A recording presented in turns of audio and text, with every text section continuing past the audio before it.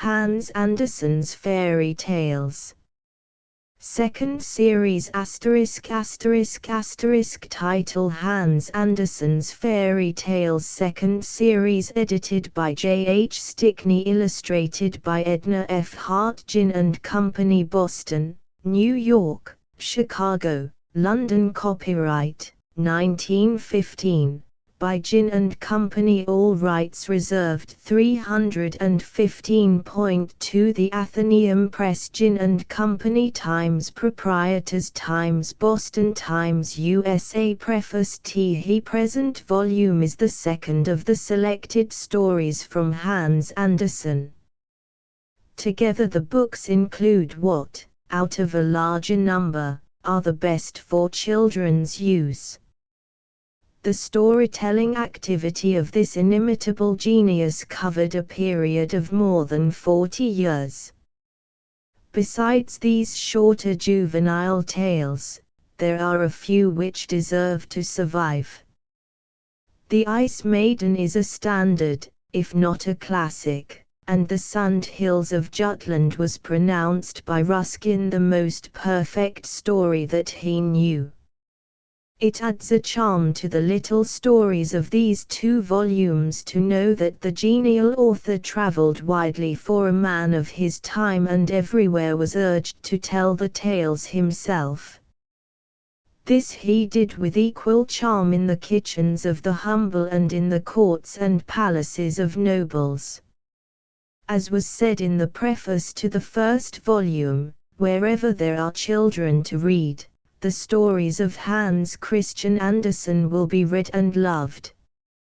Contents page: The Flax 3, The Daisy 12, The Pea Blossom 21, The Storks 29, The Wild Swans 39, The Last Dream of the Old Oak 71, The Portuguese Duck 84, The Snowman 96, The Farmyard Cock and the Weathercock 107, The Red Shoes 112, The Little Mermaid 124, Buckwheat 170, What Happened to the Thistle 174, The Pen and the Inkstand 183, The Teapot 188, Soup from a Sausage Skewer 192, What the Goodman Does Is Always Right 220, The Old Street Lamp 232, The Shepherdess and the Chimney Sweep 246, The Drop of Water 256, The Swineherd 260, The Metal Pig 269, The Flying Trunk 290, The Butterfly 303, The Goblin and the Huckster 309, Everything in its Right Place 317, The Real Princess 333, The Emperor's New Clothes 336, Great Claus and Little Claus 345, Notes 367, Hans Andersen's Fairy Tales. They wanted to seen the paper burn.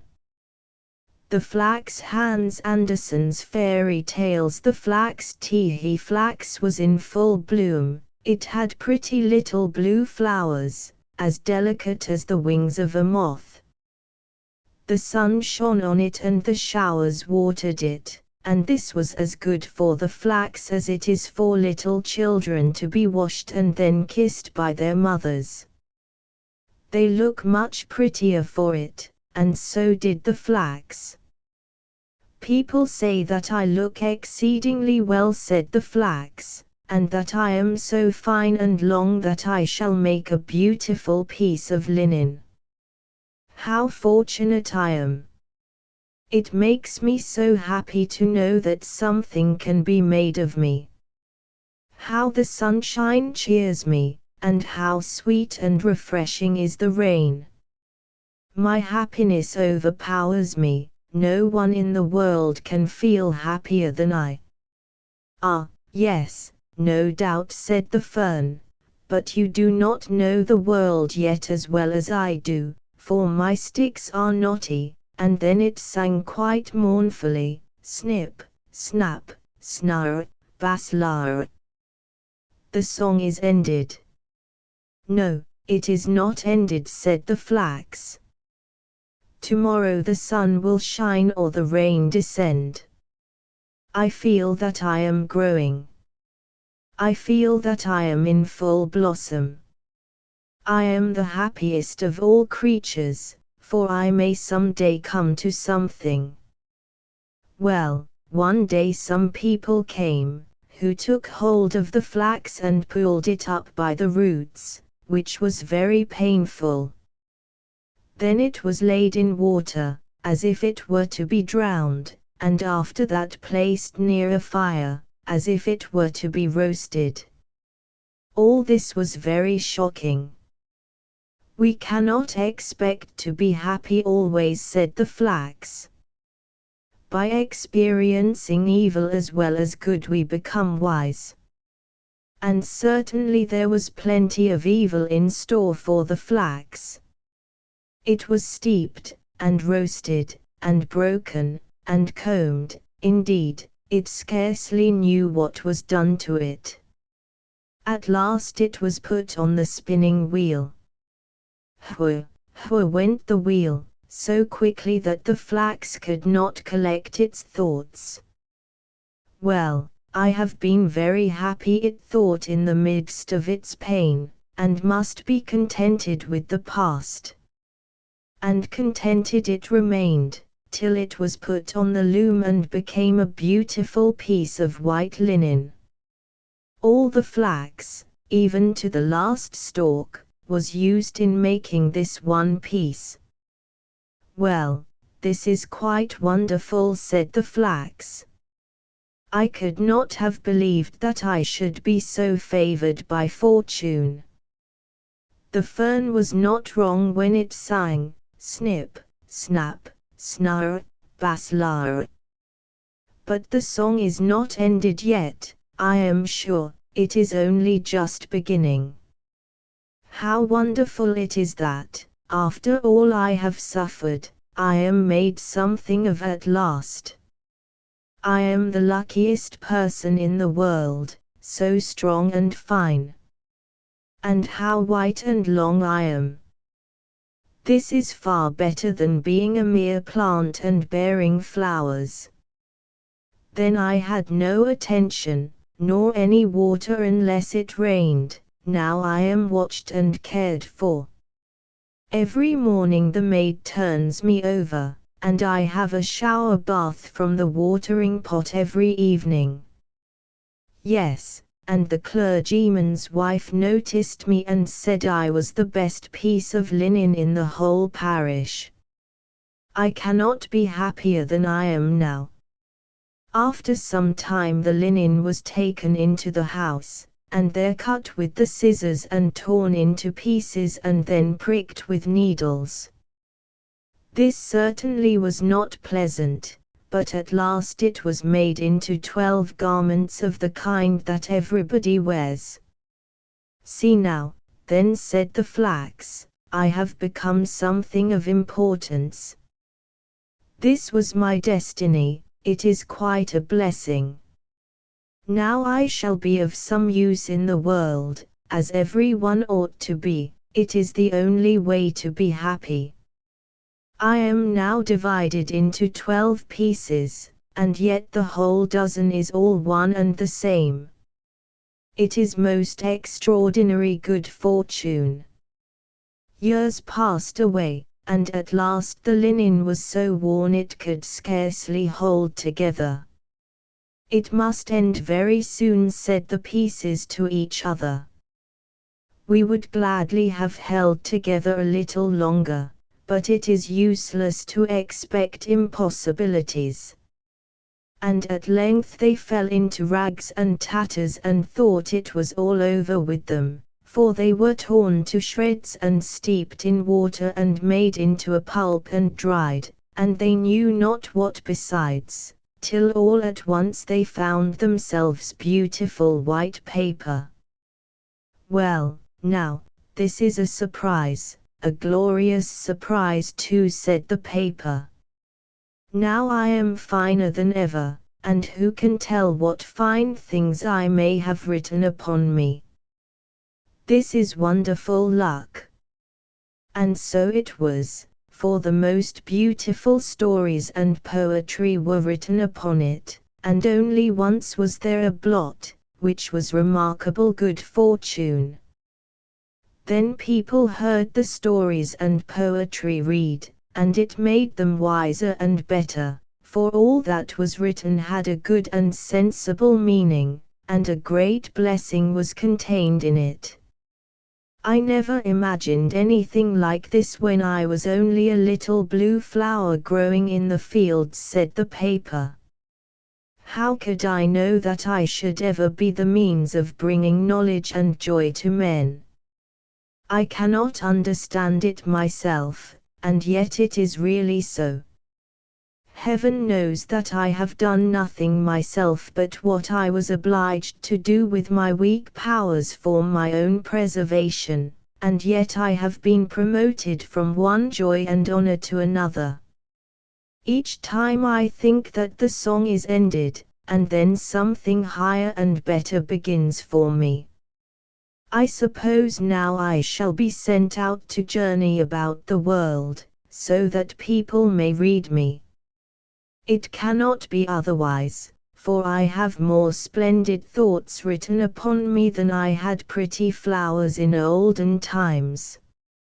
I am happier than ever. But the paper did not go on its travels. It was sent to the printer, and all the words written upon it were set up in type to make a book, or rather many hundreds of books, for many more persons could derive pleasure and profit from a printed book than from the written paper, and if the paper had been sent about the world, it would have been worn out before it had half finished its journey. Yes, this is certainly the wisest plan, said the written paper. I really did not think of this. I shall remain at home and be held in honor like some old grandfather, as I really am to all these new books. They will do some good. I could not have wandered about as they can, yet he who wrote all this has looked at me as every word flowed from his pen upon my surface. I am the most honored of all. Then the paper was tied in a bundle with other papers and thrown into a tub that stood in the wash-house. After work, it is well to rest, said the paper, and a very good opportunity to collect one's thoughts. Now I am able, for the first time, to learn what is in me, and to know one's self is true progress. What will be done with me now, I wonder? No doubt I shall still go forward. I have always progressed hitherto, I know quite well. Now it happened one day that all the paper in the tub was taken out and laid on the hearth to be burned. People said it could not be sold at the shop, to wrap up butter and sugar, because it had been written upon. The children in the house stood round the hearth to watch the blaze, for paper always flamed up so prettily, and afterwards, among the ashes, there were so many red sparks to be seen running one after the other, here and there, as quick as the wind. They called it seeing the children come out of school, and the last spark, they said, was the schoolmaster. They would often think the last spark had come, and one would cry, "There goes the schoolmaster," but the next moment another spark would appear, bright and beautiful. How they wanted to know where all the sparks went to. Perhaps they will find out some day. The whole bundle of paper had been placed on the fire and was soon burning. "Ah!" cried the paper as it burst into a bright flame, "ah!" It was certainly not very pleasant to be burned. But when the whole was wrapped in flames, the sparks mounted up into the air, higher than the flax had ever been able to raise its little blue flowers, and they glistened as the white linen never could have glistened. All the written letters became quite red in a moment, and all the words and thoughts turned to fire. "Now I am mounting straight up to the sun," said a voice in the flames, and it was as if 1,000 voices echoed the words as the flames darted up through the chimney and went out at the top. Then a number of tiny beings, as many as the flowers on the flax had been, and invisible to mortal eyes, floated above the children. They were even lighter and more delicate than the blue flowers from which they were born, and as the flames died out and nothing remained of the paper but black ashes, these little beings danced upon it, and wherever they touched it, bright red sparks appeared. "The children are all out of school, and the schoolmaster was the last of all," said the children. It was good fun, and they sang over the dead ashes, snip, snap, snarr, baslar. The song is ended. But the little invisible beings said, "The song is never ended, the most beautiful is yet to come." But the children could neither hear nor understand this, nor should they, for children must not know everything. The daisy, now listen. Out in the country, close by the roadside, stood a pleasant house. You have seen one like it, no doubt, very often. In front lay a little fenced-in garden, full of blooming flowers. Near the hedge, in the soft green grass, grew a little daisy. The sun shone as brightly and warmly upon her as upon the large and beautiful garden flowers, so the daisy grew from hour to hour. Every morning she unfolded her little white petals, like shining rays round the little golden sun in the center of the flower. She never seemed to think that she was unseen down in the grass, or that she was only a poor, insignificant flower. She felt too happy to care for that.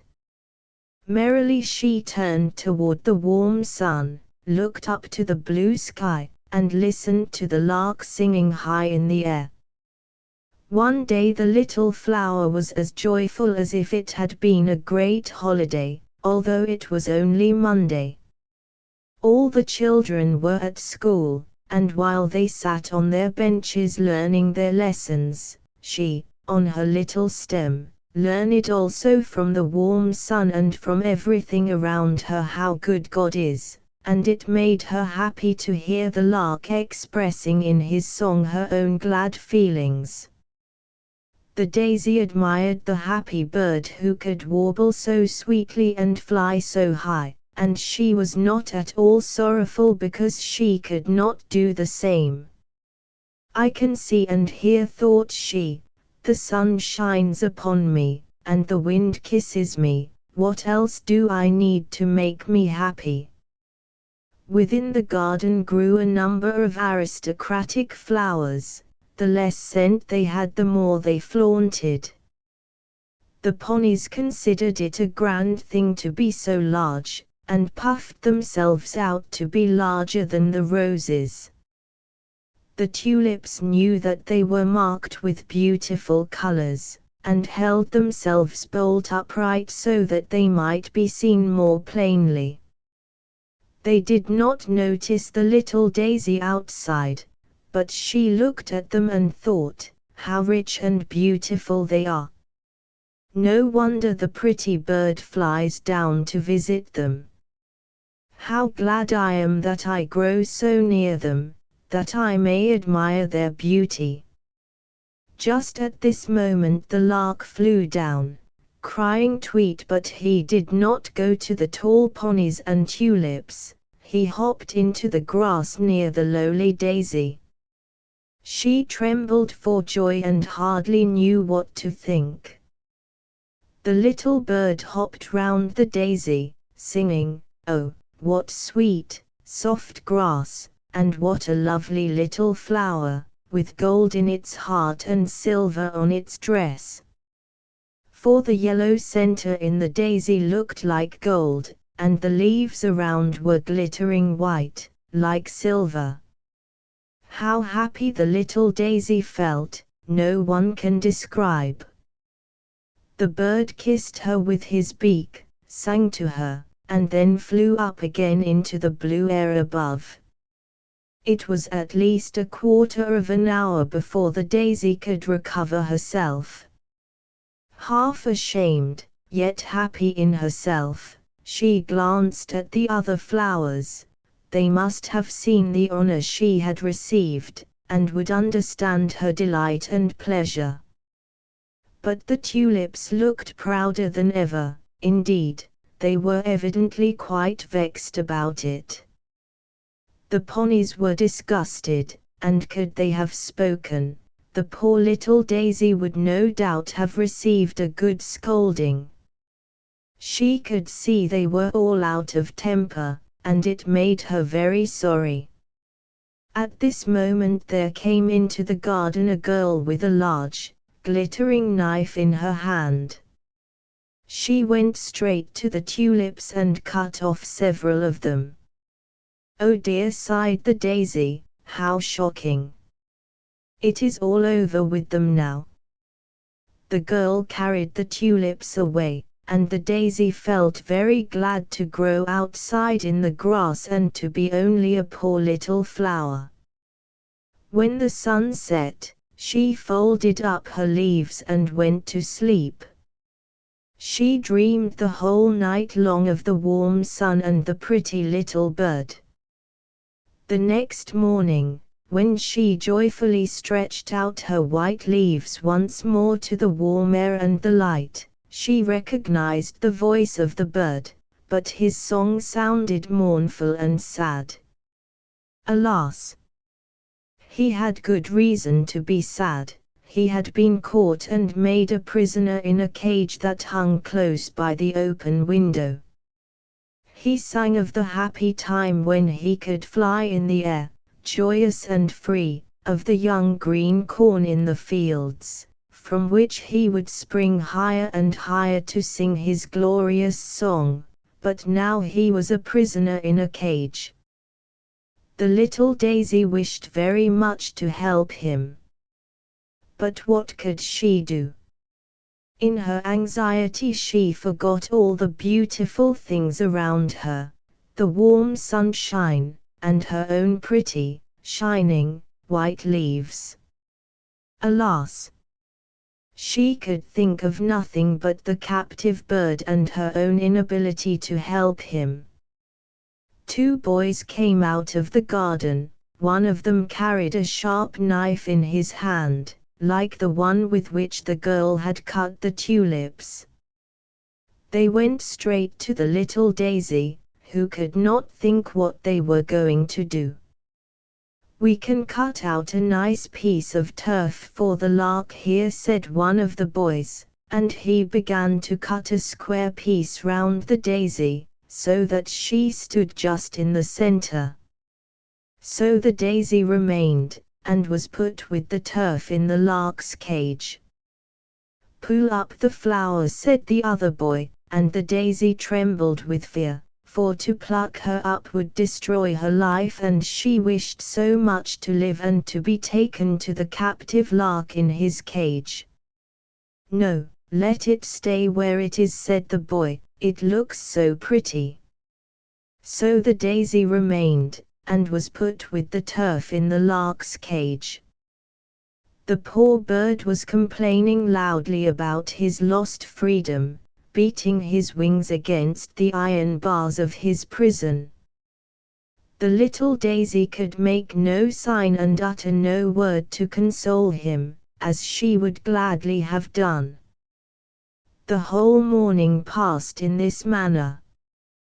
"There is no water here," said the captive lark. "They have all gone out and have forgotten to give me a drop to drink.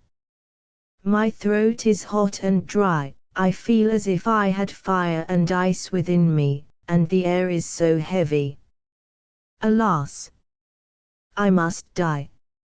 I must bid farewell to the warm sunshine, the fresh green, and all the beautiful things which God has created.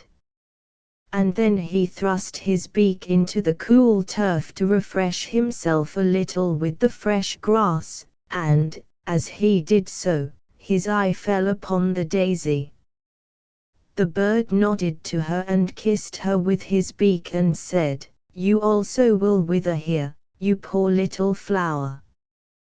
They have given you to me, with the little patch of green grass on which you grow, in exchange for the whole world which was mine out there. Each little blade of grass is to me as a great tree, and each of your white leaves a flower. Alas! You only show me how much I have lost." "Oh, if I could only comfort him," thought the daisy, but she could not move a leaf. The perfume from her leaves was stronger than is usual in these flowers, and the bird noticed it, and though he was fainting with thirst, and in his pain pulled up the green blades of grass, he did not touch the flower. The evening came, and yet no one had come to bring the bird a drop of water.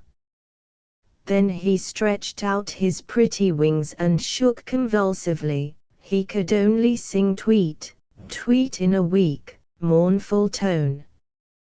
His little head bent down toward the flower. The bird's heart was broken with want and pining. Then the flower could not fold her leaves as she had done the evening before when she went to sleep, but, sick and sorrowful, drooped toward the earth.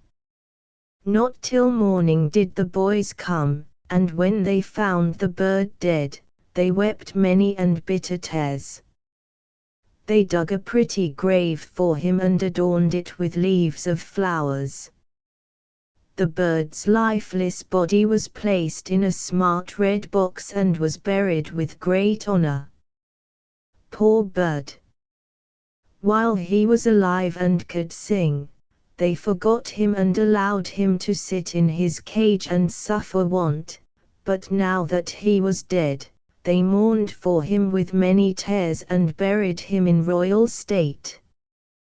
But the turf with the daisy on it was thrown out into the dusty road.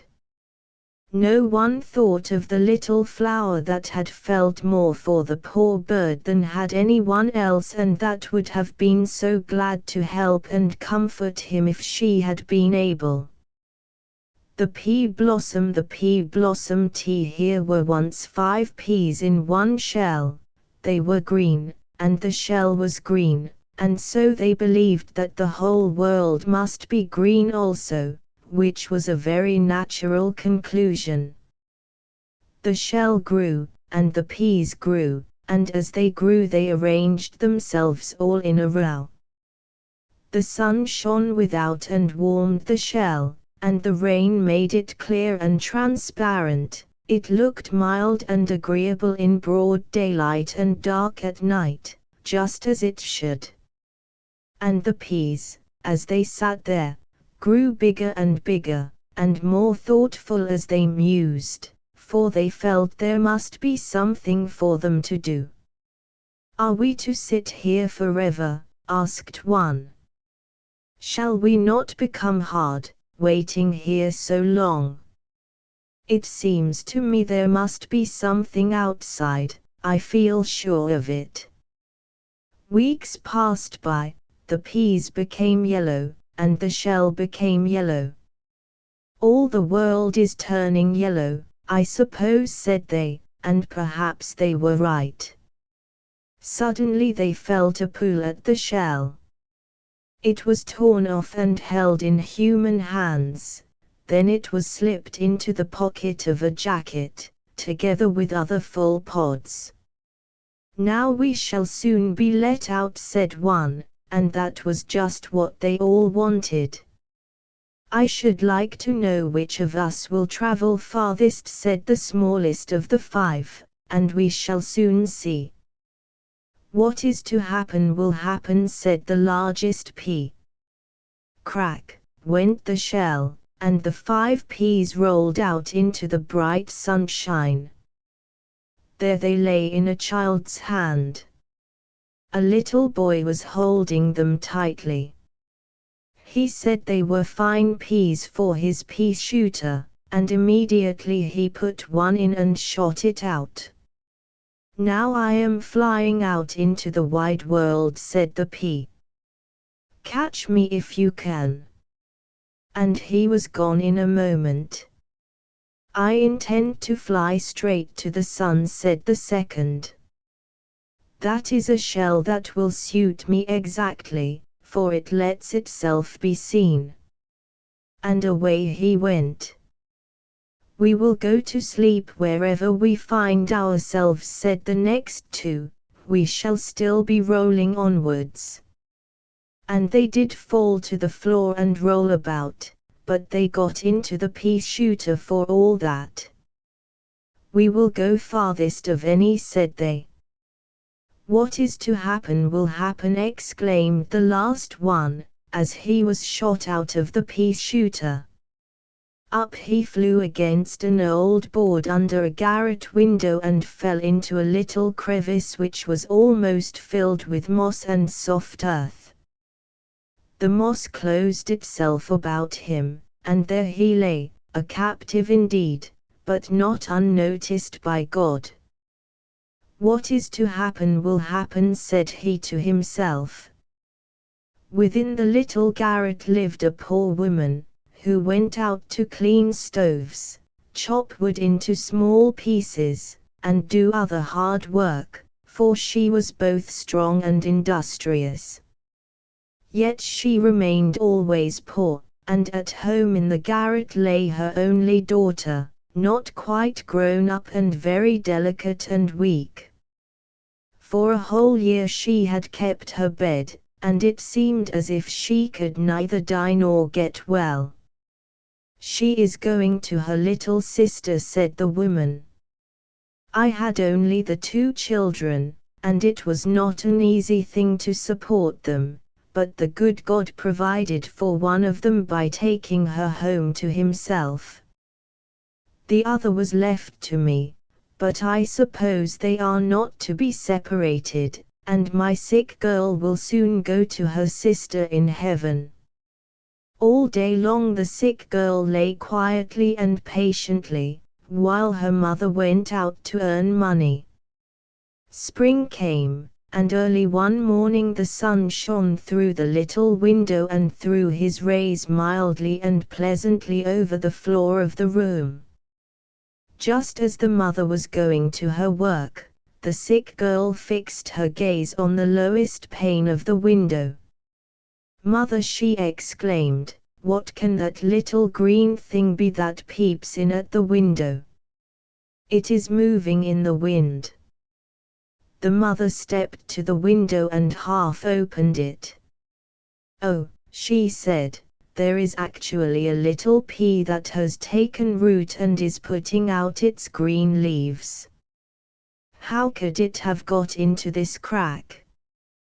Well, now, here is a little garden for you to amuse yourself with." So the bed of the sick girl was drawn nearer to the window, that she might see the budding plant, and the mother went forth to her work. "Mother, I believe I shall get well," said the sick child in the evening. "The sun has shone in here so bright and warm today, and the little pea is growing so fast, that I feel better, too, and think I shall get up and go out into the warm sunshine again." "God grant it," said the mother, but she did not believe it would be so. She took a little stick and propped up the green plant which had given her daughter such pleasure, so that it might not be broken by the winds. She tied the piece of string to the window-sill and to the upper part of the frame, so that the pea tendrils might have something to twine round. And the plant shot up so fast that one could almost see it grow from day to day. "A flower is really coming," said the mother one morning. At last she was beginning to let herself hope that her little sick daughter might indeed recover. She remembered that for some time the child had spoken more cheerfully, and that during the last few days she had raised herself in bed in the morning to look with sparkling eyes at her little garden which contained but a single pea plant.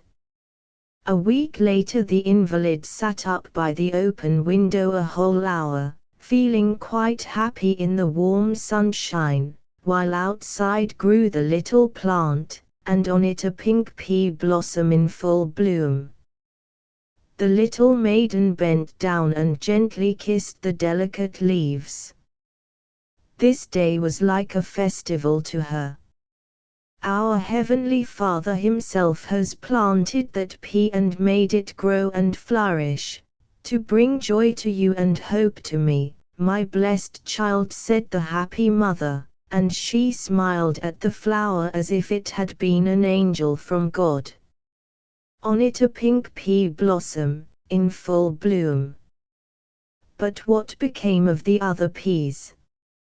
Why, the one who flew out into the wide world and said, "Catch me if you can," fell into a gutter on the roof of a house and ended his travels in the crop of a pigeon. The two lazy ones were carried quite as far and were of some use, for they also were eaten by pigeons, but the fourth, who wanted to reach the sun, fell into a sink and lay there in the dirty water for days and weeks, till he had swelled to a great size. "I am getting beautifully fat," said the pea. "I expect I shall burst at last." No pea could do more than that, I think. "I am the most remarkable of all the 5 that were in the shell." And the sink agreed with the pea. But the young girl, with sparkling eyes and the rosy hue of health upon her cheeks, stood at the open garret window and, folding her thin hands over the pea blossom, thanked God for what He had done. The storks, oh, in the last house in the village there lay a stork's nest. The mother stork sat in it with her 4 little ones, who were stretching out their heads with their pointed black bills that had not yet turned red. At a little distance, on the top of the roof, stood the father stork, bolt upright and as stiff as could be. That he might not appear quite idle while standing sentry, he had drawn one leg up under him, as is the manner of storks. One might have taken him to be carved in marble, so still did he stand. "It must look very grand for my wife to have a sentinel to guard her nest," he thought. "They can't know that I am her husband and will, of course, conclude that I am commanded to stand here by her nest. It looks aristocratic." Below, in the street, a crowd of children were playing. When they chanced to catch sight of the storks, one of the boldest of the boys began to sing the old song about the stork. The others soon joined him, but each sang the words that he happened to have heard. "This is one of the ways, stork, stork, fly away, stand not on one leg today. Thy dear wife sits in the nest, to lull the little ones to rest. There's a halter for one, there's a stake for another, for the third there's a gun, and a spit for his brother. Only listen," said the young storks, "to what the boys are singing. Do you hear them say we're to be hanged and shot? Don't listen to what they say, if you don't mind, it won't hurt you," said the mother. But the boys went on singing, and pointed mockingly at the sentinel stork. Only one boy, whom they called Peter, said it was a shame to make game of animals, and he would not join in the singing at all. The mother stork tried to comfort her young ones. "Don't mind them," she said, "see how quiet your father stands on one leg there." "But we are afraid," said the little ones, drawing back their beaks into the nest. The children assembled again on the next day, and no sooner did they see the storks than they again began their song. "The first will be hanged, the second be hit." "Tell us, are we to be hanged and burned?" asked the young storks. "No, no, certainly not," replied the mother. "You are to learn to fly, and then we shall pay a visit to the frogs. They will bow to us in the water and sing croak, croak, and we shall eat them up, and that will be a great treat." "And then what?" questioned the young storks. "Oh, then all the storks in the land will assemble, and the autumn sports will begin. Only then one must be able to fly well, for that is very important. Whoever does not fly as he should will be pierced to death by the general's beak, so mind that you learn well, when the drill begins." "Yes, but then, after that, we shall be killed, as the boys say." "Hark! They are singing it again." "Attend to me and not to them," said the mother stork. "After the great review we shall fly away to warm countries, far from here, over hills and forests. To Egypt we shall fly, where are the three-cornered houses of stone, one point of which reaches to the clouds. They are called pyramids and are older than a stork can imagine. In that same land there is a river which overflows its banks and turns the whole country into mire. We shall go into the mire and eat frogs." "Oh! Oh!" exclaimed all the youngsters. "Yes, it is indeed a delightful place. We need do nothing all day long but eat, and while we are feasting there so comfortably, in this country there is not a green leaf left on the trees. It is so cold here that the very clouds freeze in lumps or fall down in little white rags." It was hail and snow that she meant, but she did not know how to say it better.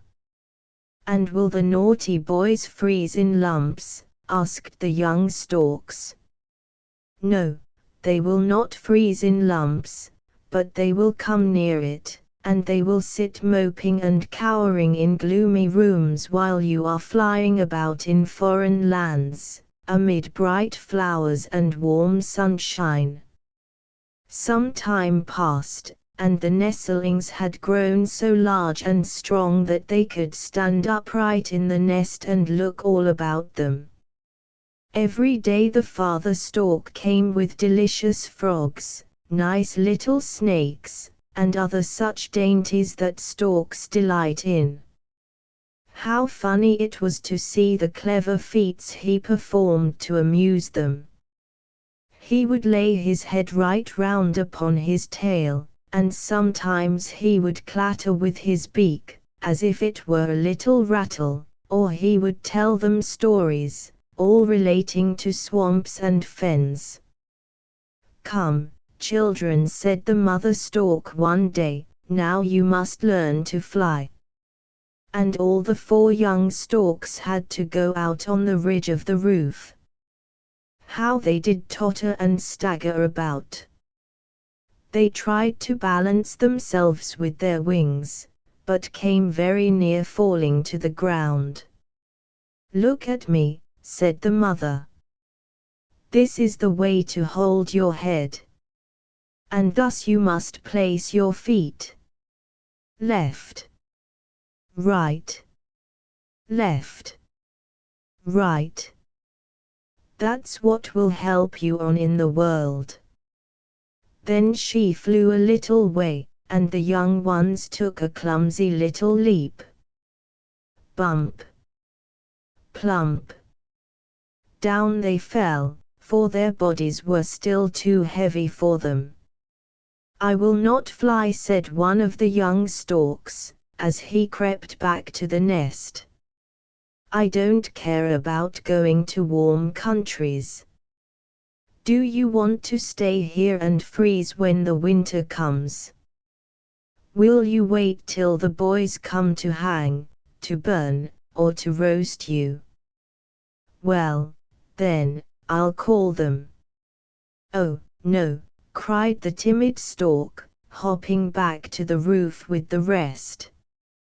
By the third day they actually began to fly a little. Then they had no doubt that they could soar or hover in the air, upborne by their wings. And this they attempted to do, but down they fell, flapping their wings as fast as they could. Again the boys came to the street, singing their song, "Storks, storks, fly home and rest." "Shall we fly down and peck them?" asked the young ones. "No, leave them alone. Attend to me, that's far more important. 1, 2, 3. Now we fly round to the right. 1, 2, 3. Now to the left, round the chimney. There. That was very good. That last flap with your wings and the kick with your feet were so graceful and proper that tomorrow you shall fly with me to the marsh. Several of the nicest stork families will be there with their children. Let me see that mine are the best bred of all. Carry your heads high and mind you strut about proudly, for that looks well and helps to make one respected. But shall we not take revenge upon the naughty boys?" asked the young storks. "No, no, let them scream away, as much as they please. You are to fly up to the clouds and away to the land of the pyramids, while they are freezing and can neither see a green leaf nor taste a sweet apple." "But we will revenge ourselves," they whispered one to another. And then the training began again. Among all the children down in the street, the one that seemed most bent upon singing the song that made game of the storks was the boy who had begun it, and he was a little fellow hardly more than 6 years old. The young storks, to be sure, thought he was at least 100, for he was much bigger than their parents, and, besides, what did they know about the ages of either children or grown men? Their whole vengeance was to be aimed at this one boy. It was always he who began the song and persisted in mocking them. The young storks were very angry, and as they grew larger they also grew less patient under insult, and their mother was at last obliged to promise them that they might be revenged, but not until the day of their departure. "We must first see how you carry yourselves at the great review. If you do so badly that the general runs his beak through you, then the boys will be in the right, at least in one way. We must wait and see." "Yes, you shall see," cried all the young storks, and they took the greatest pains, practicing every day, until they flew so evenly and so lightly that it was a pleasure to see them. The autumn now set in, all the storks began to assemble, in order to start for the warm countries and leave winter behind them. And such exercises as there were!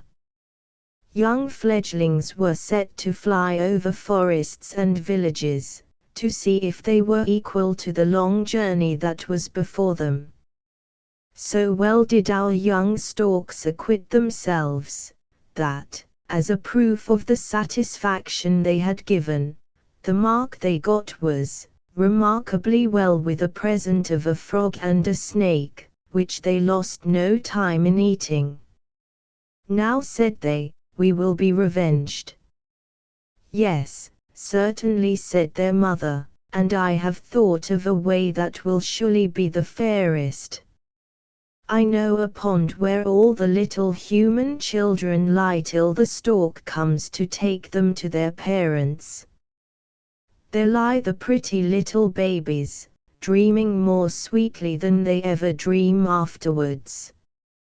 All the parents are wishing for one of these little ones, and the children all want a sister or a brother. Now we'll fly to the pond and bring back a baby for every child who did not sing the naughty song that made game of the storks. But the very naughty boy who was the first to begin the song cried the young storks, what shall we do with him? There is a little dead child in the pond, one that has dreamed itself to death. We will bring that for him. Then he will cry because we have brought a little dead brother to him. But that good boy, you have not forgotten him, the one who said it was a shame to mock at the animals, for him we will bring both a brother and a sister. And because his name is Peter, all of you shall be called Peter, too. All was done as the mother had said. The storks were named Peter, and so they are called to this day. The wild swans far away, in the land to which the swallows fly when it is winter, dwelt a king who had 11 sons, and 1 daughter, named Eliza. The 11 brothers were princes, and each went to school with a star on his breast and a sword by his side.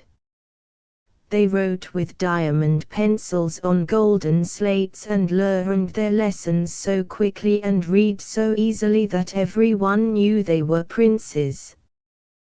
Their sister Eliza sat on a little stool of plate glass and had a book full of pictures, which had cost as much as half a kingdom. Happy, indeed, were these children, but they were not long to remain so. For their father, the king, married a queen who did not love the children, and who proved to be a wicked sorceress. The queen began to show her unkindness the very first day. While the great festivities were taking place in the palace, the children played at receiving company, but the queen, instead of sending them the cakes and apples that were left from the feast, as was customary, gave them some sand in a teacup and told them to pretend it was something good. The next week she sent the little Eliza into the country to a peasant and his wife. Then she told the king so many untrue things about the young princes that he gave himself no more trouble about them. Go out into the world and look after yourselves, said the queen. Fly like great birds without a voice. But she could not make it so bad for them as she would have liked, for they were turned into 11 beautiful wild swans. With a strange cry, they flew through the windows of the palace, over the park, to the forest beyond. It was yet early morning when they passed the peasant's cottage where their sister lay asleep in her room. They hovered over the roof, twisting their long necks and flapping their wings, but no one heard them or saw them, so they at last flew away, high up in the clouds, and over the wide world they sped till they came to a thick, dark wood, which stretched far away to the seashore. Poor little Eliza was alone in the peasant's room playing with a green leaf, for she had no other playthings. She pierced a hole in the leaf, and when she looked through it at the sun she seemed to see her brother's clear eyes, and when the warm sun shone on her cheeks she thought of all the kisses they had given her. One day passed just like another. Sometimes the winds rustled through the leaves of the rose bush and whispered to the roses, "Who can be more beautiful than you?" And the roses would shake their heads and say, "Eliza is." And when the old woman sat at the cottage door on Sunday and read her hymn book, the wind would flutter the leaves and say to the book, "Who can be more pious than you?" And then the hymn book would answer, "Eliza." And the roses and the hymn book told the truth. When she was 15 she returned home, but because she was so beautiful the witch queen became full of spite and hatred toward her. Willingly would she have turned her into a swan like her brothers, but she did not dare to do so for fear of the king. Early one morning the queen went into the bathroom. It was built of marble and had soft cushions trimmed with the most beautiful tapestry. She took 3 toads with her, and kissed them, saying to the first, "When Eliza comes to bathe seat yourself upon her head, that she may become as stupid as you are." To the second toad she said, "Place yourself on her forehead, that she may become as ugly as you are, and that her friends may not know her." "Rest on her heart," she whispered to the third, "then she will have evil inclinations and suffer because of them." So she put the toads into the clear water, which at once turned green. She next called Eliza and helped her undress and get into the bath. As Eliza dipped her head under the water, one of the toads sat on her hair, a second on her forehead, and a third on her breast.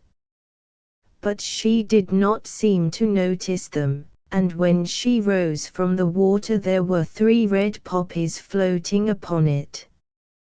Had not the creatures been venomous, or had they not been kissed by the witch, they would have become red roses. At all events they became flowers, because they had rested on Eliza's head and on her heart. She was too good and too innocent for sorcery to have any power over her. When the wicked queen saw this, she rubbed Eliza's face with walnut juice, so that she was quite brown. Then she tangled her beautiful hair and smeared it with disgusting ointment until it was quite impossible to recognize her. The king was shocked, and declared she was not his daughter. No one but the watchdog and the swallows knew her, and they were only poor animals and could say nothing. Then poor Eliza wept and thought of her 11 brothers who were far away. Sorrowfully she stole from the palace and walked the whole day over fields and moors, till she came to the great forest. She knew not in what direction to go, but she was so unhappy and longed so for her brothers, who, like herself, had been driven out into the world, that she was determined to seek them.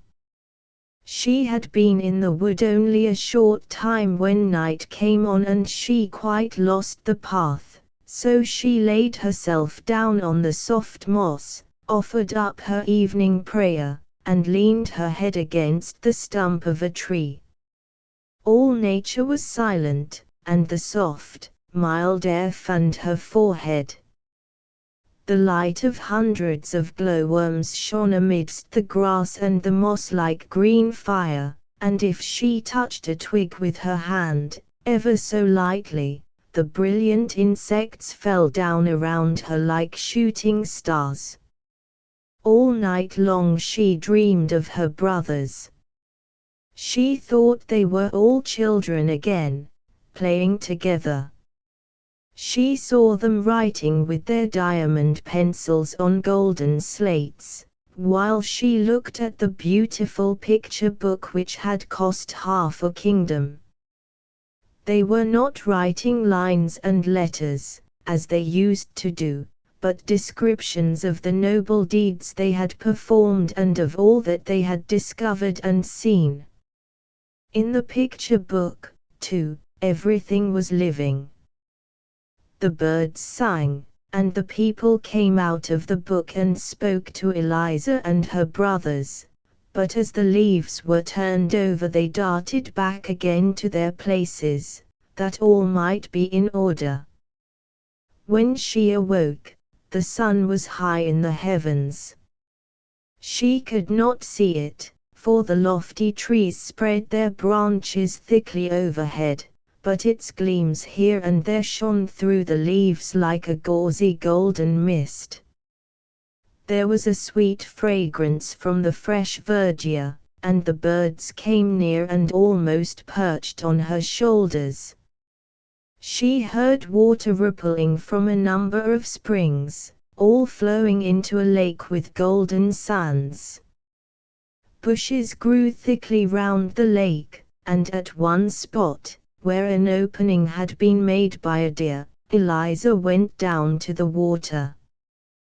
The lake was so clear that had not the wind rustled the branches of the trees and the bushes so that they moved, they would have seemed painted in the depths of the lake, for every leaf, whether in the shade or in the sunshine, was reflected in the water.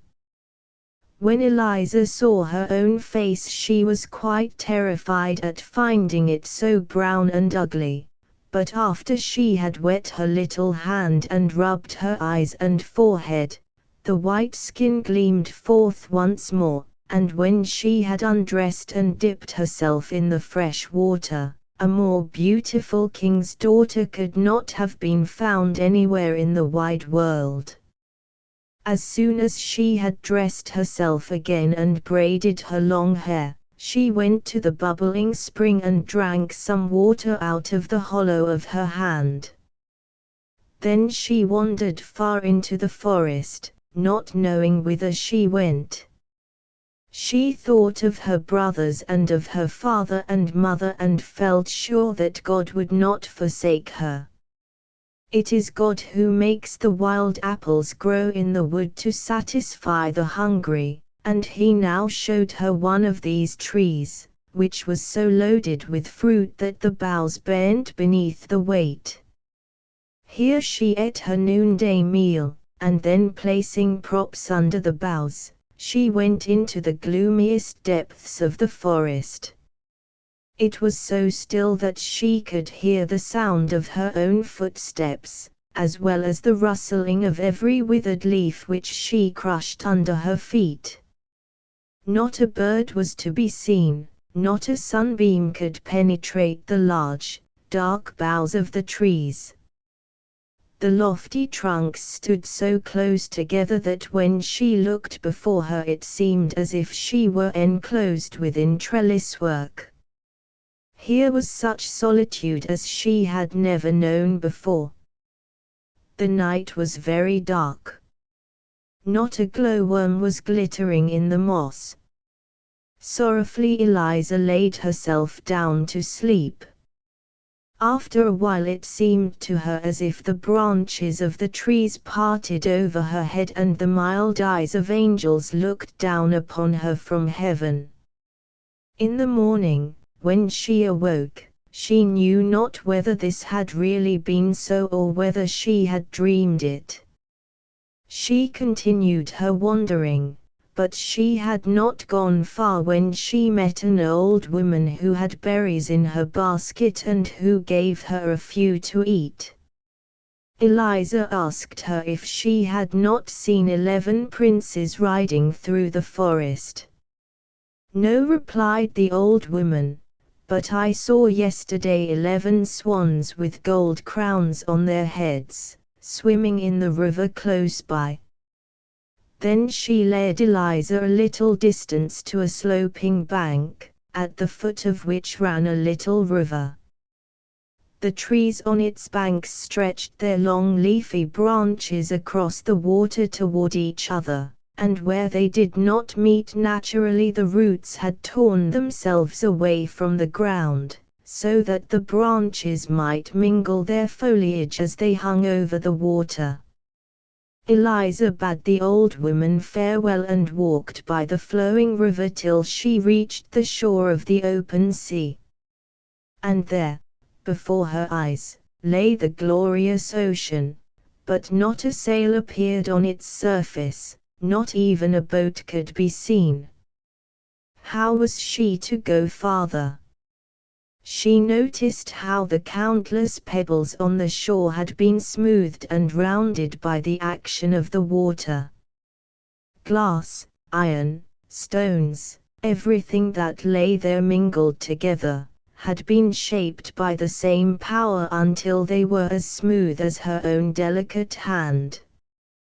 The water rolls on without weariness, she said, till all that is hard becomes smooth. So will I be unwearied in my task.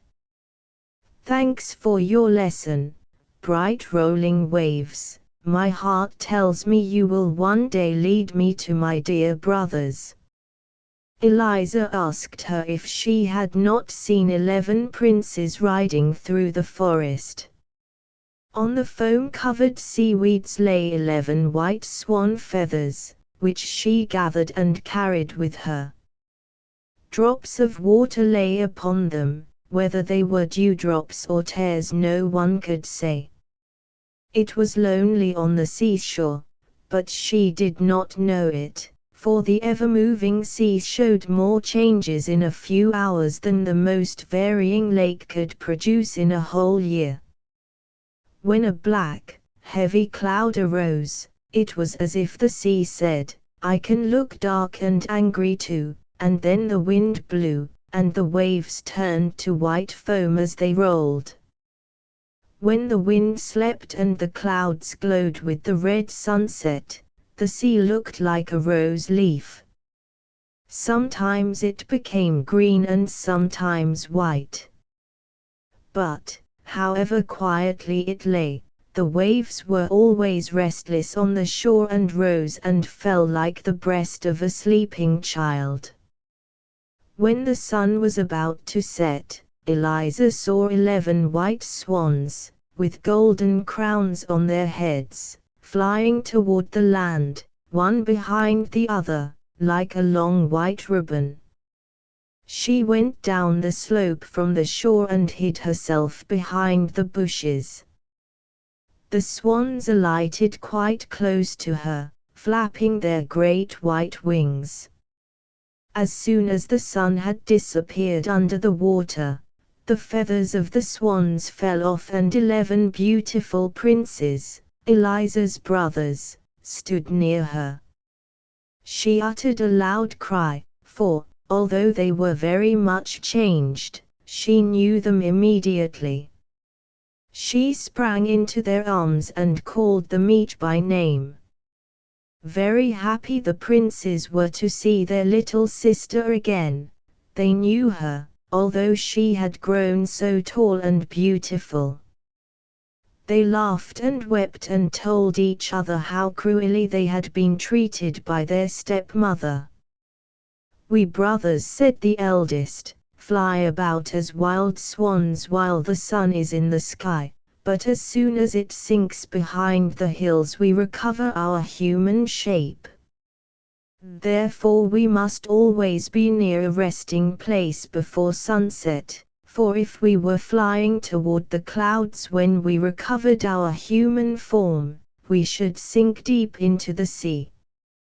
We do not dwell here, but in a land just as fair that lies far across the ocean.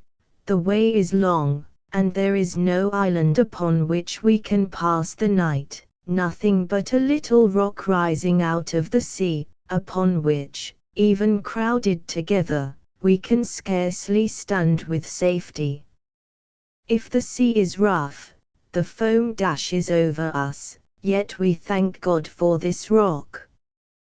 We have passed whole nights upon it, or we should never have reached our beloved fatherland, for our flight across the sea occupies 2 of the longest days in the year. We have permission to visit our home once every year and to remain 11 days. Then we fly across the forest to look once more at the palace where our father dwells and where we were born, and at the church beneath whose shade our mother lies buried. The very trees and bushes here seem related to us. The wild horses leap over the plains as we have seen them in our childhood. The charcoal burners sing the old songs to which we have danced as children. This is our fatherland, to which we are drawn by loving ties, and here we have found you, our dear little sister. 2 days longer we can remain here, and then we must fly away to a beautiful land which is not our home. How can we take you with us? We have neither ship nor boat. How can I break this spell? Asked the sister. And they talked about it nearly the whole night, slumbering only a few hours. Eliza was awakened by the rustling of the wings of swans soaring above her. Her brothers were again changed to swans. They flew in circles, wider and wider, till they were far away, but one of them, the youngest, remained behind and laid his head in his sister's lap, while she stroked his wings. They remained together the whole day. Towards evening the rest came back, and as the sun went down they resumed their natural forms. Tomorrow, said one, we shall fly away, not to return again till a whole year has passed. But we cannot leave you here. Have you courage to go with us? My arm is strong enough to carry you through the wood, and will not all our wings be strong enough to bear you over the sea? Yes, take me with you, said Eliza. They spent the whole night in weaving a large, strong net of the pliant willow and rushes. On this Eliza laid herself down to sleep, and when the sun rose and her brothers again became wild swans, they took up the net with their beaks, and flew up to the clouds with their dear sister, who still slept. When the sunbeams fell on her face, one of the swans soared over her head so that his broad wings might shade her. They were far from the land when Eliza awoke. She thought she must still be dreaming, it seemed so strange to feel herself being carried high in the air over the sea. By her side lay a branch full of beautiful ripe berries and a bundle of sweet-tasting roots. The youngest of her brothers had gathered them and placed them there. She smiled her thanks to him. She knew it was the same one that was hovering over her to shade her with his wings. They were now so high that a large ship beneath them looked like a white seagull skimming the waves. A great cloud floating behind them appeared like a vast mountain, and upon it Eliza saw her own shadow and those of the 11 swans, like gigantic flying things. Altogether it formed a more beautiful picture than she had ever before seen, but as the sun rose higher and the clouds were left behind, the picture vanished. Onward the whole day they flew through the air like winged arrows, yet more slowly than usual, for they had their sister to carry.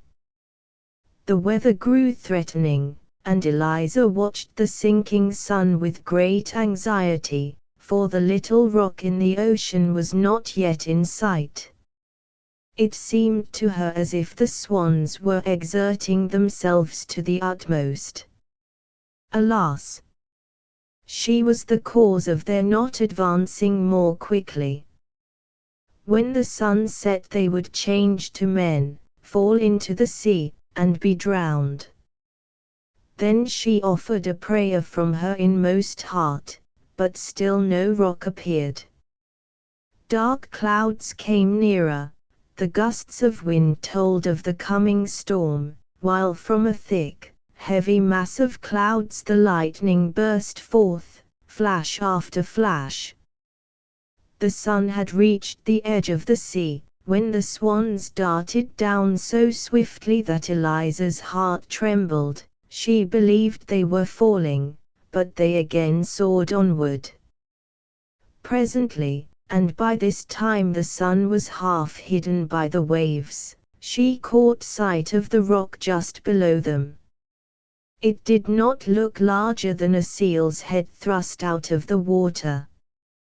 The sun sank so rapidly that at the moment their feet touched the rock it shone only like a star, and at last disappeared like the dying spark in a piece of burnt paper. Her brothers stood close around her with arms linked together, for there was not the smallest space to spare. The sea dashed against the rock and covered them with spray. The heavens were lighted up with continual flashes, and thunder rolled from the clouds. But the sister and brothers stood holding each other's hands, and singing hymns. In the early dawn the air became calm and still, and at sunrise the swans flew away from the rock, bearing their sister with them. The sea was still rough, and from their great height the white foam on the dark green waves looked like millions of swans swimming on the water. As the sun rose higher, Eliza saw before her, floating in the air, a range of mountains with shining masses of ice on their summits.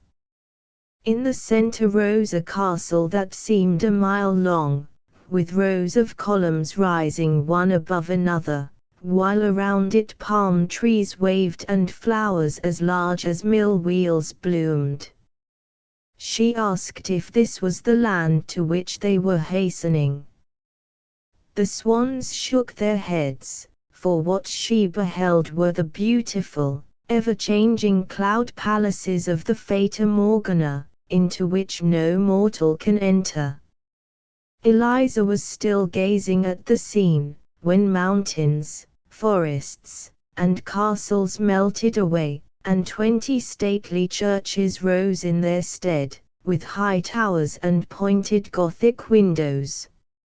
She even fancied she could hear the tones of the organ, but it was the music of the murmuring sea.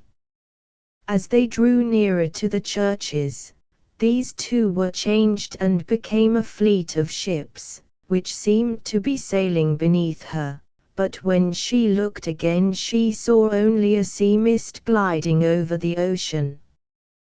One scene melted into another, until at last she saw the real land to which they were bound, with its blue mountains, its cedar forests, and its cities and palaces.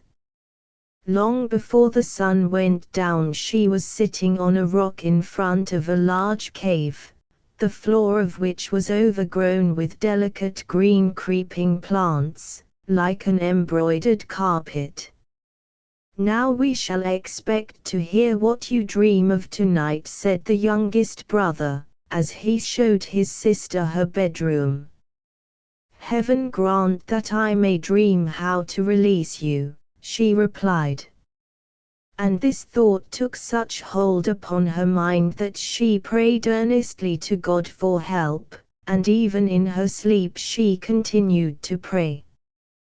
Then it seemed to her that she was flying high in the air toward the cloudy palace of the Fata Morgana, and that a fairy came out to meet her, radiant and beautiful, yet much like the old woman who had given her berries in the wood, and who had told her of the swans with golden crowns on their heads. "Your brothers can be released," said she, "if you only have courage and perseverance." Water is softer than your own delicate hands, and yet it polishes and shapes stones. But it feels no pain such as your fingers will feel, it has no soul and cannot suffer such agony and torment as you will have to endure. Do you see the stinging nettle which I hold in my hand? Quantities of the same sort grow round the cave in which you sleep, but only these, and those that grow on the graves of a churchyard, will be of any use to you. These you must gather, even while they burn blisters on your hands. Break them to pieces with your hands and feet, and they will become flax, from which you must spin and weave 11 coats with long sleeves. If these are then thrown over the 11 swans, the spell will be broken. But remember well, that from the moment you commence your task until it is finished, even though it occupy years of your life, you must not speak.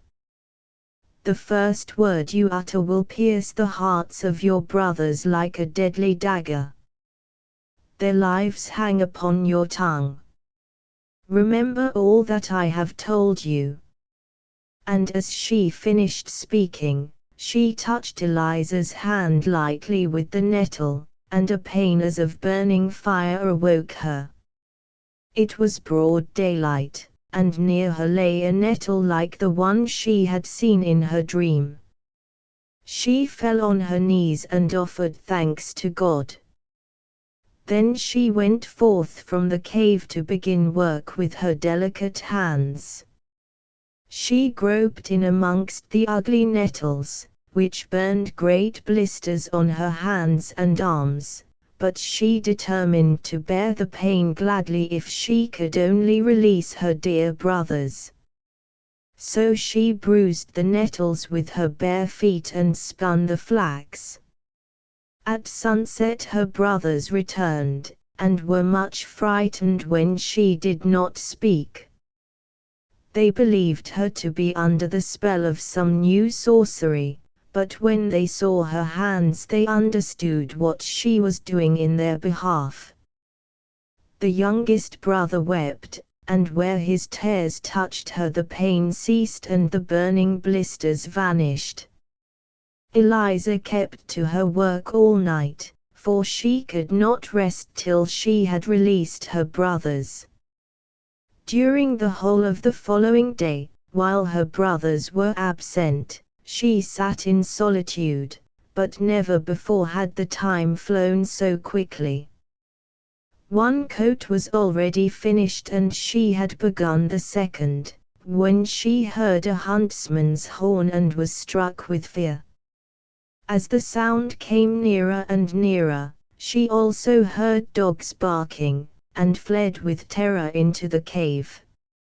She hastily bound together the nettles she had gathered, and sat upon them. In a moment there came bounding toward her out of the ravine a great dog, and then another and another.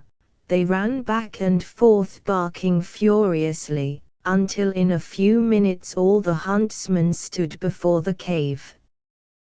The handsomest of them was the king of the country, who, when he saw the beautiful maiden, advanced toward her, saying, "How did you come here, my sweet child?" Eliza shook her head. She dared not speak, for it would cost her brothers their deliverance and their lives. And she hid her hands under her apron, so that the king might not see how she was suffering. "Come with me," he said, "here you cannot remain. If you are as good as you are beautiful, I will dress you in silk and velvet, I will place a golden crown on your head, and you shall rule and make your home in my richest castle." Then he lifted her onto his horse. She wept and wrung her hands, but the king said, "I wish only your happiness. A time will come when you will thank me for this." He galloped away over the mountains, holding her before him on his horse, and the hunters followed behind them. As the sun went down they approached a fair, royal city, with churches and cupolas. On arriving at the castle, the king led her into marble halls, where large fountains played and where the walls and the ceilings were covered with rich paintings. But she had no eyes for all these glorious sights, she could only mourn and weep. Patiently she allowed the women to array her in royal robes, to weave pearls in her hair, and to draw soft gloves over her blistered fingers. As she stood arrayed in her rich dress, she looked so dazzlingly beautiful that the court bowed low in her presence. Then the king declared his intention of making her his bride, but the archbishop shook his head and whispered that the fair young maiden was only a witch, who had blinded the king's eyes and ensnared his heart. The king would not listen to him, however, and ordered the music to sound, the daintiest dishes to be served, and the loveliest maidens to dance before them.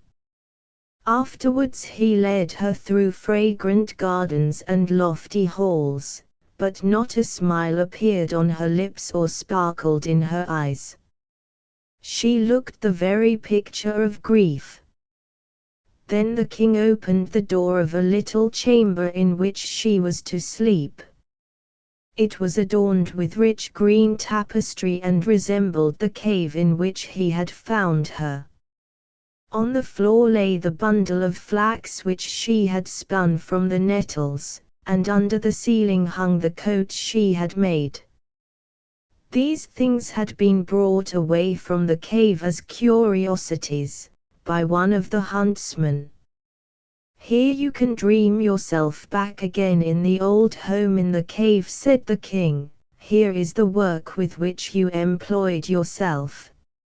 It will amuse you now, in the midst of all this splendor, to think of that time." When Eliza saw all these things which lay so near her heart, a smile played around her mouth, and the crimson blood rushed to her cheeks. The thought of her brothers and their release made her so joyful that she kissed the king's hand. Then he pressed her to his heart. Very soon the joyous church bells announced the marriage feast. The beautiful dumb girl of the woods was to be made queen of the country.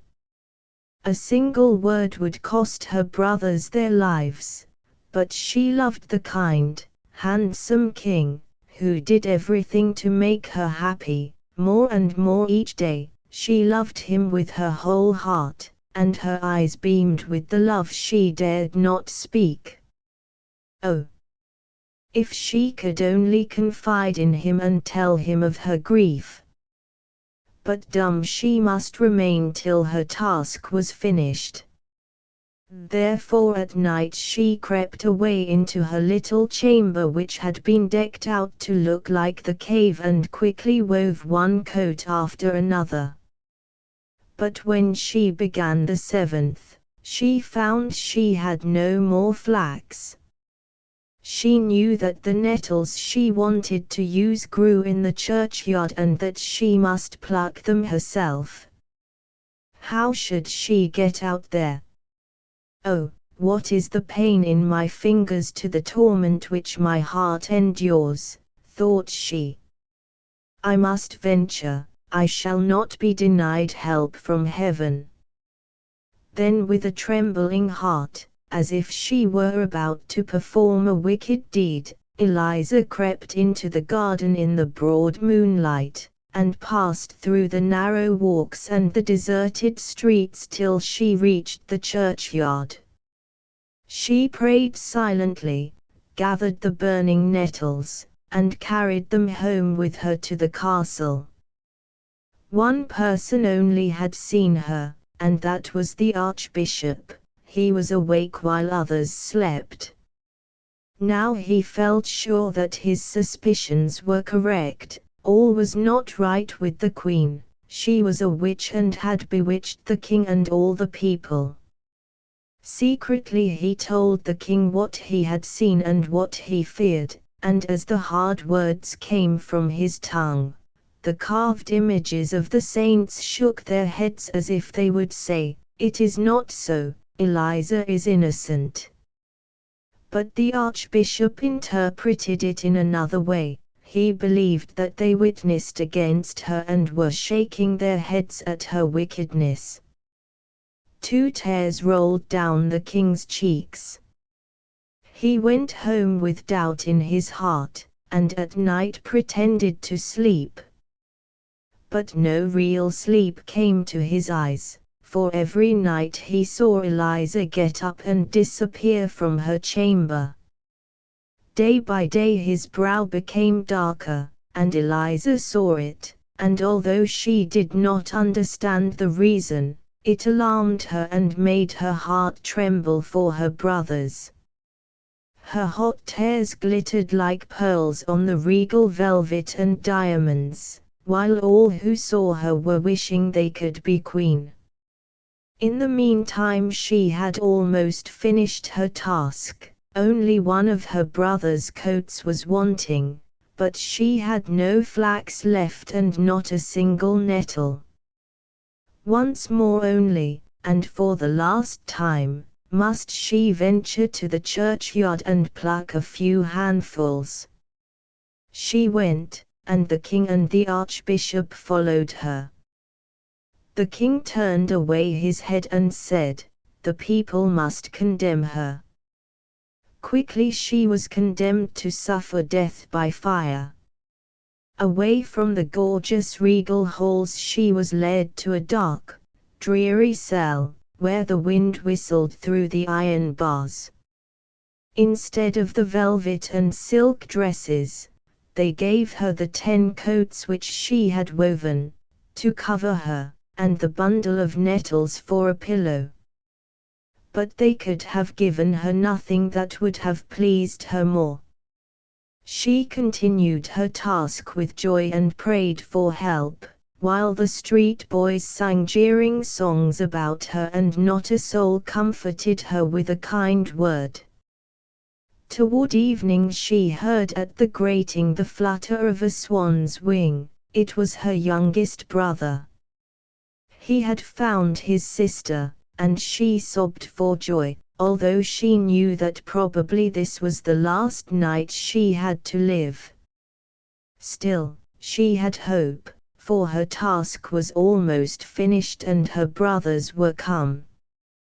Then the archbishop arrived, to be with her during her last hours as he had promised the king. She shook her head and begged him, by looks and gestures, not to stay, for in this night she knew she must finish her task, otherwise all her pain and tears and sleepless nights would have been suffered in vain. The archbishop withdrew, uttering bitter words against her, but she knew that she was innocent and diligently continued her work.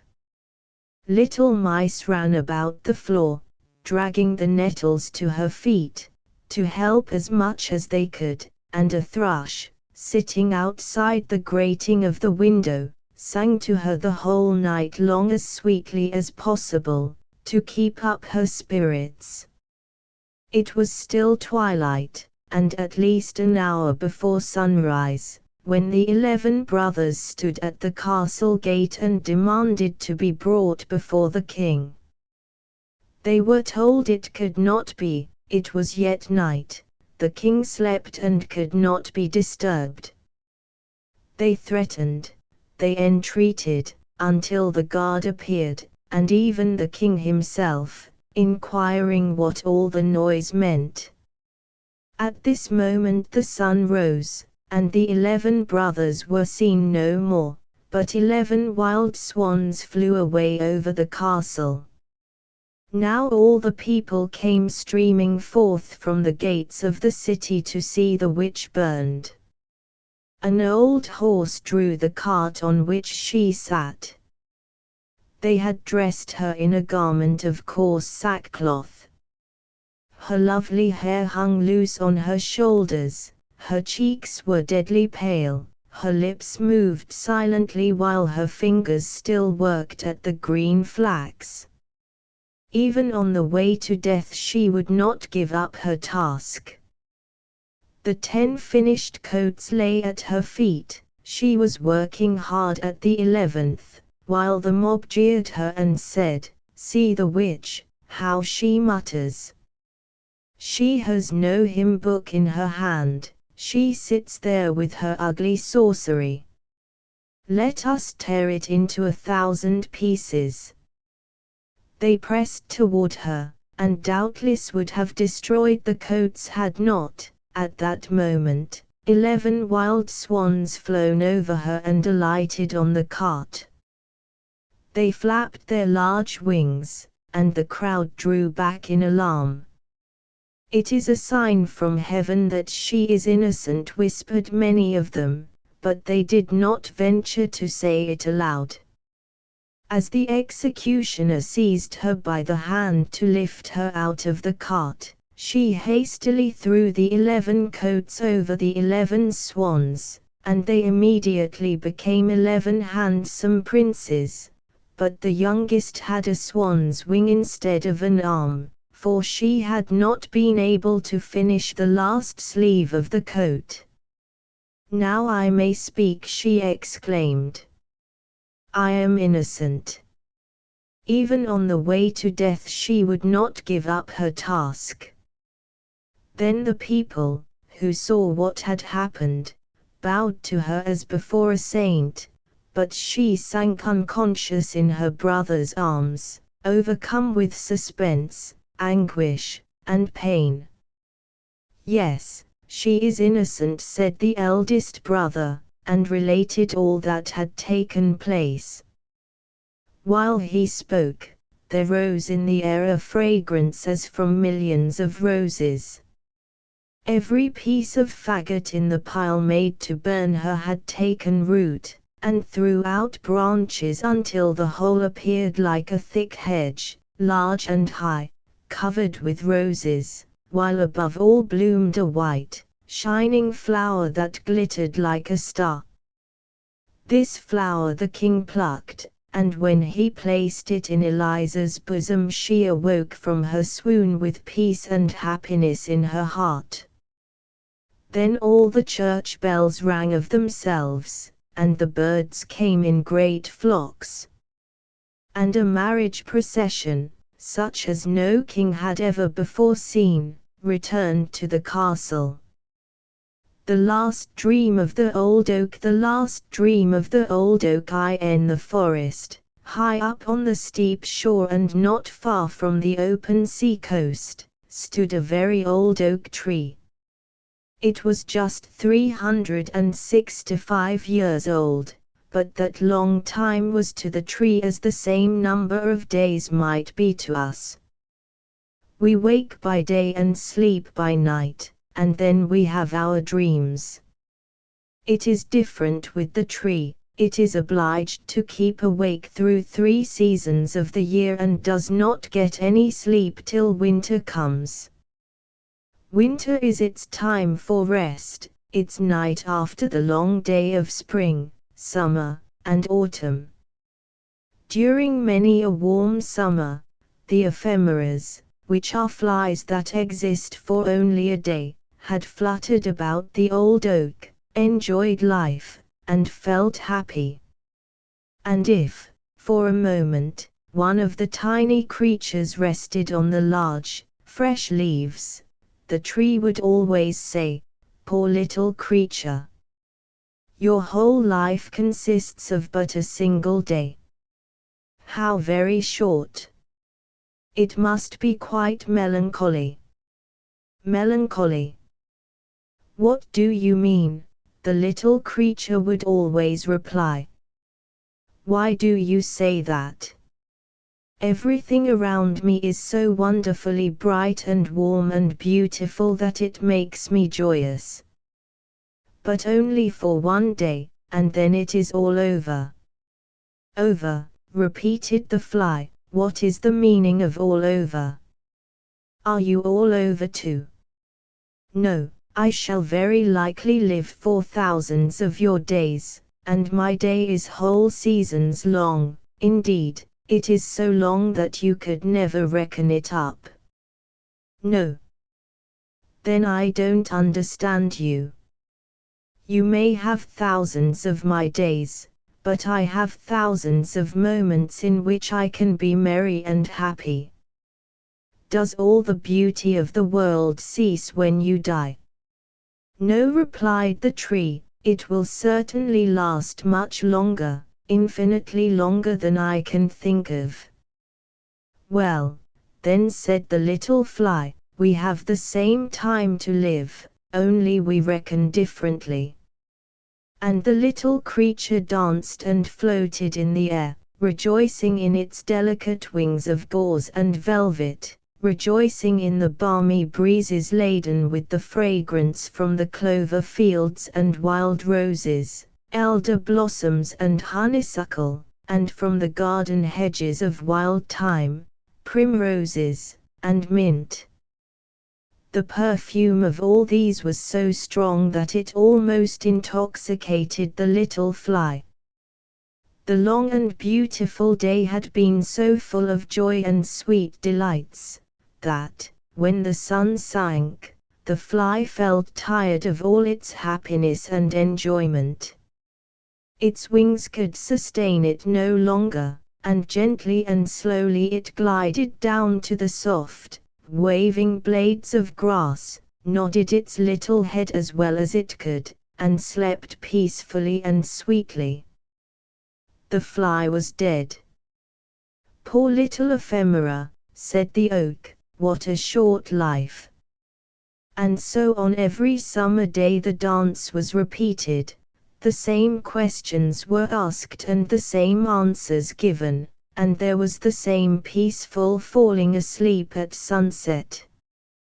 This continued through many generations of ephemeras, and all of them felt merry and happy.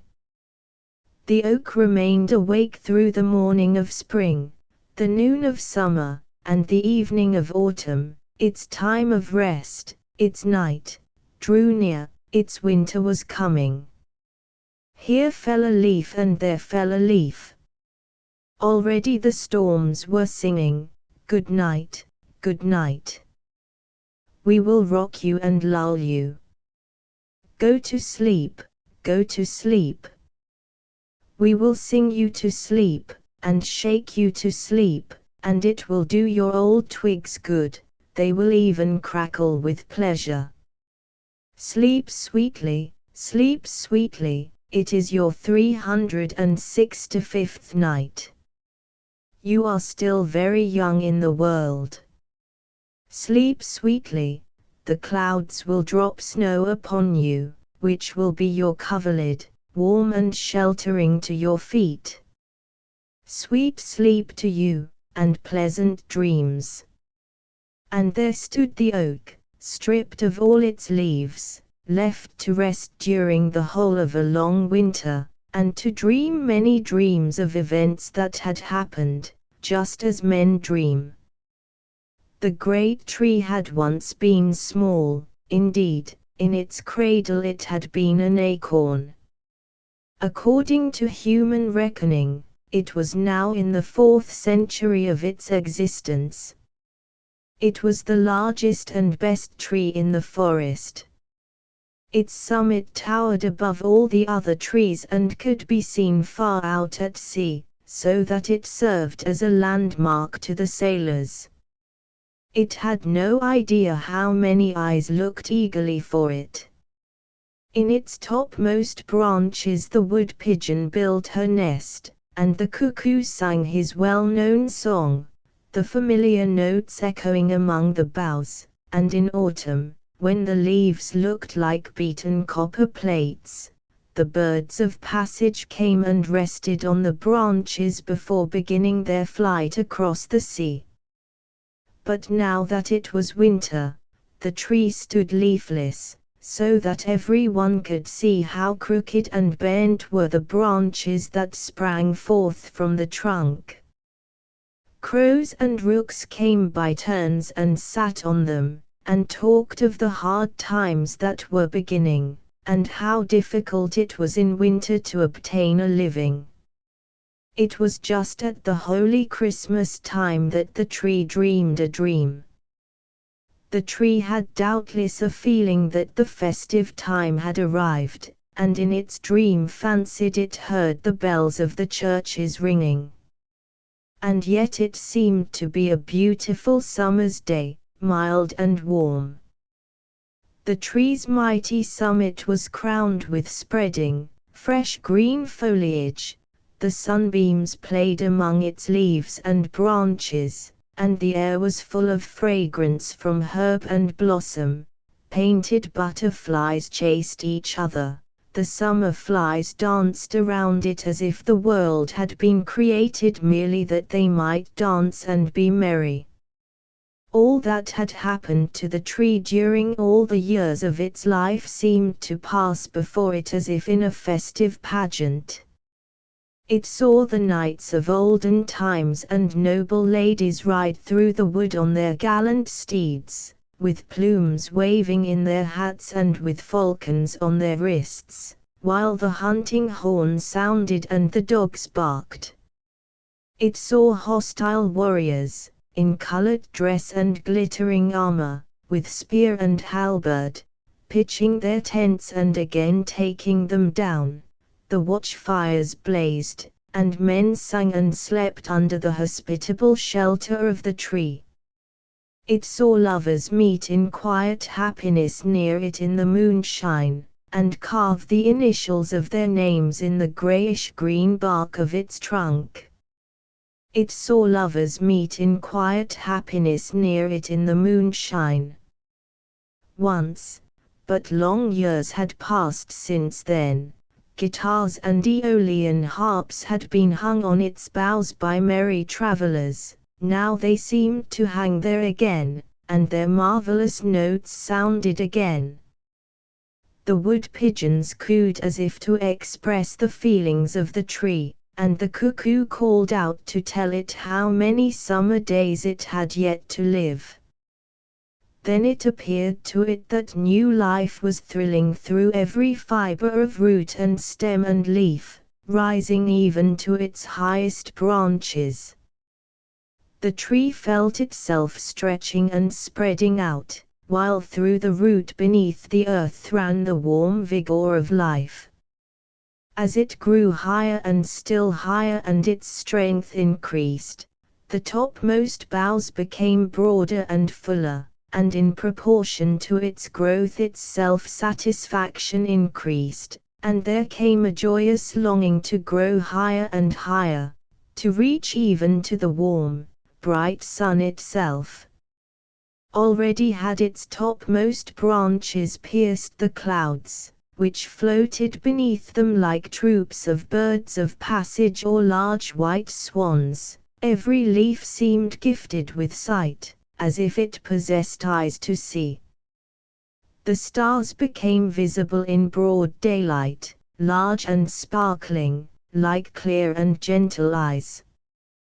They brought to the tree's memory the light that it had seen in the eyes of a child and in the eyes of lovers who had once met beneath the branches of the old oak. These were wonderful and happy moments for the old oak, full of peace and joy, and yet amidst all this happiness, the tree felt a yearning desire that all the other trees, bushes, herbs, and flowers beneath it might also be able to rise higher, to see all this splendor and experience the same happiness. The grand, majestic oak could not be quite happy in its enjoyment until all the rest, both great and small, could share it. And this feeling of yearning trembled through every branch, through every leaf, as warmly and fervently as through a human heart. The summit of the tree waved to and fro and bent downwards, as if in its silent longing it sought something. Then there came to it the fragrance of thyme and the more powerful scent of honeysuckle and violets, and the tree fancied it heard the note of the cuckoo. At length its longing was satisfied. Up through the clouds came the green summits of the forest trees, and the oak watched them rising higher and higher.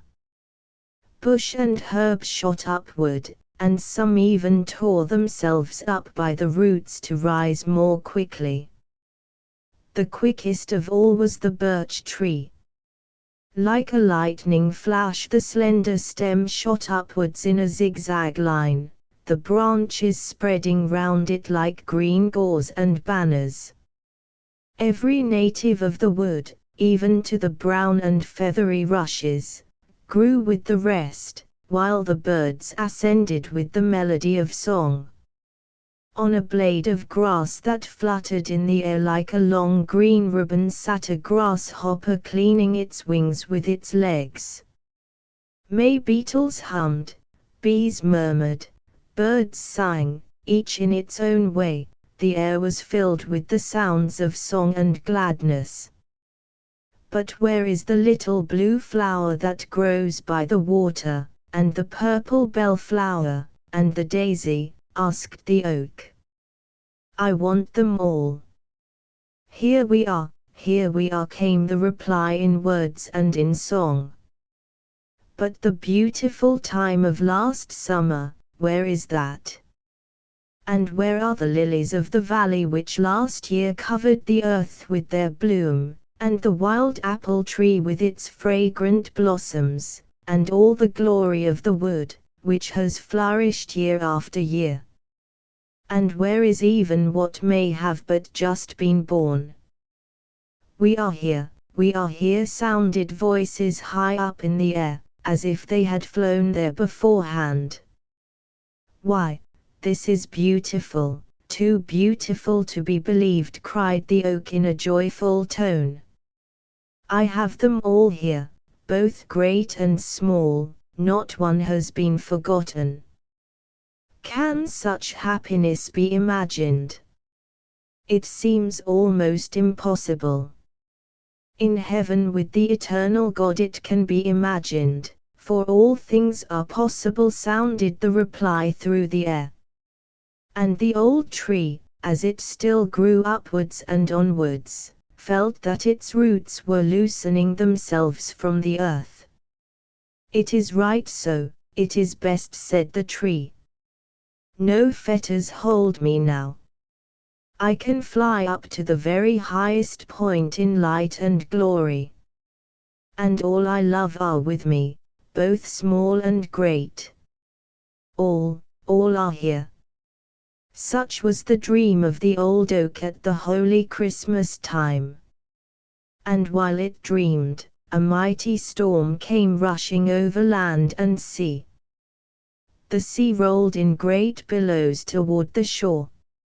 A cracking and crushing was heard in the tree.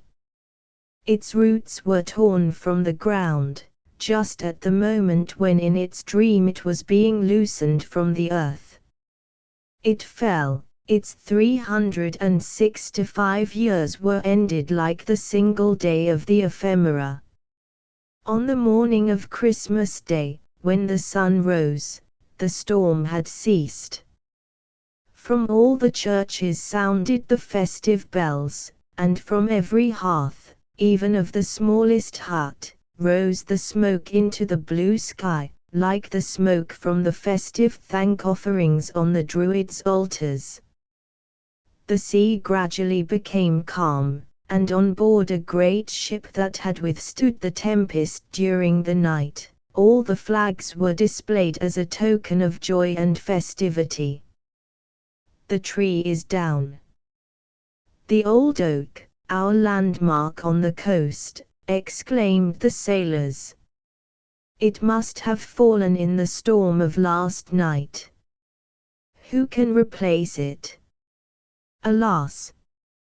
No one. This was the old tree's funeral oration, brief but well said.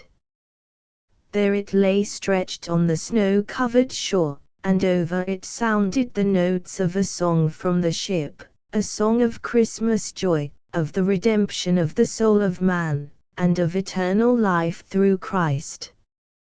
Sing aloud on this happy morn, all is fulfilled, for Christ is born. With songs of joy let us loudly sing, hallelujahs to Christ our King.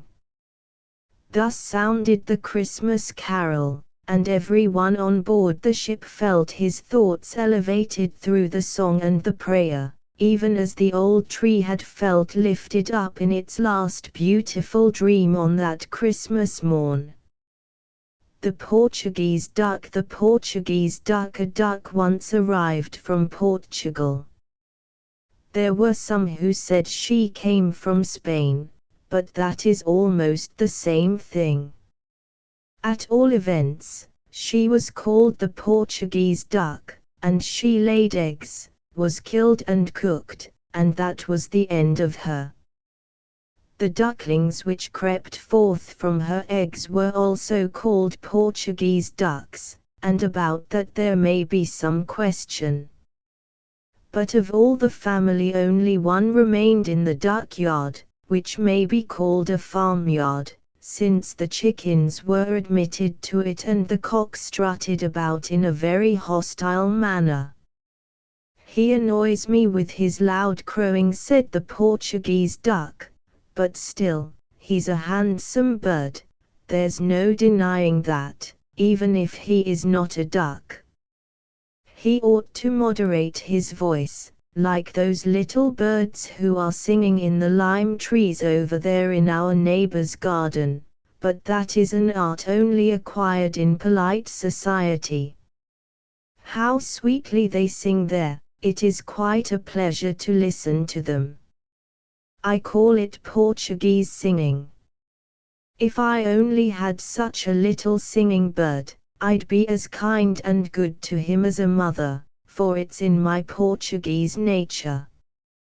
While she was speaking, one of the little singing birds came tumbling head over heels from the roof into the yard. The cat was after him, but he had escaped from her with a broken wing and so came fluttering into the yard. "That's just like the cat, she's a villain," said the Portuguese duck. "I remember her ways when I had children of my own. How can such a creature be allowed to live and wander about upon the roofs? I don't think they allow such things in Portugal." She pitied the little singing bird, and so did all the other ducks, who were not Portuguese. "Poor little creature," they said, one after another, as they came up. "We can't sing, certainly, but we have a sounding board, or something of the kind, within us, though we don't talk about it." "But I can talk," said the Portuguese duck. "I'll do something for the little fellow, it's my duty." So she stepped into the watering trough and beat her wings upon the water so strongly that the little bird was nearly drowned. But the duck meant it kindly. "That is a good deed," she said, "I hope the others will take example from it." "Tweet, tweet," said the little bird. One of his wings was broken and he found it difficult to shake himself, but he quite understood that the bath was meant kindly, so he said, "You are very kind-hearted, madam." But he did not wish for a second bath. "I have never thought about my heart," replied the Portuguese duck, "but I know that I love all my fellow creatures, except the cat, and nobody can expect me to love her, for she ate up 2 of my ducklings. But pray make yourself at home, it is easy to make oneself comfortable. I myself am from a foreign country, as you may see by my bearing and my feathery dress. My husband is a native of these parts, he's not of my race, but I am not proud on that account. If anyone here can understand you, I may say positively that I am that person. She's quite full of portulac, said a little common duck, who was witty. All the common ducks considered the word portulac a good joke, for it sounded like Portugal. They nudged each other and said, "Quack." That was witty.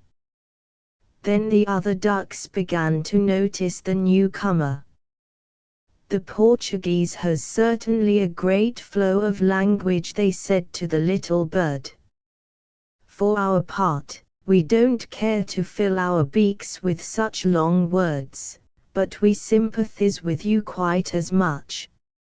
If we don't do anything else, we can walk about with you everywhere, that is the best we can do."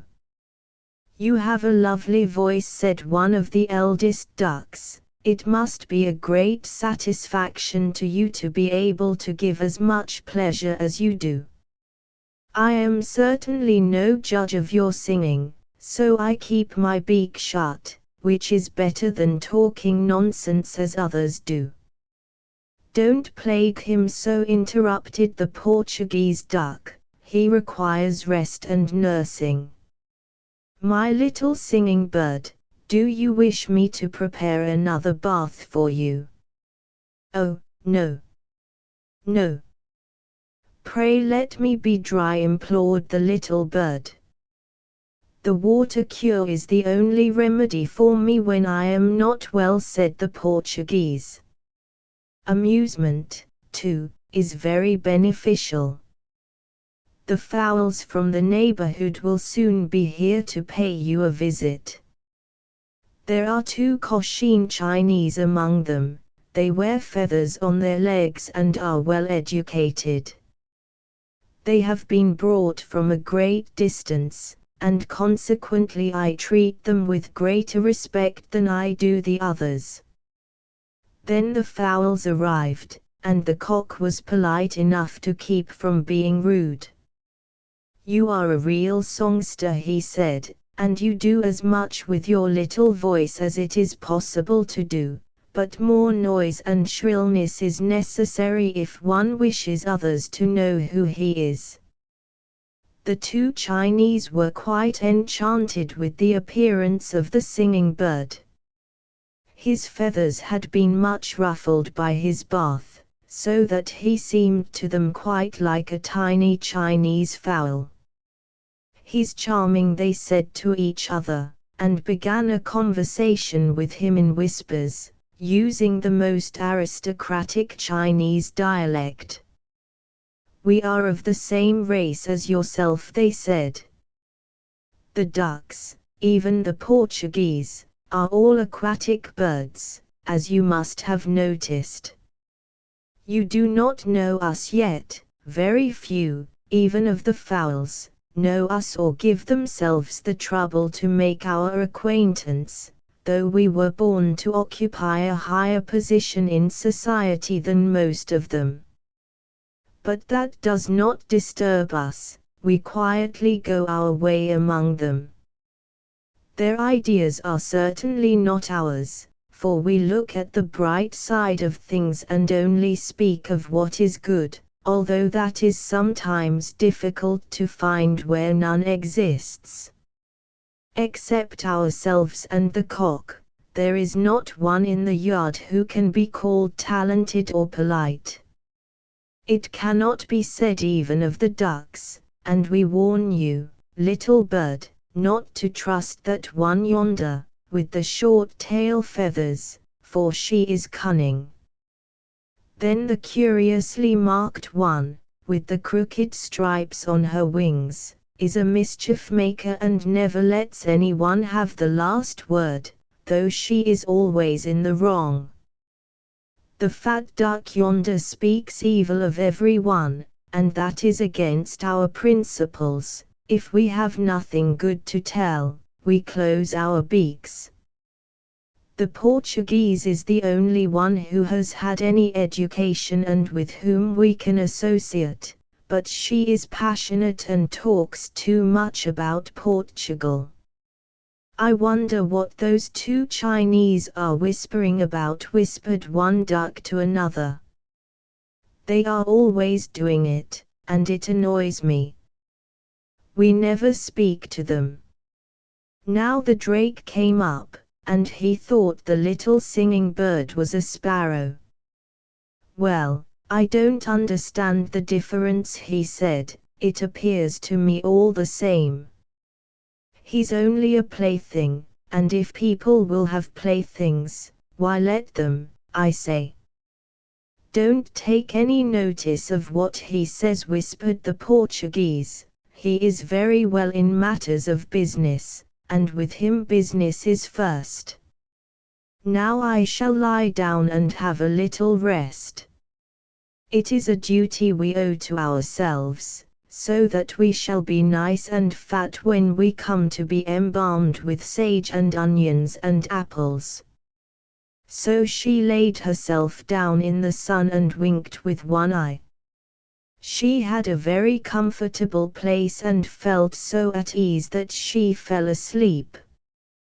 The little singing bird busied himself for some time with his broken wing, and at last he too lay down, quite close to his protectress.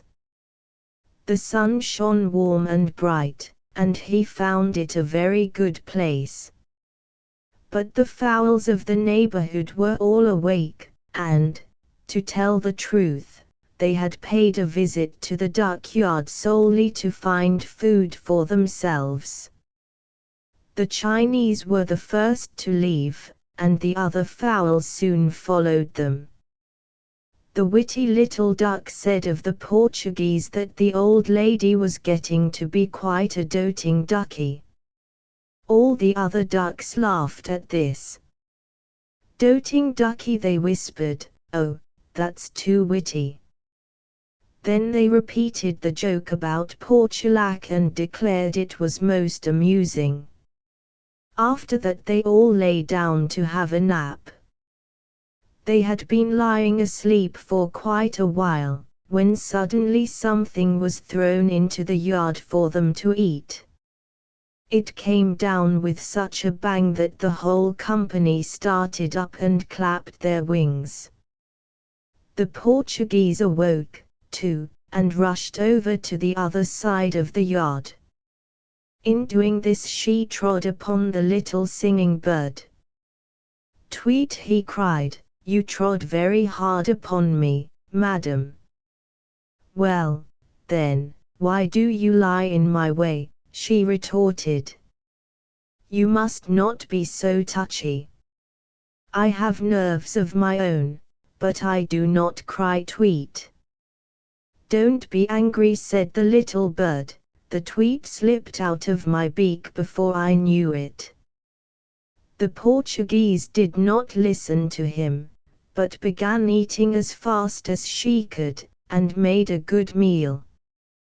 When she had finished she lay down again, and the little bird, who wished to be amiable, began to sing, chirp and twitter, the dewdrops glitter, in the hours of sunny spring, I'll sing my best, till I go to rest, with my head behind my wing. Now I want rest after my dinner, said the Portuguese. You must conform to the rules of the place while you are here. I want to sleep now. The little bird was quite taken aback, for he meant it kindly. When Madame awoke afterwards, there he stood before her with a little corn he had found, and laid it at her feet, but as she had not slept well, she was naturally in a bad temper. Give that to a chicken, she said, and don't be always standing in my way.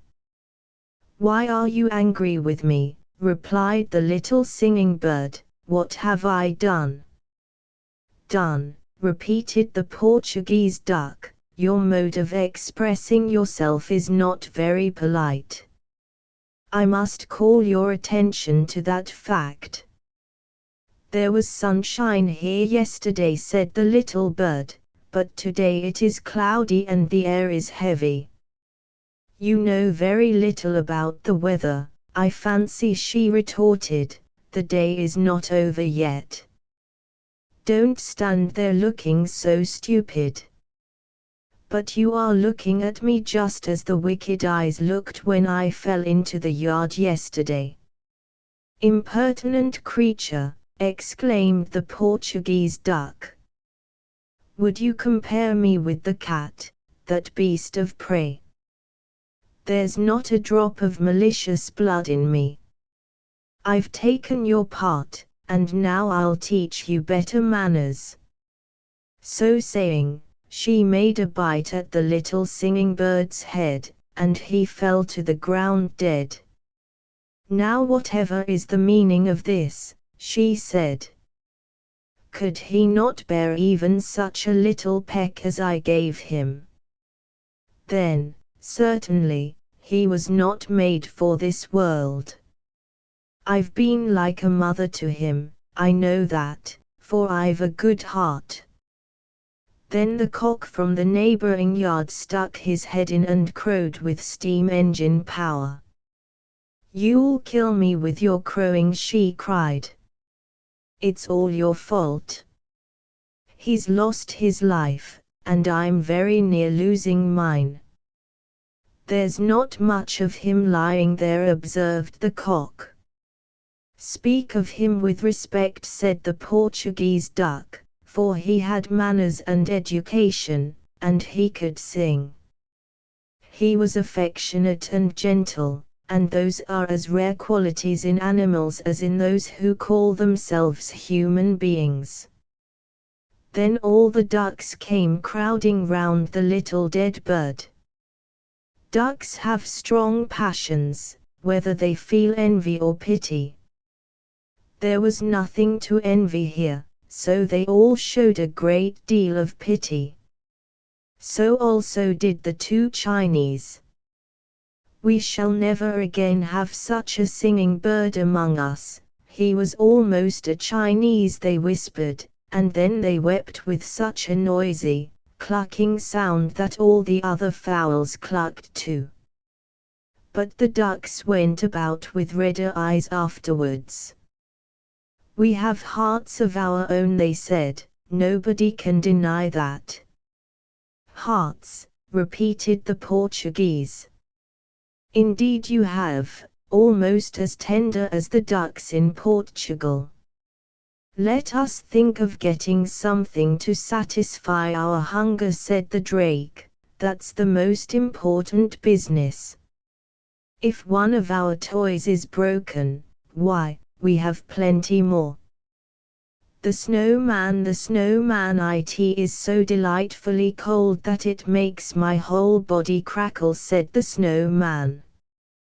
This is just the kind of wind to blow life into one.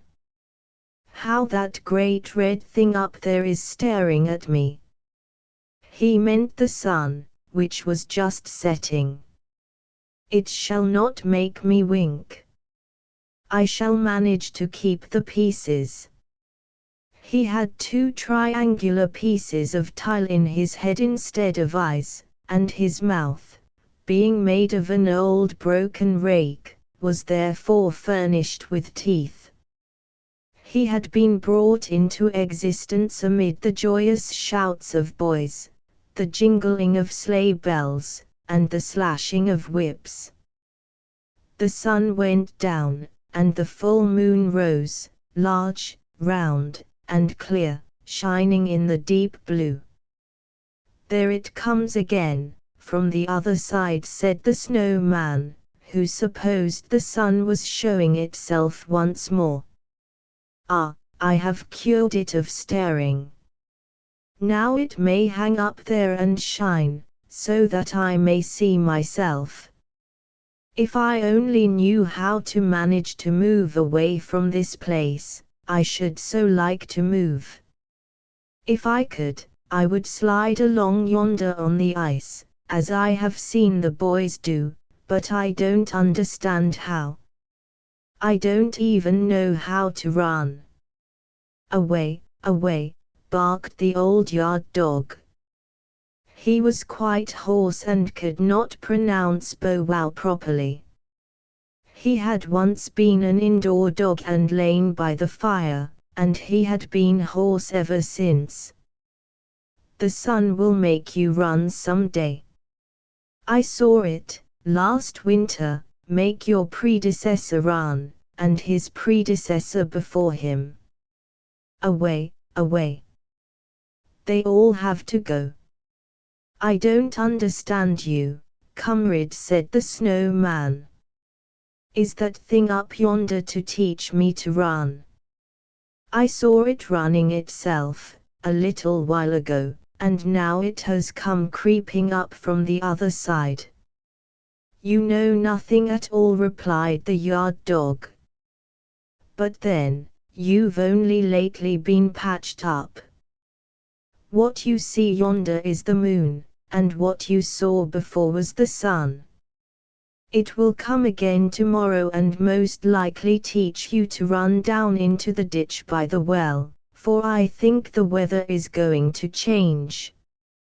I can feel such pricks and stabs in my left leg that I am sure there is going to be a change.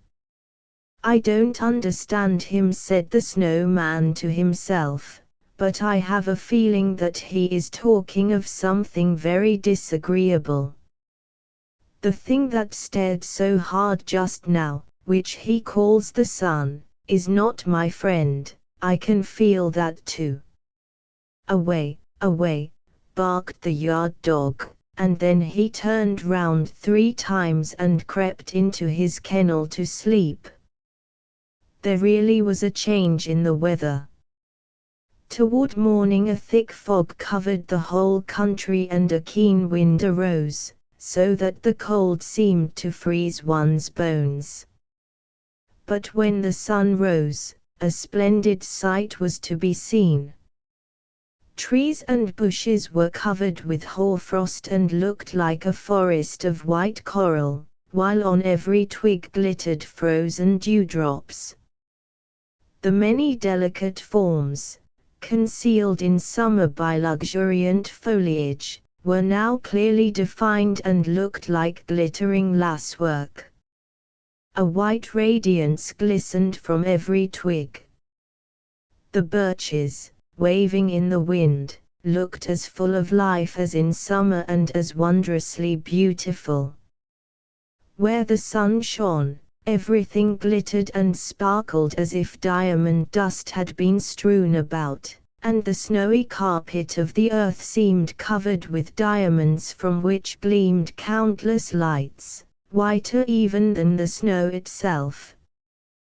This is really beautiful, said a girl who had come into the garden with a young friend, and they both stood still near the snowman, contemplating the glittering scene. Summer cannot show a more beautiful sight, she exclaimed, while her eyes sparkled. And we can't have such a fellow as this in the summer-time, replied the young man, pointing to the snowman. He is capital. The girl laughed and nodded at the snowman, then tripped away over the snow with her friend. The snow creaked and crackled beneath her feet, as if she had been treading on starch. Who are those two? Asked the snowman of the yard dog. You have been here longer than I. Do you know them? Of course I know them, replied the yard dog. The girl has stroked my back many times, and the young man has often given me a bone of meat. I never bite those two. But what are they? Asked the snowman. They are lovers, he replied. They will go and live in the same kennel, by and by, and gnaw at the same bone. Away, away. Are they the same kind of beings as you and I? Asked the snowman. Well, they belong to the master, retorted the yard dog. Certainly people know very little who were only born yesterday. I can see that in you. I have age and experience.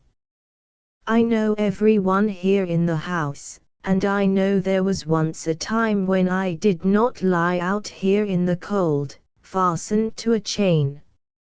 Away, away. The cold is delightful, said the snowman. But do tell me, only you must not clank your chain so, for it jars within me when you do that. Away, away, barked the yard dog. I'll tell you, they said I was a pretty little fellow, once, then I used to lie in a velvet-covered chair, up at the master's house, and sit in the mistress's lap. They used to kiss my nose, and wipe my paws with an embroidered handkerchief, and I was called Amy, dear Amy, sweet Amy.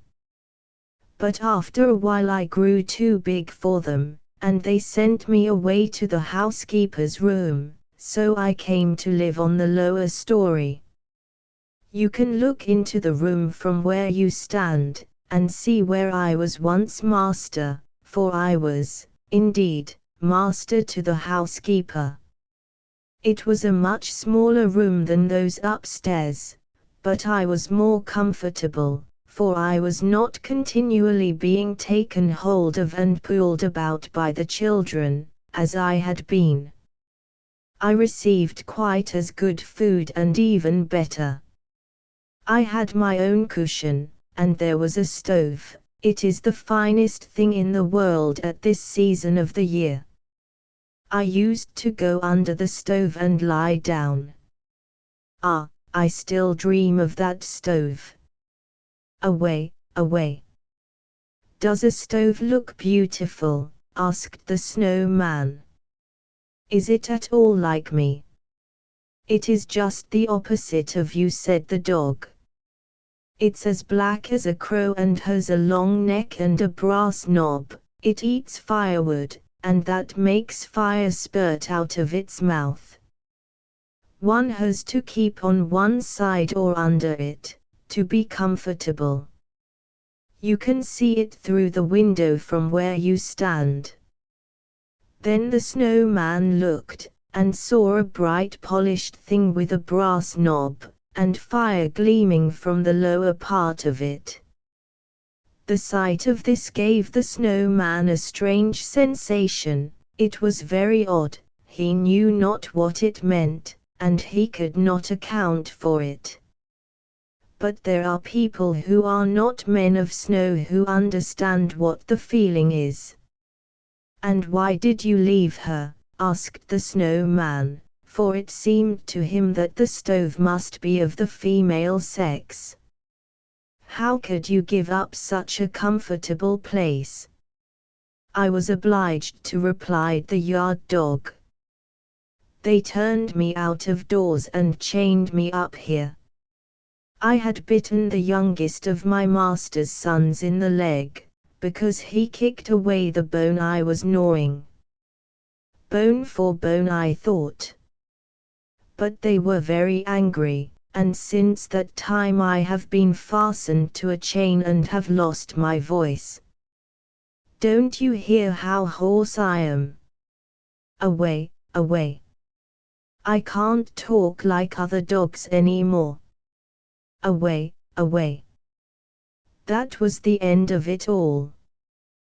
But the snowman was no longer listening.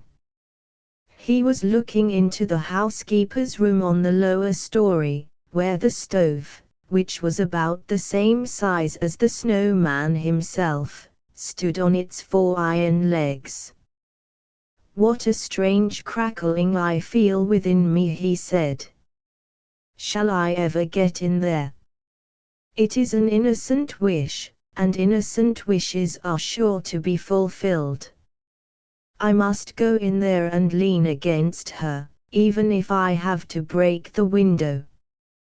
You must never go in there, said the yard dog, for if you approach the stove, you will melt away, away.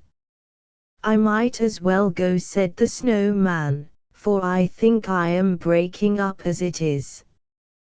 During the whole day the snowman stood looking in through the window, and in the twilight hour the room became still more inviting, for from the stove came a gentle glow, not like the sun or the moon. It was only the kind of radiance that can come from a stove when it has been well fed.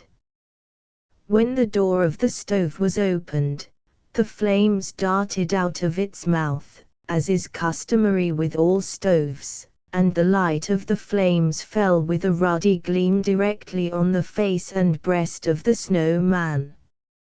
"I can endure it no longer," said he. "How beautiful it looks when it stretches out its tongue." The night was long, but it did not appear so to the snowman, who stood there enjoying his own reflections and crackling with the cold. In the morning the window panes of the housekeeper's room were covered with ice. They were the most beautiful ice flowers any snowman could desire, but they concealed the stove. These window panes would not thaw, and he could see nothing of the stove, which he pictured to himself as if it had been a beautiful human being. The snow crackled and the wind whistled around him. It was just the kind of frosty weather a snowman ought to enjoy thoroughly. But he did not enjoy it. How, indeed, could he enjoy anything when he was so stove-sick? "That is a terrible disease for a snowman to have," said the yard dog. "I have suffered from it myself, but I got over it." "Away, away," he barked, and then added, "the weather is going to change." The weather did change. It began to thaw, and as the warmth increased, the snowman decreased. He said nothing and made no complaint, which is a sure sign. One morning he broke and sank down altogether, and behold, where he had stood, something that looked like a broomstick remained sticking up in the ground. It was the pole round which the boys had built him. "Ah, now I understand why he had such a great longing for the stove," said the yard dog. "Why, there's the shovel that is used for cleaning out the stove, fastened to the pole." The snowman had a stove scraper in his body, that was what moved him so. But it is all over now. Away, away. And soon the winter passed. "Away, away," barked the horse-yard dog, but the girls in the house sang, "Come from your fragrant home, green thyme, stretch your soft branches, willow tree, the months are bringing the sweet springtime, when the lark in the sky sings joyfully. Come, gentle sun, while the cuckoo sings, and I'll mock his note in my wanderings." And nobody thought any more of the snowman. The farmyard cock and the weathercock. The farmyard cock and the weathercock. Here were once two cocks, one of them stood on a dunghill, the other on the roof. Both were conceited, but the question is, which of the two was the more useful? A wooden partition divided the poultry yard from another yard, in which lay a heap of manure sheltering a cucumber bed. In this bed grew a large cucumber, which was fully aware that it was a plant that should be reared in a hotbed. "It is the privilege of birth," said the cucumber to itself. "All cannot be born cucumbers, there must be other kinds as well. The fowls, the ducks, and the cattle in the next yard are all different creatures, and there is the yard cock, I can look up to him when he is on the wooden partition. He is certainly of much greater importance than the weathercock, who is so highly placed, and who can't even creak, much less crow.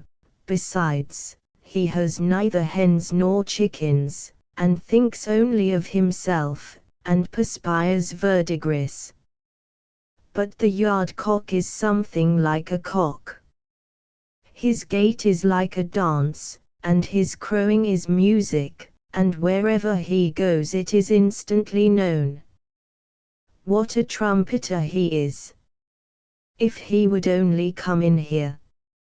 Even if he were to eat me up, stalk and all, it would be a pleasant death. So said the cucumber. During the night the weather became very bad. Hens, chickens, and even the cock himself sought shelter. The wind blew down with a crash the partition between the 2 yards, and the tiles came tumbling from the roof, but the weathercock stood firm. He did not even turn round, in fact, he could not, although he was fresh and newly cast. He had been born full-grown and did not at all resemble the birds, such as the sparrows and swallows, that fly beneath the vault of heaven. He despised them and looked upon them as little twittering birds that were made only to sing. The pigeons, he admitted, were large and shone in the sun like mother of pearl. They somewhat resembled weathercocks, but were fat and stupid and thought only of stuffing themselves with food. Besides, said the weathercock, they are very tiresome things to converse with. The birds of passage often paid a visit to the weathercock and told him tales of foreign lands, of large flocks passing through the air, and of encounters with robbers and birds of prey. These were very interesting when heard for the first time, but the weathercock knew the birds always repeated themselves, and that made it tedious to listen. They are tedious, and so is everyone else, said he. There is no one fit to associate with. One and all of them are wearisome and stupid. The whole world is worth nothing. It is made up of stupidity. The weathercock was what is called lofty, and that quality alone would have made him interesting in the eyes of the cucumber, had she known it. But she had eyes only for the yard-cock, who had actually made his appearance in her yard, for the violence of the storm had passed, but the wind had blown down the wooden palings. What do you think of that for crowing? Asked the yard-cock of his hens and chickens. It was rather rough, and wanted elegance, but they did not say so, as they stepped upon the dunghill while the cock strutted about as if he had been a knight. Garden plant, he cried to the cucumber. She heard the words with deep feeling, for they showed that he understood who she was, and she forgot that he was pecking at her and eating her up, a happy death. Then the hens came running up, and the chickens followed, for where one runs the rest run also. They clucked and chirped and looked at the cock and were proud that they belonged to him. Cock-a-doodle-doo, crowed he. The chickens in the poultry yard will grow to be large fowls if I make my voice heard in the world. And the hens and chickens clucked and chirped, and the cock told them a great piece of news. A cock can lay an egg, he said. And what do you think is in that egg? In that egg lies a basilisk. No one can endure the sight of a basilisk. Men know my power, and now you know what I am capable of, also, and what a renowned bird I am. And with this the yard-cock flapped his wings, erected his comb, and crowed again, till all the hens and chickens trembled, but they were proud that one of their race should be of such renown in the world. They clucked and they chirped so that the weathercock heard it. He had heard it all, but had not stirred. "It's all stupid stuff," said a voice within the weathercock. "The yard cock does not lay eggs any more than I do, and I am too lazy. I could lay a wind egg if I liked, but the world is not worth a wind egg. And now I don't intend to sit here any longer." With that, the weathercock broke off and fell into the yard. He did not kill the yard cock, although the hens said he intended to do so. And what does the moral say? Better to crow than to be vainglorious and break down at last. The red shoes. Here was once a pretty, delicate little girl, who was so poor that she had to go barefoot in summer and wear coarse wooden shoes in winter, which made her little instep quite red.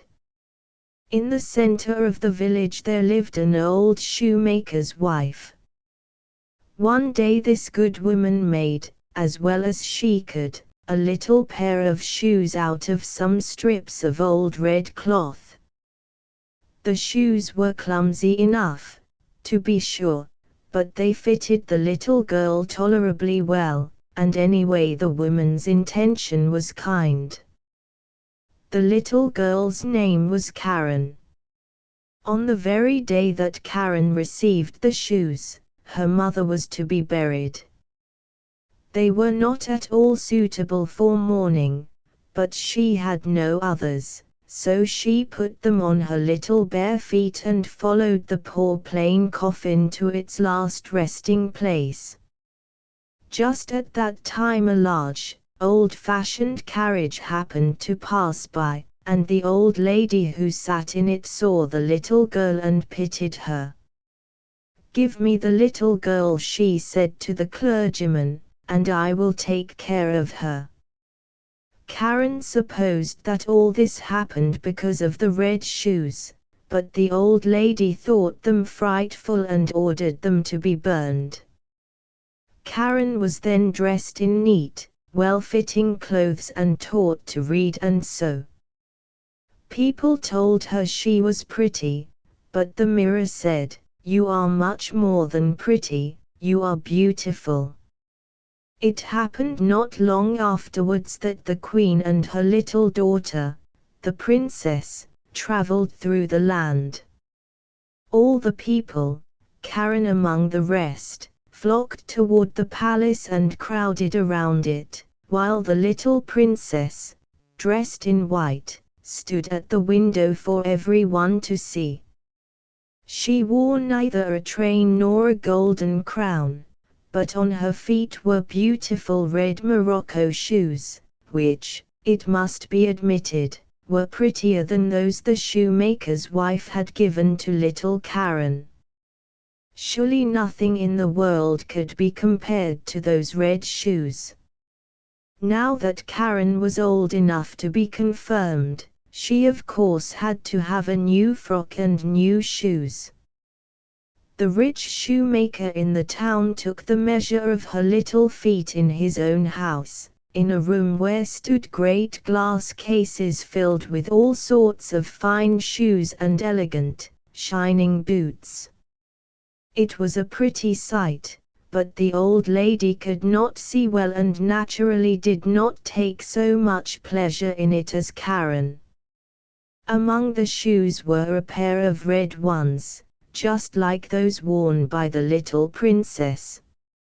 Oh, how gay they were! The shoemaker said they had been made for the child of a count, but had not fitted well. "Are they of polished leather, that they shine so?" asked the old lady. "Yes, indeed, they do shine," replied Karen. And since they fitted her, they were bought. But the old lady had no idea that they were red, or she would never in the world have allowed Karen to go to confirmation in them, as she now did. Everyone, of course, looked at Karen's shoes, and when she walked up the nave to the chancel it seemed to her that even the antique figures on the monuments, the portraits of clergymen and their wives, with their stiff ruffs and long black robes, were fixing their eyes on her red shoes. Even when the bishop laid his hand upon her head and spoke of her covenant with God and how she must now begin to be a full-grown Christian, and when the organ pealed forth solemnly and the children's fresh, sweet voices joined with those of the choir, still Karen thought of nothing but her shoes. In the afternoon, when the old lady heard everyone speak of the red shoes, she said it was very shocking and improper and that, in the future, when Karen went to church it must always be in black shoes, even if they were old. The next Sunday was Karen's first communion day. She looked at her black shoes, and then at her red ones, then again at the black and at the red, and the red ones were put on. The sun shone very brightly, and Karen and the old lady walked to church through the cornfields, for the road was very dusty. At the door of the church stood an old soldier, who leaned upon a crutch and had a marvelously long beard that was not white but red. He bowed almost to the ground and asked the old lady if he might dust her shoes. Karen, in her turn, put out her little foot. "Oh, look, what smart little dancing pumps," said the old soldier. "Mind you do not let them slip off when you dance," and he passed his hands over them. The old lady gave the soldier a halfpenny and went with Karen into the church. As before, everyone saw Karen's red shoes, and all the carved figures too bent their gaze upon them. When Karen knelt at the chancel she thought only of the shoes. They floated before her eyes, and she forgot to say her prayer or sing her psalm. At last all the people left the church, and the old lady got into her carriage.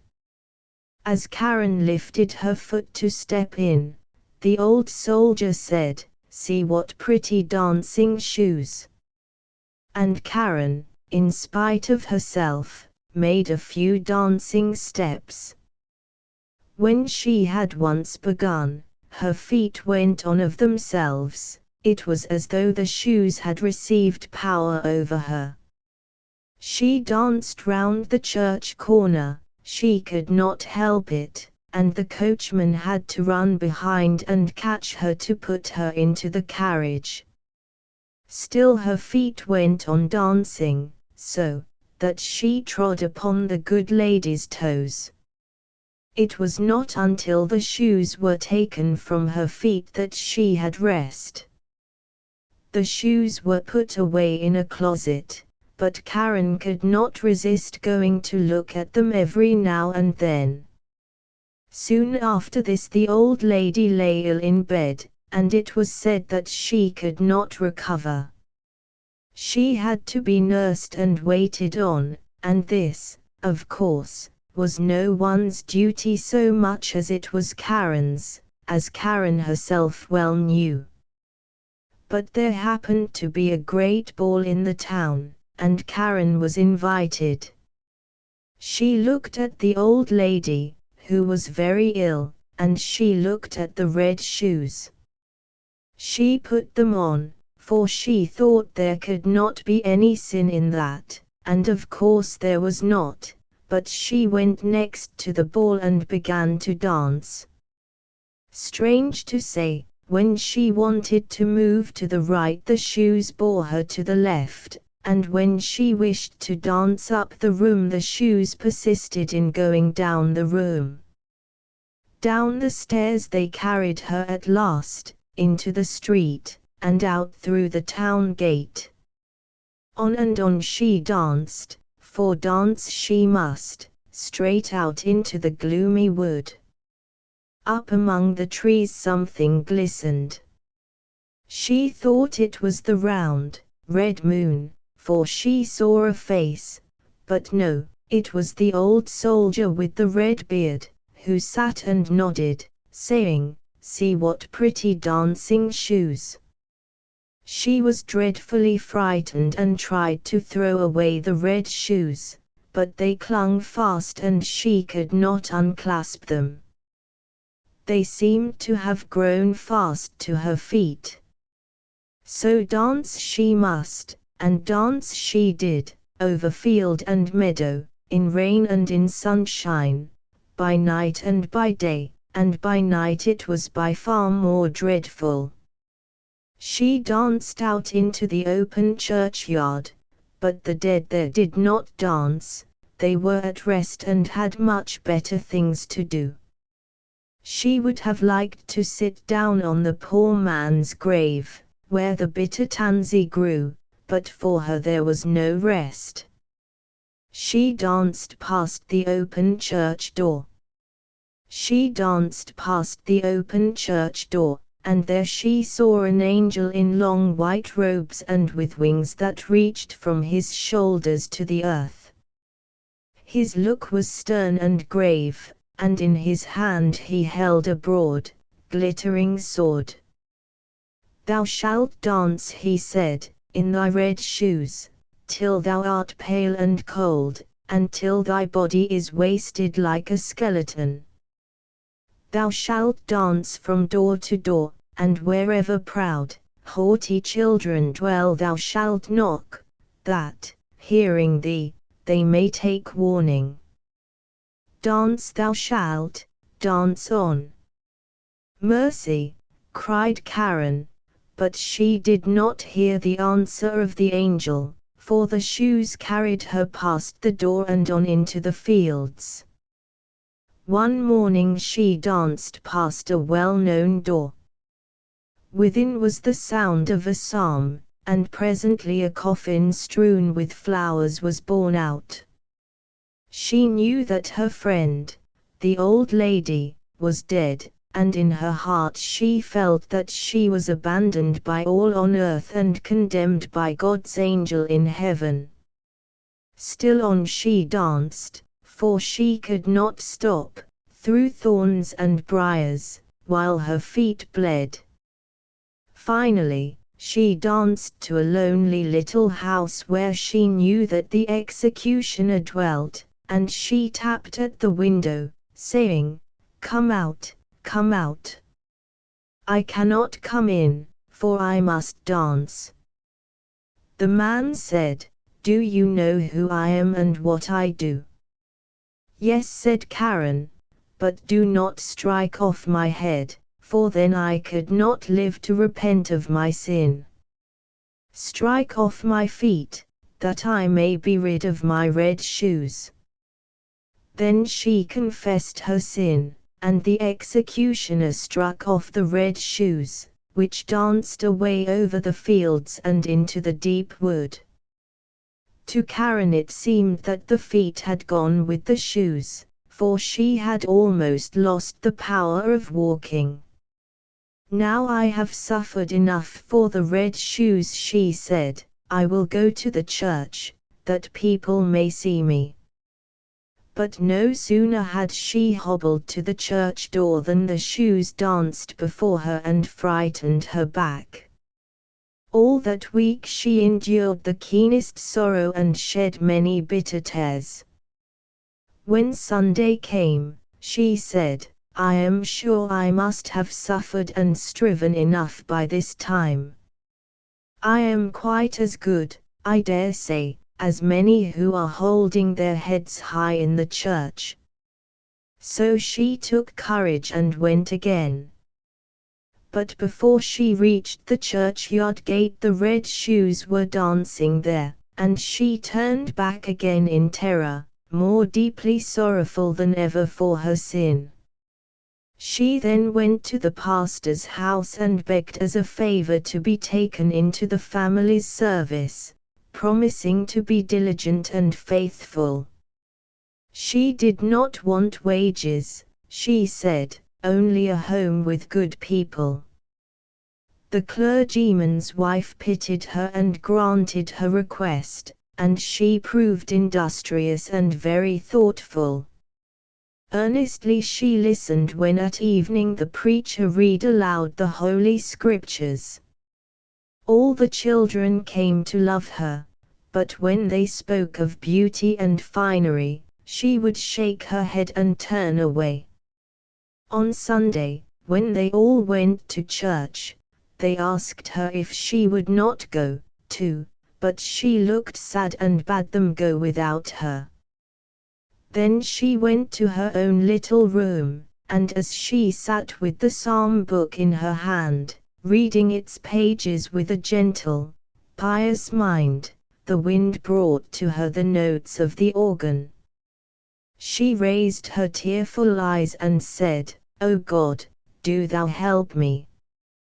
Then the sun shone brightly, and before her stood the white angel that she had seen at the church door.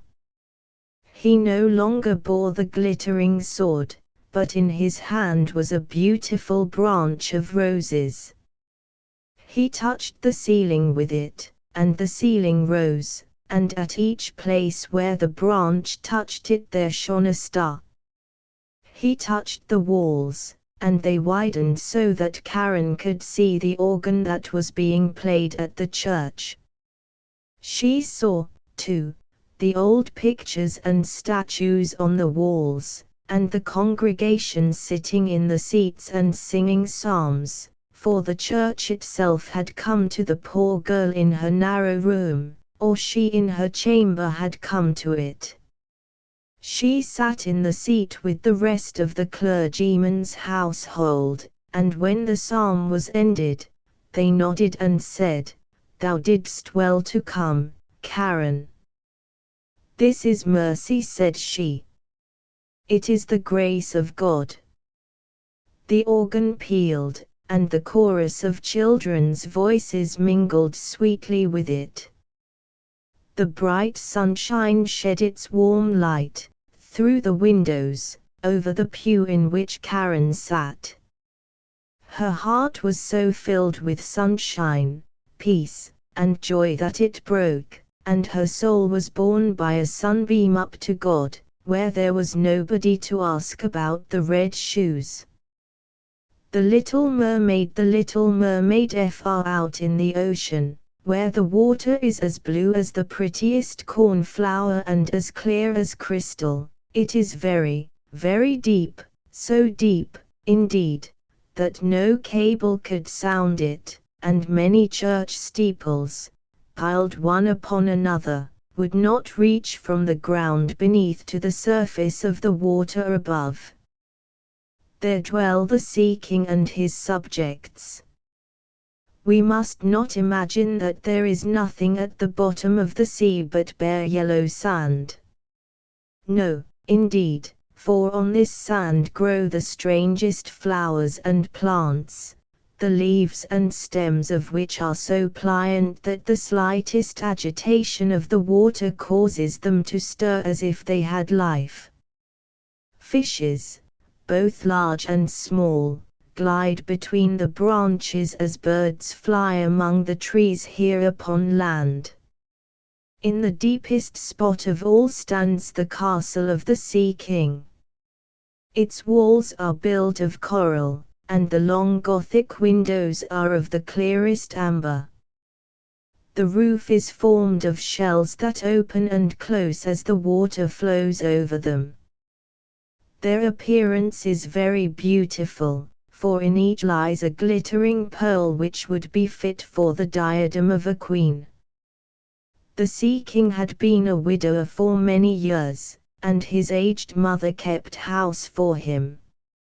She was a very sensible woman, but exceedingly proud of her high birth, and on that account wore 12 oysters on her tail, while others of high rank were only allowed to wear 6. She was, however, deserving of very great praise, especially for her care of the little sea princesses, her 6 granddaughters. They were beautiful children, but the youngest was the prettiest of them all. Her skin was as clear and delicate as a rose leaf, and her eyes as blue as the deepest sea, but, like all the others, she had no feet and her body ended in a fish's tail. All day long they played in the great halls of the castle or among the living flowers that grew out of the walls. The large amber windows were open, and the fish swam in, just as the swallows fly into our houses when we open the windows, only the fishes swam up to the princesses, ate out of their hands, and allowed themselves to be stroked. Outside the castle there was a beautiful garden, in which grew bright red and dark blue flowers, and blossoms like flames of fire. The fruit glittered like gold, and the leaves and stems waved to and fro continually. The earth itself was the finest sand, but blue as the flame of burning sulphur. Over everything lay a peculiar blue radiance, as if the blue sky were everywhere, above and below, instead of the dark depths of the sea. In calm weather the sun could be seen, looking like a reddish-purple flower with light streaming from the calyx. Each of the young princesses had a little plot of ground in the garden, where she might dig and plant as she pleased. One arranged her flower bed in the form of a whale, another preferred to make hers like the figure of a little mermaid, while the youngest child made hers round, like the sun, and in it grew flowers as red as his rays at sunset. She was a strange child, quiet and thoughtful. While her sisters showed delight at the wonderful things which they obtained from the wrecks of vessels, she cared only for her pretty flowers, red like the sun, and a beautiful marble statue.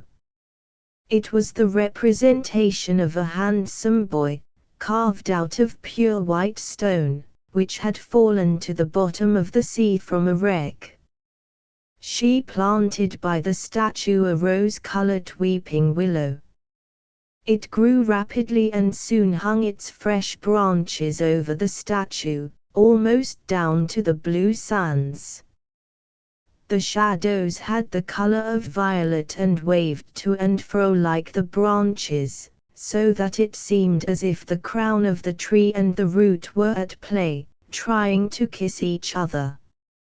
Nothing gave her so much pleasure as to hear about the world above the sea. She made her old grandmother tell her all she knew of the ships and of the towns, the people and the animals.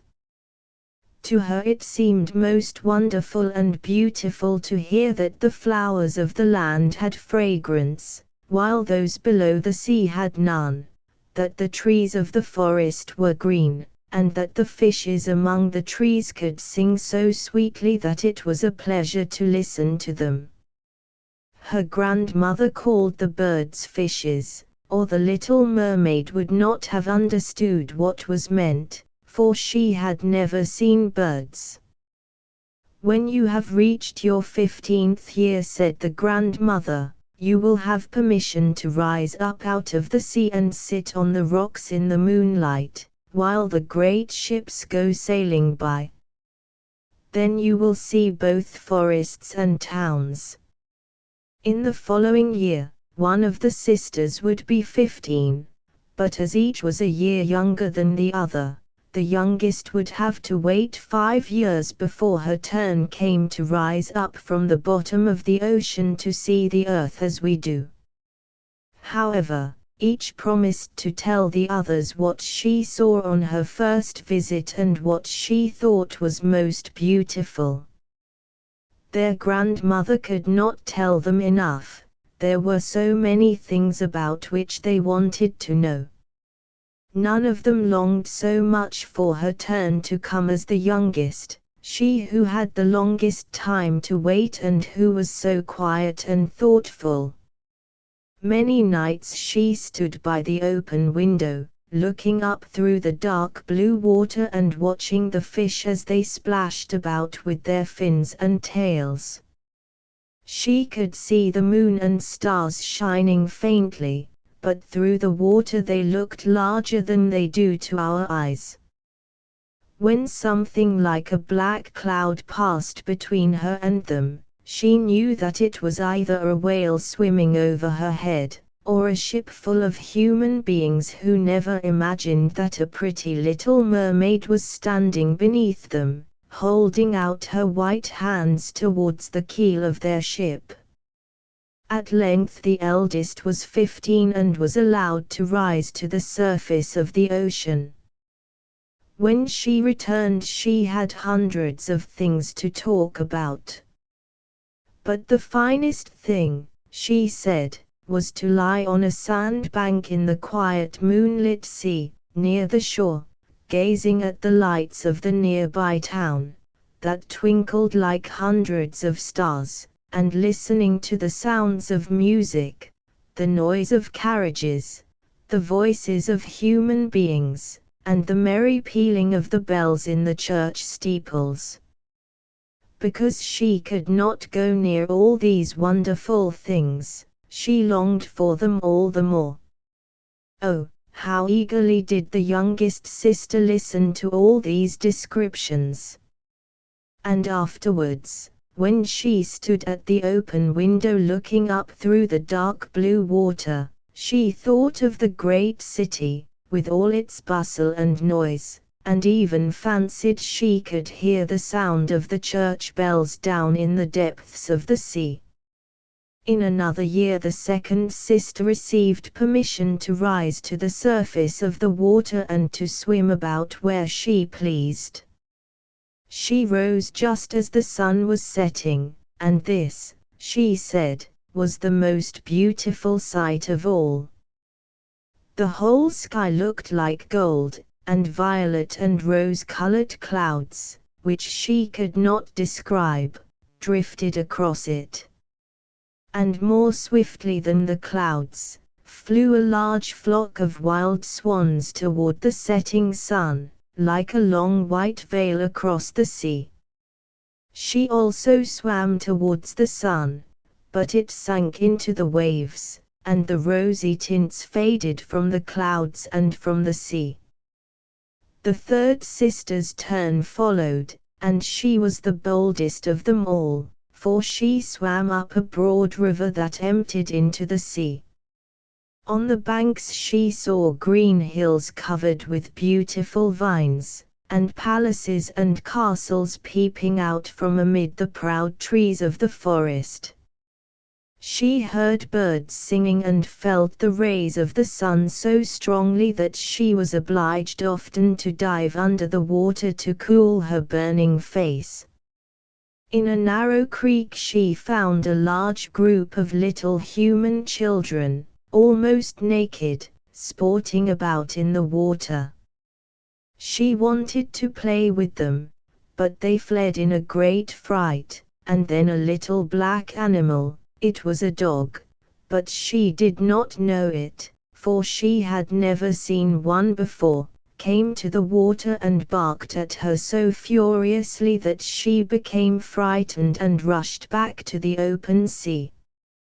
But she said she should never forget the beautiful forest, the green hills, and the pretty children who could swim in the water although they had no tails. The fourth sister was more timid. She remained in the midst of the sea, but said it was quite as beautiful there as nearer the land. She could see many miles around her, and the sky above looked like a bell of glass. She had seen the ships, but at such a great distance that they looked like seagulls. The dolphins sported in the waves, and the great whales spouted water from their nostrils till it seemed as if 100 fountains were playing in every direction. The fifth sister's birthday occurred in the winter, so when her turn came she saw what the others had not seen the first time they went up. The sea looked quite green, and large icebergs were floating about, each like a pearl, she said, but larger and loftier than the churches built by men. They were of the most singular shapes and glittered like diamonds.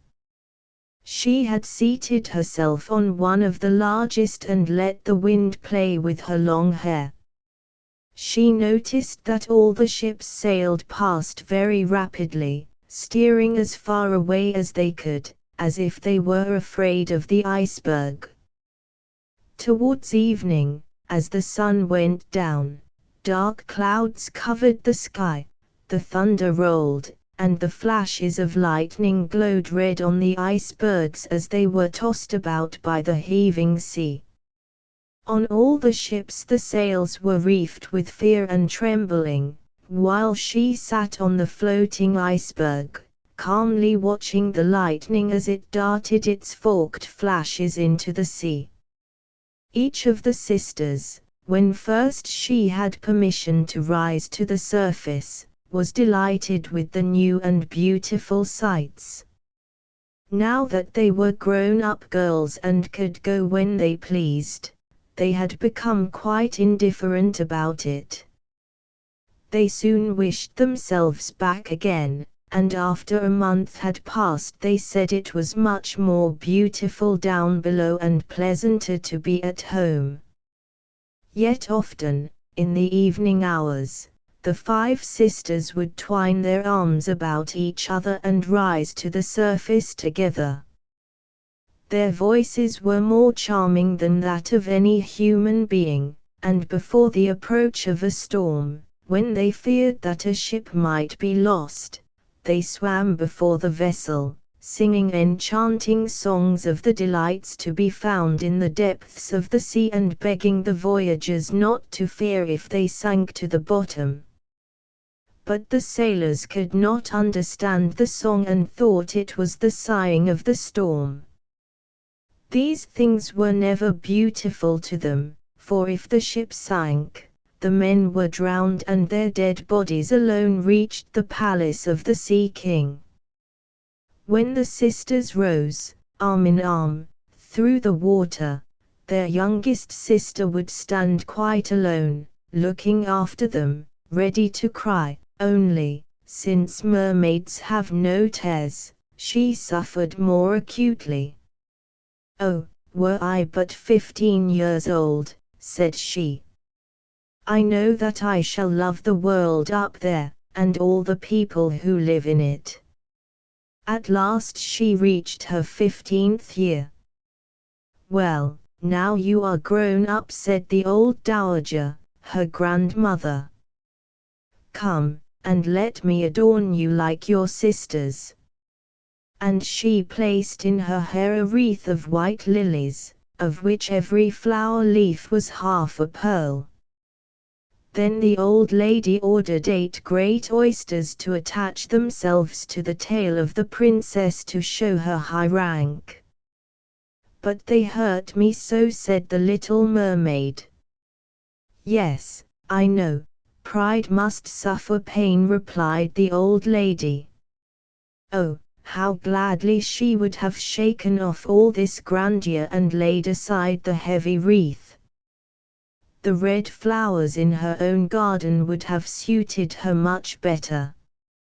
But she could not change herself, so she said farewell and rose as lightly as a bubble to the surface of the water. The sun had just set when she raised her head above the waves. The clouds were tinted with crimson and gold, and through the glimmering twilight beamed the evening star in all its beauty. The sea was calm, and the air mild and fresh.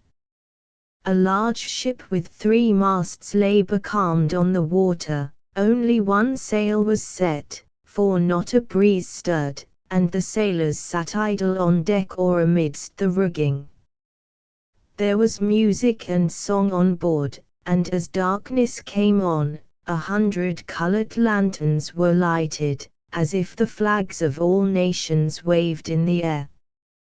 The little mermaid swam close to the cabin windows, and now and then, as the waves lifted her up, she could look in through glass window panes and see a number of gaily dressed people. Among them, and the most beautiful of all, was a young prince with large, black eyes. He was 16 years of age, and his birthday was being celebrated with great display. The sailors were dancing on deck, and when the prince came out of the cabin, more than 100 rockets rose in the air, making it as bright as day. The little mermaid was so startled that she dived under water, and when she again stretched out her head, it looked as if all the stars of heaven were falling around her. She had never seen such fireworks before. Great suns spurted fire about, splendid fireflies flew into the blue air, and everything was reflected in the clear, calm sea beneath. The ship itself was so brightly illuminated that all the people, and even the smallest rope, could be distinctly seen.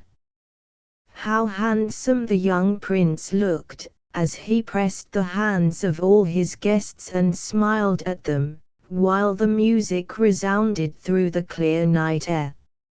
It was very late, yet the little mermaid could not take her eyes from the ship or from the beautiful prince.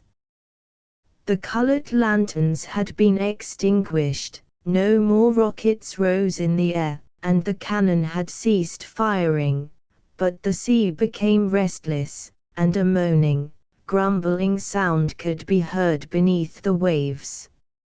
Still the little mermaid remained by the cabin window, rocking up and down on the water, so that she could look within. After a while the sails were quickly set, and the ship went on her way. But soon the waves rose higher, heavy clouds darkened the sky, and lightning appeared in the distance. A dreadful storm was approaching. Once more the sails were furled, and the great ship pursued her flying course over the raging sea. The waves rose mountain high, as if they would overtop the mast, but the ship dived like a swan between them, then rose again on their lofty, foaming crests. To the little mermaid this was pleasant sport, but not so to the sailors.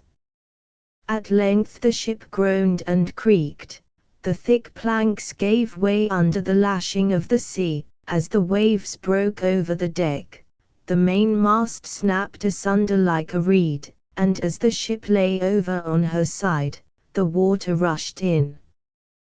The little mermaid now perceived that the crew were in danger, even she was obliged to be careful, to avoid the beams and planks of the wreck which lay scattered on the water.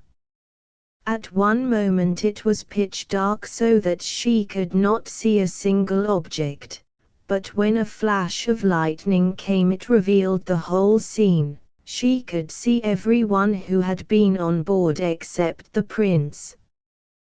When the ship parted, she had seen him sink into the deep waves, and she was glad, for she thought he would now be with her.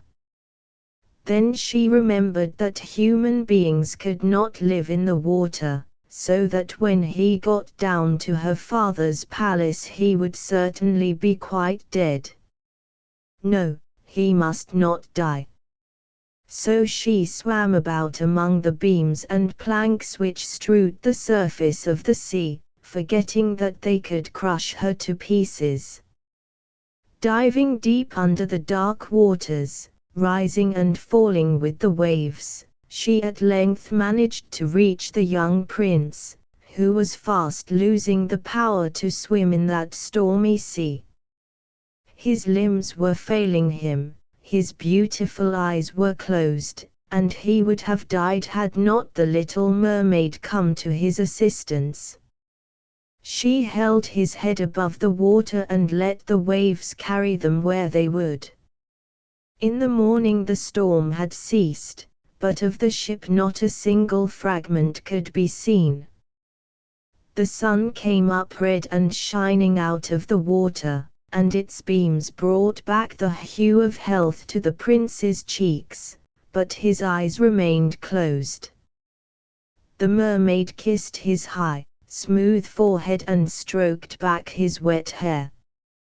He seemed to her like the marble statue in her little garden, so she kissed him again and wished that he might live. Presently they came in sight of land, and she saw lofty blue mountains on which the white snow rested as if a flock of swans were lying upon them.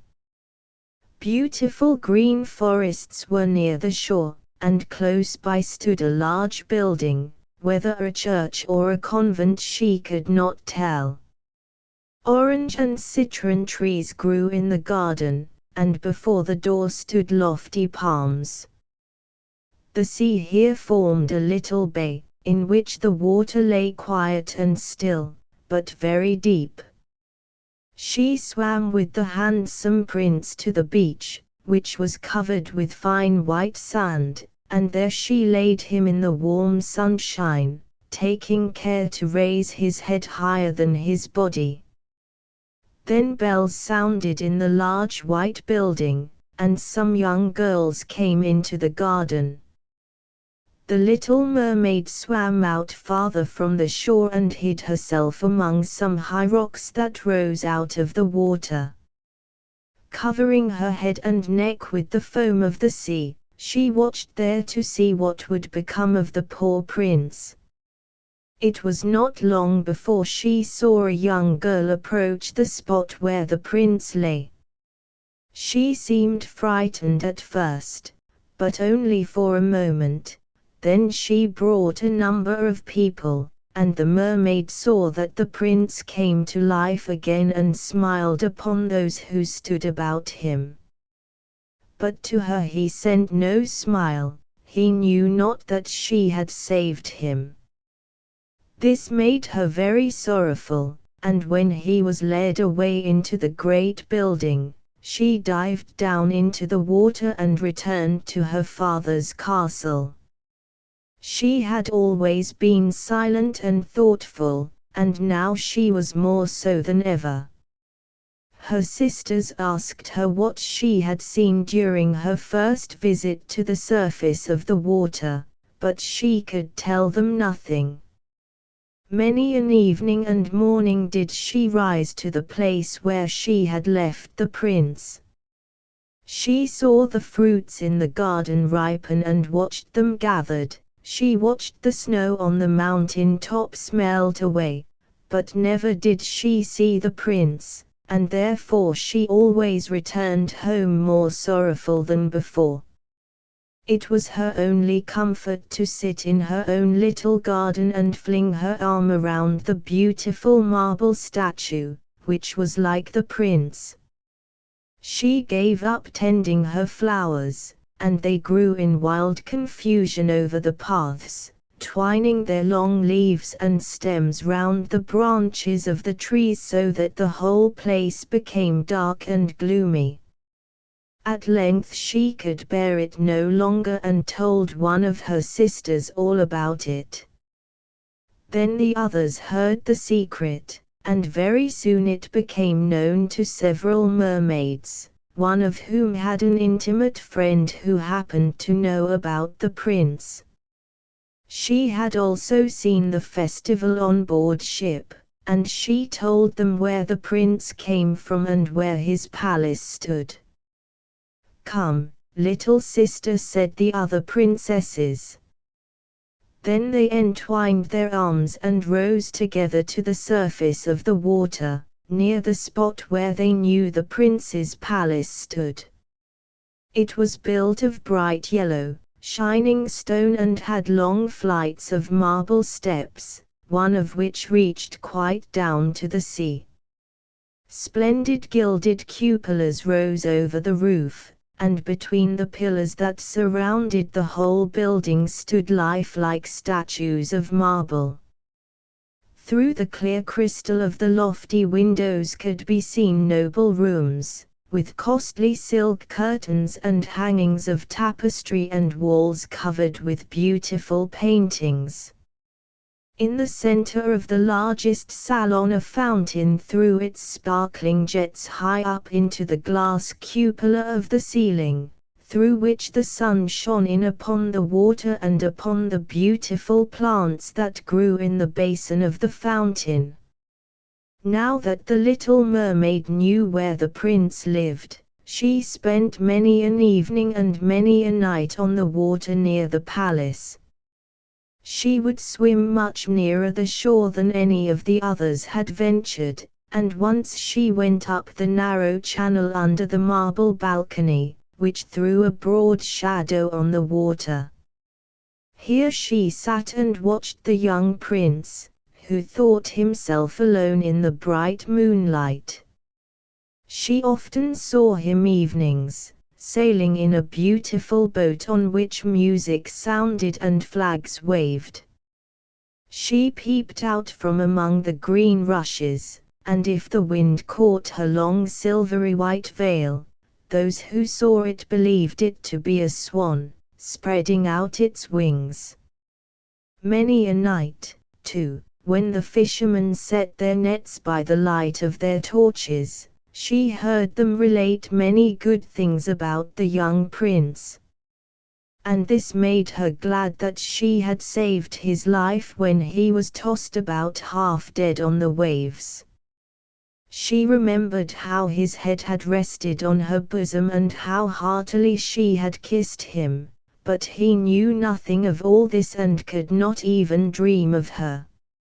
She grew more and more to like human beings and wished more and more to be able to wander about with those whose world seemed to be so much larger than her own. They could fly over the sea in ships and mount the high hills which were far above the clouds, and the lands they possessed, their woods and their fields, stretched far away beyond the reach of her sight. There was so much that she wished to know. But her sisters were unable to answer all her questions. She then went to her old grandmother, who knew all about the upper world, which she rightly called the lands above the sea. If human beings are not drowned, asked the little mermaid, can they live forever? Do they never die, as we do here in the sea? Yes, replied the old lady, they must also die, and their term of life is even shorter than ours. We sometimes live for 300 years, but when we cease to exist here, we become only foam on the surface of the water and have not even a grave among those we love. We have not immortal souls. We shall never live again, like the green seaweed when once it has been cut off, we can never flourish more. Human beings, on the contrary, have souls which live forever, even after the body has been turned to dust. They rise up through the clear, pure air, beyond the glittering stars. As we rise out of the water and behold all the land of the earth, so do they rise to unknown and glorious regions which we shall never see. Why have not we immortal souls? Asked the little mermaid, mournfully. I would gladly give all the hundreds of years that I have to live, to be a human being only for one day and to have the hope of knowing the happiness of that glorious world above the stars. You must not think that, said the old woman. we believe that we are much happier and much better off than human beings. So I shall die, said the little mermaid, and as the foam of the sea I shall be driven about, never again to hear the music of the waves or to see the pretty flowers or the red sun. Is there anything I can do to win an immortal soul? No, said the old woman, unless a man should love you so much that you were more to him than his father or his mother, and if all his thoughts and all his love were fixed upon you, and the priest placed his right hand in yours, and he promised to be true to you here and hereafter, then his soul would glide into your body, and you would obtain a share in the future happiness of mankind. He would give to you a soul and retain his own as well, but this can never happen. Your fish's tail, which among us is considered so beautiful, on earth is thought to be quite ugly. They do not know any better, and they think it necessary, in order to be handsome, to have two stout props, which they call legs. Then the little mermaid sighed and looked sorrowfully at her fish's tail.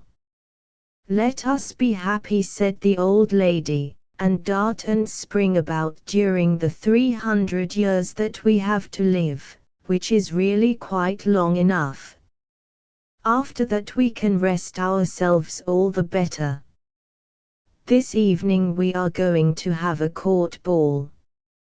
It was one of those splendid sights which we can never see on earth. The walls and the ceiling of the large ballroom were of thick but transparent crystal. Many hundreds of colossal shells, some of a deep red, others of a grass green, with blue fire in them, stood in rows on each side. These lighted up the whole salon, and shone through the walls so that the sea was also illuminated. Innumerable fishes, great and small, swam past the crystal walls. On some of them the scales glowed with a purple brilliance, and on others shone like silver and gold. Through the holes flowed a broad stream, and in it danced the mermen and the mermaids to the music of their own sweet singing. No one on earth has such lovely voices as they, but the little mermaid sang more sweetly than all. The whole court applauded her with hands and tails, and for a moment her heart felt quite gay, for she knew she had the sweetest voice either on earth or in the sea. But soon she thought again of the world above her. She could not forget the charming prince, nor her sorrow that she had not an immortal soul like his. She crept away silently out of her father's palace, and while everything within was gladness and song, she sat in her own little garden, sorrowful and alone. Then she heard the bugle sounding through the water and thought, "He is certainly sailing above, he in whom my wishes center and in whose hands I should like to place the happiness of my life. I will venture all for him and to win an immortal soul. While my sisters are dancing in my father's palace I will go to the sea witch, of whom I have always been so much afraid. She can give me counsel and help." Then the little mermaid went out from her garden and took the road to the foaming whirlpools, behind which the sorceress lived. She had never been that way before. Neither flowers nor grass grew there, nothing but bare, grey, sandy ground stretched out to the whirlpool, where the water, like foaming mill wheels, seized everything that came within its reach and cast it into the fathomless deep. Through the midst of these crushing whirlpools the little mermaid was obliged to pass before she could reach the dominions of the sea witch. Then, for a long distance, the road lay across a stretch of warm, bubbling mire, called by the witch her turf moor. Beyond this was the witch's house, which stood in the center of a strange forest, where all the trees and flowers were polypi, half animals and half plants. They looked like serpents with 100 heads, growing out of the ground. The branches were long, slimy arms, with fingers like flexible worms, moving limb after limb from the root to the top. All that could be reached in the sea they seized upon and held fast, so that it never escaped from their clutches. The little mermaid was so alarmed at what she saw that she stood still and her heart beat with fear. She came very near turning back, but she thought of the prince and of the human soul for which she longed, and her courage returned. She fastened her long, flowing hair round her head, so that the polypi should not lay hold of it. She crossed her hands on her bosom, and then darted forward as a fish shoots through the water, between the supple arms and fingers of the ugly polypi, which were stretched out on each side of her. She saw that they all held in their grasp something they had seized with their numerous little arms, which were as strong as iron bands. Tightly grasped in their clinging arms were white skeletons of human beings who had perished at sea and had sunk down into the deep waters, skeletons of land animals, and oars, rudders, and chests, of ships.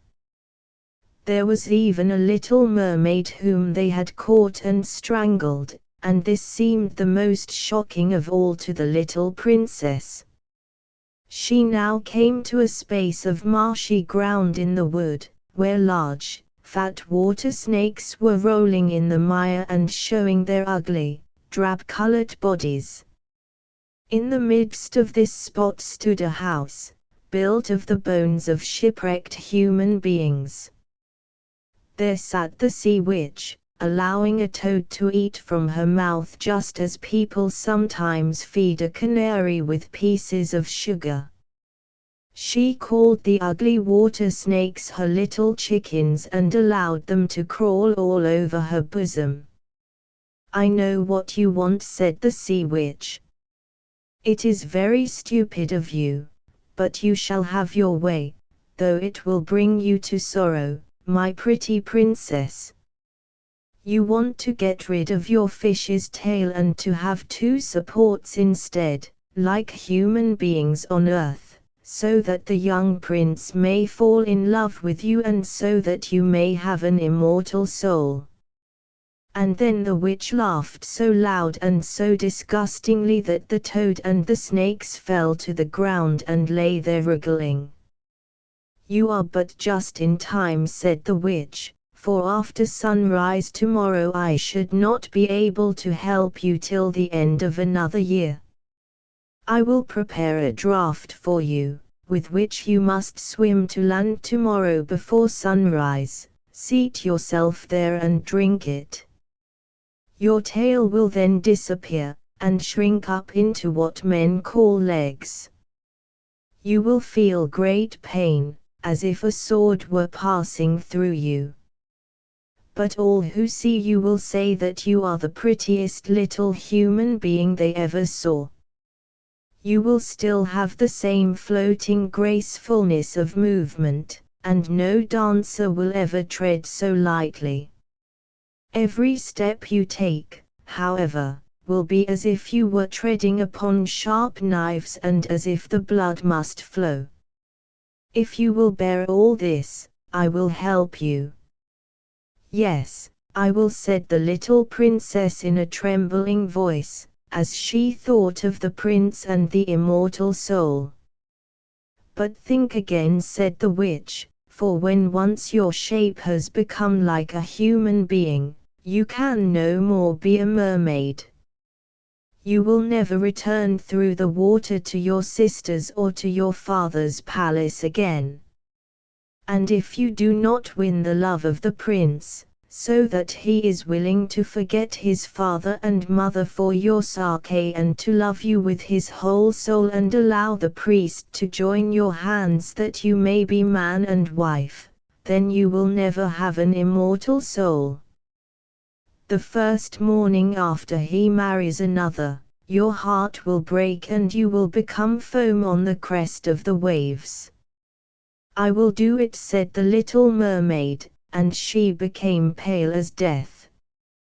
But I must be paid, also said the witch, and it is not a trifle that I ask. You have the sweetest voice of any who dwell here in the depths of the sea, and you believe that you will be able to charm the prince with it. But this voice you must give to me.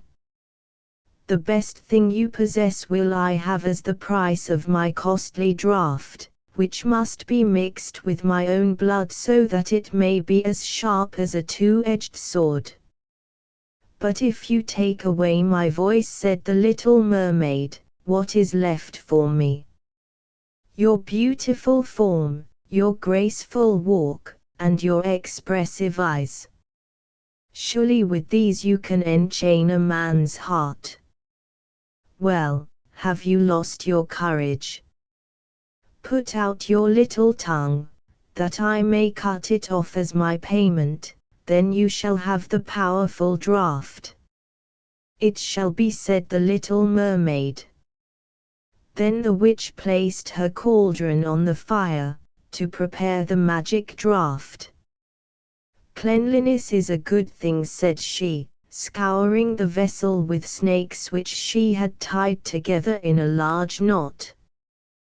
Then she pricked herself in the breast and let the black blood drop into the cauldron. The steam that rose twisted itself into such horrible shapes that no one could look at them without fear. Every moment the witch threw a new ingredient into the vessel, and when it began to boil, the sound was like the weeping of a crocodile. When at last the magic draught was ready, it looked like the clearest water. There it is for you, said the witch. Then she cut off the mermaid's tongue, so that she would never again speak or sing. If the polypi should seize you as you return through the wood, said the witch, throw over them a few drops of the potion, and their fingers will be torn into 1,000 pieces. But the little mermaid had no occasion to do this, for the polypi sprang back in terror when they caught sight of the glittering draught, which shone in her hand like a twinkling star. So she passed quickly through the wood and the marsh and between the rushing whirlpools. She saw that in her father's palace the torches in the ballroom were extinguished and that all within were asleep. But she did not venture to go into them, for now that she was dumb and going to leave them forever, she felt as if her heart would break. She stole into the garden, took a flower from the flower bed of each of her sisters, kissed her hand towards the palace 1,000 times, and then rose up through the dark blue waters. The sun had not risen when she came in sight of the prince's palace and approached the beautiful marble steps, but the moon shone clear and bright. Then the little mermaid drank the magic draught, and it seemed as if a two-edged sword went through her delicate body. She fell into a swoon and lay like one dead. When the sun rose and shone over the sea, she recovered and felt a sharp pain, but before her stood the handsome young prince. He fixed his coal-black eyes upon her so earnestly that she cast down her own and then became aware that her fish's tail was gone and that she had as pretty a pair of white legs and tiny feet as any little maiden could have. But she had no clothes, so she wrapped herself in her long, thick hair. The prince asked her who she was and whence she came. She looked at him mildly and sorrowfully with her deep blue eyes, but could not speak. He took her by the hand and led her to the palace. Before her stood the handsome young prince. Every step she took was as the witch had said it would be. She felt as if she were treading upon the points of needles or sharp knives. She bore it willingly, however, and moved at the prince's side as lightly as a bubble, so that he and all who saw her wondered at her graceful, swaying movements.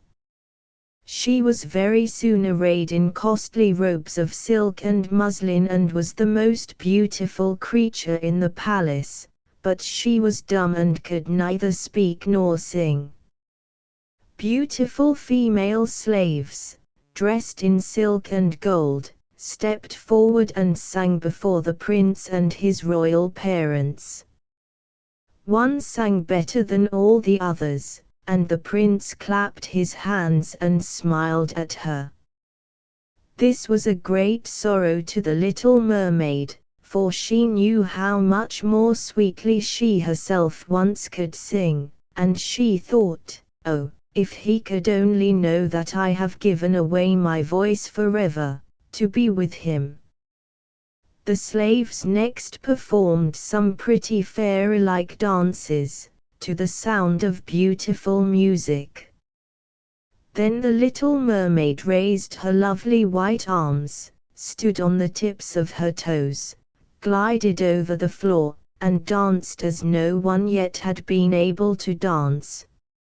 At each moment her beauty was more revealed, and her expressive eyes appealed more directly to the heart than the songs of the slaves.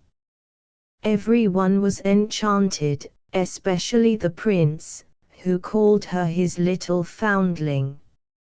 She danced again quite readily, to please him, though each time her foot touched the floor it seemed as if she trod on sharp knives. The prince said she should remain with him always, and she was given permission to sleep at his door, on a velvet cushion. He had a page's dress made for her, that she might accompany him on horseback. They rode together through the sweet-scented woods, where the green boughs touched their shoulders, and the little birds sang among the fresh leaves. She climbed with him to the tops of high mountains, and although her tender feet bled so that even her steps were marked, she only smiled, and followed him till they could see the clouds beneath them like a flock of birds flying to distant lands. While at the prince's palace, and when all the household were asleep, she would go and sit on the broad marble steps, for it eased her burning feet to bathe them in the cold sea water. It was then that she thought of all those below in the deep. Once during the night her sisters came up arm in arm, singing sorrowfully as they floated on the water. She beckoned to them, and they recognized her and told her how she had grieved them. After that, they came to the same place every night. Once she saw in the distance her old grandmother, who had not been to the surface of the sea for many years, and the old sea king, her father, with his crown on his head. They stretched out their hands towards her, but did not venture so near the land as her sisters had. As the days passed she loved the prince more dearly, and he loved her as one would love a little child. The thought never came to him to make her his wife. Yet unless he married her, she could not receive an immortal soul, and on the morning after his marriage with another, she would dissolve into the foam of the sea. "Do you not love me the best of them all?" the eyes of the little mermaid seemed to say when he took her in his arms and kissed her fair forehead. "Yes, you are dear to me," said the prince, "for you have the best heart and you are the most devoted to me.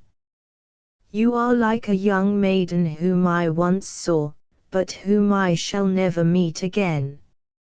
I was in a ship that was wrecked, and the waves cast me ashore near a holy temple where several young maidens performed the service.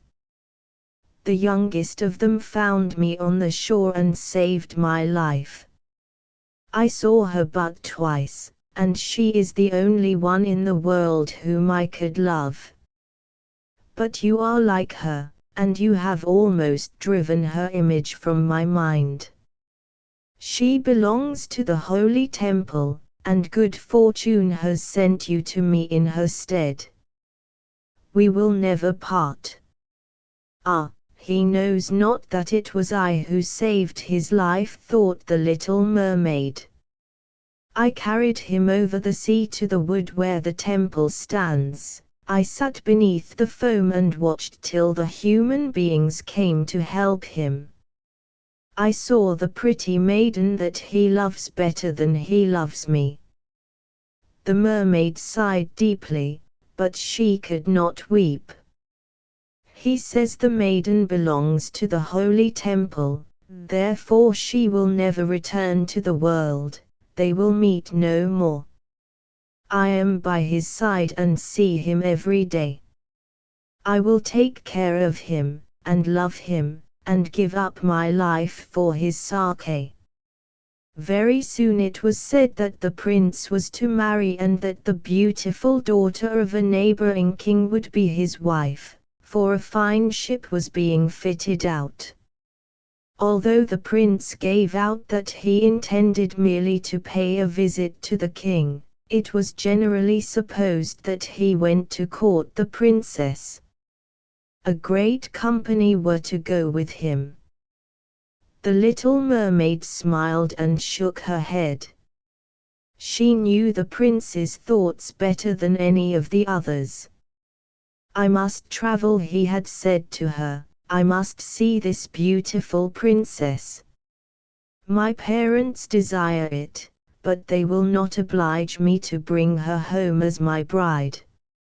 I cannot love her, because she is not like the beautiful maiden in the temple, whom you resemble. If I were forced to choose a bride, I would choose you, my dumb foundling, with those expressive eyes." Then he kissed her rosy mouth, played with her long, waving hair, and laid his head on her heart, while she dreamed of human happiness and an immortal soul. "You are not afraid of the sea, my dumb child, are you?" he said, as they stood on the deck of the noble ship which was to carry them to the country of the neighboring king. Then he told her of storm and of calm, of strange fishes in the deep beneath them, and of what the divers had seen there. She smiled at his descriptions, for she knew better than anyone what wonders were at the bottom of the sea. In the moonlight night, when all on board were asleep except the man at the helm, she sat on deck, gazing down through the clear water. She thought she could distinguish her father's castle, and upon it her aged grandmother, with the silver crown on her head, looking through the rushing tide at the keel of the vessel. Then her sisters came up on the waves and gazed at her mournfully, wringing their white hands. She beckoned to them, and smiled, and wanted to tell them how happy and well off she was.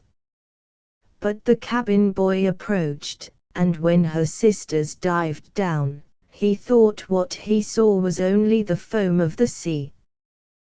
The next morning the ship sailed into the harbor of a beautiful town belonging to the king whom the prince was going to visit. The church bells were ringing, and from the high towers sounded a flourish of trumpets. Soldiers, with flying colors and glittering bayonets, lined the roads through which they passed. Every day was a festival, balls and entertainments following one another. But the princess had not yet appeared. People said that she had been brought up and educated in a religious house, where she was learning every royal virtue. At last she came. Then the little mermaid, who was anxious to see whether she was really beautiful, was obliged to admit that she had never seen a more perfect vision of beauty. Her skin was delicately fair, and beneath her long, dark eyelashes her laughing blue eyes shone with truth and purity. "It was you," said the prince, "who saved my life when I lay as if dead on the beach," and he folded his blushing bride in his arms. "Oh, I am too happy," said he to the little mermaid, "my fondest hopes are now fulfilled. You will rejoice at my happiness, for your devotion to me is great and sincere." The little mermaid kissed his hand and felt as if her heart were already broken. His wedding morning would bring death to her, and she would change into the foam of the sea. All the church bells rang, and the heralds rode through the town proclaiming the betrothal. Perfumed oil was burned in costly silver lamps on every altar. The priests waved the censers, while the bride and the bridegroom joined their hands and received the blessing of the bishop. The little mermaid, dressed in silk and gold, held up the bride's train, but her ears heard nothing of the festive music, and her eyes saw not the holy ceremony. She thought of the night of death which was coming to her, and of all she had lost in the world. On the same evening the bride and bridegroom went on board the ship. Cannons were roaring, flags waving, and in the center of the ship a costly tent of purple and gold had been erected. It contained elegant sleeping couches for the bridal pair during the night. The ship, under a favorable wind, with swelling sails, glided away smoothly and lightly over the calm sea. When it grew dark, a number of colored lamps were lighted and the sailors danced merrily on the deck. The little mermaid could not help thinking of her first rising out of the sea, when she had seen similar joyful festivities. So she too joined in the dance, poised herself in the air as a swallow when he pursues his prey, and all present cheered her wonderingly. She had never danced so gracefully before. Her tender feet felt as if cut with sharp knives, but she cared not for the pain, a sharper pang had pierced her heart. She knew this was the last evening she should ever see the prince for whom she had forsaken her kindred and her home. She had given up her beautiful voice and suffered unheard of pain daily for him, while he knew nothing of it. This was the last evening that she should breathe the same air with him or gaze on the starry sky and the deep sea. An eternal night, without a thought or a dream, awaited her. She had no soul, and now could never win one. All was joy and gaiety on the ship until long after midnight. She smiled and danced with the rest, while the thought of death was in her heart. The prince kissed his beautiful bride and she played with his raven hair till they went arm in arm to rest in the sumptuous tent. Then all became still on board the ship, and only the pilot, who stood at the helm, was awake. The little mermaid leaned her white arms on the edge of the vessel and looked towards the east for the first blush of morning, for that first ray of the dawn which was to be her death. She saw her sisters rising out of the flood. They were as pale as she, but their beautiful hair no longer waved in the wind, it had been cut off. "We have given our hair to the witch," said they, "to obtain help for you, that you may not die tonight. She has given us a knife, see, it is very sharp. Before the sun rises you must plunge it into the heart of the prince. When the warm blood falls upon your feet they will grow together again into a fish's tail, and you will once more be a mermaid and can return to us to live out your 300 years before you are changed into the salt sea foam. Haste, then, either he or you must die before sunrise. Our old grandmother mourns so for you that her white hair is falling, as ours fell under the witch's scissors. Kill the prince, and come back. Hasten.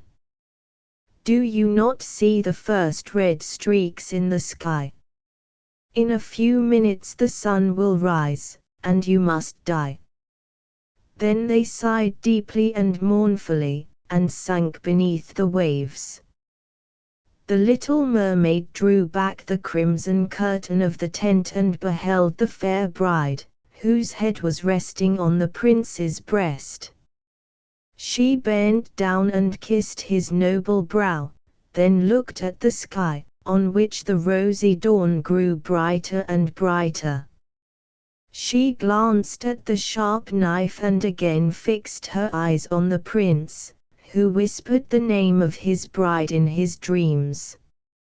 She was in his thoughts, and the knife trembled in the hand of the little mermaid, but she flung it far from her into the waves.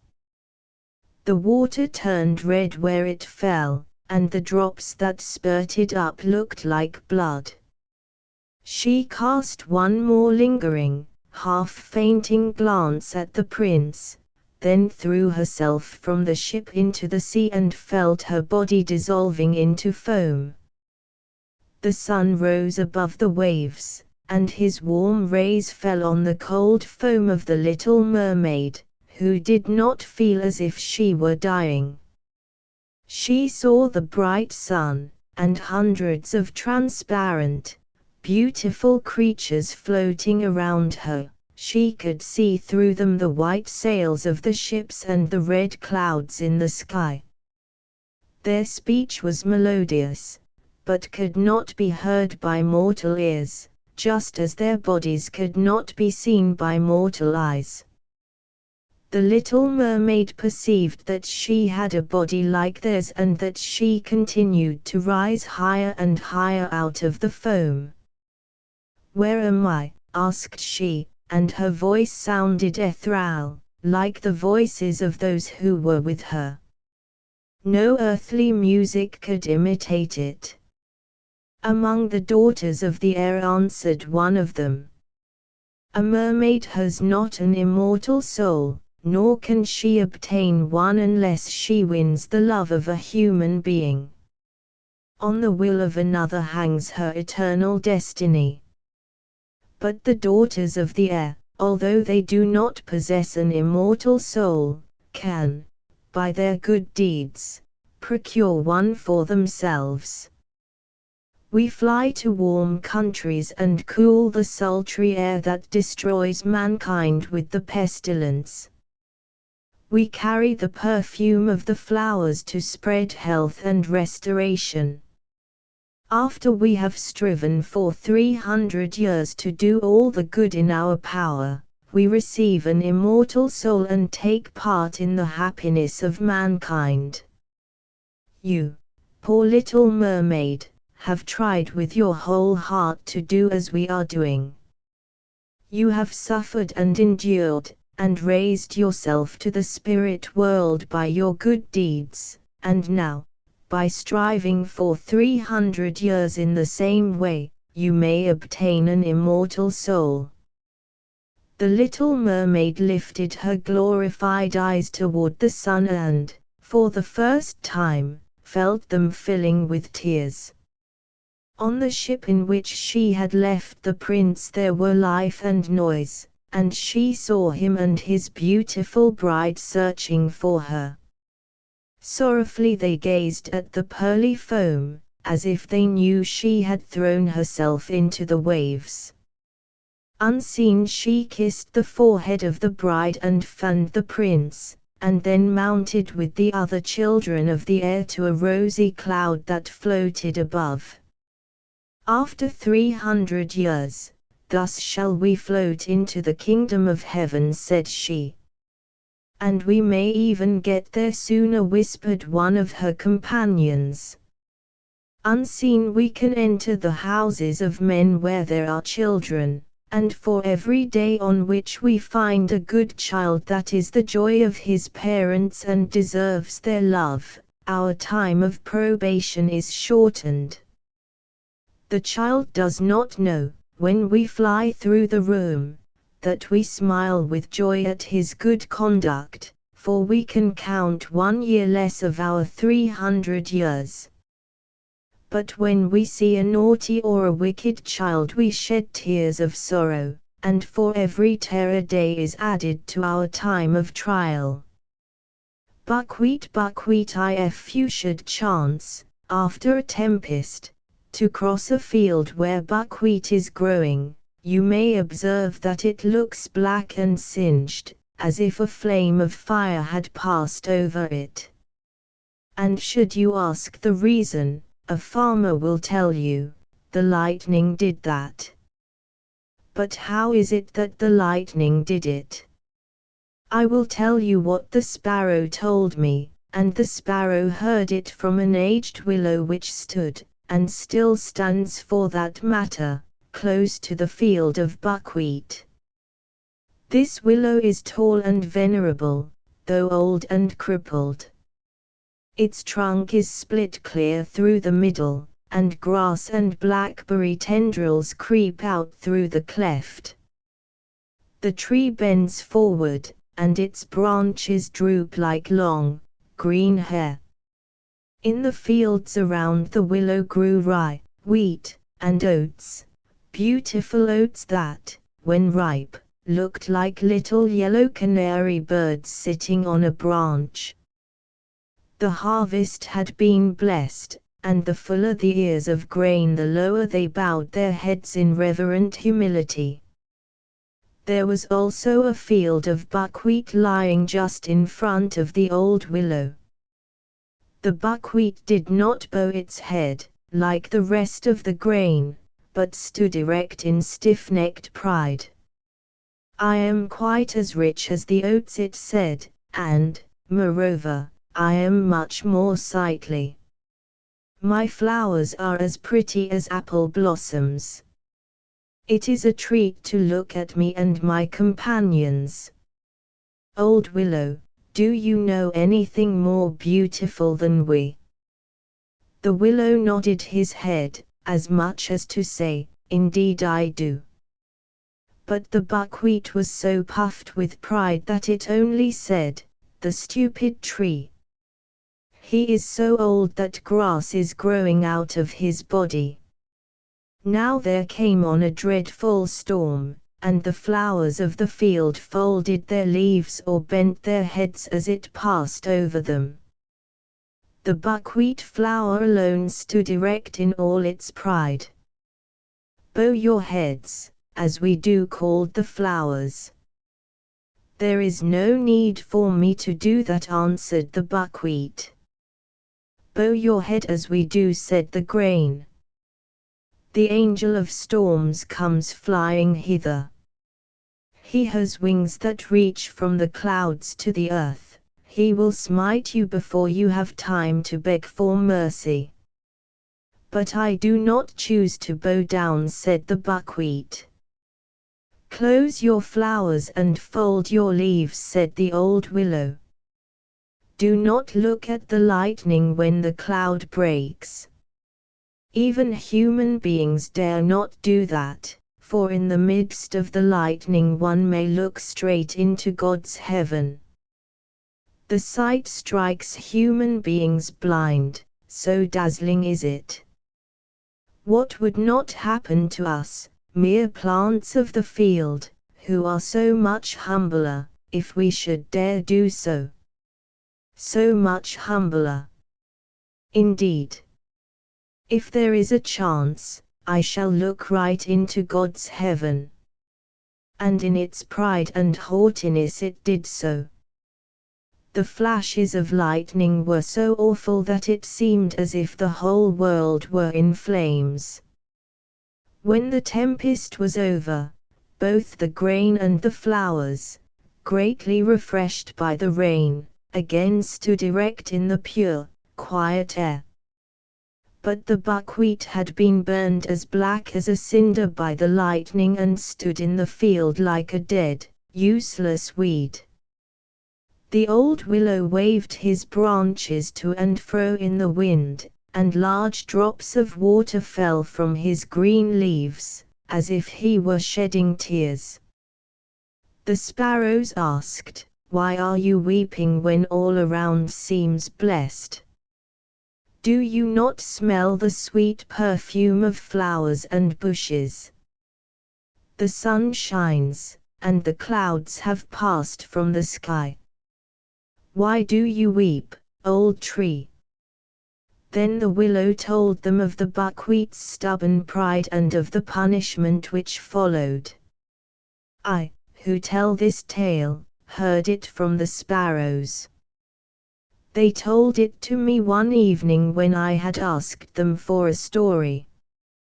What happened to the thistle? What happened to the thistle? Around a lordly old mansion was a beautiful, well-kept garden, full of all kinds of rare trees and flowers.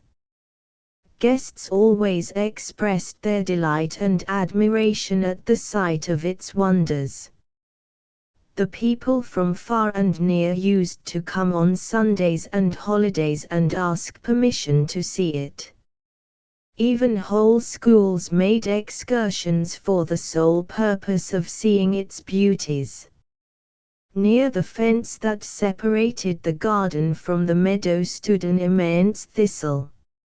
It was an uncommonly large and fine thistle, with several branches spreading out just above the root, and altogether was so strong and full as to make it well worthy of the name thistle bush. No one ever noticed it, save the old donkey that pulled the milk cart for the dairymaids. He stood grazing in the meadow hard by and stretched his old neck to reach the thistle, saying, "You are beautiful. I should like to eat you." But the tether was too short to allow him to reach the thistle, so he did not eat it. There were guests at the hall, fine, aristocratic relatives from town, and among them a young lady who had come from a long distance, all the way from Scotland. She was of old and noble family and rich in gold and lands, a bride well worth the winning, thought more than one young man to himself. Yes, and their mothers thought so, too. The young people amused themselves on the lawn, playing croquet and flitting about among the flowers, each young girl gathering a flower to put in the buttonhole of some one of the gentlemen.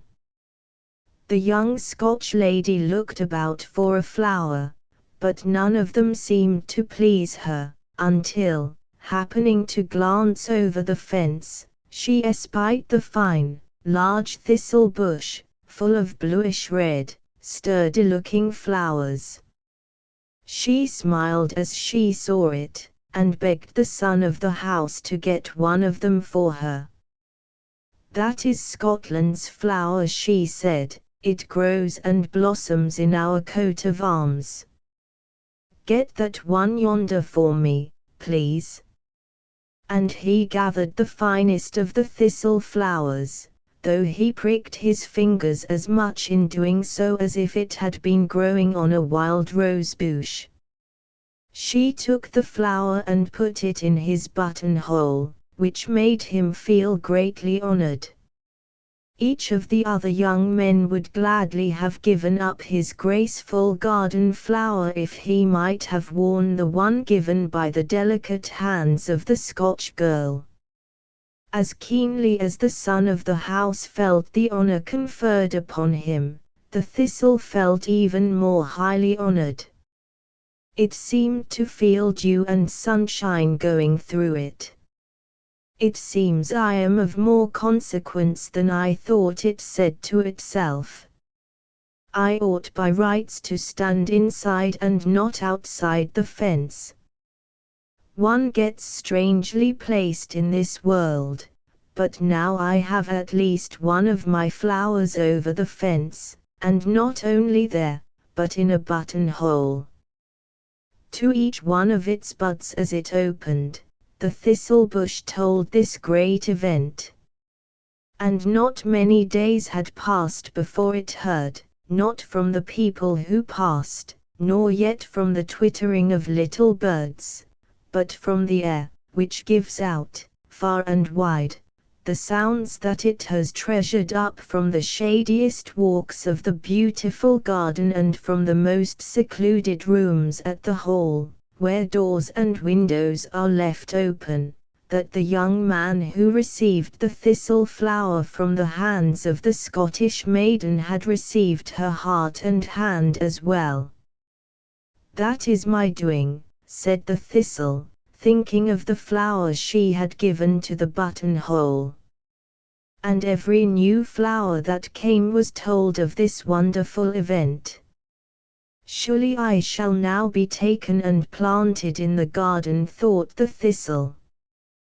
"Perhaps I shall be put into a flower pot, for that is by far the most honorable position." It thought of this so long that it ended by saying to itself with the firm conviction of truth, "I shall be planted in a flower pot." It promised every little bud that came that it also should be placed in a pot and perhaps have a place in a buttonhole, that being the highest position one could aspire to. But none of them got into a flower pot, and still less into a gentleman's buttonhole. They lived on light and air, and drank sunshine in the day and dew at night. They received visits from bee and hornet, who came to look for the honey in the flower, and who took the honey and left the flower. "The good-for-nothing fellows," said the thistle bush. "I would pierce them if I could." The flowers drooped and faded, but new ones always came. "You come as if you had been sent," said the thistle bush to them. "I am expecting every moment to be taken over the fence." A couple of harmless daisies and a huge, thin plant of canary grass listened to this with the deepest respect, believing all they heard. The old donkey, that had to pull the milk cart, cast longing looks toward the blooming thistle and tried to reach it, but his tether was too short. And the thistle bush thought and thought, so much and so long, of the Scotch thistle, to whom it believed itself related, that at last it fancied it had come from Scotland and that its parents had grown into the Scottish arms. It was a great thought, but a great thistle may well have great thoughts. "Sometimes one is of noble race even if one does not know it," said the nettle growing close by. It had a kind of presentiment that it might be turned into muslin, if properly treated. The summer passed, and the autumn passed. The leaves fell from the trees, the flowers came with stronger colors and less perfume. The gardener's lad sang on the other side of the fence, Up the hill and down the hill, that's the way of the world still. The young pine trees in the wood began to feel a longing for Christmas, though Christmas was still a long way off. "Here I am still," said the thistle. "It seems that I am quite forgotten, and yet it was I who made the match." They were engaged, and now they are married. The wedding was a week ago. I do not make a single step forward, for I cannot. Some weeks passed. The thistle had its last, solitary flower, which was large and full and growing down near the root. The wind blew coldly over it, the color faded, and all its glory disappeared, leaving only the cup of the flower, now grown to be as large as the flower of an artichoke and glistening like a silvered sunflower. The young couple, who were now man and wife, came along the garden path, and as they passed near the fence, the bride, glancing over it, said, "Why, there stands the large thistle. It has no flowers now." "Yes, there is still the ghost of the last one," said her husband, pointing to the silvery remains of the last flower, a flower in itself. "How beautiful it is," she said. "We must have one carved in the frame of our picture." And once more the young man had to get over the fence, to break off the silvery cup of the thistle flower. It pricked his fingers for his pains, because he had called it a ghost. And then it was brought into the garden, and to the hall, and into the drawing room. There stood a large picture, the portraits of the two, and in the bridegroom's buttonhole was painted a thistle. They talked of it and of the flower cup they had brought in with them, the last silver shimmering thistle flower, that was to be reproduced in the carving of the frame. The air took all their words and scattered them about, far and wide. "What strange things happen to one," said the thistle bush. "My firstborn went to live in a buttonhole, my lastborn in a frame. I wonder what is to become of me." The old donkey, standing by the roadside, cast loving glances at the thistle and said, "Come to me, my sweetheart, for I cannot go to you, my tether is too short." But the thistle bush made no answer. It grew more and more thoughtful, and it thought as far ahead as Christmas, till its budding thoughts opened into flower. When one's children are safely housed, a mother is quite content to stay beyond the fence. "That is true," said the sunshine, "and you will be well placed, never fear." "In a flower pot or in a frame?" asked the thistle. "In a story," answered the sunshine. And here is the story. The pen and the inkstand. The pen and the inkstand in a poet's room, where his inkstand stood on the table, the remark was once made, "It is wonderful what can be brought out of an inkstand." What will come next? It is indeed wonderful. "Yes, certainly," said the inkstand to the pen and to the other articles that stood on the table, "that's what I always say. It is wonderful and extraordinary what a number of things come out of me. It's quite incredible, and I really never know what is coming next when that man dips his pen into me.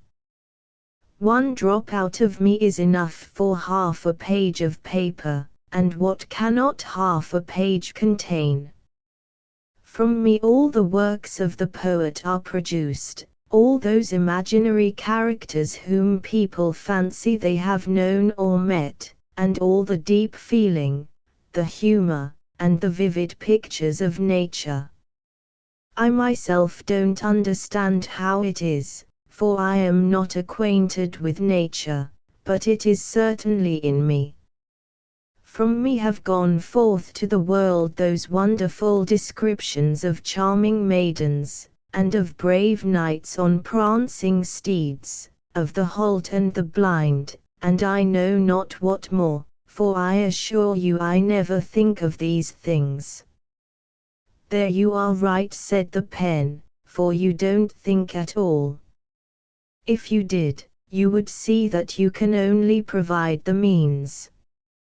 You give the fluid, that I may place upon the paper what dwells in me and what I wish to bring to light. It is the pen that writes. No man doubts that, and indeed most people understand as much about poetry as an old inkstand.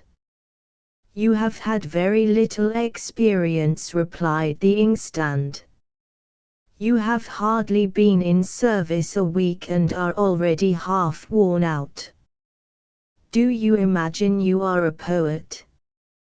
You are only a servant, and before you came I had many like you, some of the goose family and others of English manufacture.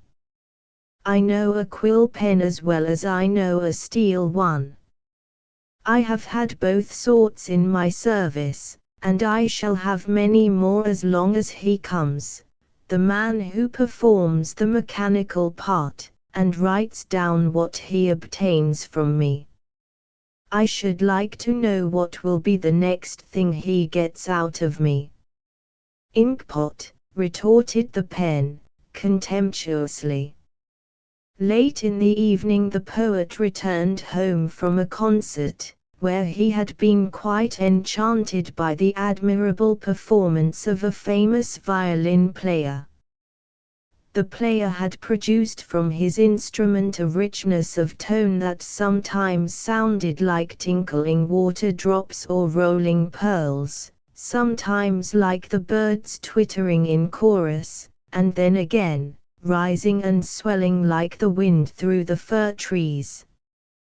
The poet felt as if his own heart were weeping, but in tones of melody, like the sound of a woman's voice. These sounds seemed to come not only from the strings but from every part of the instrument. It was a wonderful performance and a difficult piece, and yet the bow seemed to glide across the strings so easily that one would think anyone could do it. The violin and the bow seemed independent of their master who guided them. It was as if soul and spirit had been breathed into the instrument. And the audience forgot the performer in the beautiful sounds he produced. Not so the poet. He remembered him and wrote down his thoughts on the subject, how foolish it would be for the violin and the bow to boast of their performance, and yet we men often commit that folly. The poet, the artist, the man of science in his laboratory, the general, we all do it, and yet we are only the instruments which the Almighty uses. To him alone the honor is due. We have nothing in ourselves of which we should be proud. Yes, this is what the poet wrote. He wrote it in the form of a parable and called it the master and the instruments. That is what you get, madam, said the pen to the inkstand when the two were alone again. Did you hear him read aloud what I had written down? Yes, what I gave you to write, retorted the inkstand.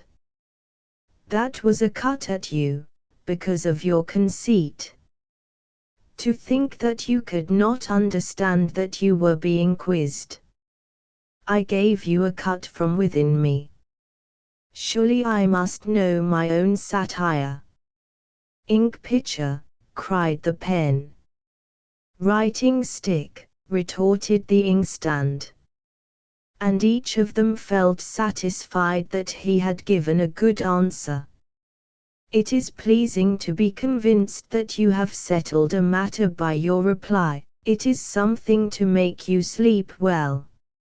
And they both slept well over it. But the poet did not sleep.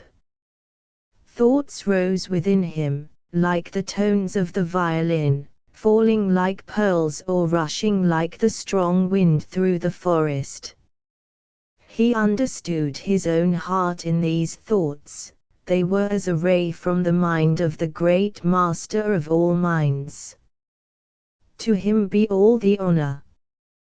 The teapot tea here was once a proud teapot. It was proud of being porcelain, proud of its long spout, proud of its broad handle. It had something before and behind, the spout before and the handle behind, and that was what it talked about. But it did not talk of its lid, which was cracked and riveted. These were defects, and one does not talk of one's defects, for there are plenty of others to do that. The cups, the cream pot, and the sugar bowl, the whole tea service, would think much oftener of the lid's imperfections, and talk about them, than of the sound handle and the remarkable spout. The teapot knew it. I know you, it said within itself. I know, too, my imperfection, and I am well aware that in that very thing is seen my humility, my modesty. Imperfections we all have, but we also have compensations. The cups have a handle, the sugar bowl a lid. I have both, and one thing besides, in front, which they can never have. I have a spout, and that makes me the queen of the tea table. I spread abroad a blessing on thirsting mankind, for in me the Chinese leaves are brewed in the boiling, tasteless water. All this said the teapot in its fresh young life. It stood on the table that was spread for tea. It was lifted by a very delicate hand, but the delicate hand was awkward. The teapot fell, the spout snapped off, and the handle snapped off. The lid was no worse to speak of, the worst had been spoken of that.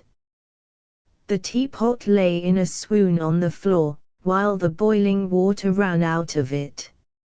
It was a horrid shame, but the worst was that everybody jeered at it. They jeered at the teapot and not at the awkward hand. I never shall forget that experience, said the teapot, when it afterward talked of its life. I was called an invalid, and placed in a corner, and the next day was given to a woman who begged for victuals. I fell into poverty, and stood dumb both outside and in. But then, just as I was, began my better life. One can be one thing and still become quite another. Earth was placed in me. For a teapot, this is the same as being buried, but in the earth was placed a flower bulb. Who placed it there, who gave it, I know not, but given it was, and it became a compensation for the Chinese leaves and the boiling water, a compensation for the broken handle and spout. And the bulb lay in the earth, the bulb lay in me, it became my heart, my living heart, such as I had never before possessed. There was life in me, power and might. The heart pulsed, and the bulb put forth sprouts. It was the springing up of thoughts and feelings which burst forth into flower. I saw it, I bore it, I forgot myself in its delight. Blessed is it to forget oneself in another.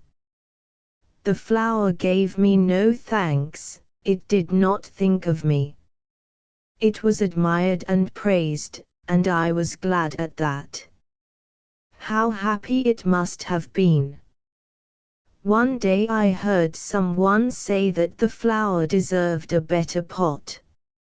I was thumped hard on my back, which was a great affliction, and the flour was put into a better pot. I was thrown out into the yard, where I lie as an old potsherd. But I have the memory, and that I can never lose. Soup from a sausage skewer. Soup from a sausage skewer. We had such an excellent dinner yesterday, said an old lady mouse to another who had not been present at the feast. I sat number 21 below the Mouse King, which was not a bad place. Shall I tell you what we had? Everything was excellent: mouldy bread, tallow candle, and sausage. Then, when we had finished that course, the same came on all over again. It was as good as 2 feasts. We were very sociable, and there was as much joking and fun as if we had been all of one family circle. Nothing was left but the sausage skewers, and this formed a subject of conversation till at last someone used the expression, soup from sausage sticks, or, as the people in the neighboring country call it, soup from a sausage skewer. Everyone had heard the expression, but no one had ever tasted the soup, much less prepared it. A capital toast was drunk to the inventor of the soup, and someone said he ought to be made a relieving officer to the poor. Was not that witty? Then the old Mouse King rose and promised that the young lady mouse who should learn how best to prepare this much admired and savory soup should be his queen, and a year and a day should be allowed for the purpose. That was not at all a bad proposal, said the other mouse, but how is the soup made? Ah, that is more than I can tell you. All the young lady mice were asking the same question. They wish very much to be the queen, but they do not want to take the trouble to go out into the world to learn how to make soup, which it is absolutely necessary to do first. It is not everyone who would care to leave her family or her happy corner by the fireside at home, even to be made queen. It is not always easy in foreign lands to find bacon and cheese rind every day, and, after all, it is not pleasant to endure hunger and perhaps be eaten alive by the cat. Probably some such thoughts as these discouraged the majority from going out into the world to collect the required information. Only 4 mice gave notice that they were ready to set out on the journey. They were young and sprightly, but poor. Each of them wished to visit one of the 4 divisions of the world, to see which of them would be most favored by fortune. Each took a sausage skewer as a traveler's staff and to remind her of the object of her journey. They left home early in May, and none of them returned till the 1st of May in the following year, and then only 3 of them. Nothing was seen or heard of the 4th, although the day of decision was close at hand. Ah, yes, there is always some trouble mingled with the greatest pleasure, said the Mouse King. But he gave orders that all the mice within a circle of many miles should be invited at once. They were to assemble in the kitchen, and the 3 travelers were to stand in a row before them, and a sausage skewer covered with crepe was to stand in the place of the missing mouse. No one dared express an opinion until the king spoke and desired one of them to proceed with her story. And now we shall hear what she said. What the first little mouse saw and heard on her travels when I first went out into the world, said the little mouse, I fancied, as so many of my age do, that I already knew everything, but it was not so. It takes years to acquire great knowledge. I went at once to sea, in a ship bound for the north. I had been told that the ship's cook must know how to prepare every dish at sea, and it is easy enough to do that with plenty of sides of bacon, and large tubs of salt meat and musty flour. There I found plenty of delicate food but no opportunity to learn how to make soup from a sausage skewer. We sailed on for many days and nights. The ship rocked fearfully, and we did not escape without a wetting. As soon as we arrived at the port to which the ship was bound, I left it and went on shore at a place far towards the north. It is a wonderful thing to leave your own little corner at home, to hide yourself in a ship where there are sure to be some nice snug corners for shelter, then suddenly to find yourself thousands of miles away in a foreign land. I saw large, pathless forests of pine and birch trees, which smelled so strong that I sneezed and thought of sausage. There were great lakes also, which looked as black as ink at a distance but were quite clear when I came close to them. Large swans were floating upon them, and I thought at first they were only foam, they lay so still, but when I saw them walk and fly, I knew directly what they were. They belonged to the goose species. One could see that by their walk, for no one can successfully disguise his family descent. I kept with my own kind and associated with the forest and field mice, who, however, knew very little, especially about what I wanted to know and what had actually made me travel abroad. The idea that soup could be made from a sausage skewer was so startling to them that it was repeated from one to another through the whole forest. They declared that the problem would never be solved, that the thing was an impossibility. How little I thought that in this place, on the very first night, I should be initiated into the manner of its preparation.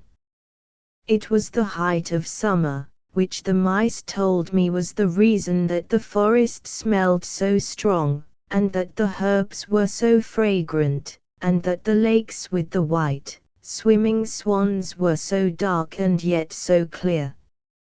On the margin of the wood, near several houses, a pole as large as the mainmast of a ship had been erected, and from the summit hung wreaths of flowers and fluttering ribbons.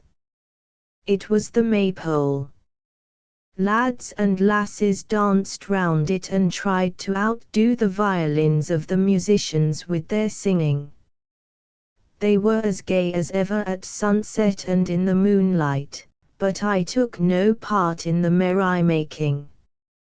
What has a little mouse to do with a maypole dance? I sat in the soft moss and held my sausage skewer tight. The moon shone particularly bright on one spot where stood a tree covered with very fine moss. I may almost venture to say that it was as fine and soft as the fur of the Mouse King, but it was green, which is a color very agreeable to the eye. All at once I saw the most charming little people marching towards me. They did not reach higher than my knee, although they looked like human beings but were better proportioned. They called themselves elves, and wore clothes that were very delicate and fine, for they were made of the leaves of flowers, trimmed with the wings of flies and gnats. The effect was by no means bad. They seemed to be seeking something, I knew not what, till at last one of them espied me. They came towards me, and the foremost pointed to my sausage skewer, saying, "There, that is just what we want. See, it is pointed at the top, is it not capital?" The longer he looked at my pilgrim's staff, the more delighted he became. "I will lend it to you," said I, "but not to keep." "Oh, no, we won't keep it," they all cried. Then they seized the skewer, which I gave up to them, and dancing with it to the tree covered with delicate moss, set it up in the middle of the green. They wanted a maypole, and the one they now had seemed made especially for them.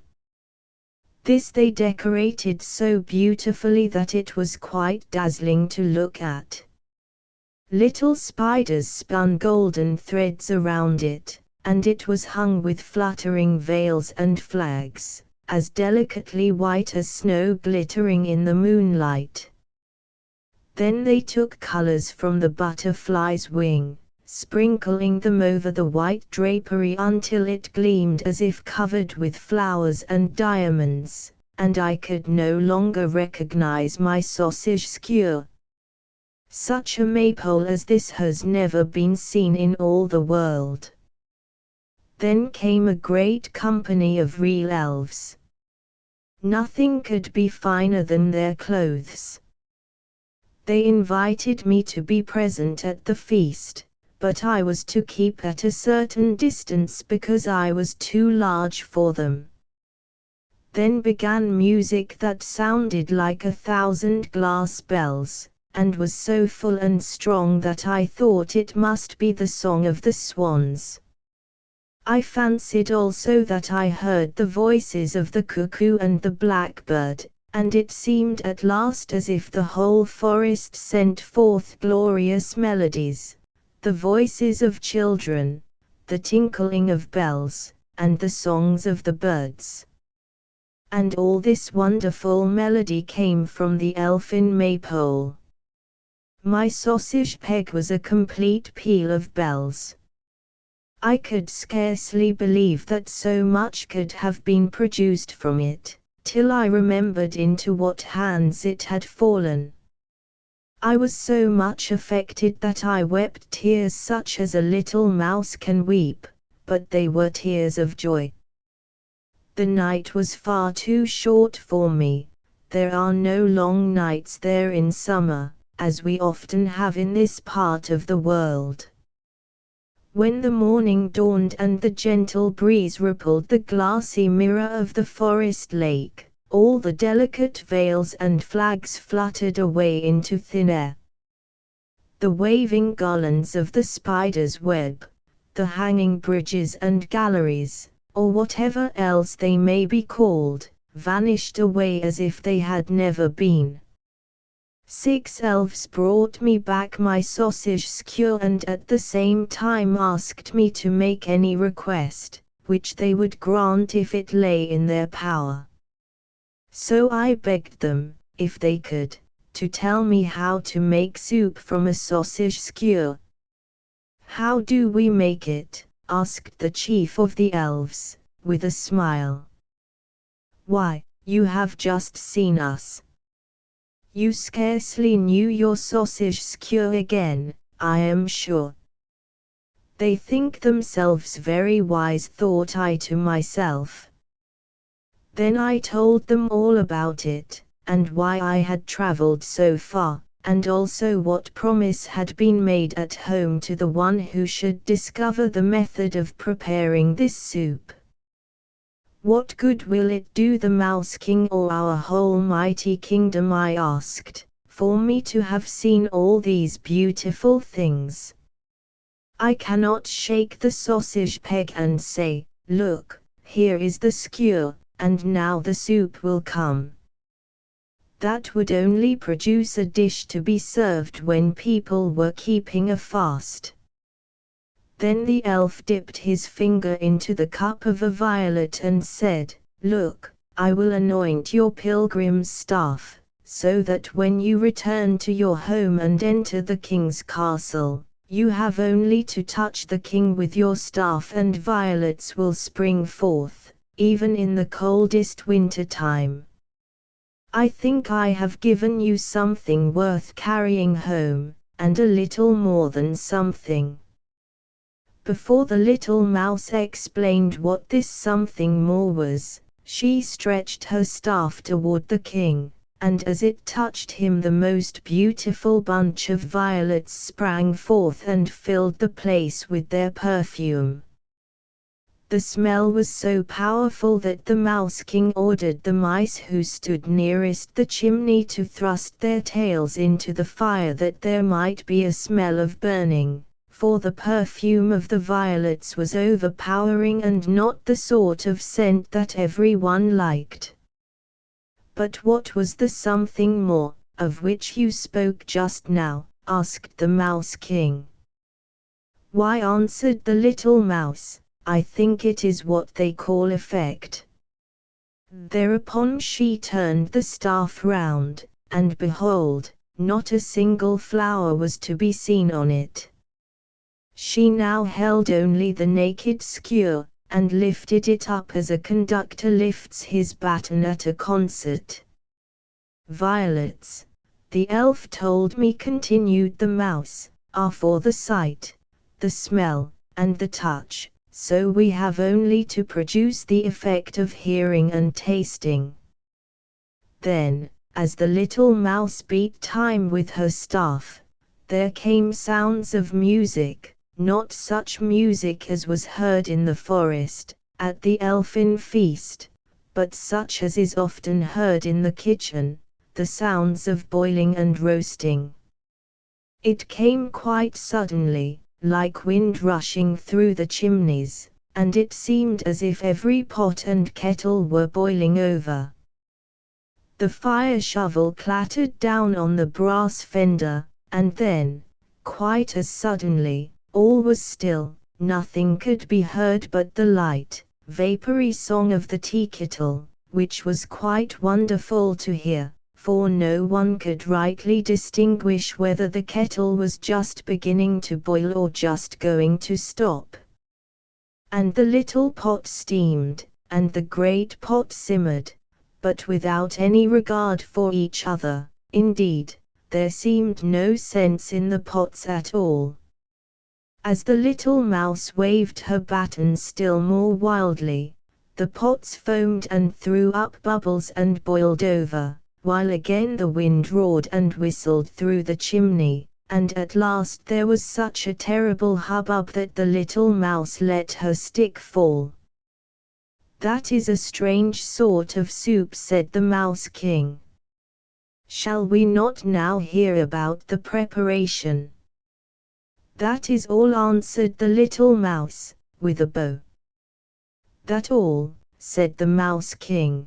"Then we shall be glad to hear what information the next may have to give us." What the second mouse had to tell. "I was born in the library, at a castle," said the second mouse.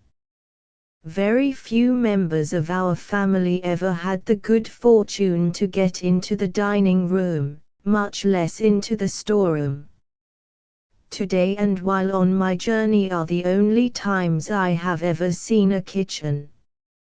We were often obliged to suffer hunger in the library, but we gained a great deal of knowledge.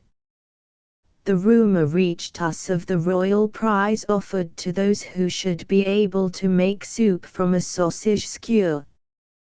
Then my old grandmother sought out a manuscript, which she herself could not read, to be sure, but she had heard it read, and in it were written these words: 'Those who are poets can make soup of sausage skewers.' She asked me if I was a poet. I told her I felt myself quite innocent of any such pretensions. Then she said I must go out and make myself a poet. I asked again what I should be required to do, for it seemed to me quite as difficult as to find out how to make soup of a sausage skewer. My grandmother had heard a great deal of reading in her day, and she told me that 3 principal qualifications were necessary: understanding, imagination, and feeling. If you can manage to acquire these 3, you will be a poet, and the sausage skewer soup will seem quite simple to you. So I went forth into the world and turned my steps toward the west, that I might become a poet. Understanding is the most important matter of all. I was sure of that, for the other 2 qualifications are not thought much of, so I went first to seek understanding. Where was I to find it? "Go to the ant and learn wisdom," said the great Jewish king. I learned this from living in a library. So I went straight on till I came to the first great ant hill. There I set myself to watch, that I might become wise. The ants are a very respectable people, they are wisdom itself. All they do is like the working of a sum in arithmetic, which comes right. To work, and to lay eggs, say they, and to provide for posterity, is to live out your time properly. This they truly do. They are divided into clean and dirty ants, and their rank is indicated by a number. The ant queen is number 1. Her opinion is the only correct one on everything, and she seems to have in her the wisdom of the whole world. This was just what I wished to acquire. She said a great deal that was no doubt very clever, yet it sounded like nonsense to me. She said the ant hill was the loftiest thing in the world, although close to the mound stood a tall tree which no one could deny was loftier, much loftier. Yet she made no mention of the tree. One evening an ant lost herself on this tree. She had crept up the stem, not nearly to the top but higher than any ant had ever ventured, and when at last she returned home she said that she had found something in her travels much higher than the ant hill. The rest of the ants considered this an insult to the whole community, and condemned her to wear a muzzle and live in perpetual solitude. A short time afterwards another ant got on the tree and made the same journey and the same discovery. But she spoke of it cautiously and indefinitely, and as she was one of the superior ants and very much respected, they believed her. And when she died they erected an eggshell as a monument to her memory, for they cultivated a great respect for science. I saw, said the little mouse, that the ants were always running to and fro with their burdens on their backs. Once I saw one of them, who had dropped her load, try very hard to raise it again, but she did not succeed. 2 others came up and tried with all their strength to help her, till they nearly dropped their own burdens. Then they were obliged to stop a moment, for every one must think of himself first.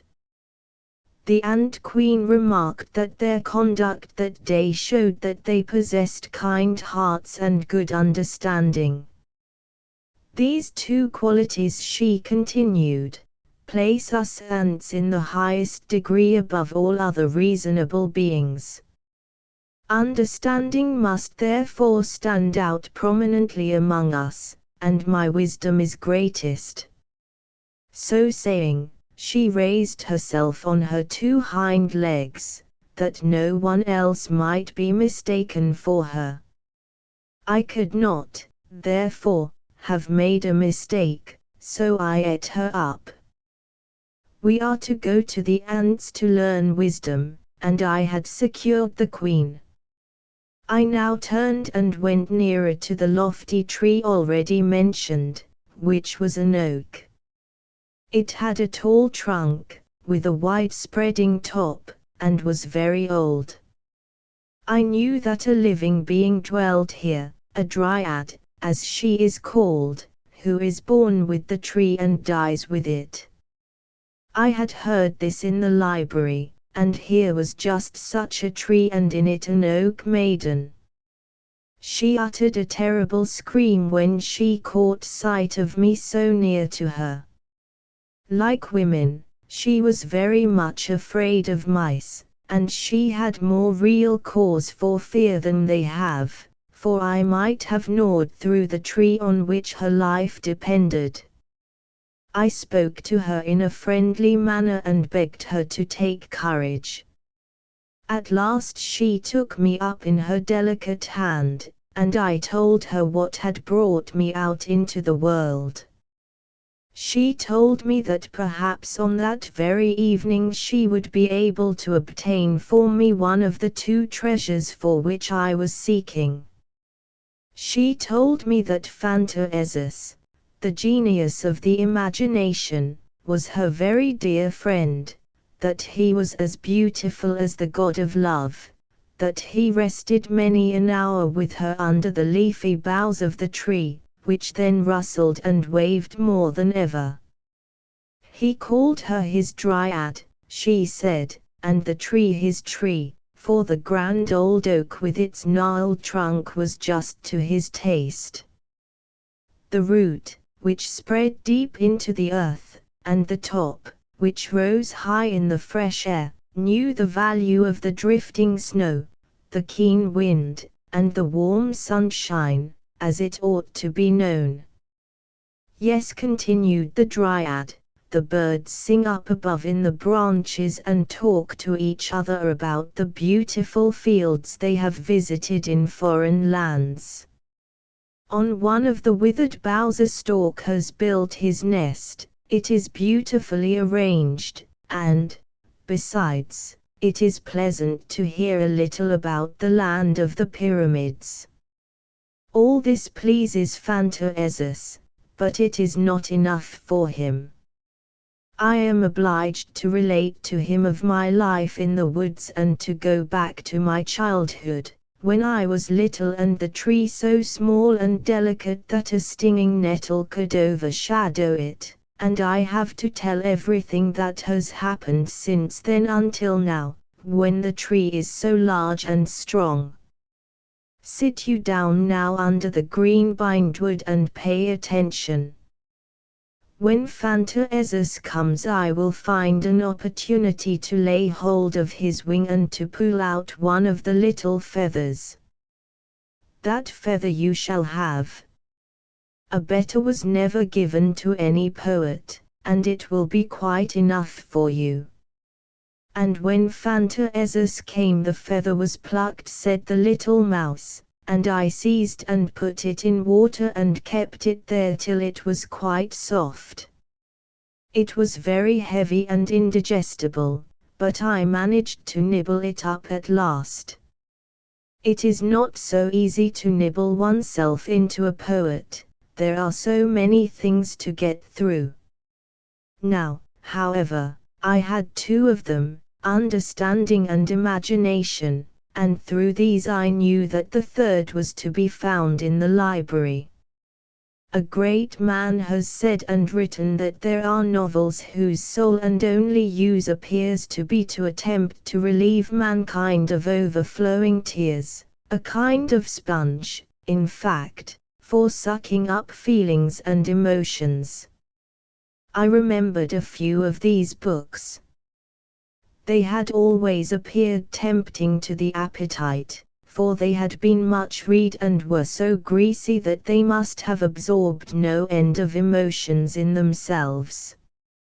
I retraced my steps to the library and literally devoured a whole novel, that is, properly speaking, the interior, or soft part of it. The crust, or binding, I left. When I had digested not only this, but a second, I felt a stirring within me. I then ate a small piece of a third romance and felt myself a poet. I said it to myself and told others the same.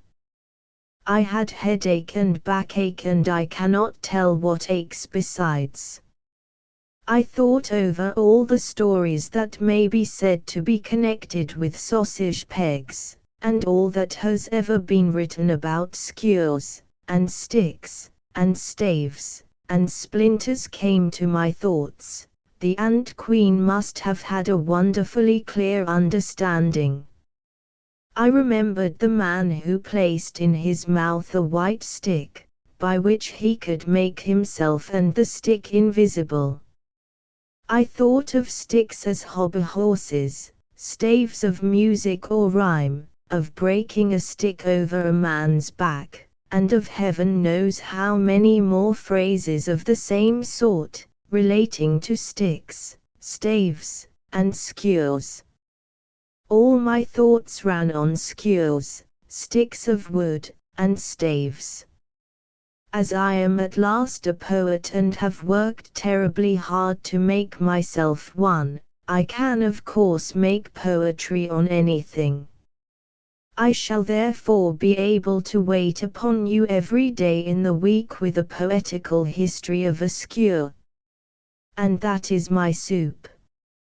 In that case, said the Mouse King, we will hear what the third mouse has to say.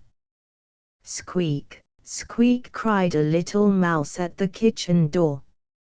It was the fourth, and not the third, of the four who were contending for the prize, the one whom the rest supposed to be dead.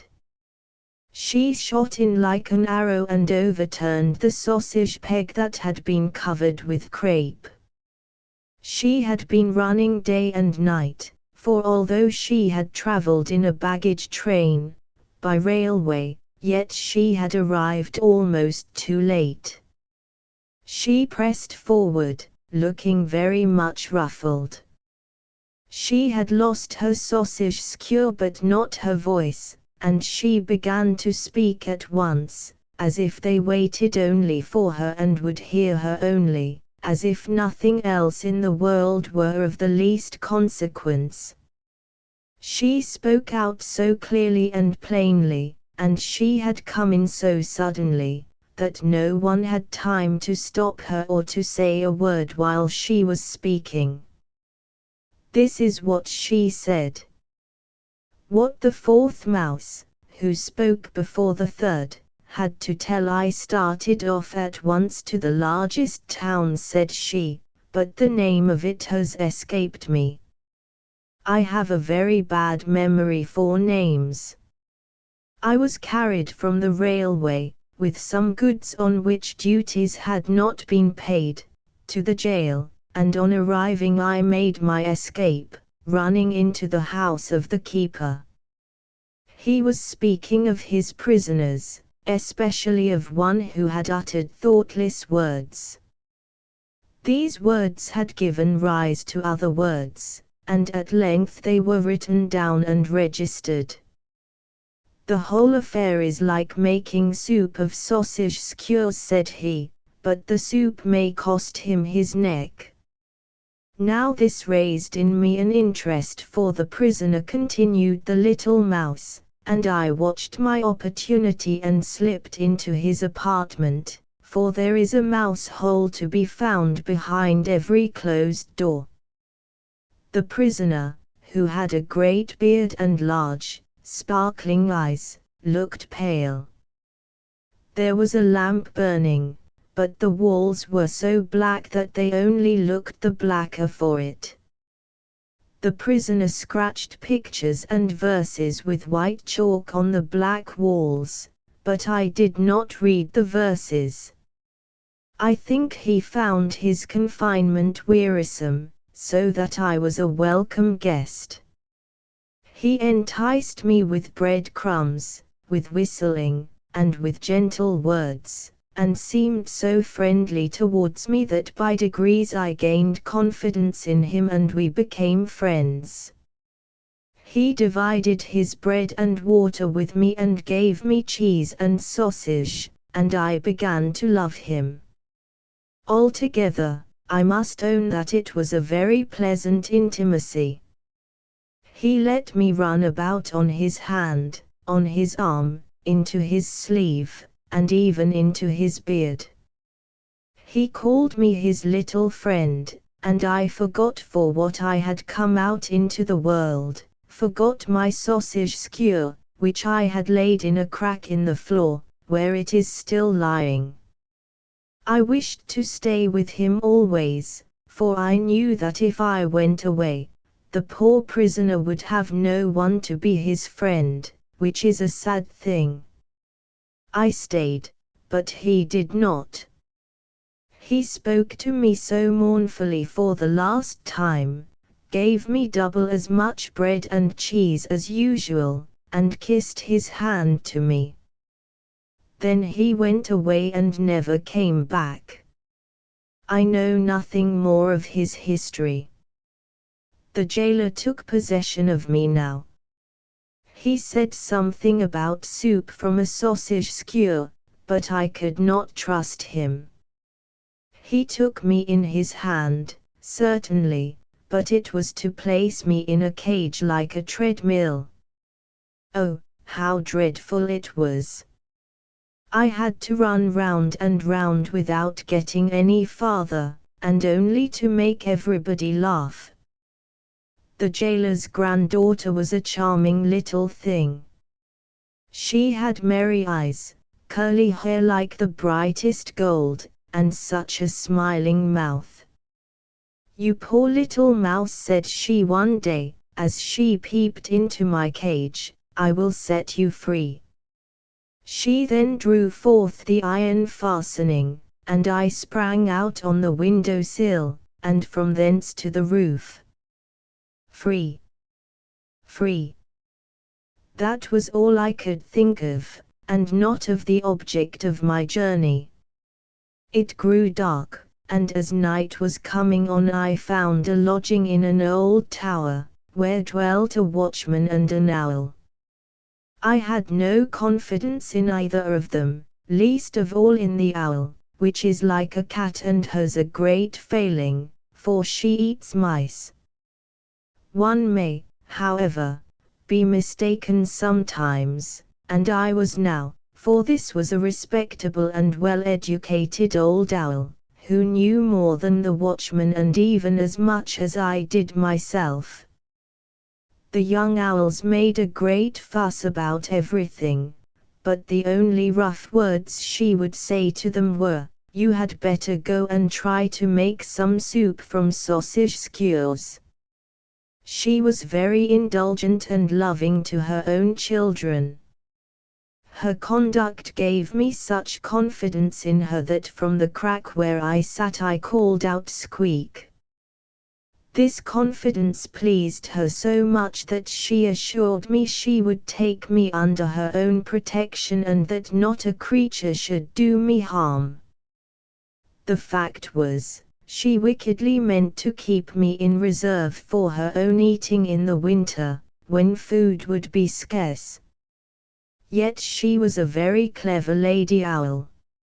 She explained to me that the watchman could only hoot with the horn that hung loose at his side and that he was so terribly proud of it that he imagined himself an owl in the tower, wanted to do great things, but only succeeded in small, soup from a sausage skewer. Then I begged the owl to give me the recipe for this soup. "Soup from a sausage skewer," said she, "is only a proverb amongst mankind and may be understood in many ways. Each believes his own way the best, and, after all, the proverb signifies nothing." "Nothing!" I exclaimed.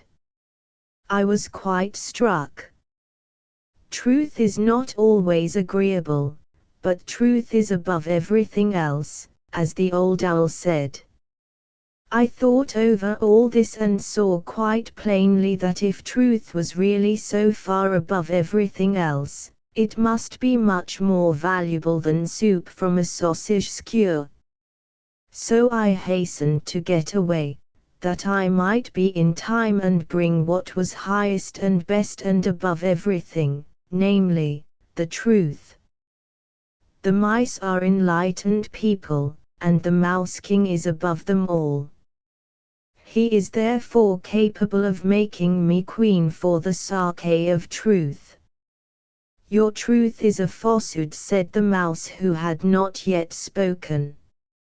I can prepare the soup, and I mean to do so. How it was prepared I did not travel, said the third mouse. I stayed in this country, that was the right way. One gains nothing by traveling. Everything can be acquired here quite as easily, so I stayed at home.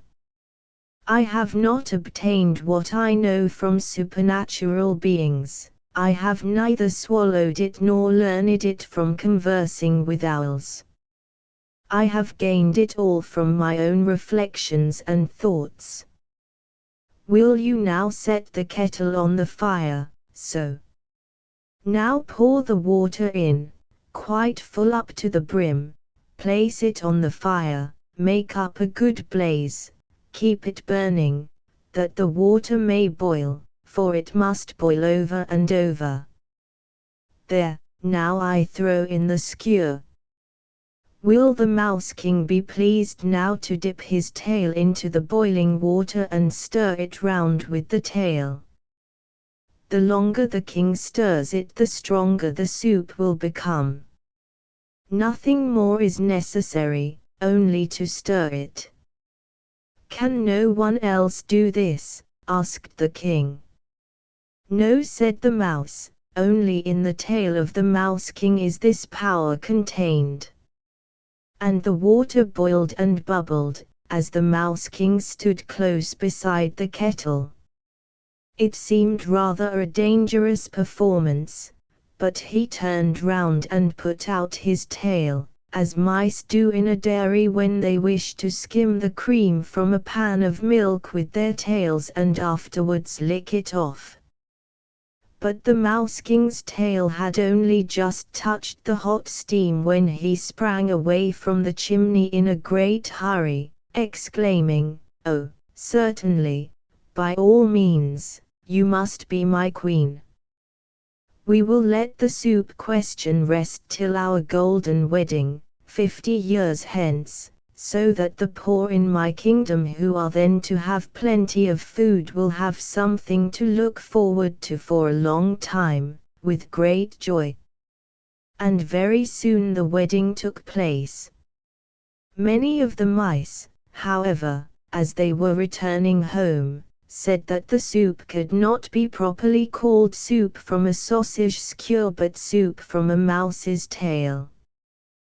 They acknowledged that some of the stories were very well told, but thought that the whole might have been managed differently. What the goodman does is always right. What the goodman does is always right. I will tell you a story that was told to me when I was a little boy. Every time I think of this story it seems to me more and more charming, for it is with stories as it is with many people, they become better as they grow older. I have no doubt that you have been in the country and seen a very old farmhouse, with thatched roof, and mosses and small plants growing wild upon it. There is a stork's nest on the ridge of the gable, for we cannot do without the stork. The walls of the house are sloping, and the windows are low, and only one of the latter is made to open. The baking oven sticks out of the wall like a great knob. An elder tree hangs over the palings, and beneath its branches, at the foot of the paling, is a pool of water in which a few ducks are sporting. There is a yard dog, too, that barks at all comers. Just such a farmhouse as this stood in a country lane, and in it dwelt an old couple, a peasant and his wife. Small as their possessions were, they had one thing they could not do without, and that was a horse, which contrived to live upon the grass found by the side of the high road. The old peasant rode into the town upon this horse, and his neighbors often borrowed it of him and paid for the loan of it by rendering some service to the old couple. Yet after a time the old people thought it would be as well to sell the horse or exchange it for something which might be more useful to them. But what should this something be? "You will know best, old man," said the wife. "It is fair day today, so ride into town and get rid of the horse for money or make a good exchange. Whichever you do will please me, so ride to the fair." She fastened his neckerchief for him, for she could do that better than he could, and she could also tie it very prettily in a double bow. She also smoothed his hat round and round with the palm of her hand and gave him a kiss. Then he rode away upon the horse that was to be sold, or bartered for something else. Yes, the goodman knew what he was about. The sun shone with great heat, and not a cloud was to be seen in the sky. The road was very dusty, for many people, all going to the fair, were driving, riding, or walking upon it. There was no shelter anywhere from the hot sun. Among the crowd a man came trudging along, driving a cow to the fair. The cow was as beautiful a creature as any cow could be. "She gives good milk, I am certain," said the peasant to himself. That would be a very good exchange, the cow for the horse.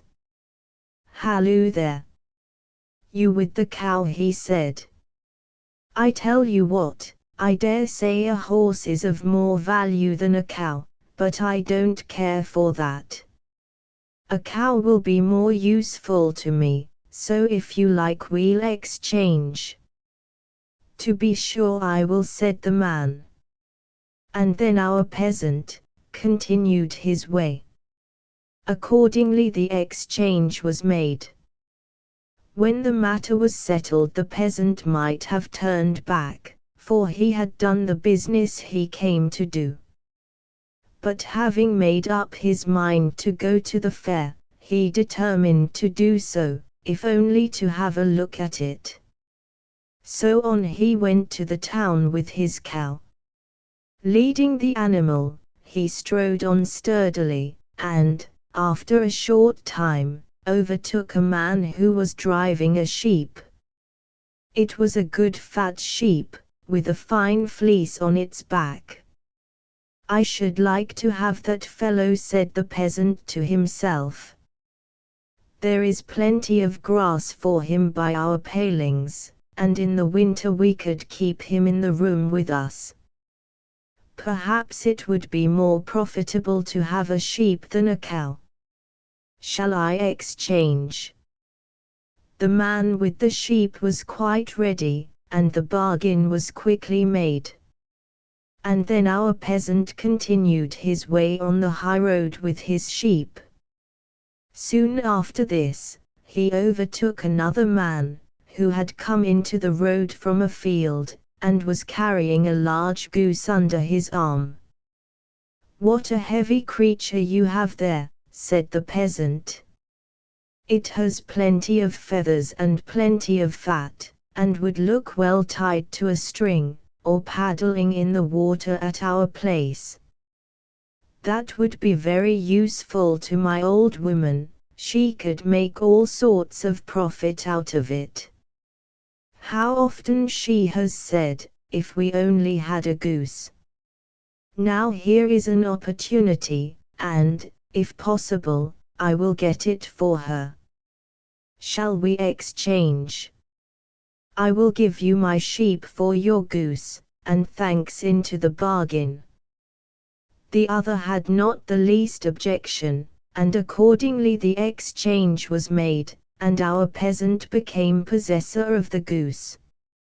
By this time he had arrived very near the town. The crowd on the highroad had been gradually increasing, and there was quite a rush of men and cattle. The cattle walked on the path and by the palings, and at the turnpike gate they even walked into the toll-keeper's potato field, where one fowl was strutting about with a string tied to its leg, lest it should take fright at the crowd and run away and get lost. The tail feathers of this fowl were very short, and it winked with both its eyes, and looked very cunning as it said, "Cluck, cluck." What were the thoughts of the fowl as it said this I cannot tell you, but as soon as our good man saw it, he thought, "Why, that's the finest fowl I ever saw in my life, it's finer than our parson's brood hen, upon my word. I should like to have that fowl." Fowls can always pick up a few grains that lie about, and almost keep themselves.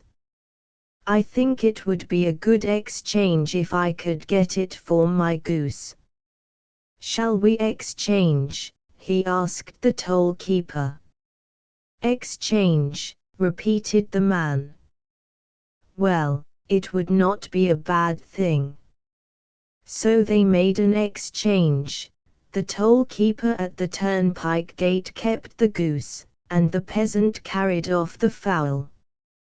Now he really had done a great deal of business on his way to the fair, and he was hot and tired. He wanted something to eat, and a glass of ale to refresh himself, so he turned his steps to an inn. He was just about to enter, when the ostler came out, and they met at the door. The ostler was carrying a sack. "What have you in that sack?" asked the peasant. "Rotten apples," answered the ostler, "a whole sack full of them. They will do to feed the pigs with." "Why, that will be terrible waste," the peasant replied. "I should like to take them home to my old woman. Last year the old apple tree by the grass splot bore only one apple, and we kept it in the cupboard till it was quite withered and rotten. It was property, my old woman said. Here she would see a great deal of property, a whole sackful. I should like to show them to her." "What will you give me for the sackful?" asked the ostler. "What will I give? Well, I will give you my fowl in exchange." So he gave up the fowl and received the apples, which he carried into the inn parlor. He leaned the sack carefully against the stove, and then went to the table. But the stove was hot, and he had not thought of that. Many guests were present, horse dealers, cattle drovers, and 2 Englishmen. The Englishmen were so rich that their pockets bulged and seemed ready to burst, and they could bet too, as you shall hear. Hiss, s, s, hiss, s, s. What could that be by the stove? The apples were beginning to roast. "What is that?" asked one. "Why, do you know?" said our peasant, and then he told them the whole story of the horse, which he had exchanged for a cow, and all the rest of it, down to the apples. "Well, your old woman will give it to you when you get home," said one of the Englishmen.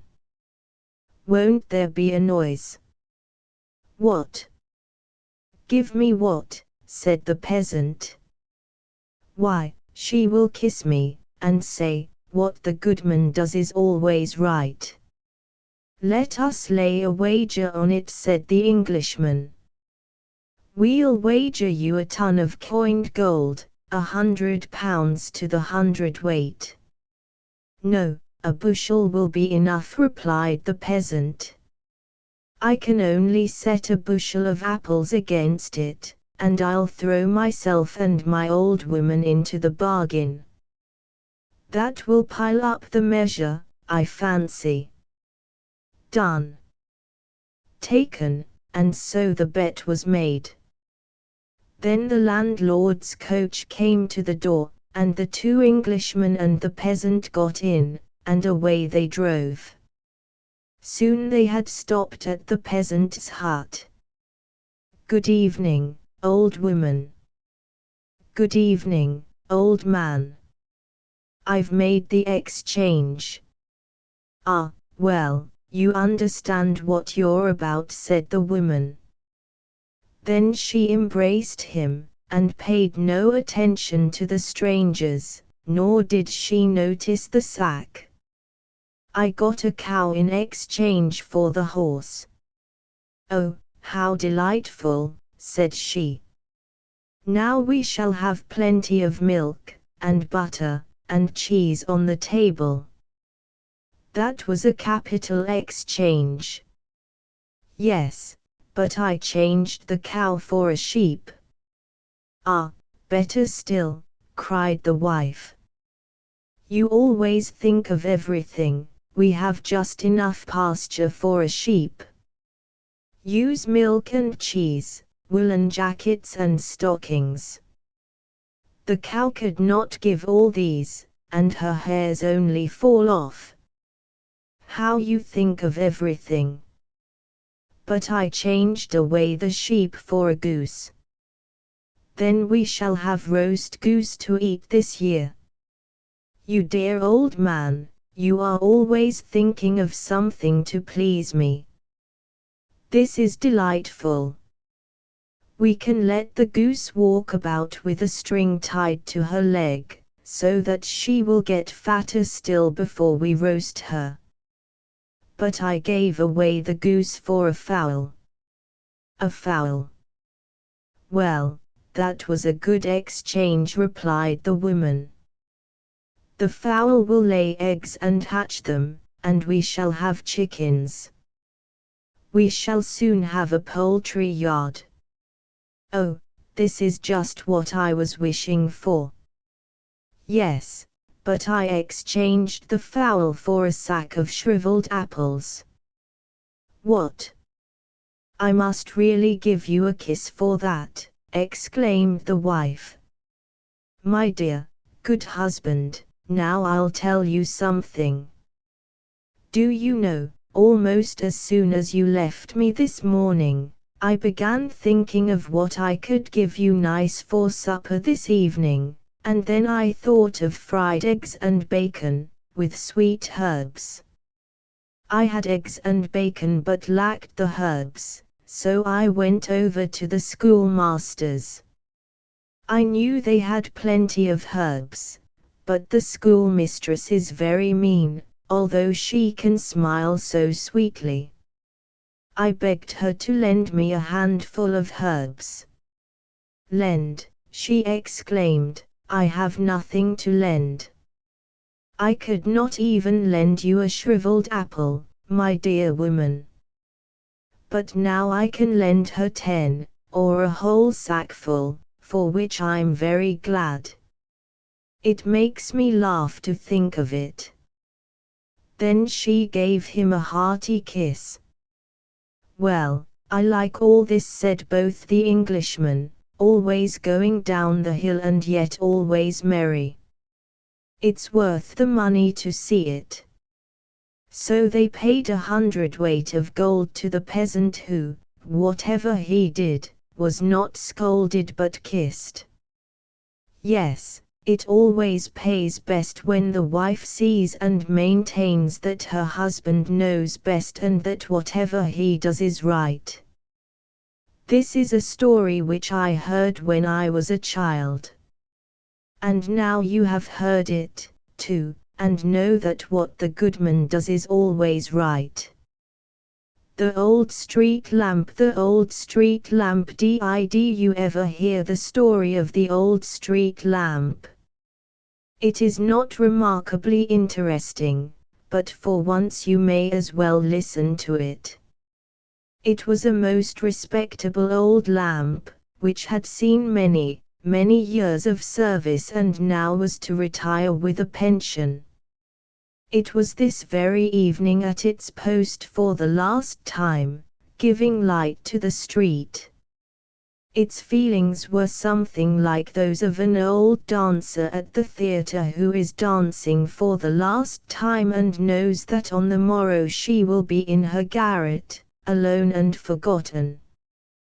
The lamp had very great anxiety about the next day, for it knew that it had to appear for the first time at the town hall to be inspected by the mayor and the council, who were to decide whether it was fit for further service, whether it was good enough to be used to light the inhabitants of one of the suburbs, or in the country, at some factory. If the lamp could not be used for one of these purposes, it would be sent at once to an iron foundry to be melted down. In this latter case it might be turned into anything, and it wondered very much whether it would then be able to remember that it had once been a street lamp. This troubled it exceedingly. Whatever might happen, it seemed certain that the lamp would be separated from the watchman and his wife, whose family it looked upon as its own. The lamp had first been hung up on the very evening that the watchman, then a robust young man, had entered upon the duties of his office. Well, it was a very long time since one became a lamp and the other a watchman. His wife had some little pride in those days. She condescended to glance at the lamp only when she passed by in the evening, never in the daytime. But in later years, when all of them, the watchman, the wife, and the lamp, had grown old, she had attended to it, cleaning it and keeping it supplied with oil. The old people were thoroughly honest. They had never cheated the lamp of a single drop of the oil provided for it. This was the lamp's last night in the street, and tomorrow it must go to the town hall, two very dark things to think of. No wonder it did not burn brightly. How many persons it had lighted on their way, and how much it had seen. As much, very likely, as the mayor and corporation themselves. None of these thoughts were uttered aloud, however, for the lamp was good and honorable and would not willingly do harm to anyone, especially to those in authority. As one thing after another was recalled to its mind, the light would flash up with sudden brightness. At such moments the lamp had a conviction that it would be remembered. There was a handsome young man, once thought the lamp. It is certainly a long while ago, but I remember that he had a little note, written on pink paper with a gold edge. The writing was elegant, evidently a lady's. Twice he read it through, and kissed it, and then looked up at me with eyes that said quite plainly, "I am the happiest of men." Only he and I know what was written on this, his first letter from his lady-love. Yes, and there was another pair of eyes that I remember. It is really wonderful how the thoughts jump from one thing to another. A funeral passed through the street. A young and beautiful woman lay on a bier decked with garlands of flowers, and attended by torches which quite overpowered my light. All along the street stood the people from the houses, in crowds, ready to join the procession. But when the torches had passed from before me and I could look around, I saw one person standing alone, leaning against my post and weeping. Never shall I forget the sorrowful eyes that looked up at me. These and similar reflections occupied the old street lamp on this the last time that its light would shine. The sentry, when he is relieved from his post, knows, at least, who will be his successor, and may whisper a few words to him. But the lamp did not know its successor, or it might have given him a few hints respecting rain or mist and might have informed him how far the moon's rays would reach, and from which side the wind generally blew, and so on. On the bridge over the canal stood 3 persons who wished to recommend themselves to the lamp, for they thought it could give the office to whomsoever it chose. The first was a herring's head, which could emit light in the darkness. He remarked that it would be a great saving of oil if they placed him on the lamp post. Number 2 was a piece of rotten wood, which also shines in the dark. He considered himself descended from an old stem, once the pride of the forest. The third was a glowworm, and how he found his way there the lamp could not imagine, yet there he was, and could really give light as well as the others. But the rotten wood and the herring's head declared most solemnly, by all they held sacred, that the glowworm only gave light at certain times and must not be allowed to compete with them. The old lamp assured them that not one of them could give sufficient light to fill the position of a street lamp, but they would believe nothing that it said. When they discovered that it had not the power of naming its successor, they said they were very glad to hear it, for the lamp was too old and worn out to make a proper choice. At this moment the wind came rushing round the corner of the street and through the air holes of the old lamp. "What is this I hear?" it asked. "Are you going away tomorrow? Is this evening the last time we shall meet? Then I must present you with a farewell gift. I will blow into your brain, so that in future not only shall you be able to remember all that you have seen or heard in the past, but your light within shall be so bright that you will be able to understand all that is said or done in your presence." "Oh, that is really a very, very great gift," said the old lamp. "I thank you most heartily. I only hope I shall not be melted down." "That is not likely to happen yet," said the wind. "I will also blow a memory into you, so that, should you receive other similar presents, your old age will pass very pleasantly." "That is, if I am not melted down," said the lamp. "But should I, in that case, still retain my memory?" "Do be reasonable, old lamp," said the wind, puffing away. At this moment the moon burst forth from the clouds. "What will you give the old lamp?" asked the wind. "I can give nothing," she replied. "I am on the wane, and no lamps have ever given me light, while I have frequently shone upon them." With these words the moon hid herself again behind the clouds, that she might be saved from further importunities. Just then a drop fell upon the lamp from the roof of the house, but the drop explained that it was a gift from those grey clouds, and perhaps the best of all gifts. "I shall penetrate you so thoroughly," it said, "that you will have the power of becoming rusty, and, if you wish it, can crumble into dust in one night." But this seemed to the lamp a very shabby present, and the wind thought so, too. Does no one give any more? Will no one give any more? Shouted the breath of the wind, as loud as it could. Then a bright, falling star came down, leaving a broad, a luminous streak behind it. What was that?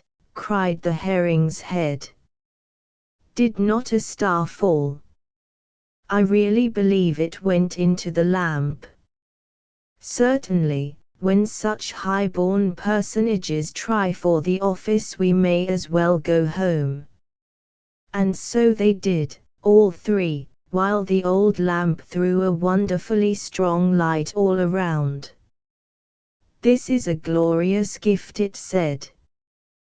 The bright stars have always been a joy to me and have always shone more brilliantly than I ever could shine, though I have tried with my whole might. Now they have noticed me, a poor old lamp, and have sent me a gift that will enable me to see clearly everything that I remember, as if it still stood before me, and to let it be seen by all those who love me. And herein lies the truest happiness, for pleasures which we cannot share with others are only half enjoyed. That sentiment does you honor, said the wind, but for this purpose wax lights will be necessary. If these are not lighted in you, your peculiar faculties will not benefit others in the least. The stars have not thought of this. They suppose that you and every other light must be a wax taper. But I must go down now. So it laid itself to rest. Wax tapers, indeed, said the lamp, I have never yet had these, nor is it likely I ever shall. If I could only be sure of not being melted down. The next day, well, perhaps we had better pass over the next day. The evening had come, and the lamp was resting in a grandfather's chair, and guess where? Why, at the old watchman's house. He had begged as a favor that the mayor and corporation would allow him to keep the street lamp in consideration of his long and faithful service, as he had himself hung it up and lighted it on the day he first commenced his duties, 24 years ago. He looked upon it almost as his own child. He had no children, so the lamp was given to him. There lay the lamp in the great armchair near the warm stove. It seemed almost to have grown larger, for it appeared quite to fill the chair. The old people sat at their supper, casting friendly glances at it, and would willingly have admitted it to a place at the table. It is quite true that they dwelt in a cellar 2 yards below ground, and had to cross a stone passage to get to their room. But within, it was warm and comfortable, and strips of list had been nailed round the door. The bed and the little window had curtains, and everything looked clean and neat. On the window seat stood 2 curious flower pots, which a sailor named Christian had brought from the East or West Indies. They were of clay, and in the form of 2 elephants with open backs. They were filled with earth, and through the open space flowers bloomed. In one grew some very fine chives or leeks. This was the kitchen garden. The other, which contained a beautiful geranium, they called their flower garden. On the wall hung a large colored print, representing the Congress of Vienna and all the kings and emperors. A clock with heavy weights hung on the wall and went tick, tick steadily enough, yet it was always rather too fast, which, however, the old people said was better than being too slow. They were now eating their supper, while the old street lamp, as we have heard, lay in the grandfather's armchair near the stove. It seemed to the lamp as if the whole world had turned round. But after a while the old watchman looked at the lamp and spoke of what they had both gone through together, in rain and in fog, during the short, bright nights of summer or in the long winter nights, through the drifting snowstorms when he longed to be at home in the cellar. Then the lamp felt that all was well again. It saw everything that had happened quite clearly, as if the events were passing before it. Surely the wind had given it an excellent gift. The old people were very active and industrious. They were never idle for even a single hour. On Sunday afternoons they would bring out some books, generally a book of travels which they greatly liked. The old man would read aloud about Africa, with its great forests and the wild elephants, while his wife would listen attentively, stealing a glance now and then at the clay elephants which served as flower pots. "I can almost imagine I am seeing it all," she said. "Ah! How the lamp wished for a wax taper to be lighted in it, for then the old woman would have seen the smallest detail as clearly as it did itself, the lofty trees, with their thickly entwined branches, the naked Negroes on horseback, and whole herds of elephants treading down bamboo thickets with their broad, heavy feet. What is the use of all my capabilities, sighed the old lamp, when I cannot obtain any wax lights? They have only oil and tallow here, and these will not do. One day a great heap of wax candle ends found their way into the cellar. The larger pieces were burned, and the smaller ones the old woman kept for waxing her thread. So there were now candles enough, but it never occurred to anyone to put a little piece in the lamp. "Here I am now, with my rare powers," thought the lamp. "I have faculties within me, but I cannot share them. They do not know that I could cover these white walls with beautiful tapestry, or change them into noble forests or, indeed, to anything else they might wish." The lamp, however, was always kept clean and shining in a corner, where it attracted all eyes. Strangers looked upon it as lumber, but the old people did not care for that, they loved it. One day, it was the watchman's birthday, the old woman approached the lamp, smiling to herself, and said, "I will have an illumination today, in honor of my old man." The lamp rattled in its metal frame, for it thought, "Now at last I shall have a light within me." But, after all, no wax light was placed in the lamp, only oil, as usual. The lamp burned through the whole evening and began to perceive too clearly that the gift of the stars would remain a hidden treasure all its life.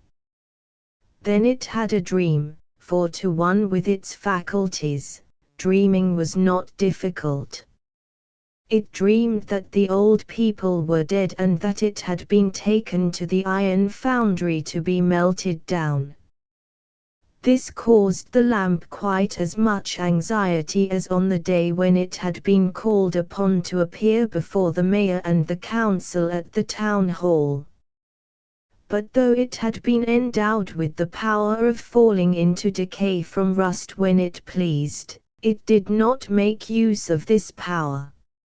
It was therefore put into the melting furnace and changed into as elegant an iron candlestick as you could wish to see, one intended to hold a wax taper. The candlestick was in the form of an angel holding a nosegay, in the center of which the wax taper was to be placed. It was to stand on a green writing table in a very pleasant room, where there were many books scattered about and splendid paintings on the walls. The owner of the room was a poet and a man of intellect. Everything he thought or wrote was pictured around him.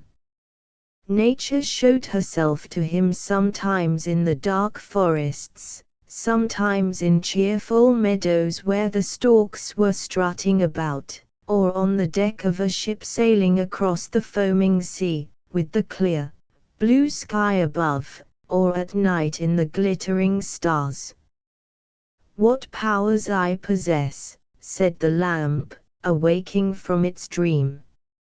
"I could almost wish to be melted down, but no, that must not be while the old people live. They love me for myself alone, they keep me bright and supply me with oil. I am as well off as the picture of the Congress, in which they take so much pleasure." And from that time it felt at rest in itself, and not more so than such an honorable old lamp really deserved to be. The shepherdess and the chimney sweep. The shepherdess and the chimney sweep. Have you ever seen an old wooden cabinet, quite worn black with age, and ornamented with all sorts of carved figures and flourishes? Just such a one stood in a certain parlor. It was a legacy from the great-grandmother, and was covered from top to bottom with carved roses and tulips. The most curious flourishes were on it, too, and between them peered forth little stags' heads, with their zigzag antlers. On the door panel had been carved the entire figure of a man, a most ridiculous man to look at, for he grinned, you could not call it smiling or laughing, in the drollest way. Moreover, he had crooked legs, little horns upon his forehead, and a long beard. The children used to call him the crooked-legged Field Marshal Major General Corporal Sergeant, which was a long, hard name to pronounce. Very few there are, whether in wood or in stone, who could get such a title. Surely to have cut him out in wood was no trifling task. However, there he was. His eyes were always fixed upon the table below, and toward the mirror, for upon this table stood a charming little porcelain shepherdess, her mantle gathered gracefully about her and fastened with a red rose. Her shoes and hat were gilded, and her hand held a shepherd's crook. She was very lovely. Close by her stood a little chimney sweep, also of porcelain. He was as clean and neat as any other figure. Indeed, he might as well have been made a prince as a sweep, since he was only make-believe, for though everywhere else he was as black as a coal, his round, bright face was as fresh and rosy as a girl's.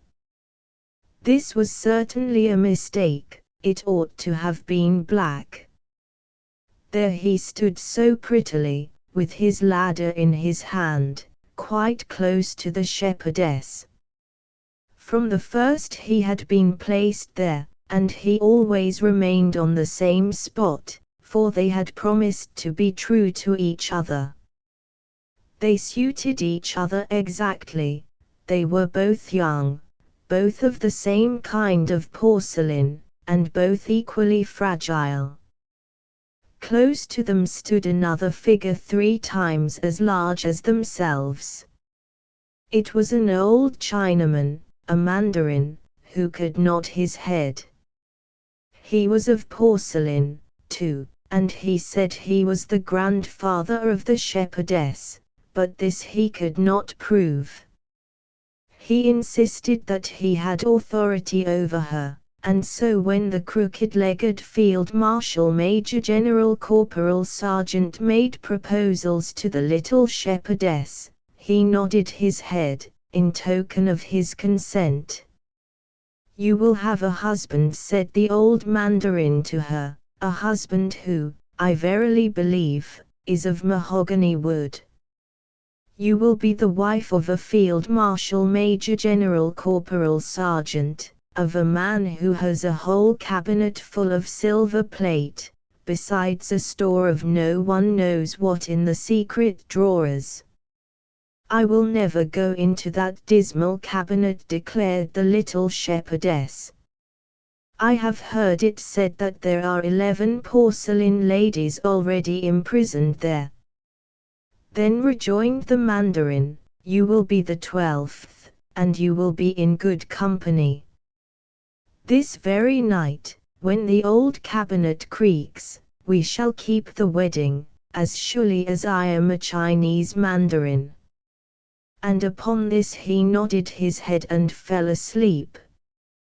But the little shepherdess wept, and turned to the beloved of her heart, the porcelain chimney sweep.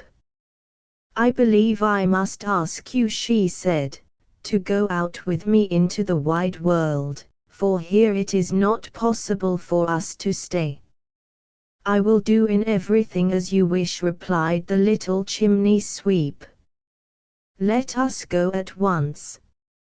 I am sure I can support you by my trade." "If we were only down from the table," said she. "I shall not feel safe till we are far away out in the wide world and free." The little chimney sweep comforted her, and showed her how to set her little foot on the carved edges, and on the gilded foliage twining round the leg of the table, till at last they both reached the floor.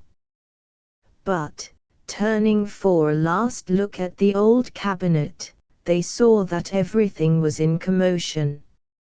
All the carved stags stretched their heads farther out than before, raised their antlers, and moved their throats, while the crooked-legged Field Marshal Major General Corporal Sergeant sprang up and shouted to the old Chinese mandarin, "Look! They are eloping! They are eloping!" They were not a little frightened at this, and jumped quickly into an open drawer in the window seat. Here lay 3 or 4 packs of cards that were not quite complete, and a little doll's theatre, which had been set up as nicely as could be. A play was going on, and all the queens sat in the front row, and fanned themselves with the flowers which they held in their hands, while behind them stood the knaves, each with 2 heads, one above and one below, as playing cards have. The play was about 2 persons who were not allowed to marry, and the shepherdess cried, for it seemed so like her own story. "I cannot bear this," she said. "Let us leave the drawer."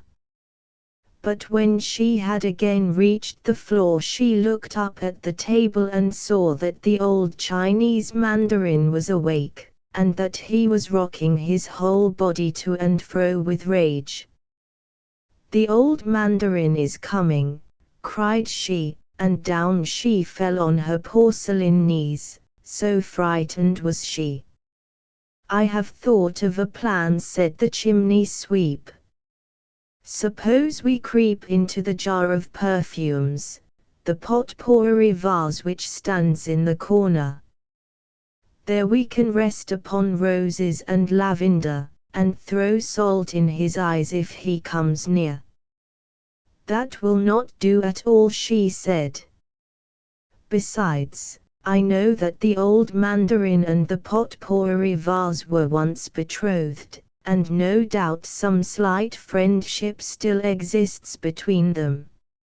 No, there is no help for it. We must wander forth together into the wide world." "Have you really the courage to go out into the wide world with me?" asked the chimney sweep. Have you considered how large it is, and that if we go, we can never come back? I have, replied she. And the chimney sweep looked earnestly at her and said, My way lies through the chimney. Have you really the courage to go with me through the stove, and creep through the flues and the tunnel? Well, do I know the way? We shall come out by the chimney, and then I shall know how to manage. We shall mount so high that they can never reach us, and at the top there is an opening that leads out into the wide world. And he led her to the door of the stove. Oh, how black it looks, she said. Still she went on with him, through the stove, the flues, and the tunnel, where it was as dark as pitch. Now we are in the chimney, said he, and see what a lovely star shines above us. There actually was a star in the sky, that was shining right down upon them, as if to show them the way. Now they climbed and crept, a frightful way it was, so steep and high. But he went first to guide, and to smooth the way as much as he could. He showed her the best places on which to set her little china foot, till at last they came to the edge of the chimney and sat down to rest, for they were very tired, as may well be supposed. The sky and all its stars were above them, and below lay all the roofs of the town. They saw all around them the great, wide world. It was not like what the poor little shepherdess had fancied it, and she leaned her little head upon her chimney sweep's shoulder and wept so bitterly that the gilding was washed from her golden sash. This is too much, said she, it is more than I can bear. The world is too large. I wish I were safe back again upon the little table under the mirror. I shall never be happy till I am there once more. I have followed you out into the wide world. Surely, if you really love me, you will follow me back. The chimney sweep tried to reason with her. He reminded her of the old mandarin, and the crooked-legged field marshal, major general, corporal, sergeant, but she wept so bitterly, and kissed her little chimney sweep so fondly, that he could not do otherwise than as she wished, foolish as it was. So they climbed down the chimney, though with the greatest difficulty, crept through the flues, and into the stove, where they paused to listen behind the door, to discover what might be going on in the room. All was quiet, and they peeped out. Alas! There on the floor lay the old mandarin. He had fallen from the table in his attempt to follow the runaways, and had broken into 3 pieces. His whole back had come off in a single piece, and his head had rolled into a corner. The crooked-legged field marshal, major general, corporal, sergeant stood where he had always stood, reflecting upon what had happened. This is shocking, said the little shepherdess. My old grandfather is broken in pieces, and we are the cause of it, and she wrung her little hands. He can be riveted, said the chimney sweep, he can certainly be riveted. Do not grieve so. If they cement his back and put a rivet through his neck, he will be just as good as new, and will be able to say as many disagreeable things to us as ever.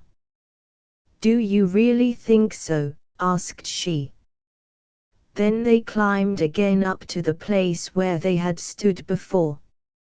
How far we have been, observed the chimney sweep, and since we have got no farther than this, we might have saved ourselves all the trouble. I wish grandfather were mended, said the shepherdess. I wonder if it will cost very much. Mended he was.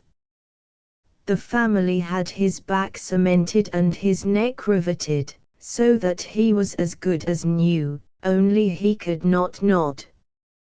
You have become proud since you were broken to shivers, observed the crooked-legged Field Marshal, Major General, Corporal, Sergeant, but I must say, for my part, I don't see much to be proud of. Am I to have her, or am I not? Just answer me that. The chimney sweep and the shepherdess looked most piteously at the old mandarin. They were so afraid that he would nod his head. But he could not, and it would have been beneath his dignity to have confessed to having a rivet in his neck. So the young porcelain people always remained together, and they blessed the grandfather's rivet and loved each other till they were broken in pieces. The drop of water, why, oh, you know, surely, what the microscope is, that wonderful little glass which makes everything appear 100 times larger than it really is. If you look through a microscope at a single drop of ditch water, you will see 1,000 odd-looking creatures, such as you never could imagine dwelled in water. They do not look unlike a whole plate full of shrimps, all jumping and crowding upon each other. So fierce are these little creatures that they will tear off each other's arms and legs without the least mercy, and yet after their fashion they look merry and happy. Now there was once an old man, whom his neighbors called Cribbly Crabbly, a curious name, to be sure, which meant something like creep and crawl. He always liked to make the most of everything, and when he could not manage it in the ordinary way, he tried magic. One day he sat looking through his microscope at a drop of water that had been brought from a neighboring ditch. What a scene of scrambling and swarming it was, to be sure! All the thousands of little imps in the water jumped and sprang about, devouring each other, or tearing each other to bits. Upon my word, this is really shocking. There must surely be some way to make them live in peace and quiet, so that each attends only to his own concerns. And he thought and thought, but still could not hit upon any plan. So he must needs have recourse to conjuring. I must give them color so that they may be seen more plainly, said he. Accordingly he poured something that looked like a drop of red wine, but which in reality was witch's blood, upon the drop of water. Immediately all the strange little creatures became red all over, and looked for all the world like a whole town full of naked red Indians. Why, what have you here? Asked another old magician, who had no name at all, which made him even more remarkable than Cribbly Crabbly. If you can find out what it is, replied Cribbly Crabbly, I will give it you, but I warn you, you'll not do so easily. The conjurer without a name looked through the microscope, and it seemed to him that the scene before him was a whole town, in which the people ran about naked in the wildest way. It was quite shocking. Still more horrible was it to see how they kicked and cuffed, struggled and fought, pecked, bit, tore, and swallowed, each his neighbor.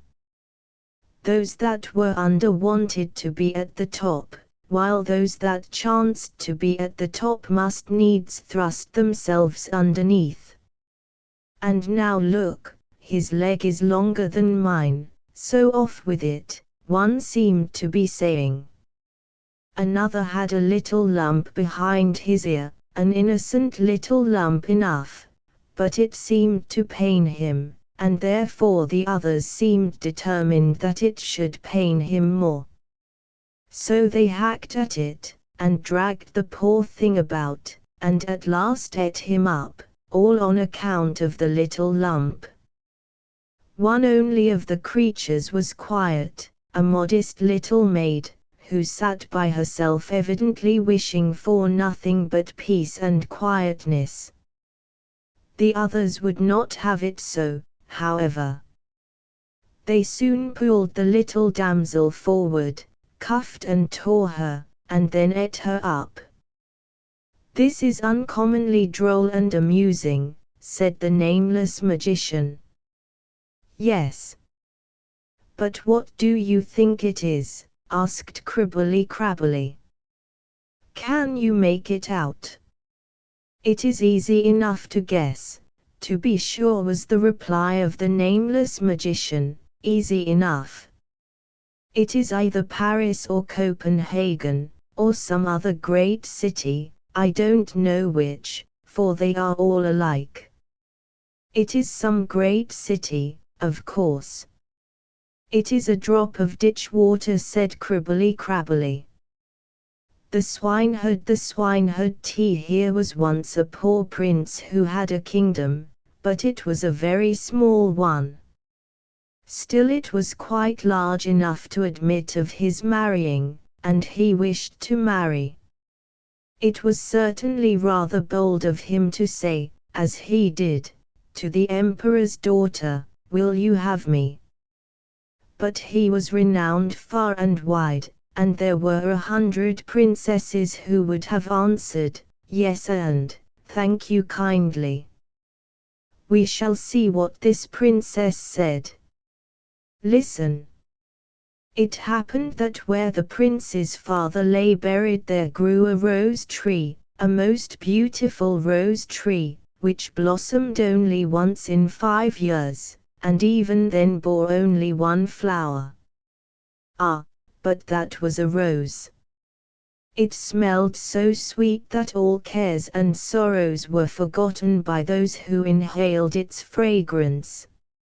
Moreover, the prince had a nightingale that could sing in such a manner that it seemed as if all sweet melodies dwelt in her little throat.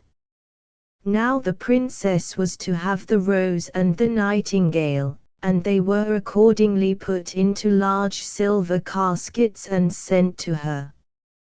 The emperor had them brought into a large hall, where the princess and the ladies of the court were playing at visiting.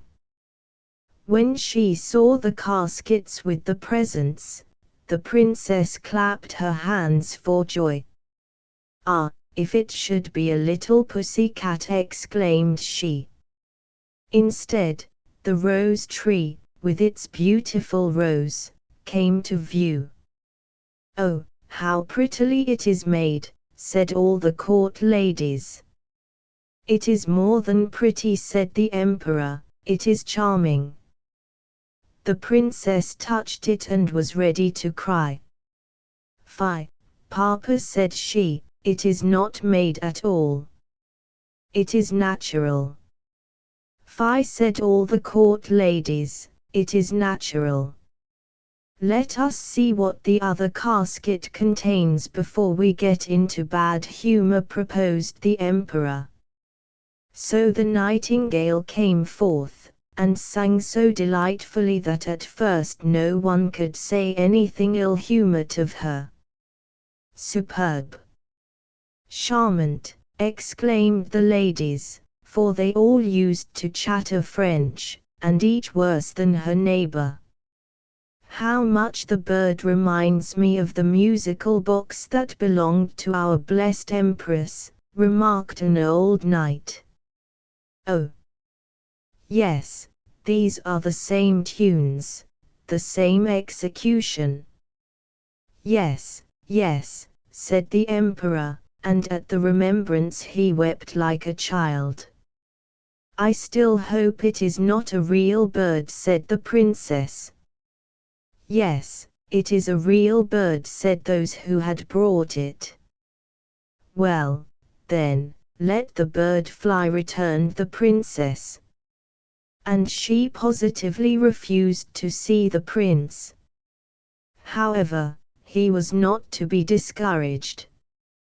He stained his face brown and black, pulled his cap over his ears, and knocked at the door of the castle. "Good day to my lord the emperor," said he.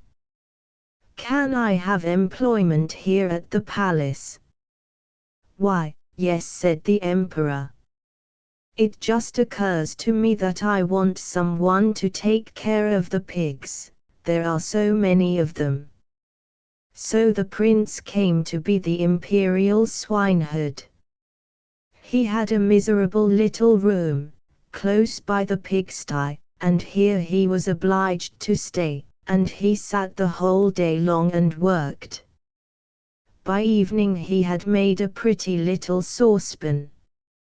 Little bells were hung all around it, and when the pot was boiling, the bells tinkled in the most charming manner, and played the old melody, "Ich, du lieber Augustin, als ist Wieg, Wieg, Wieg."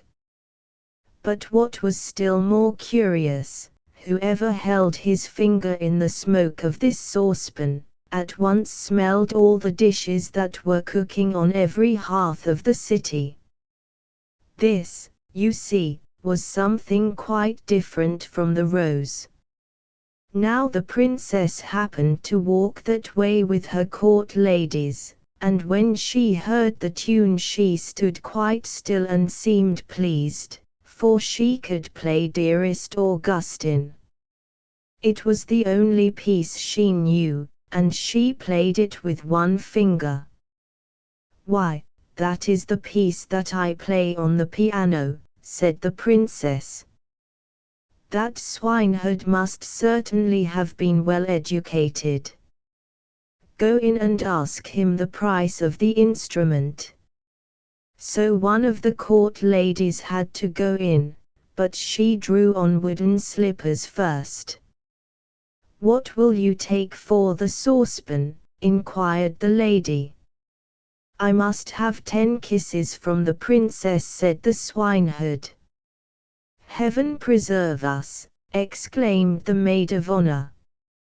"I cannot sell it for less," answered the swineherd. "Well, what does he say?" asked the princess. "I cannot tell you, really," replied the lady. "It is too dreadful." "Then you may whisper it." So the lady whispered it. "He is an impudent fellow," said the princess, and she walked on. But when she had gone a little way, the bells again tinkled prettily. "Ah! Thou dearest Augustin, all is gone, gone, gone." "Stay," said the princess. "Ask him if he will have 10 kisses from the ladies of my court." "No, thank you," answered the swineherd. 10 kisses from the princess, or I keep the saucepan myself." "How tiresome!" "That must not be either," said the princess, "but do you all stand before me, that no one may see us." The court ladies placed themselves in front of her, and spread out their dresses. So the swineherd got 10 kisses, and the princess got the saucepan. That was delightful. The saucepan was kept boiling all the evening and the whole of the following day. They knew perfectly well what was cooking on every hearth in the city, from the chamberlains to the cobblers.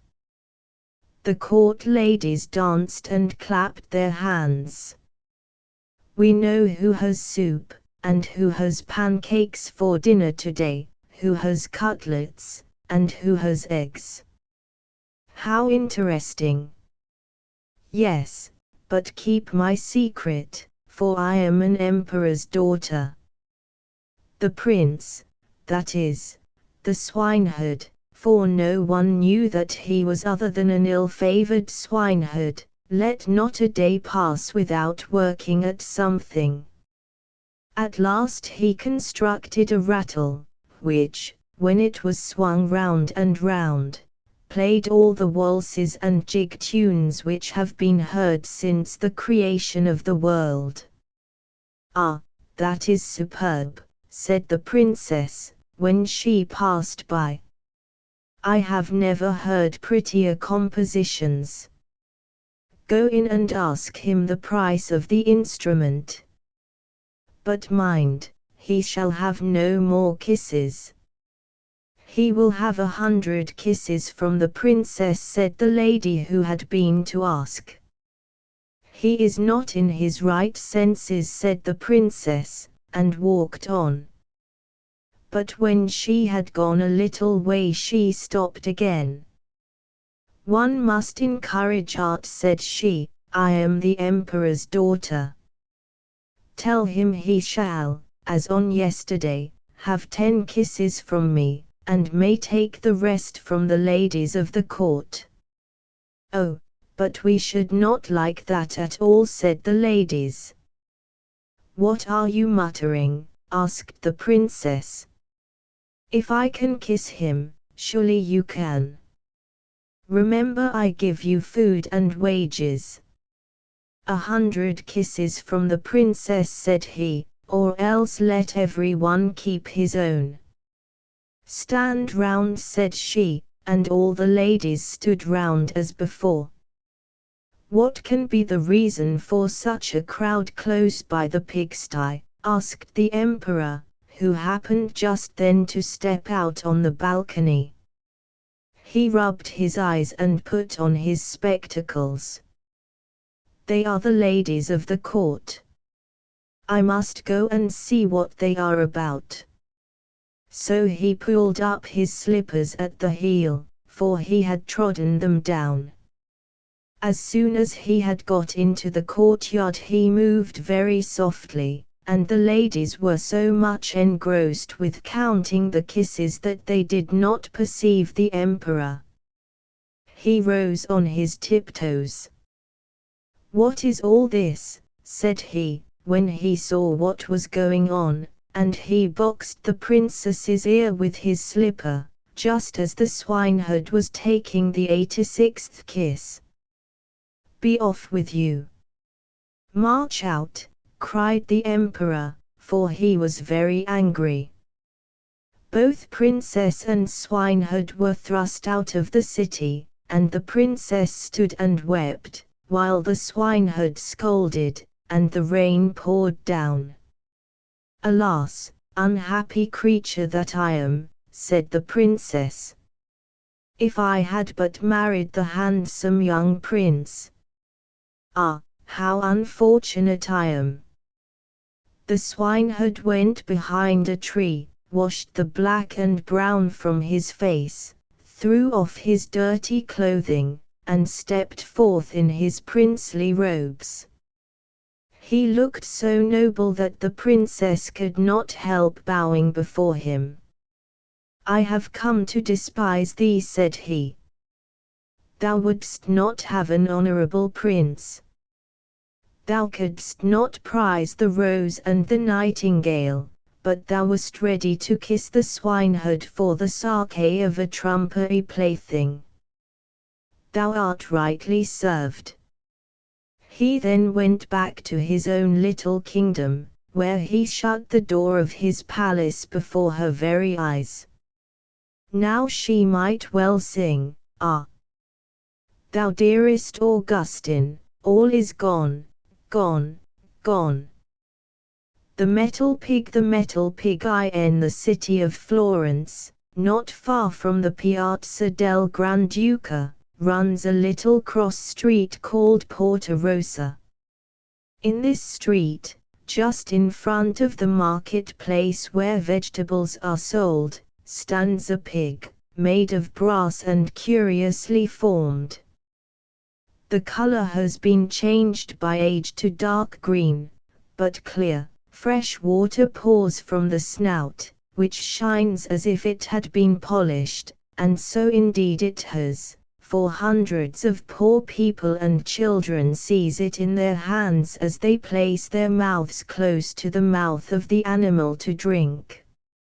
It is quite a picture to see a half-naked boy clasping the well-formed creature by the head as he presses his rosy lips against its jaws. Everyone who visits Florence can very quickly find the place. He has only to ask the first beggar he meets for the metal pig, and he will be told where it is. It was late on a winter evening.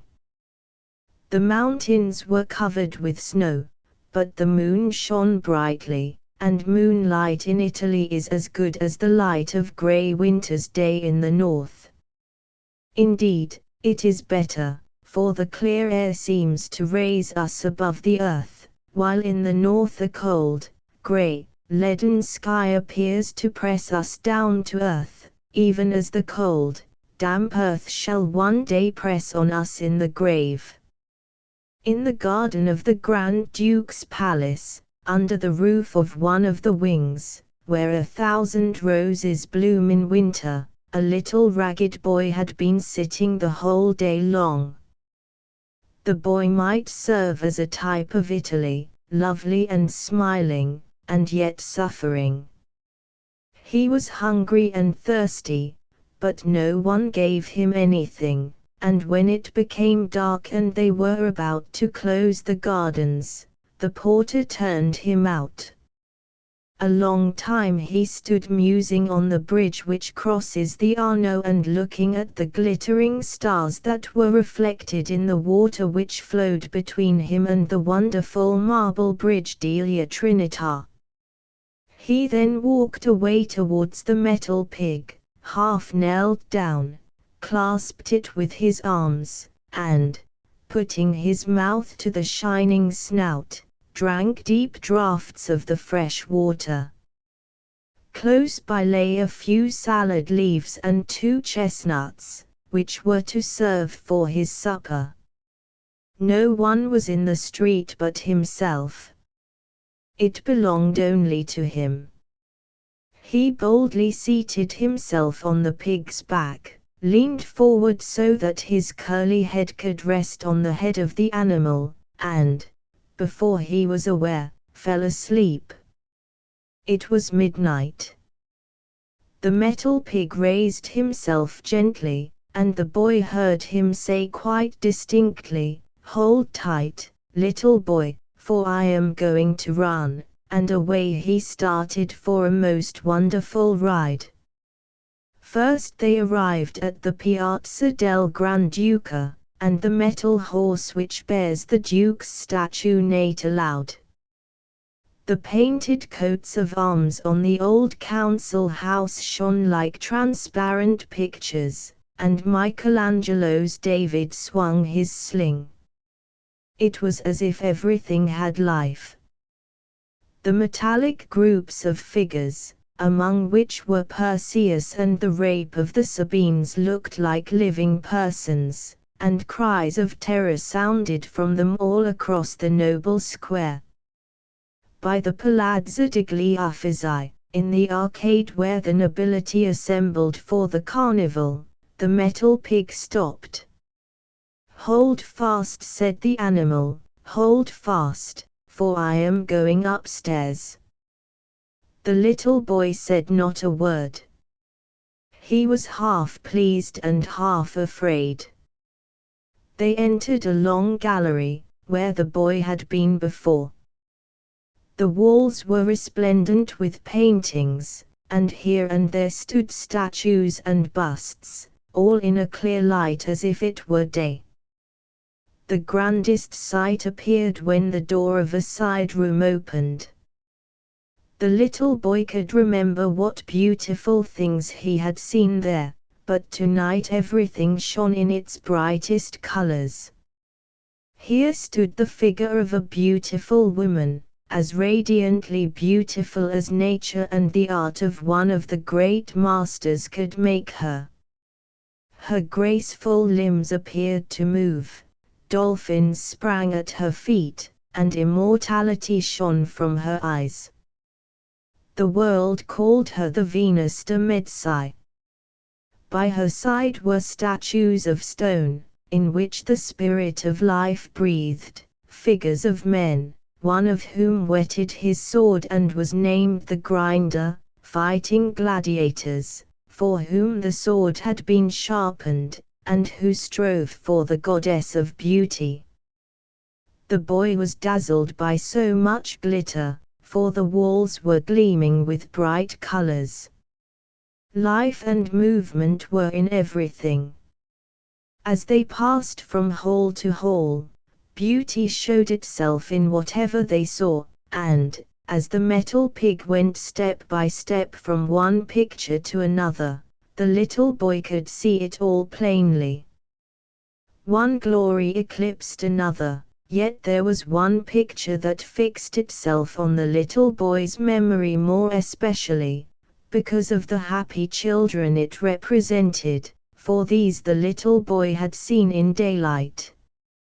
Many pass this picture with indifference, and yet it contains a treasure of poetic feeling. It represents Christ descending into Hades. It is not those who are lost that one sees, but the heathen of olden times. The Florentine, Angiolo Bronzino, painted this picture. Most beautiful is the expression on the faces of two children who appear to have full confidence that they shall reach heaven at last.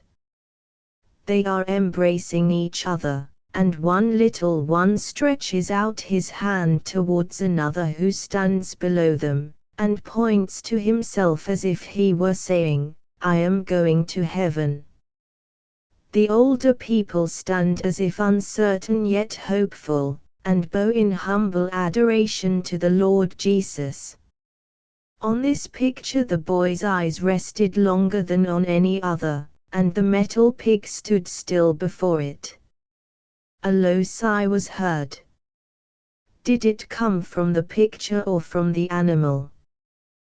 The boy raised his hands toward the smiling children, and then the pig ran off with him through the open vestibule. "Thank you, you beautiful animal," said the little boy, caressing the metal pig as it ran down the steps. "Thanks to yourself also," replied the metal pig. "I have helped you and you have helped me, for it is only when I have an innocent child on my back that I receive the power to run.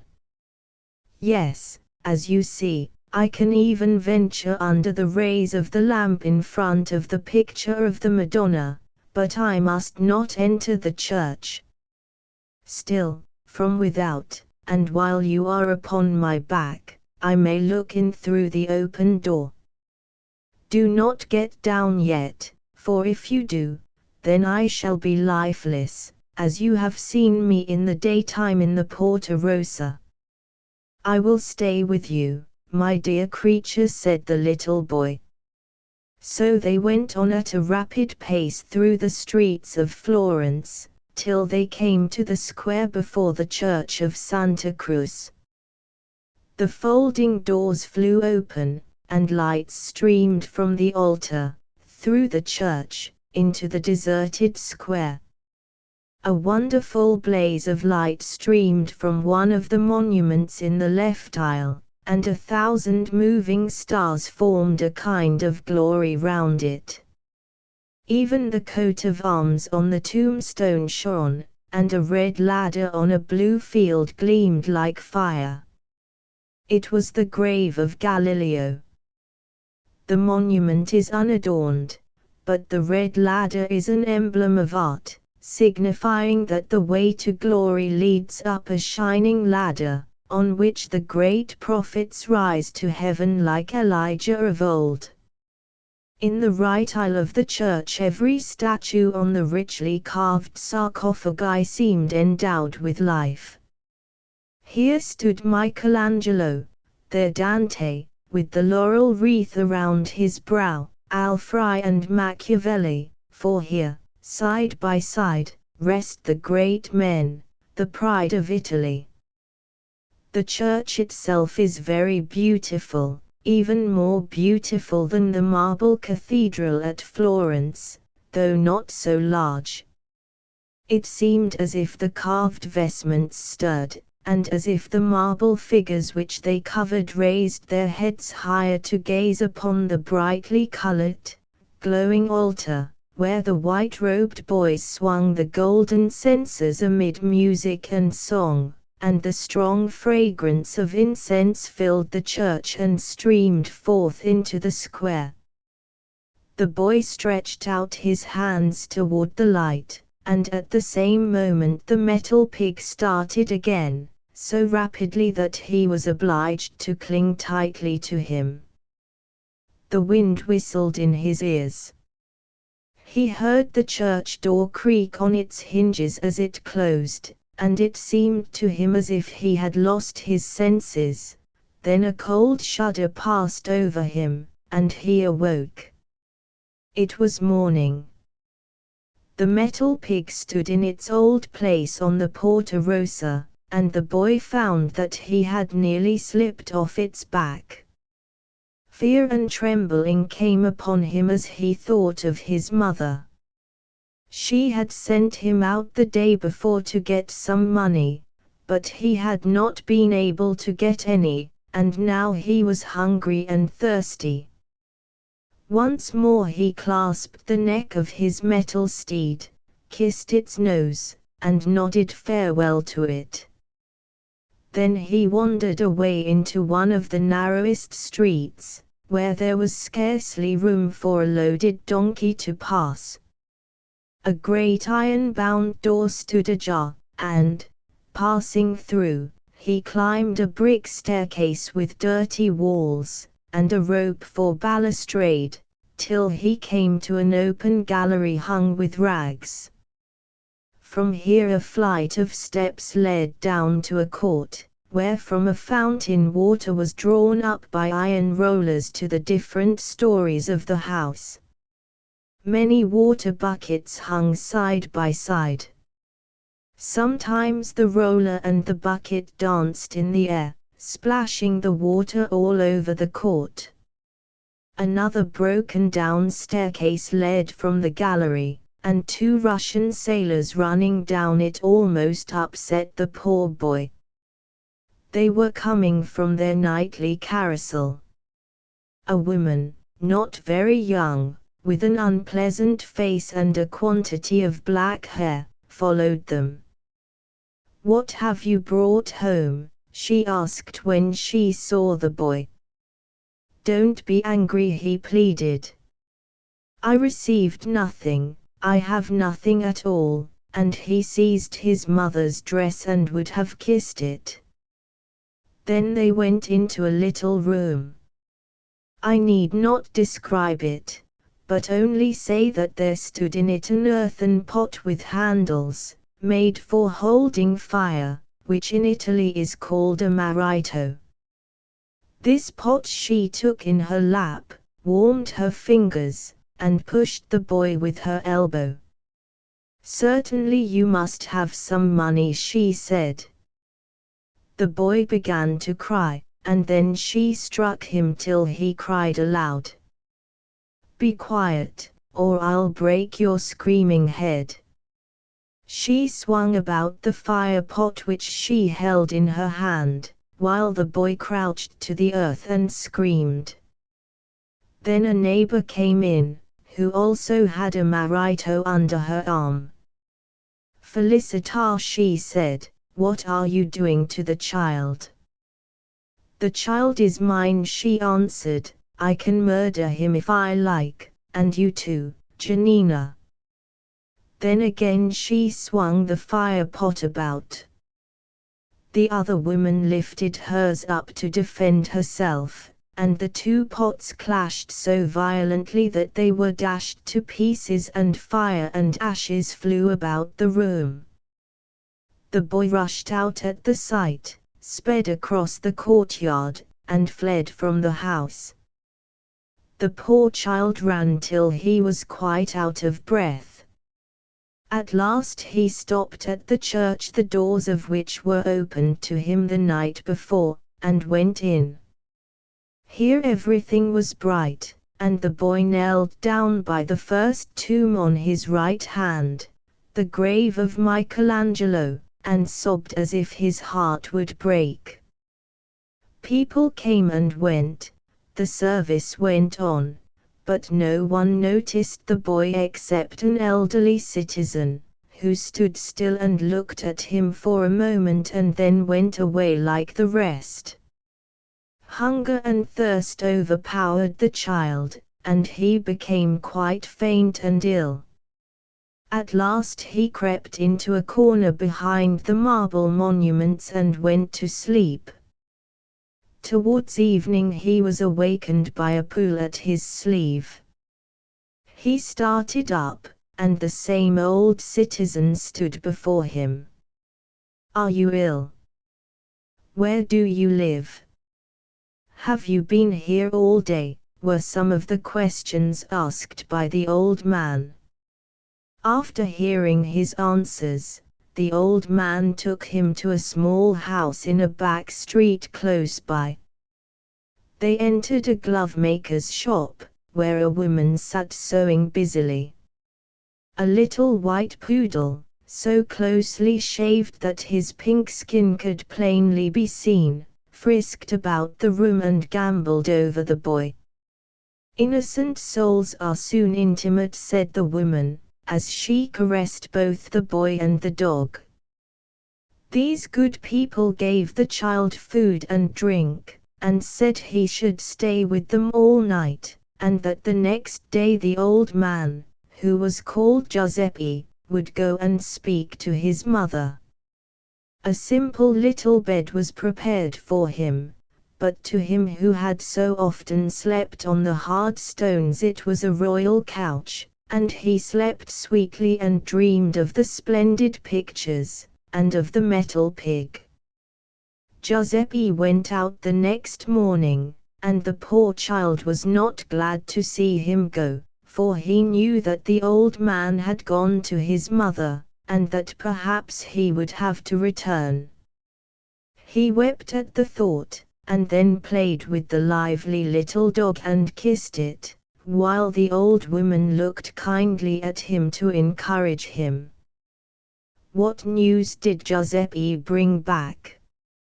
At first the boy could not find out, for the old man talked to his wife, and she nodded and stroked the boy's cheek. Then she said, "He is a good lad, he shall stay with us. He may become a clever glovemaker, like you. Look what delicate fingers he has." Madonna intended him for a glovemaker. So the boy stayed with them, and the woman herself taught him to sew. He ate well, and slept well, and became very merry. But at last he began to tease Bellissima, as the little dog was called. This made the woman angry, and she scolded him and threatened him, which made him unhappy, and he went and sat in his own room, full of sad thoughts. This chamber looked out upon the street, in which hung skins to dry, and there were thick iron bars across his window. That night he lay awake, thinking of the metal pig. Indeed, it was always in his thoughts. Suddenly he fancied he heard feet outside going pit-a-pat. He sprang out of bed and went to the window. Could it be the metal pig? But there was nothing to be seen. Whatever he had heard had passed already. "Go help the gentleman to carry his box of colors," said the woman the next morning when their neighbor, the artist, passed by, carrying a paint box and a large roll of canvas. The boy instantly took the box and followed the painter. They walked on till they reached the picture gallery, and mounted the same staircase up which he had ridden that night on the metal pig. He remembered all the pictures and statues, especially the marble Venus, and again he looked at the Madonna with the Saviour and Saint John.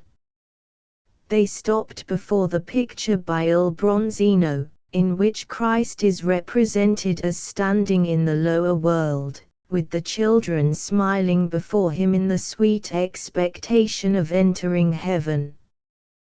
The poor boy smiled, too, for here was his heaven. "You may go home now," said the painter, while the boy stood watching him till he had set up his easel. "May I see you paint?" asked the boy. "May I see you put the picture on this white canvas?" "I am not going to paint," replied the artist, bringing out a piece of chalk. His hand moved quickly, and his eye measured the great picture, and though nothing appeared but a faint line, the figure of the Saviour was as clearly visible as in the colored picture. "Why don't you go?" said the painter. Then the boy wandered home silently, and seated himself on the table, and learned to sew gloves. But all day long his thoughts were in the picture gallery, and so he pricked his fingers and was awkward. But he did not tease Bellissima. When evening came, and the house door stood open, he slipped out. It was a bright, beautiful, starlight evening, but rather cold. Away he went through the already deserted streets, and soon came to the metal pig. He stooped down and kissed its shining nose, and then seated himself on its back. "You happy creature," he said, "how I have longed for you.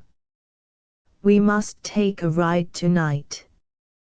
But the metal pig lay motionless, while the fresh stream gushed forth from its mouth. The little boy still sat astride its back, when he felt something pulling at his clothes. He looked down, and there was Bellissima, little smooth-shaven Bellissima, barking as if she would have said, "Here I am, too. Why are you sitting there?" A fiery dragon could not have frightened the little boy so much as did the little dog in this place. Bellissima in the street and not dressed, as the old lady called it. What would be the end of this? The dog never went out in winter, unless she was attired in a little lambskin coat, which had been made for her. It was fastened round the little dog's neck and body with red ribbons, and decorated with rosettes and little bells. The dog looked almost like a little kid when she was allowed to go out in winter and trot after her mistress. Now, here she was in the cold, and not dressed. Oh, how would it end? All his fancies were quickly put to flight. Yet he kissed the metal pig once more, and then took Bellissima in his arms. The poor little thing trembled so with cold that the boy ran homeward as fast as he could. "What are you running away with there?" asked two of the police whom he met, and at whom the dog barked. "Where have you stolen that pretty dog?" they asked, and took it away from him. "Oh, I have not stolen it." "Do give it back to me," cried the boy, despairingly. "If you have not stolen it, you may say at home that they can send to the watch house for the dog." Then they told him where the watch house was, and went away with Bellissima. Here was trouble indeed. The boy did not know whether he had better jump into the Arno or go home and confess everything. They would certainly kill him, he thought. Well, I would gladly be killed, he reasoned, for then I should die and go to heaven. And so he went home, almost hoping for death. The door was locked, and he could not reach the knocker. No one was in the street, so he took up a stone and with it made a tremendous noise at the door. "Who is there?" asked somebody from within. "It is I," said he. "Bellissima is gone. Open the door, and then kill me." Then, indeed, there was a great panic, for Madame was so very fond of Bellissima. She immediately looked at the wall where the dog's dress usually hung, and there was the little lambskin. "Bellissima in the watch-house," she cried. "You bad boy! How did you entice her out? Poor little delicate thing, with those rough policemen. And she'll be frozen with cold." Giuseppe went off at once, while his wife lamented and the boy wept. Several of the neighbors came in, and among them the painter.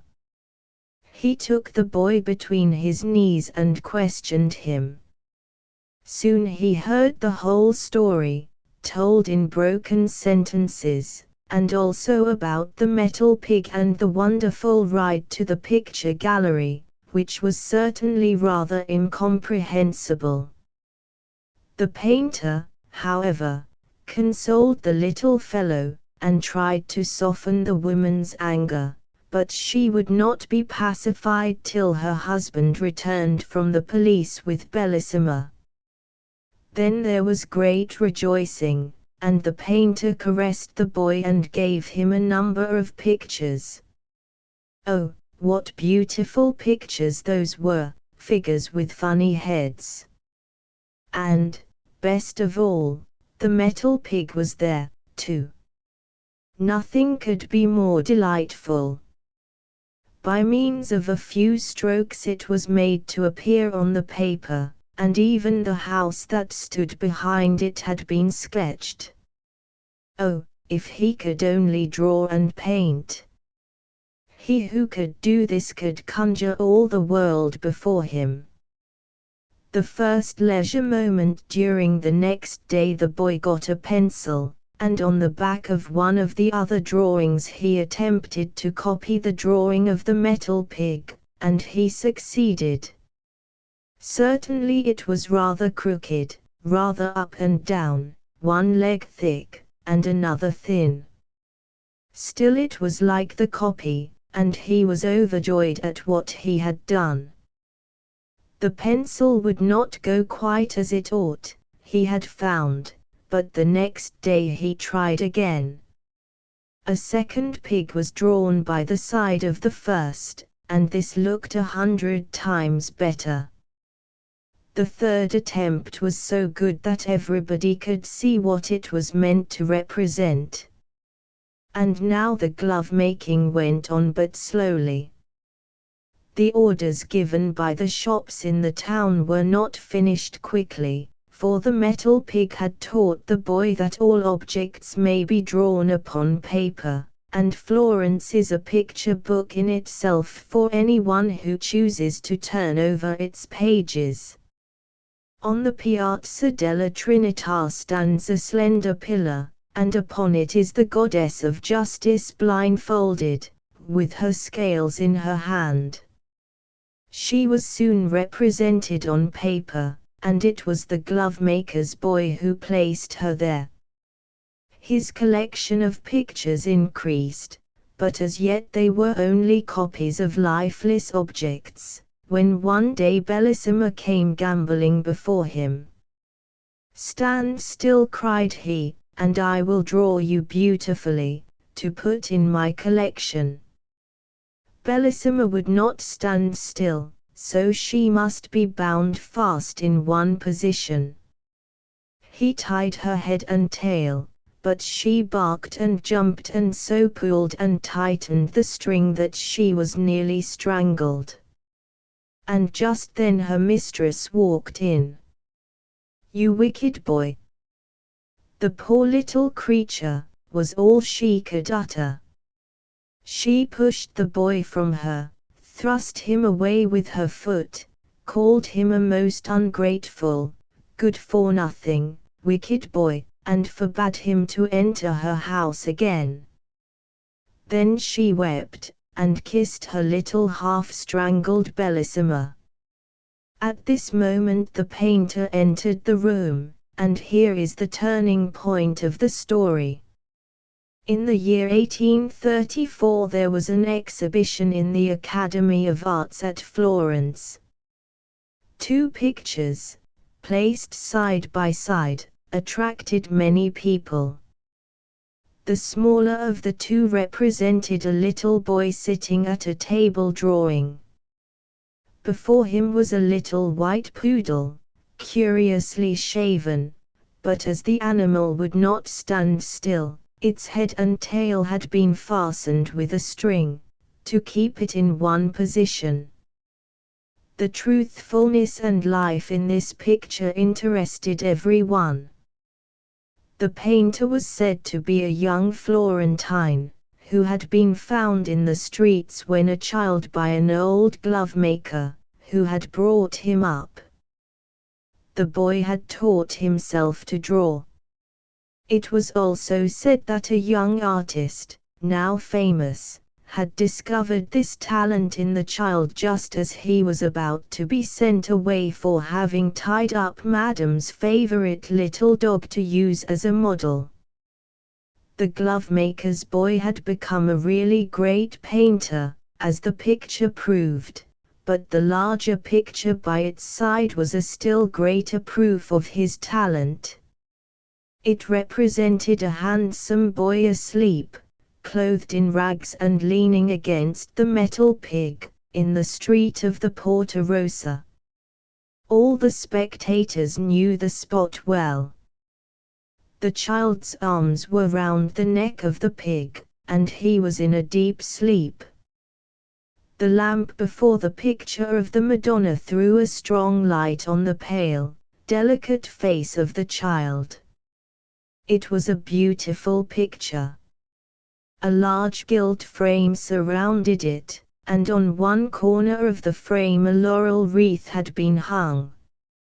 But a black band, twined unseen among the green leaves, and a streamer of crape hung down from it, for within the last few days the young artist had died. The flying trunk Here was once a merchant who was so rich that he could have paved a whole street with gold, and would even then have had enough left for a small alley. He did not do so. He knew the value of money better than to use it in this way. So clever was he that every shilling he put out brought him a crown, and so it continued as long as he lived. His son inherited his wealth, and lived a merry life with it. He went to a masquerade every night, made kites out of £5 notes, and threw pieces of gold into the sea instead of stones, making ducks and drakes of them. In this manner he soon lost all his money. At last he had nothing left but a pair of slippers, an old dressing gown, and 4 shillings. And now all his companions deserted him. They would not walk with him in the streets, but one of them, who was very good-natured, sent him an old trunk with this message: "Pack up." "Yes," he said, "it is all very well to say pack up." But he had nothing left to pack, therefore he seated himself in the trunk. It was a very wonderful trunk, for no sooner did anyone press on the lock than the trunk could fly. He shut the lid and pressed the lock, when away flew the trunk up the chimney, with him in it, right up into the clouds. Whenever the bottom of the trunk cracked, he was in a great fright, for if the trunk had fallen to pieces, he would have turned a tremendous somersault over the trees. However, he arrived safely in Turkey.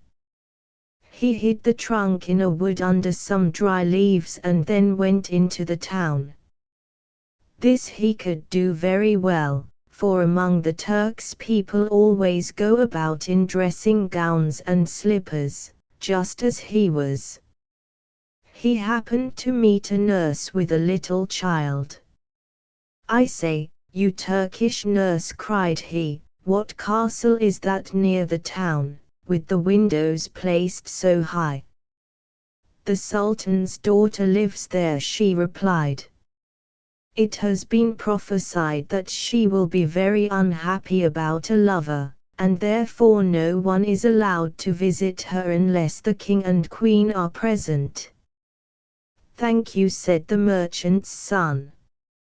So he went back to the wood, seated himself in his trunk, flew up to the roof of the castle, and crept through the window into the room where the princess lay asleep on the sofa.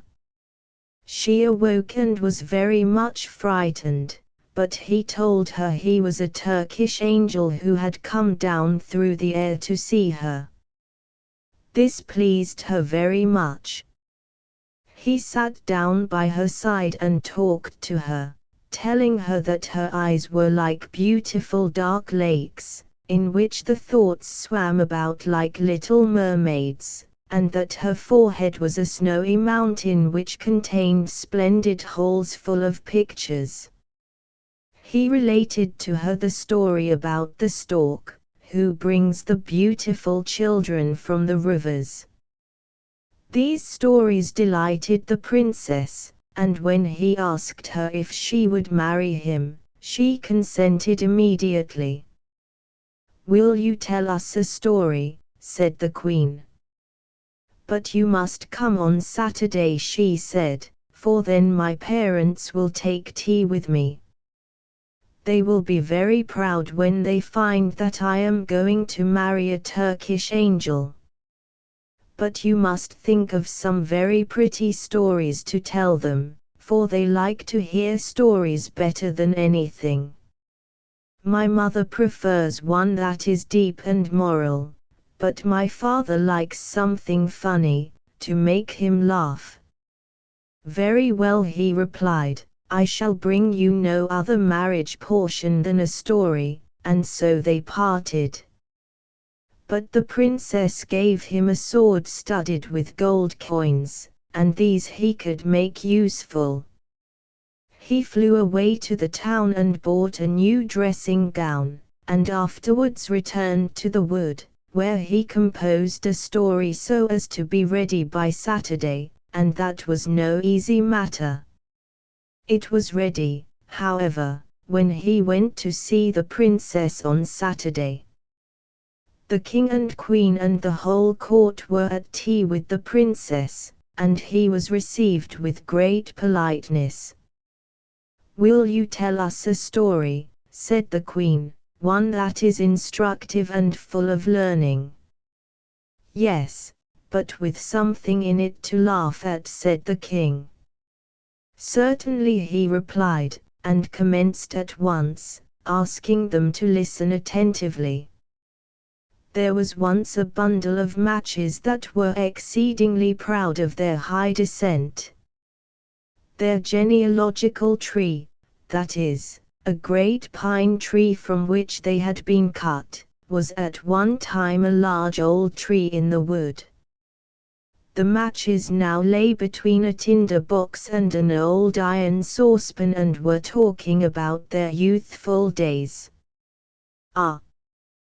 Then we grew on the green boughs," said they, "and every morning and evening we were fed with diamond drops of dew. Whenever the sun shone we felt his warm rays, and the little birds would relate stories to us in their songs. We knew that we were rich, for the other trees only wore their green dresses in summer, while our family were able to array themselves in green, summer and winter.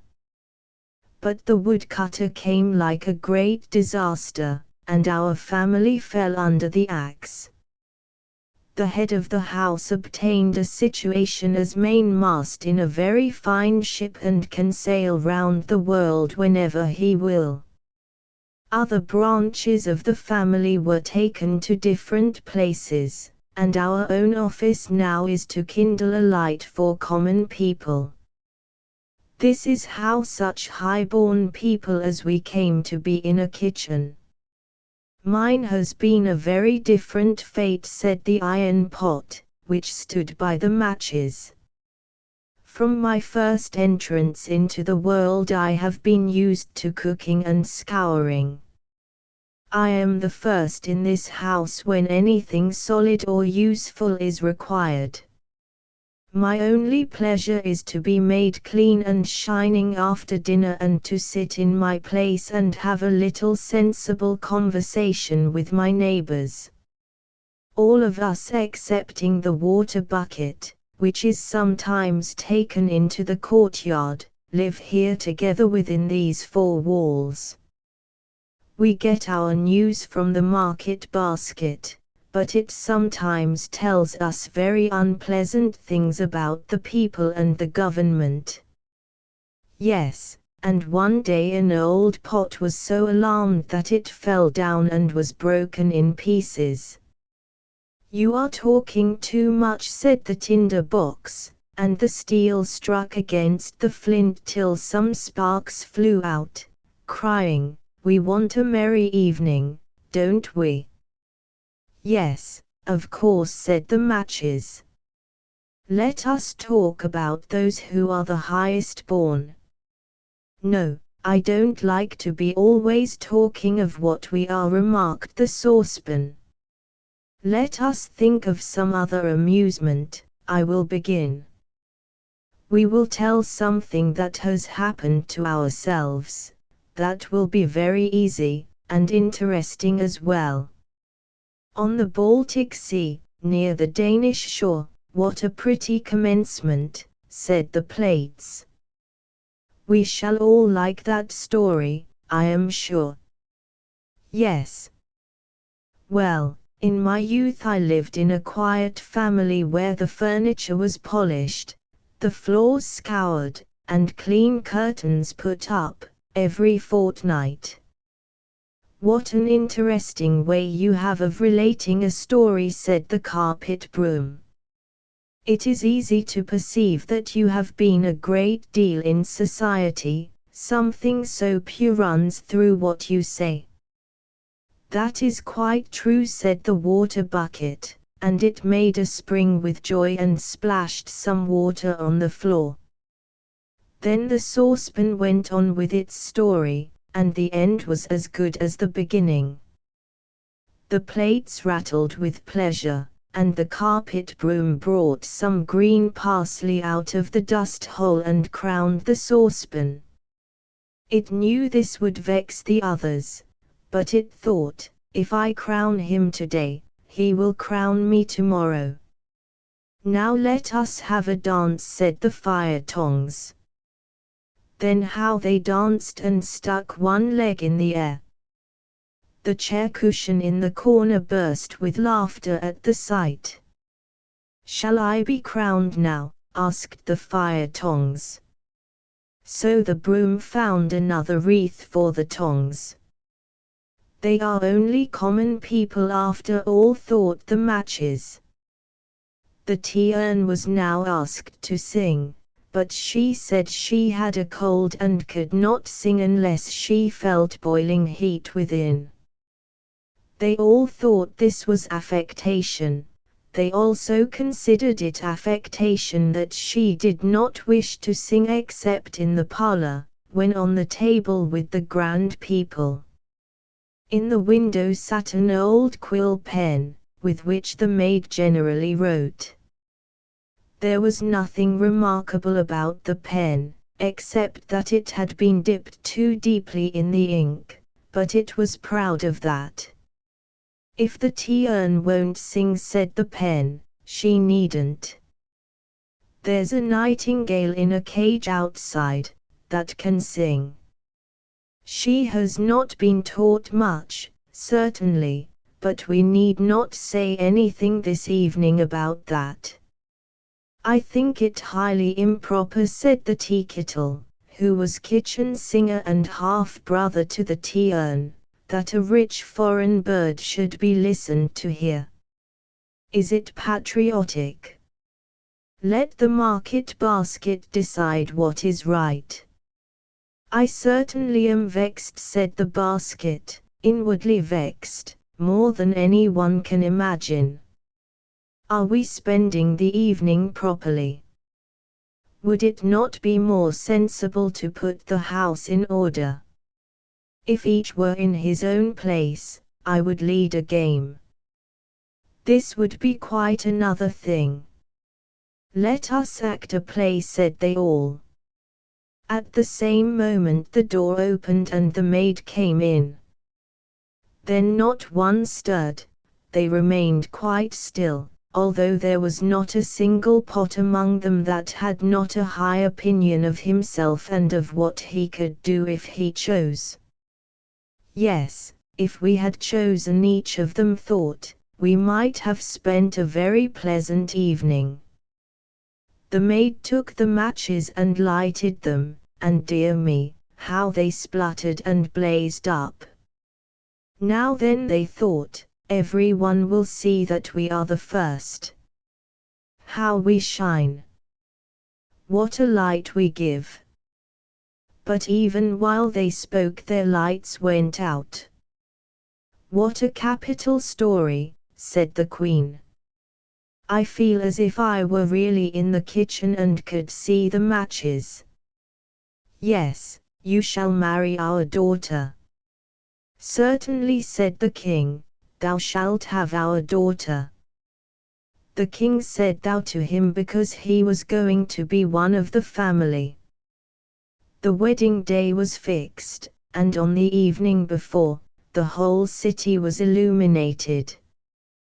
Cakes and sweetmeats were thrown among the people. The street boys stood on tiptoe and shouted hurrah and whistled between their fingers. Altogether it was a very splendid affair. I will give them another treat, said the merchant's son. So he went and bought rockets and crackers and every kind of fireworks that could be thought of, packed them in his trunk, and flew up with it into the air. What a whizzing and popping they made as they went off! The Turks, when they saw the sight, jumped so high that their slippers flew about their ears.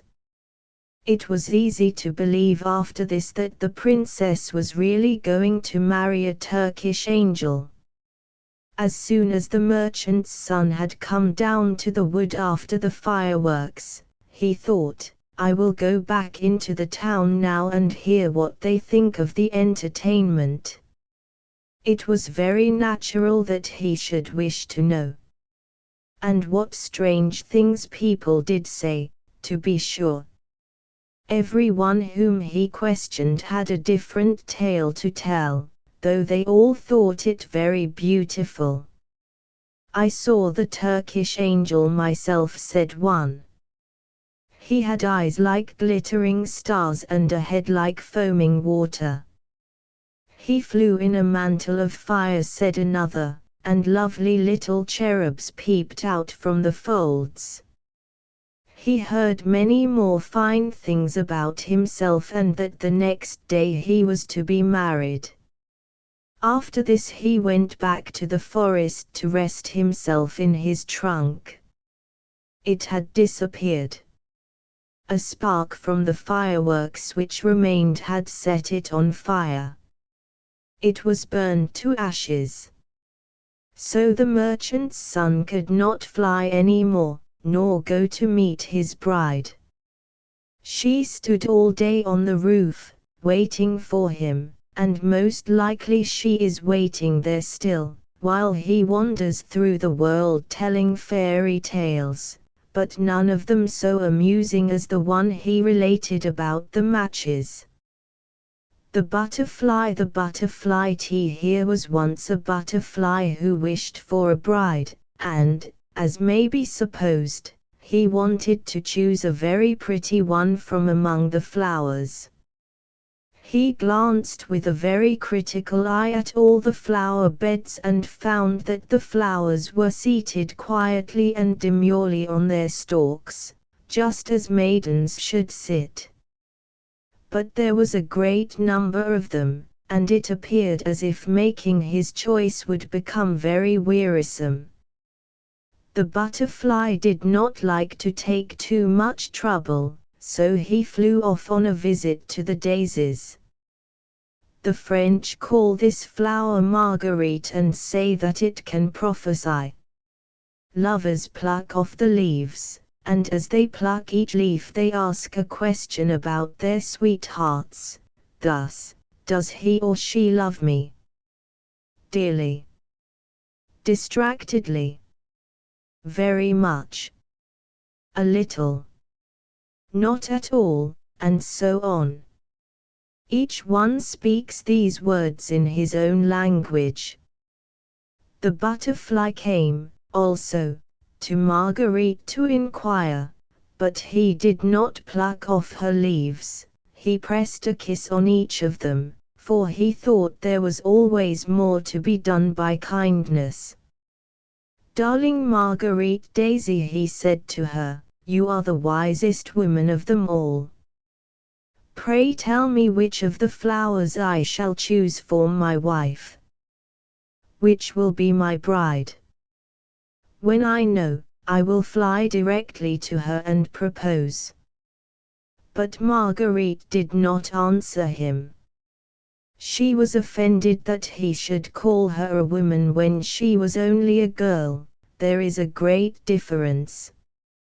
He asked her a second time, and then a third, but she remained dumb, answering him not at all.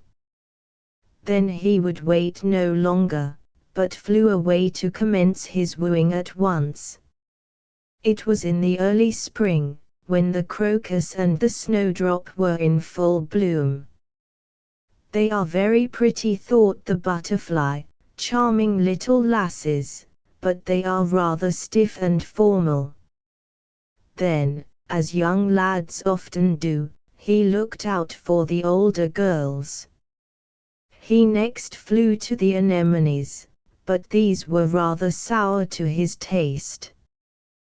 The violet was a little too sentimental, the lime blossoms were too small, and, besides, there was such a large family of them. The apple blossoms, though they looked like roses, bloomed today, but might fall off tomorrow with the first wind that blew, and he thought a marriage with one of them might last too short a time. The pea blossom pleased him most of all. She was white and red, graceful and slender, and belonged to those domestic maidens who have a pretty appearance, yet can be useful in the kitchen. He was just about to make her an offer when, close by her, he saw a pod, with a withered flower hanging at the end. Who is that? He asked. That is my sister, replied the pea blossom. Oh, indeed. And you will be like her some day, said he. And at once he flew away, for he felt quite shocked. A honeysuckle hung forth from the hedge, in full bloom, but there were so many girls like her, with long faces and sallow complexions. No, he did not like her. But which one did he like? Spring went by, and summer drew toward its close. Autumn came, but he had not decided. The flowers now appeared in their most gorgeous robes, but all in vain, they had not the fresh, fragrant air of youth. The heart asks for fragrance even when it is no longer young, and there is very little of that to be found in the dahlias or the dry chrysanthemums. Therefore the butterfly turned to the mint on the ground. This plant, you know, has no blossom, but is sweetness all over. It is full of fragrance from head to foot, with the scent of a flower in every leaf. I will take her, said the butterfly, and he made her an offer. But the mint stood silent and stiff as she listened to him.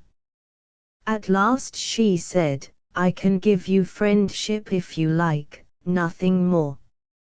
I am old, and you are old, but we may live for each other just the same. As to marrying, however, no.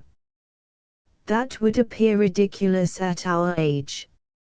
And so it happened that the butterfly got no wife at all. He had been too long choosing, which is always a bad plan, and became what is called an old bachelor. It was late in the autumn, with rainy and cloudy weather. The cold wind blew over the bowed backs of the willows, so that they creaked again. It was not the weather for flying about in summer clothes, but fortunately the butterfly was not out in it. By a happy chance he had got a shelter. It was in a room heated by a stove and as warm as summer. He could live here, he said, well enough. But it is not enough merely to exist, said he. I need freedom, sunshine, and a little flower for a companion. So he flew against the window pane and was seen and admired by those in the room, who caught him and stuck him on a pin in a box of curiosities. They could not do more for him. Now I am perched on a stalk like the flowers, said the butterfly. It is not very pleasant, certainly. I imagine it is something like being married, for here I am stuck fast. And with this thought he consoled himself a little. That seems very poor consolation, said one of the plants in the room, that grew in a pot. Ah, thought the butterfly, one can't very well trust these plants in pots, they have had too much to do with human beings. The goblin and the huckster. The goblin and the huckster. Here was once a regular student, who lived in a garret and had no possessions. And there was also a regular huckster, to whom the house belonged, and who occupied the ground floor. A goblin lived with the huckster because at Christmas he always had a large dish full of jam, with a great piece of butter in the middle. The huckster could afford this, and therefore the goblin remained with him, which was very shrewd of the goblin. One evening the student came into the shop through the back door to buy candles and cheese for himself. He had no one to send, and therefore he came himself. He obtained what he wished, and then the huckster and his wife nodded good evening to him. The huckster's wife was a woman who could do more than merely nod, for she usually had plenty to say for herself. The student nodded also, as he turned to leave, then suddenly stopped and began reading the piece of paper in which the cheese was wrapped. It was a leaf torn out of an old book, a book that ought not to have been torn up, for it was full of poetry. Yonder lies some more of the same sort, said the huckster. I gave an old woman a few coffee berries for it, you shall have the rest for 6pence if you will. Indeed I will, said the student. Give me the book instead of the cheese, I can eat my bread and butter without cheese.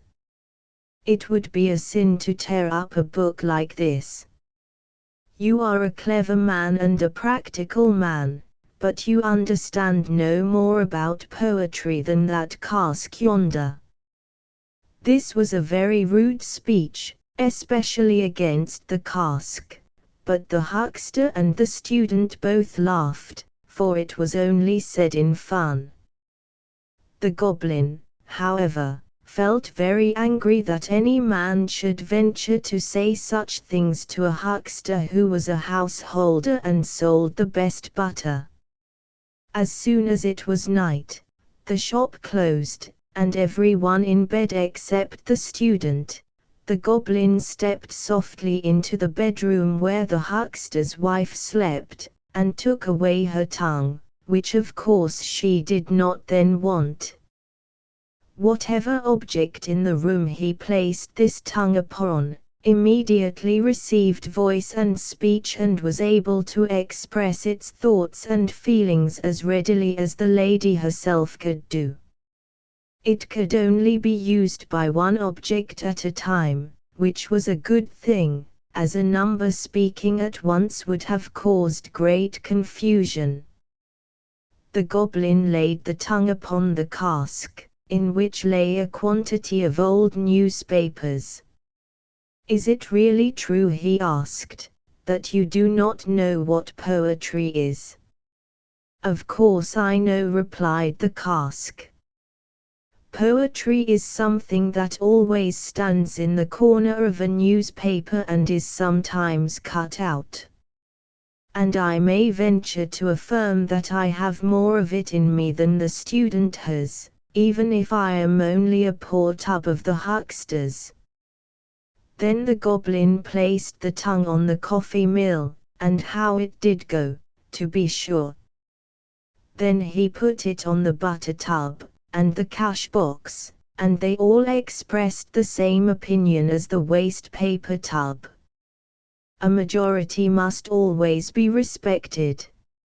"Now I shall go and tell the student," said the goblin. With these words he went quietly up the back stairs to the garret, where the student lived. The student's candle was burning still, and the goblin peeped through the keyhole and saw that he was reading in the torn book which he had bought out of the shop. But how light the room was! From the book shot forth a ray of light which grew broad and full like the stem of a tree, from which bright rays spread upward and over the student's head. Each leaf was fresh, and each flower was like a beautiful female head, some with dark and sparkling eyes and others with eyes that were wonderfully blue and clear. The fruit gleamed like stars, and the room was filled with sounds of beautiful music. The little goblin had never imagined, much less seen or heard of, any sight so glorious as this. He stood still on tiptoe, peeping in, till the light went out. The student no doubt had blown out his candle and gone to bed, but the little goblin remained standing there, listening to the music which still sounded, soft and beautiful, a sweet cradle song for the student who had lain down to rest. "This is a wonderful place," said the goblin. "I never expected such a thing. I should like to stay here with the student." Then the little man thought it over, for he was a sensible sprite. At last he sighed, "But the student has no jam." So he went downstairs again to the huckster's shop, and it was a good thing he got back when he did, for the cask had almost worn out the lady's tongue. He had given a description of all that he contained on one side, and was just about to turn himself over to the other side to describe what was there, when the goblin entered and restored the tongue to the lady. From that time forward, the whole shop, from the cash box down to the pinewood logs, formed their opinions from that of the cask. They all had such confidence in him and treated him with so much respect that when, in the evening, the huckster read the criticisms on theatricals and art, they fancied it must all come from the cask. After what he had seen, the goblin could no longer sit and listen quietly to the wisdom and understanding downstairs. As soon as the evening light glimmered in the garret, he took courage, for it seemed to him that the rays of light were strong cables, drawing him up and obliging him to go and peep through the keyhole. While there, a feeling of vastness came over him, such as we experience by the ever-moving sea when the storm breaks forth, and it brought tears into his eyes. He did not himself know why he wept, yet a kind of pleasant feeling mingled with his tears. How wonderfully glorious it would be to sit with the student under such a tree! But that was out of the question. He must be content to look through the keyhole and be thankful for even that. There he stood on the cold landing, with the autumn wind blowing down upon him through the trapdoor. It was very cold, but the little creature did not really feel it till the light in the garret went out and the tones of music died away. Then how he shivered and crept downstairs again to his warm corner, where he felt at home and comfortable. And when Christmas came again and brought the dish of jam and the great lump of butter, he liked the huckster best of all. Soon after, the goblin was waked in the middle of the night by a terrible noise and knocking against the window shutters and the house doors and by the sound of the watchman's horn. A great fire had broken out, and the whole street seemed full of flames. Was it in their house or a neighbor's? No one could tell, for terror had seized upon all. The huckster's wife was so bewildered that she took her gold earrings out of her ears and put them in her pocket, that she might save something at least. The huckster ran to get his business papers, and the servant resolved to save her black silk mantle, which she had managed to buy. All wished to keep the best things they had. The goblin had the same wish, for with one spring he was upstairs in the student's room. He found him standing by the open window and looking quite calmly at the fire, which was raging in the house of a neighbor opposite.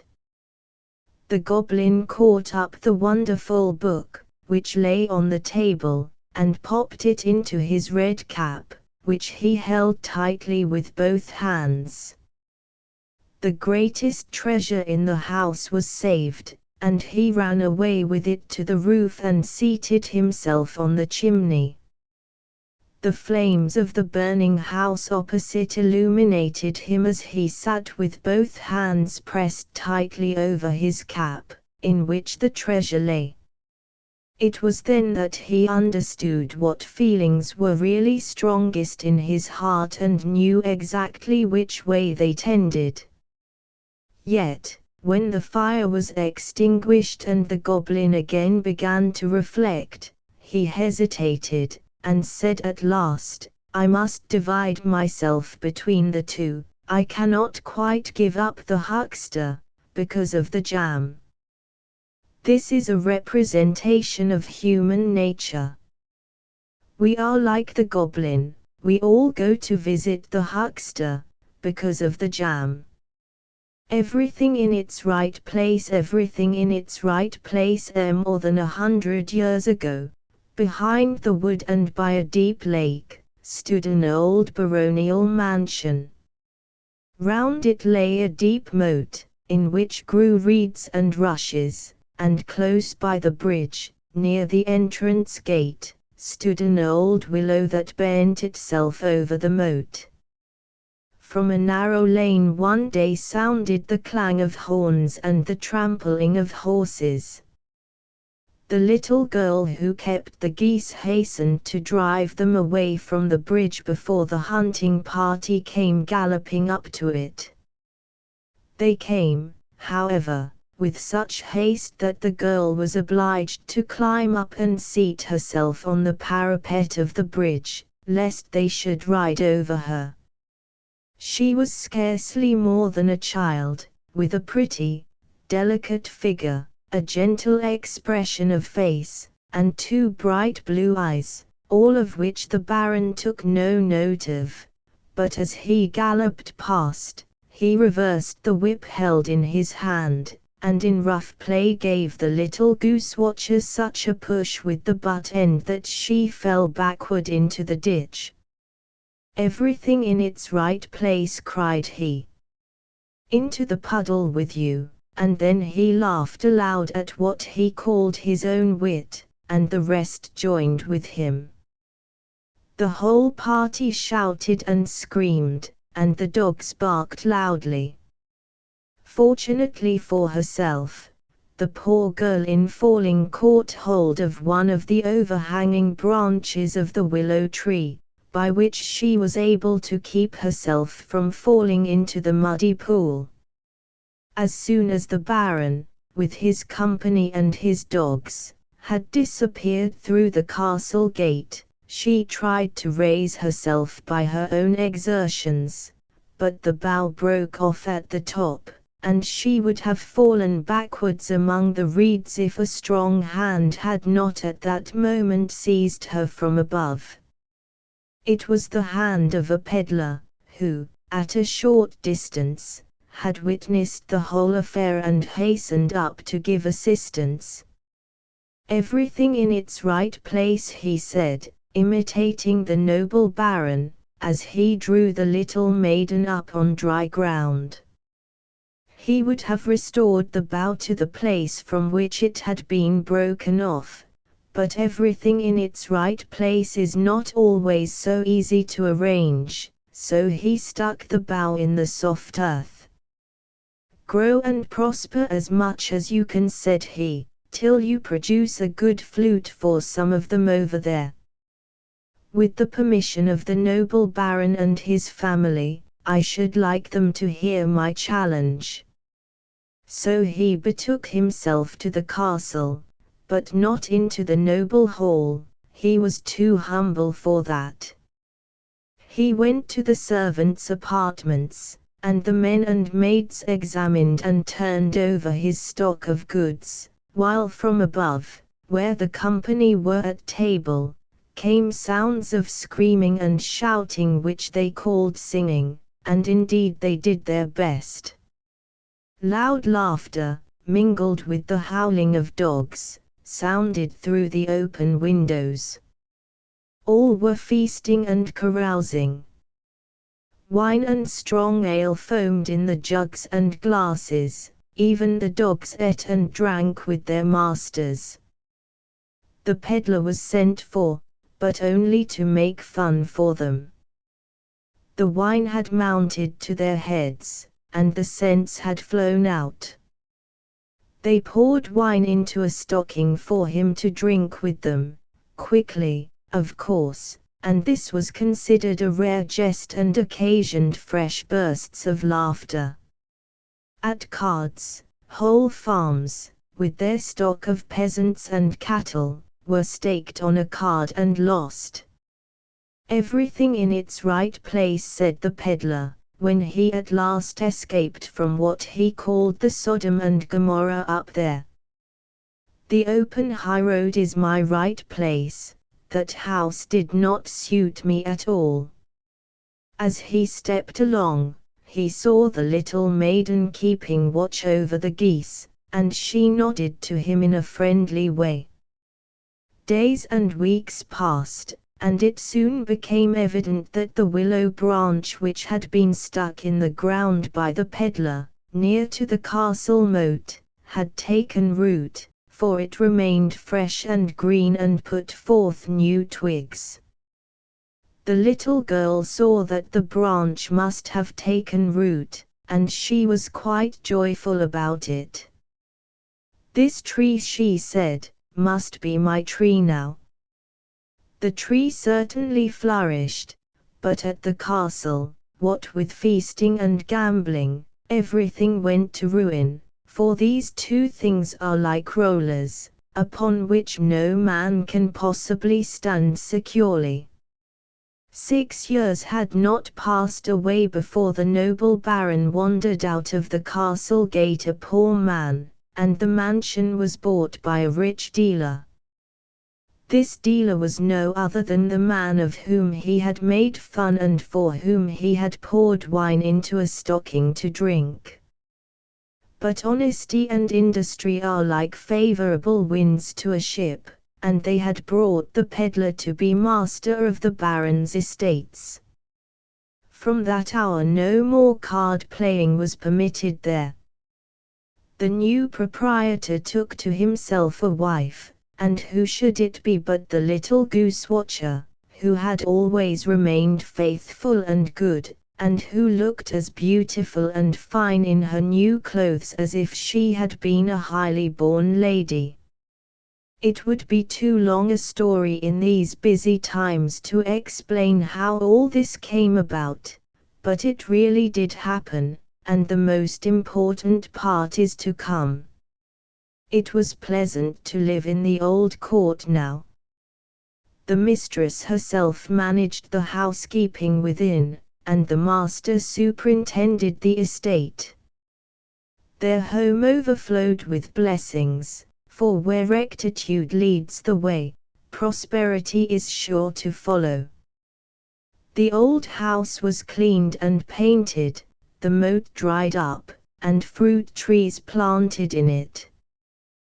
The floors of the house were polished as smoothly as a draftboard, and everything looked bright and cheerful. During the long winter evenings the lady of the house sat with her maidens at the spinning wheel in the great hall. Her husband, in his old age, had been made a magistrate. Every Sunday evening he read the Bible with his family, for children had come to him and were all instructed in the best manner, although they were not all equally clever, as is the case in all families. In the meantime, the willow branch at the castle gate had grown into a splendid tree and stood free and unrestrained. "That is our genealogical tree," said the old people, "and the tree must therefore be honored and esteemed, even by those who are not very wise." 100 years passed away, and the place presented a much changed aspect. The lake had been converted into moorland, and the old baronial castle had almost disappeared. A pool of water, the deep moat, and the ruins of some of the walls were all that remained. Close by grew a magnificent willow tree, with overhanging branches, the same genealogical tree of former times. Here it still stood, showing to what beauty a willow can attain when left to itself. To be sure, the trunk was split through, from the root to the top, and the storm had slightly bent it, but it stood firm through all, and from every crevice and opening into which earth had been carried by the wind, shot forth blossoms and flowers. Near the top, where the large boughs parted, the wild raspberry twined its branches and looked like a hanging garden. Even the little mistletoe had here struck root, and flourished, graceful and delicate, among the branches of the willow, which were reflected in the dark waters beneath it. Sometimes the wind from the sea scattered the willow leaves. A path led through the field, close by the tree.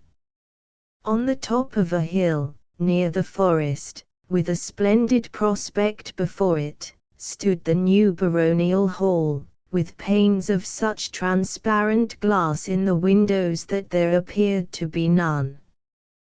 The grand flight of steps leading to the entrance looked like a bower of roses and broad-leaved plants. The lawn was as fresh and green as if each separate blade of grass were cleaned morning and evening. In the hall hung costly pictures. The chairs and sofas were of silk and velvet and looked almost as if they could move of themselves. There were tables with white marble tops, and books bound in velvet and gold. Here, indeed, resided wealthy people, people of rank, the new baron and his family. Each article was made to harmonize with the other furnishings. The family motto still was, "Everything in its right place." Therefore the pictures which were once the honor and glory of the old house now hung in the passage leading to the servants' hall. They were considered mere lumber, especially two old portraits, one of a man in a wig and a rose-colored coat, the other of a lady with frizzed and powdered hair, holding a rose in her hand, each surrounded by a wreath of willow leaves. Both the pictures had many holes in them, for the little barons always set up the two old people as targets for their bows and arrows, and yet these were pictures of the magistrate and his lady, from whom the present family were descended. "But they did not properly belong to our family," said one of the little barons. "He was a peddler, and she kept the geese. They were not like Papa and Mama." So the pictures, being old, were considered worthless, and the motto being each in its right place, the great-grandfather and the great-grandmother of the family were sent into the passage leading to the servants' hall. The son of the clergyman of the place was tutor at the great house. One day he was out walking with his pupils, the little barons, and their eldest sister, who had just been confirmed. They took the path through the fields, which led past the old willow tree. While they walked, the young lady made a wreath of hedge blossoms and wild flowers, each in its right place, and the wreath was, as a whole, very pretty. At the same time she heard every word uttered by the son of the clergyman. She liked very much to hear him talk of the wonders of nature and of the great men and women of history. She had a healthy mind, with nobility of thought and feeling, and a heart full of love for all God's creation. The walking party halted at the old willow tree. The youngest of the barons wanted a branch from it to make a flute, as he had already made them from other willows. The tutor broke off a branch. "Oh, don't do that," exclaimed the young baroness, but it was already done. "I am so sorry," she continued. "That is our famous old tree, and I love it very much. They laugh at me for it at home, but I don't mind. There is a story told about that tree." Then she told him what we already know, about the old castle, and about the peddler and the girl with the geese, who had met at this spot for the first time and were the ancestors of the noble family to which the young baroness belonged. "The good old folks would not be ennobled," said she. "Their motto was everything in its right place, and they thought it would not be right for them to purchase a title with money. My grandfather, the first baron, was their son.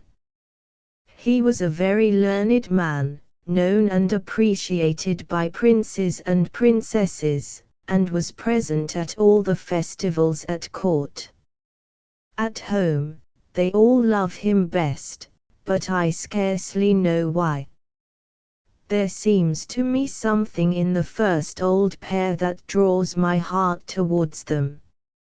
How sociable, how patriarchal, it must have been in the old house, where the mistress sat at the spinning wheel with her maids while her husband read aloud to them from the Bible. They must have been charming, sensible people, said the tutor, and then the conversation turned upon nobles and commoners. It was almost as if the tutor did not belong to an inferior class, he spoke so wisely upon the purpose and intention of nobility. It is certainly good fortune to belong to a family that has distinguished itself in the world, and to inherit the energy which spurs us on to progress in everything noble and useful. It is pleasant to bear a family name that is like a card of admission to the highest circles. True nobility is always great and honorable. It is a coin which has received the impression of its own value. It is a mistake of the present day, into which many poets have fallen, to affirm that all who are noble by birth must therefore be wicked or foolish, and that the lower we descend in society the oftener we find great and shining characters. I feel that this is quite false. In all classes can be found men and women possessing kindly and beautiful traits. My mother told me of one, and I could tell you of many more. She was once on a visit to a nobleman's house in the town. My grandmother, I believe, had been brought up in the family. One day, when my mother and the nobleman happened to be alone, an old woman came limping into the court on crutches. She was accustomed to come every Sunday and always carried away a gift with her. "Ah, there is the poor old woman," said the nobleman, "what pain it is for her to walk." And before my mother understood what he said, he had left the room and run downstairs to the old woman. Though 70 years old himself, the old nobleman carried to the woman the gift she had come to receive, to spare her the pain of walking any farther. This is only a trifling circumstance, but, like the 2 mites given by the widow in the Bible, it wakes an echo in the heart. These are subjects of which poets should write and sing, for they soften and unite mankind into one brotherhood. But when a mere sprig of humanity, because it has noble ancestors of good blood, rears up and prances like an Arabian horse in the street or speaks contemptuously of common people, then it is nobility in danger of decay, a mere pretense, like the mask which Thespis invented. People are glad to see such persons turned into objects of satire. This was the tutor's speech, certainly rather a long one, but he had been busily engaged in cutting the flute while he talked. There was a large party at the hall that evening. The grand salon was crowded with guests, some from the neighborhood, some from the capital. There was a bevy of ladies richly dressed with, and without, taste, a group of the clergy from the adjoining parishes, in a corner together, as grave as though met for a funeral. A funeral party it certainly was not, however, it was meant for a party of pleasure, but the pleasure was yet to come. Music and song filled the rooms, first one of the party volunteering, then another. The little baron brought out his flute, but neither he nor his father, who tried it after him, could make anything of it. It was pronounced a failure. "But you are a performer, too," surely said a witty gentleman, addressing the tutor. "You are of course a flute player as well as a flute maker. You are a universal genius, I hear, and genius is quite the rage nowadays, nothing like genius. Come now, I am sure you will be so good as to enchant us by playing on this little instrument." He handed it over, announcing in a loud voice that the tutor was going to favor the company with a solo on the flute. It was easy to see that these people wanted to make fun of him, and he refused to play.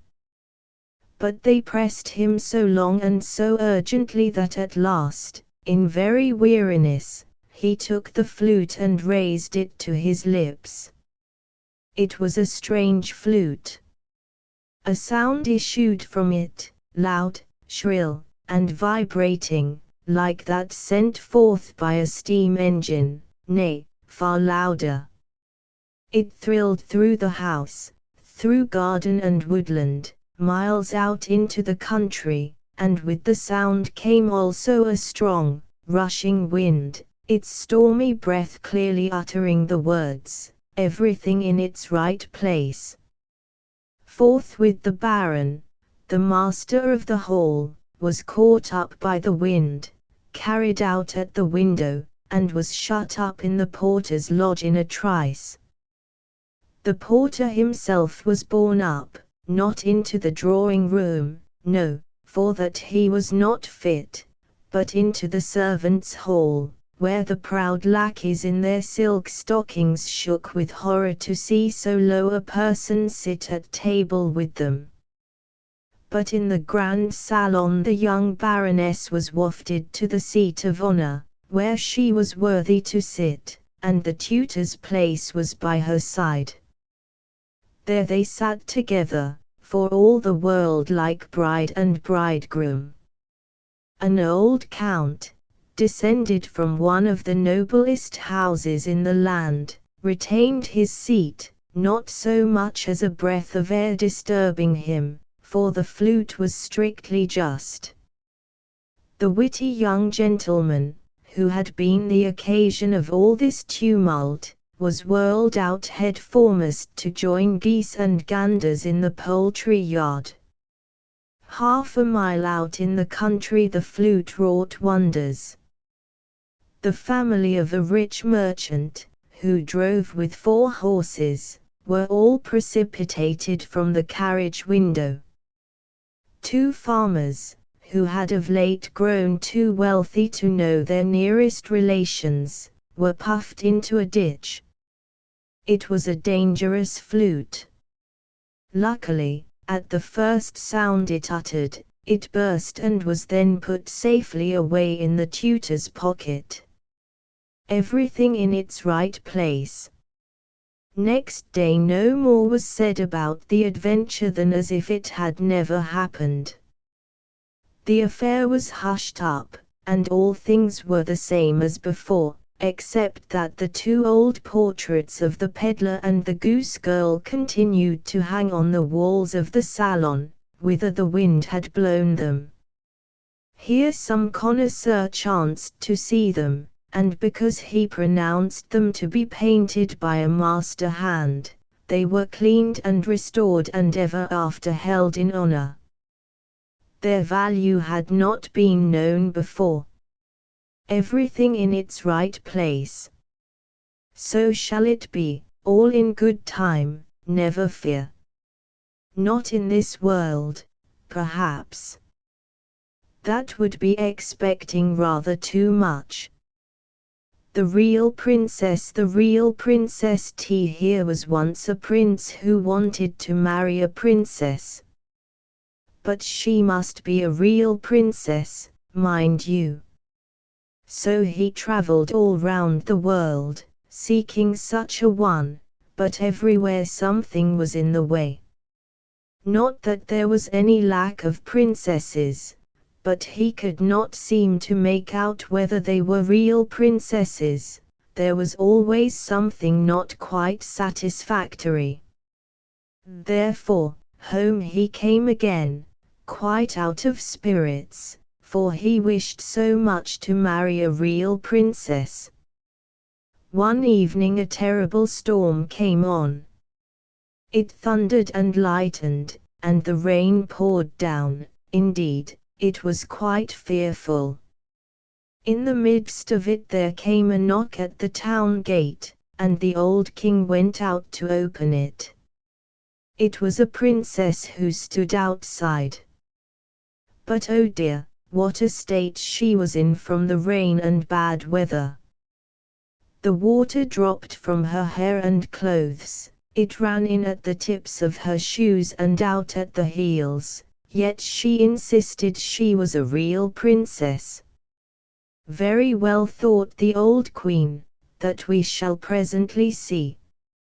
She said nothing, but went into the bedchamber and took off all the bedding, then laid a pea on the sacking of the bedstead. Having done this, she took 20 mattresses and laid them upon the pea and placed 20 eider-down beds on top of the mattresses. The princess lay upon this bed all the night. In the morning she was asked how she had slept. "Oh, most miserably," she said. "I scarcely closed my eyes the whole night through. I cannot think what there could have been in the bed.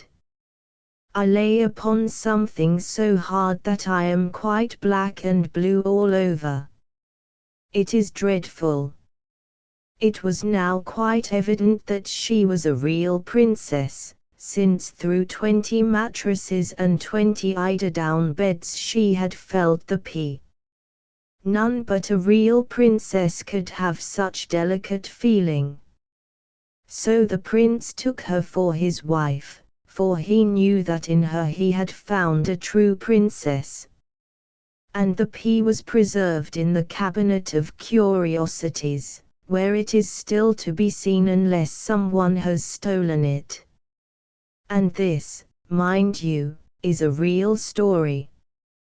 The Emperor's New Clothes. The Emperor's New Clothes. Many years ago there was an emperor who was so fond of new clothes that he spent all his money on them. He did not give himself any concern about his army, he cared nothing about the theatre or for driving about in the woods, except for the sake of showing himself off in new clothes. He had a costume for every hour in the day, and just as they say of a king or emperor, he is in his council chamber, they said of him, the emperor is in his dressing room. Life was merry and gay in the town where the emperor lived, and numbers of strangers came to it every day. Among them there came one day 2 rascals, who gave themselves out as weavers and said that they knew how to weave the most exquisite stuff imaginable. Not only were the colors and patterns uncommonly beautiful, but the clothes that were made of the stuff had the peculiar property of becoming invisible to every person who was unfit for the office he held or who was exceptionally stupid. Those must be valuable clothes, thought the emperor. By wearing them I should be able to discover which of the men in my empire are not fit for their posts. I should distinguish wise men from fools. Yes, I must order some of the stuff to be woven for me directly. And he paid the swindlers a handsome sum of money in advance, as they required. As for them, they put up 2 looms and pretended to be weaving, though there was nothing whatever on their shuttles.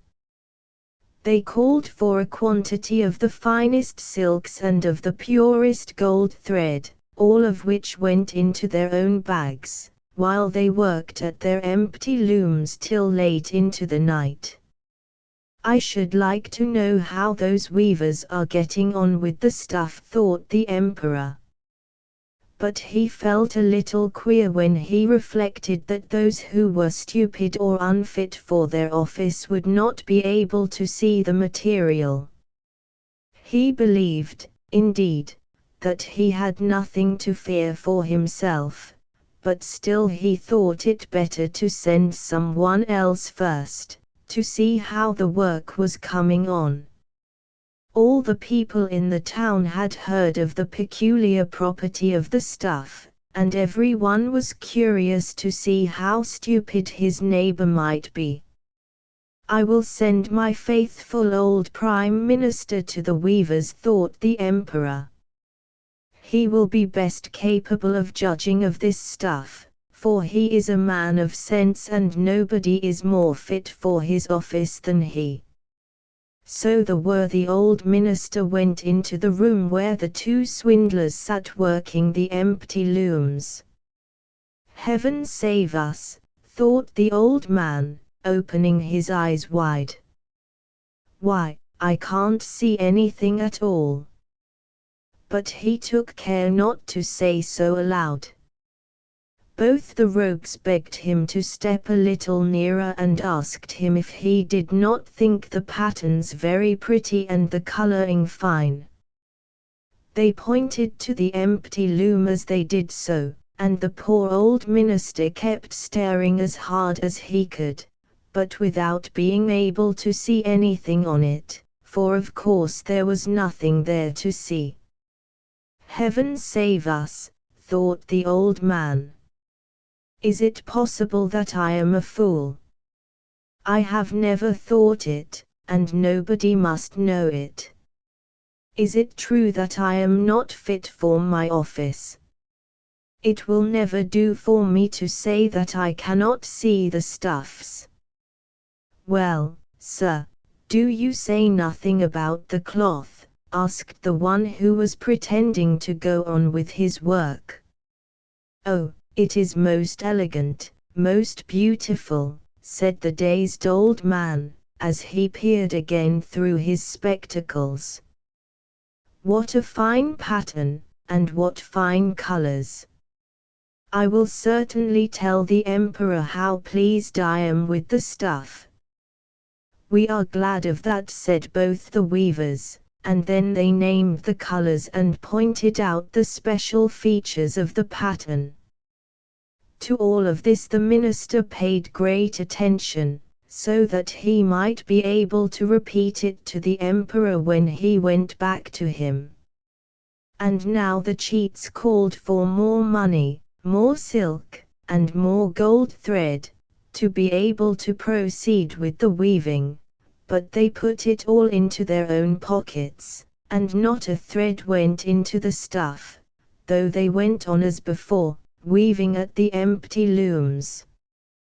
After a little time the emperor sent another honest statesman to see how the weaving was progressing, and if the stuff would soon be ready.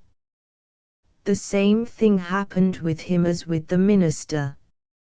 He gazed and gazed, but as there was nothing but empty looms, he could see nothing else. Is not this an exquisite piece of stuff? Asked the weavers, pointing to one of the looms and explaining the beautiful pattern and the colors which were not there to be seen. I am not stupid, I know I am not, thought the man, so it must be that I am not fit for my good office.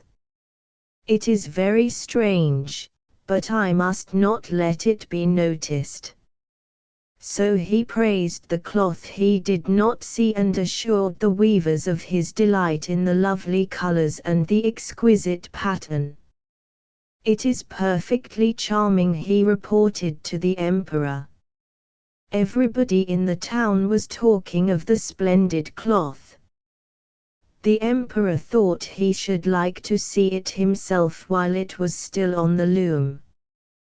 With a company of carefully selected men, among whom were the two worthy officials who had been there before, he went to visit the crafty impostors, who were working as hard as ever at the empty looms. "Is it not magnificent?" said both the honest statesmen. "See, your Majesty, what splendid colors, and what a pattern!" And they pointed to the looms, for they believed that others, no doubt, could see what they did not. "What?" thought the emperor. "I see nothing at all. This is terrible. Am I a fool?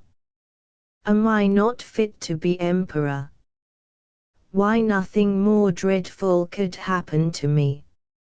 Oh, it is very pretty.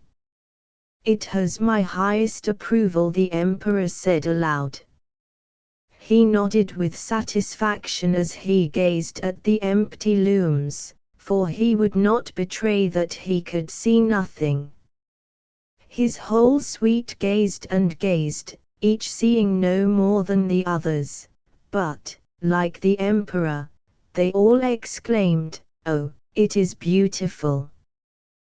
They even suggested to the emperor that he wear the splendid new clothes for the first time on the occasion of a great procession which was soon to take place. Splendid, gorgeous, magnificent, went from mouth to mouth. All were equally delighted with the weaver's workmanship. The emperor gave each of the impostors an order of knighthood to be worn in their buttonholes, and the title gentleman weaver of the imperial court. Before the day on which the procession was to take place, the weavers sat up the whole night, burning 16 candles, so that people might see how anxious they were to get the emperor's new clothes ready. They pretended to take the stuff from the loom, they cut it out in the air with huge scissors, and they stitched away with needles which had no thread in them. At last they said, "Now the clothes are finished." The emperor came to them himself with his grandest courtiers, and each of the rogues lifted his arm as if he held something, saying, "See! Here are the trousers. Here is the coat. Here is the cloak," and so on. It is as light as a spider's web. One would almost feel as if one had nothing on, but that is the beauty of it. "Yes," said all the courtiers, but they saw nothing, for there was nothing to see. "Will your Majesty be graciously pleased to take off your clothes so that we may put on the new clothes here, before the great mirror?" The emperor took off his clothes, and the rogues pretended to put on first one garment and then another of the new ones they had pretended to make. They pretended to fasten something round his waist and to tie on something. This they said was the train, and the emperor turned round and round before the mirror. "How well His Majesty looks in the new clothes!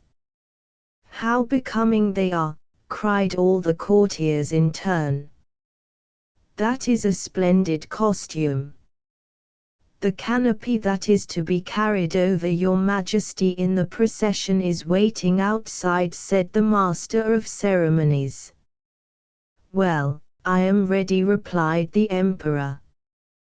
"Don't the clothes look well?" And he turned round and round again before the mirror, to appear as if he were admiring his new costume. The chamberlains, who were to carry the train, stooped and put their hands near the floor as if they were lifting it, then they pretended to be holding something in the air.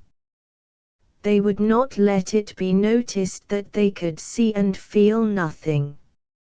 So the emperor went along in the procession, under the splendid canopy, and everyone in the streets said, "How beautiful the emperor's new clothes are! What a splendid train! And how well they fit! No one wanted to let it appear that he could see nothing, for that would prove him not fit for his post. None of the emperor's clothes had been so great a success before. "But he has nothing on," said a little child. "Just listen to the innocent," said its father, and one person whispered to another what the child had said. "He has nothing on," a child says. "He has nothing on." "But he has nothing on," cried all the people. The emperor was startled by this, for he had a suspicion that they were right. But he thought, "I must face this out to the end and go on with the procession." So he held himself more stiffly than ever, and the chamberlains held up the train that was not there at all. Great Claus and Little Claus. Great Claus and Little Claus. In a village there once lived two men of the same name. Both of them were called Claus. But because one of them owned 4 horses while the other had but one, people called the one who had the 4 horses Big, or Great, Claus, and the one who owned but a single horse Little Claus. Now I shall tell you what happened to each of them, for this is a true story. All the days of the week Little Claus was obliged to plough for Great Claus and to lend him his one horse.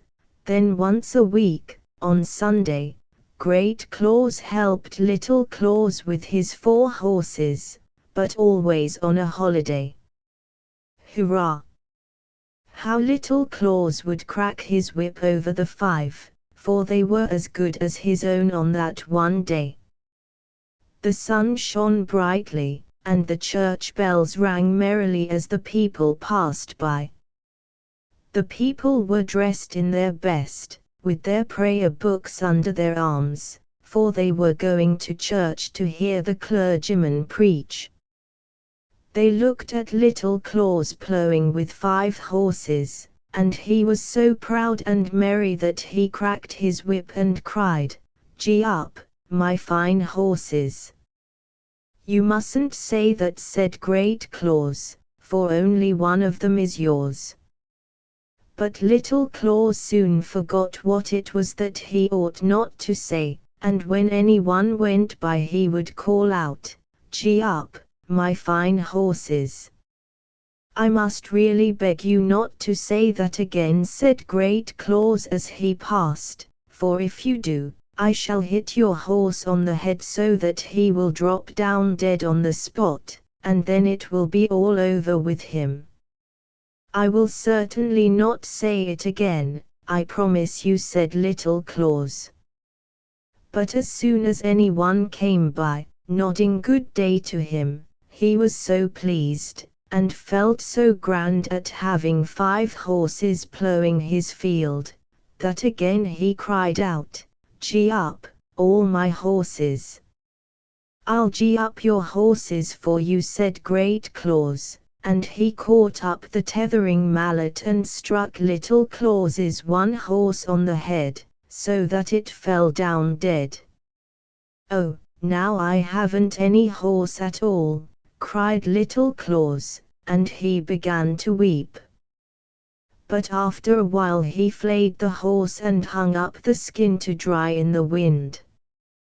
Then he put the dried skin into a bag, and hanging it over his shoulder, went off to the next town to sell it. He had a very long way to go and was obliged to pass through a great, gloomy wood. A dreadful storm came up. He lost his way, and before he found it again, evening was drawing on. It was too late to get to the town, and too late to get home before nightfall. Near the road stood a large farmhouse. The shutters outside the windows were closed, but lights shone through the crevices and at the top.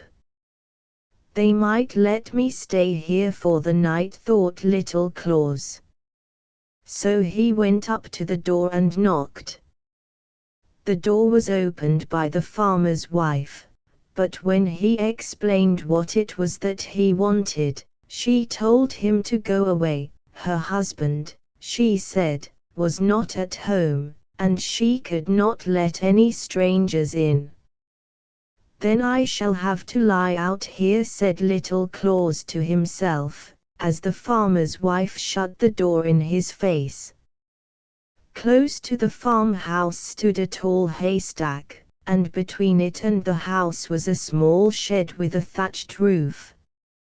"I can lie up there," said Little Claus, when he saw the roof. "It will make a capital bed, but I hope the stork won't fly down and bite my legs." A stork was just then standing near his nest on the house roof.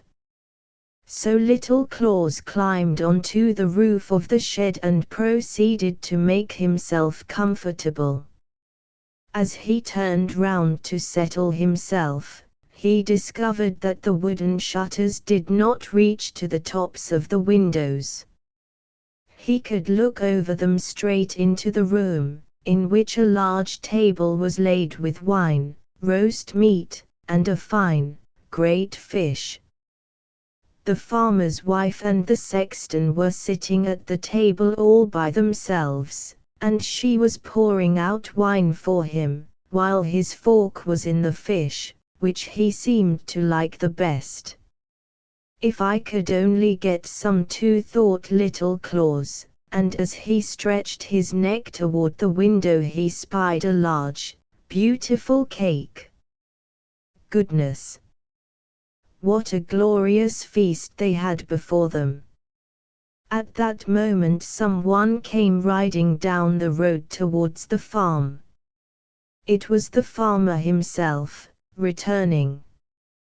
He was a good man enough, but he had one very singular prejudice: he could not bear the sight of a sexton, and if he came on one he fell into a terrible rage. This was the reason that the sexton had gone to visit the farmer's wife during his absence from home, and that the good wife had put before him the best she had. When they heard the farmer they were frightened, and the woman begged the sexton to creep into a large empty chest which stood in a corner. He did so with all haste, for he well knew how the farmer felt toward a sexton. The woman hid the wine and all the good things in the oven, for if her husband were to see them, he would certainly ask why they had been provided. "Oh dear," sighed Little Claus, on the shed roof, as he saw the good things disappear. "Is anyone up there?" asked the farmer, looking up where Little Claus was. "What are you doing up there? You had better come with me into the house."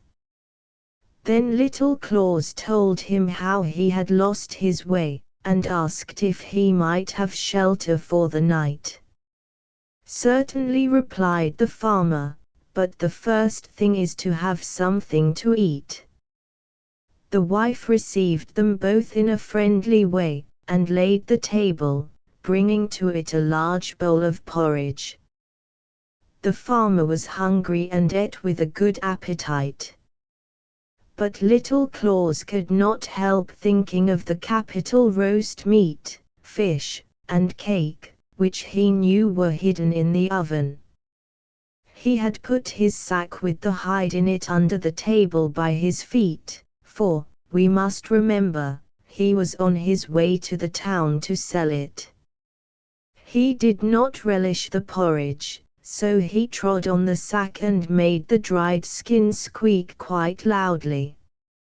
"Hush," said Little Claus to his bag, at the same time treading upon it again, to make it squeak much louder than before.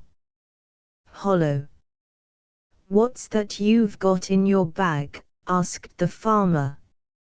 "Oh, it's a magician," said Little Claus, "and he says we needn't eat the porridge, for he has charmed the oven full of roast meat, fish, and cake." "What?" cried the farmer, and he opened the oven with all speed and saw all the nice things the woman had hidden, but which he believed the magician had conjured up for their special benefit. The farmer's wife did not say a word, but set the food before them, and they both made a hearty meal of the fish, the meat, and the cake. Little Claus now trod again upon his sack and made the skin squeak.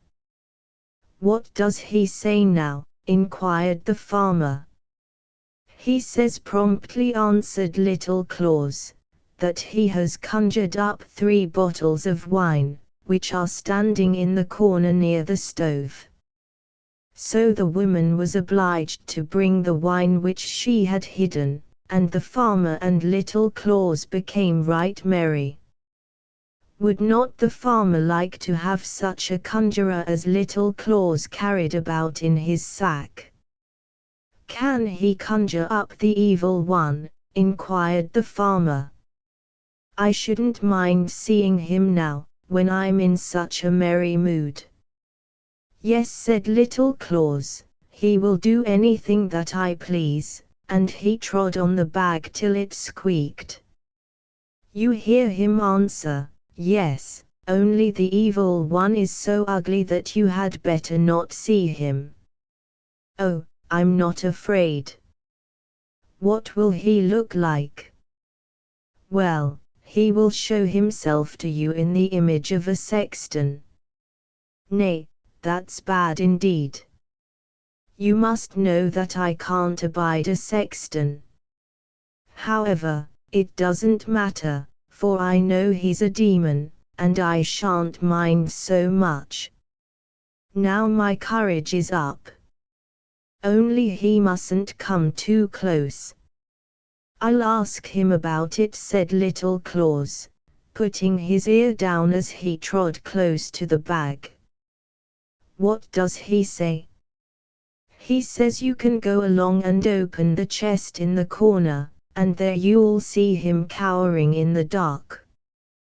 But hold the lid tight, so that he doesn't get out." "Will you help me to hold the lid?" asked the farmer, going along to the chest in which his wife had hidden the sexton, who was shivering with fright. The farmer opened the lid a wee little way and peeped in. "Ha!" he cried, springing backward. "I saw him, and he looks exactly like our sexton." It was a shocking sight. They must needs drink after this, and there they sat till far into the night. "You must sell me your conjurer," said the farmer. "Ask anything you like for him." "Nay, I'll give you a bushel of money for him." "No, I can't do that," said Little Claus. "You must remember how much benefit I can get from such a conjurer." "Oh, but I should so like to have him," said the farmer, and he went on begging for him. "Well," said Little Claus at last, "since you have been so kind as to give me a night's shelter, I won't say nay. You must give me a bushel of money, only I must have it full to the brim." "You shall have it," said the farmer, "but you must take that chest away with you." "I won't have it in the house an hour longer. You could never know that he might not still be inside." So Little Claus gave his sack with the dried hide of the horse in it and received a full bushel of money in return, and the measure was full to the brim. The farmer also gave him a large wheelbarrow, with which to take away the chest and the bushel of money. "Goodbye," said Little Claus, and off he went with his money and the chest with the sexton in it. On the other side of the forest was a wide, deep river, whose current was so strong that it was almost impossible to swim against it. A large, new bridge had just been built over it, and when they came to the middle of the bridge, Little Claus said in a voice loud enough to be heard by the sexton, "What shall I do with this stupid old chest? It might be full of paving stones, it is so heavy. I am tired of wheeling it. I'll just throw it into the river. If it floats down to my home, well and good, if not, I don't care. It will be no great matter." And he took hold of the chest and lifted it a little, as if he were going to throw it into the river. "No, no. Let be," shouted the sexton. "Let me get out."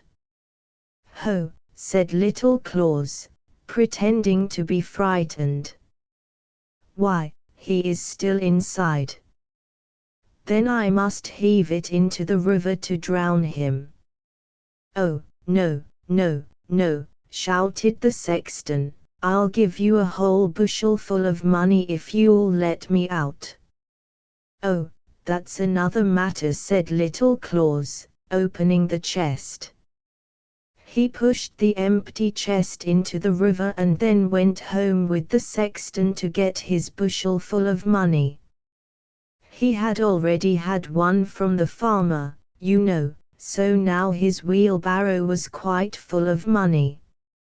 "I got a pretty fair price for that horse, I must admit," said he to himself, when he got home and turned the money out of the wheelbarrow into a heap in the middle of the floor. "What a rage Great Claus will be in when he discovers how rich I am become through my one horse. But I won't tell him just how it happened." So he sent a boy to Great Claus to borrow a bushel measure. "What can he want with it?" thought Great Claus, and he rubbed some tallow on the bottom so that some part of whatever was measured might stick to it. And so it did, for when the measure came back, 3 new silver threepenny bits were sticking to it. "What's this?" said Great Claus, and he ran off at once to Little Claus. "Where on earth did you get all this money?" he asked. "Oh, that's for my horse's skin. I sold it yesterday morning." "That was well paid for, indeed," said Great Claus. He ran home, took an axe, and hit all his 4 horses on the head, then he flayed them and carried their skins off to the town. "Hides! Hides! Who'll buy my hides?" he cried through the streets. All the shoemakers and tanners in the town came running up and asked him how much he wanted for his hides. "A bushel of money for each," said Great Claus. "Are you mad?" they all said. "Do you think we have money by the bushel? Skins! Skins! Who'll buy them?" he shouted again, and the shoemakers took up their straps, and the tanners their leather aprons, and began to beat Great Claus. "Hides! Hides!" they called after him. "Yes, we'll hide you and tan you." "Out of the town with him!" they shouted. And Great Claus made the best haste he could to get out of the town, for he had never yet been thrashed as he was being thrashed now. "Little Claus shall pay for this," he said, when he got home. "I'll kill him for it." Little Claus's old grandmother had just died in his house. She had often been harsh and unkind to him, but now that she was dead he felt quite grieved. He took the dead woman and laid her in his warm bed to see if she would not come to life again. He himself intended to sit in a corner all night. He had slept that way before. As he sat there in the night, the door opened and in came Great Claus with his axe. He knew where Little Claus's bed stood, and he went straight to it and hit the dead grandmother a blow on the forehead, thinking it was Little Claus. "Just see if you'll make a fool of me again," said he, and then he went home. "What a bad, wicked man he is," said Little Claus. "He was going to kill me. What a good thing that poor grandmother was dead already. He would have taken her life." He now dressed his grandmother in her best Sunday clothes, borrowed a horse of his neighbor, harnessed it to a cart, and set his grandmother on the back seat, so that she could not fall when the cart moved. Then he started off through the woods. When the sun rose, he was just outside a big inn, and he drew up his horse and went in to get something to eat. The landlord was a very rich man and a very good man, but he was hot-tempered, as if he were made of pepper and snuff.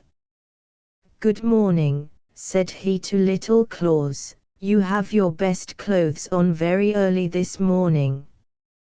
"Yes," said Little Claus, "I'm going to town with my old grandmother. She's sitting out there in the cart, I can't get her to come in. Won't you take her out a glass of beer? You'll have to shout at her, she's very hard of hearing." "Yes, that I'll do," said the host, and he poured a glass and went out with it to the dead grandmother, who had been placed upright in the cart.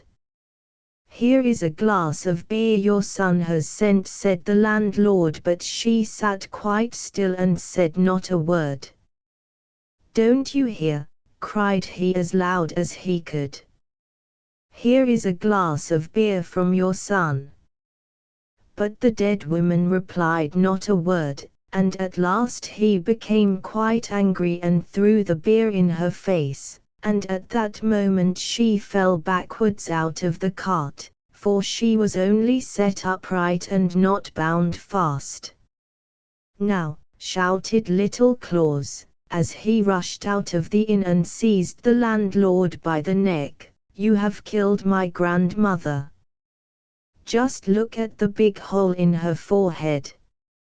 "Oh, what a misfortune," cried the man, "and all because of my quick temper. Good Little Claus, I will pay you a bushel of money, and I will have your poor grandmother buried as if she were my own, if only you will say nothing about it. Otherwise I shall have my head cut off, and that is so dreadful."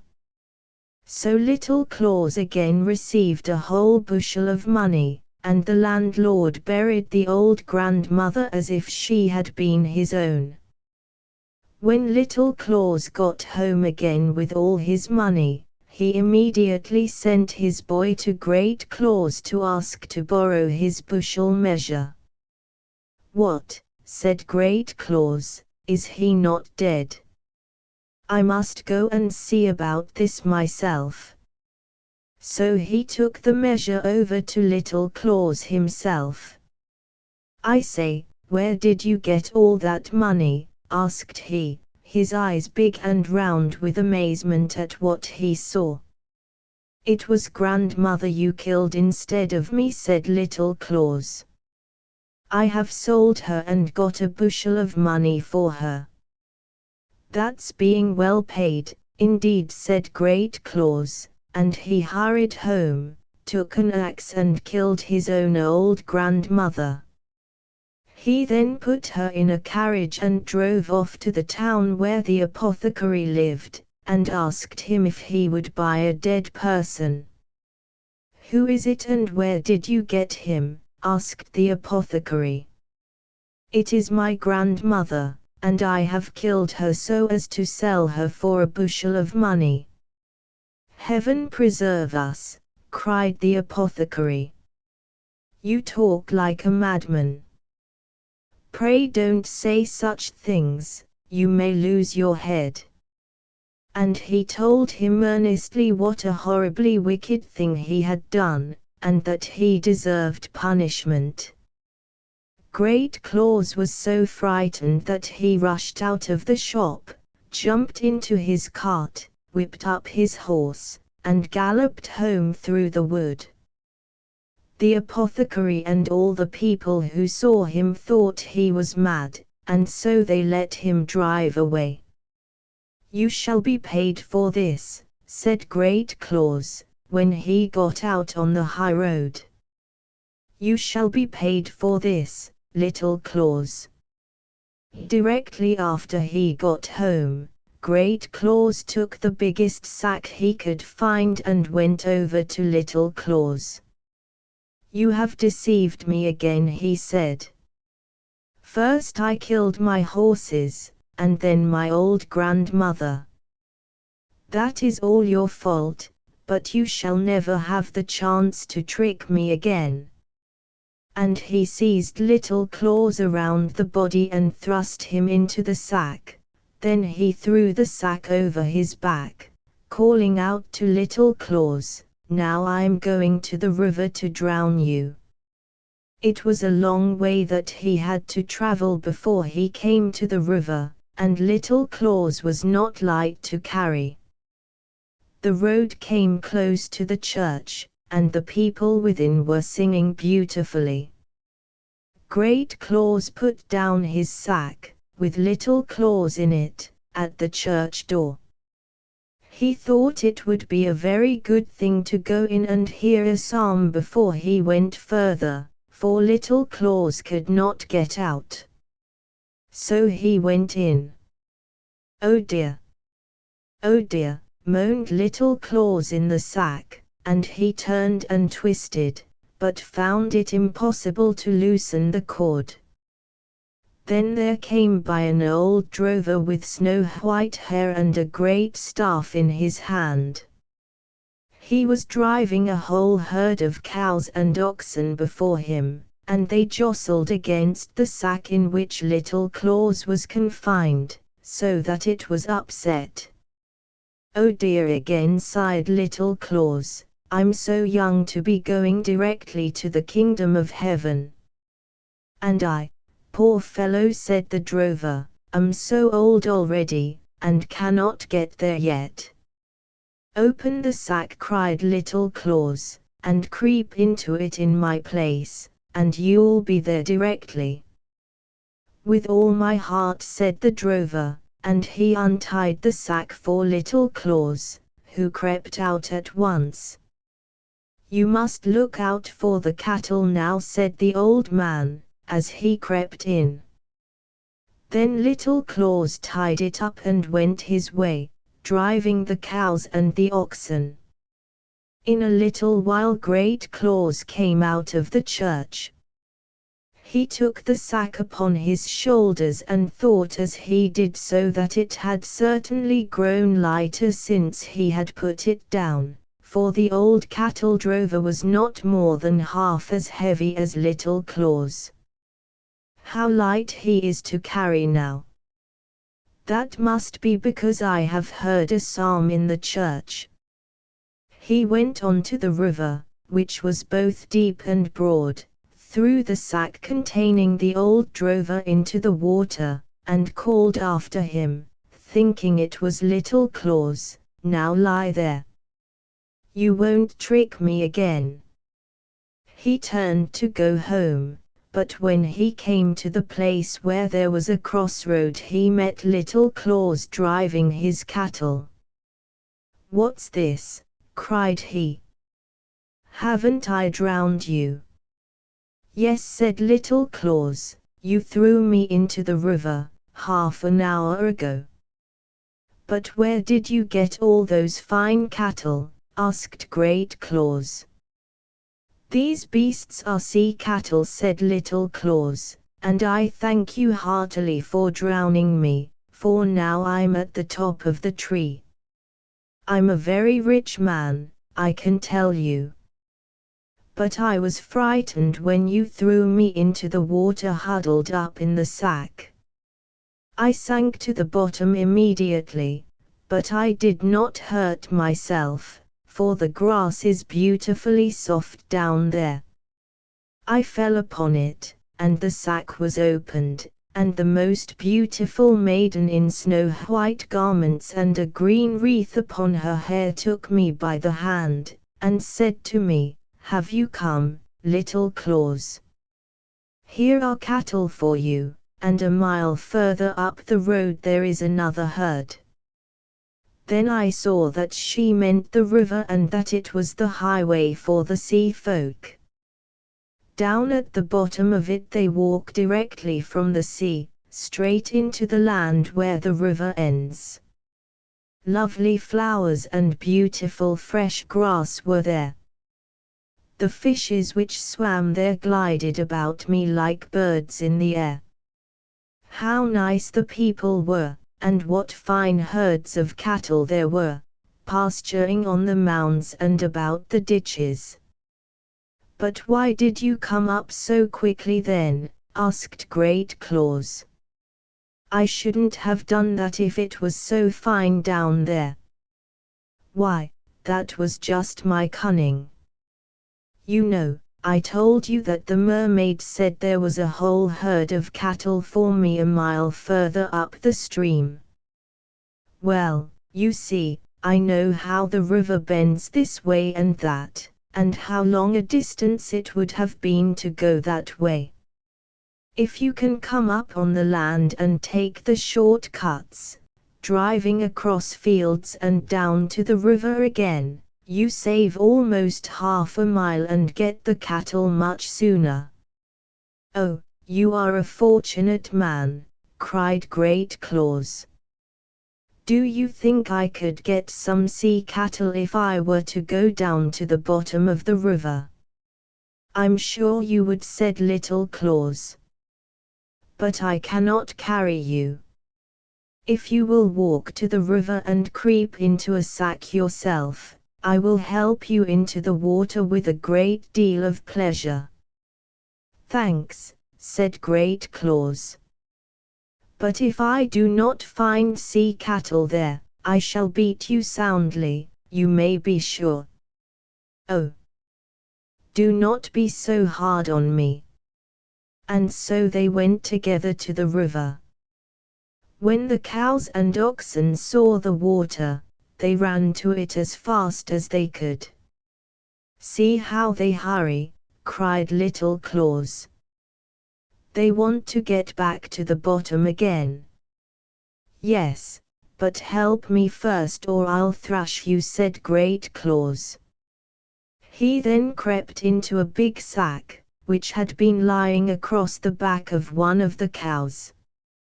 "Put a big stone in or I'm afraid I shan't sink." "Oh, that'll be all right," said Little Claus, but he put a big stone into the sack and gave it a push. Plump! And there lay Great Claus in the river. He sank at once to the bottom. "I'm afraid he won't find the cattle," said Little Claus. Then he drove homeward with his herd. Notes the Storks, page 29. On account of the ravages it makes among noxious animals, the stork is a privileged bird wherever it makes its home. In cities it is sometimes trained to act as scavenger. In Denmark, Holland, and Germany it is always a welcome guest. Boxes are placed upon roofs in the hope that nests may be made in them, for it is considered a sign of good fortune to have a stork's nest on one's roof. The stork is noted for its great affection for its young and especially for the care it is said to give to its parents in their old age. It has no song, and is in no sense a bird to love, though it may become quite tame. Page 37. The nurses in that country tell the children that the stork brings the little new babies. The Wild Swans, page 56. Fata Morgana, Fata Morgana, a singular appearance, or phenomenon, similar to the mirage of the desert, images of objects distorted or multiplied into fanciful shapes. This phenomenon was so called because it was looked upon as the work of a fata, or fairy, called Morgana. The phenomenon has been remarked chiefly at the Strait of Messina, between Italy and Calabria. What the Goodman does is always right, page 220. In the country, here means in Denmark. The Swineherd, page 263. Ah! Thou dearest Augustine, all is gone, gone, gone. The Metal Pig, page 269. Piazza, Piates in Italy, a square, or open space, surrounded by buildings. Page 271. Palazzo degli Uffizi, Palat SDA with Macron LY of FTSE, one of the chief art galleries of the world. Palazzo is the Italian word for palace. Page 272. Medici, MD, plus ECH, the name of a Florentine family. Page 275. Galileo is called the father of modern science. He made a number of most important scientific discoveries. To him is attributed the saying in regard to the earth, when under trial for the supposed heresy of believing in its motion, "It moves, nevertheless." Dante was the greatest of Italian poets. Alfari and Machiavelli were authors. Opposite the grave of Galileo is the tomb of Michelangelo, on which stand his bust and 3 figures, representing sculpture, painting, and architecture. Close by is a monument to Dante, whose body is buried at Ravenna. On this monument Italy is represented as pointing to the colossal statue of Dante, while poetry mourns his loss. A few steps farther on is Alfari's monument, which is adorned with laurel, the lyre, and dramatic masks. Italy weeps over his grave. Machiavelli is the last in this group of celebrated men. Everything in its right place, page 329. Thespis, a dramatic writer of the 6th century. He is called the father of the Greek drama. Transcriber's notes, obvious punctuation errors repaired. Some of the diacritical marks represented in the notes section may not be available in all browsers. For the reader's convenience, the original page images have been made available for comparison of these 2 pages. Click on the page number in the margin to see these images. Page 26, Sushine changed to sunshine, warm sunshine, while ****** end of the Project Gutenberg ebook Hans Andersen's Fairy Tales. Second series ****** updated editions will replace the previous one, the old editions will be renamed. Creating the works from print editions not protected by U.S. copyright law means that no one owns a United States copyright in these works, so the Foundation, and you, can copy and distribute it in the United States without permission and without paying copyright royalties. Special rules. set forth in the general terms of use part of this license, apply to copying and distributing Project Gutenberg trademark symbol electronic works to protect the Project Gutenberg trademark symbol concept and trademark. Project Gutenberg is a registered trademark, and may not be used if you charge for an ebook, except by following the terms of the trademark license, including paying royalties for use of the Project Gutenberg trademark. If you do not charge anything for copies of this ebook, complying with the trademark license is very easy. You may use this ebook for nearly any purpose, such as creation of derivative works, reports, performances and research. Project Gutenberg ebooks may be modified and printed and given away. You may do practically anything in the United States with ebooks not protected by U.S. copyright law. Redistribution is subject to the trademark license, especially commercial redistribution. Start. Full license. The full Project Gutenberg license. Please read this before you distribute or use this work to protect the Project Gutenberg trademark symbol mission of promoting the free distribution of electronic works. By using or distributing this work, or any other work associated in any way with the phrase Project Gutenberg, you agree to comply with all the terms of the full Project Gutenberg trademark symbol license available with this file or online at www.gutenberg.org/license. Section 1. General Terms of Use and Redistributing Project Gutenberg Trademark Symbol Electronic Works 1.0. By reading or using any part of this Project Gutenberg trademark symbol electronic work, you indicate that you have read, understand, agree to and accept all the terms of this license and intellectual property, trademark/copyright, agreement. If you do not agree to abide by all the terms of this agreement, you must cease using and return or destroy all copies of Project Gutenberg trademark symbol electronic works in your possession.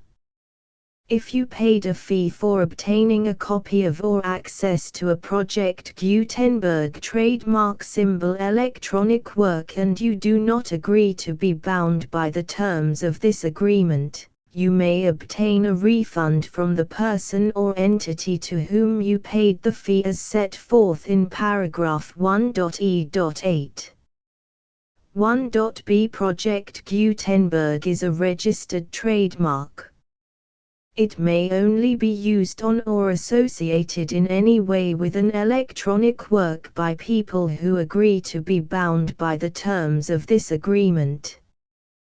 There are a few things that you can do with most Project Gutenberg trademark symbol electronic works even without complying with the full terms of this agreement. See paragraph 1.c below.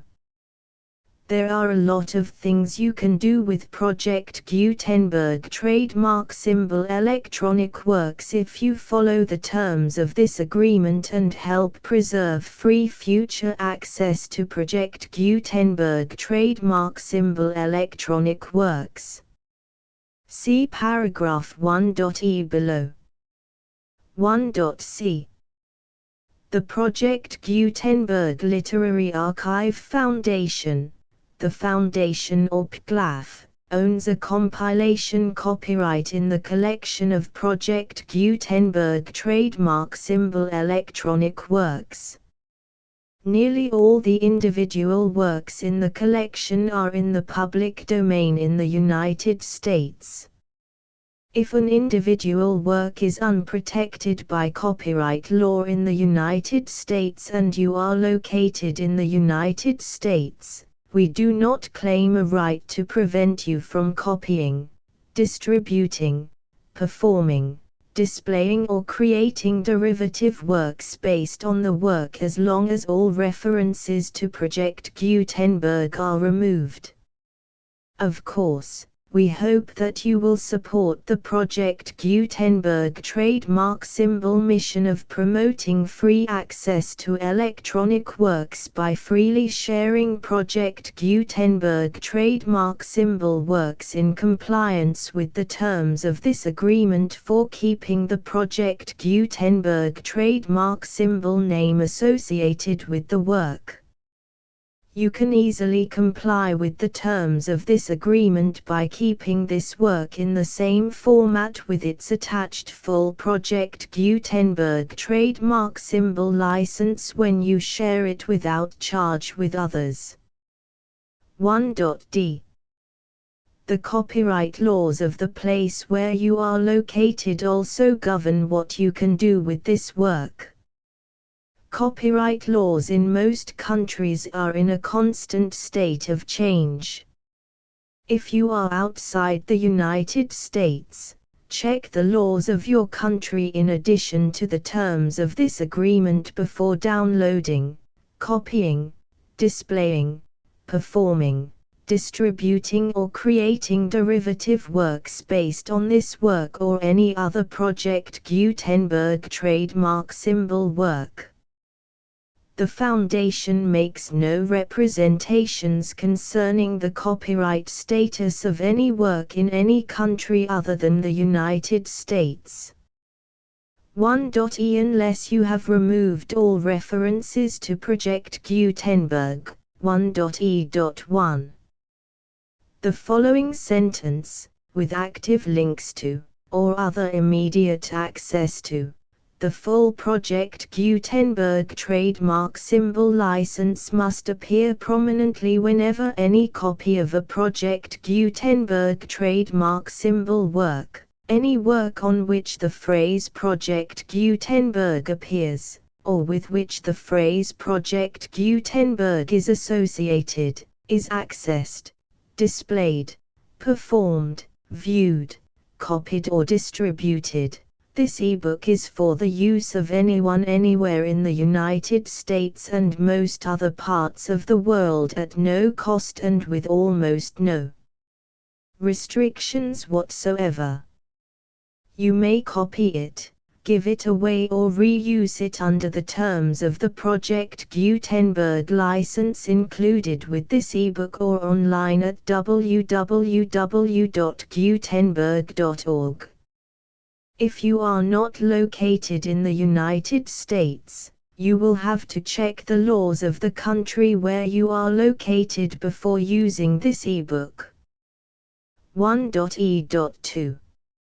If an individual Project Gutenberg trademark symbol electronic work is derived from texts not protected by U.S. copyright law, does not contain a notice indicating that it is posted with permission of the copyright holder, the work can be copied and distributed to anyone in the United States without paying any fees or charges. If you are redistributing or providing access to a work with the phrase Project Gutenberg associated with or appearing on the work, you must comply either with the requirements of paragraphs 1.e.1 through 1.e.7 or obtain permission for the use of the work and the Project Gutenberg trademark symbol trademark as set forth in paragraphs 1.e.8 or 1.e.9. 1.e.3. If an individual Project Gutenberg trademark symbol electronic work is posted with the permission of the copyright holder, your use and distribution must comply with both paragraphs 1.e.1 through 1.e.7 and any additional terms imposed by the copyright holder.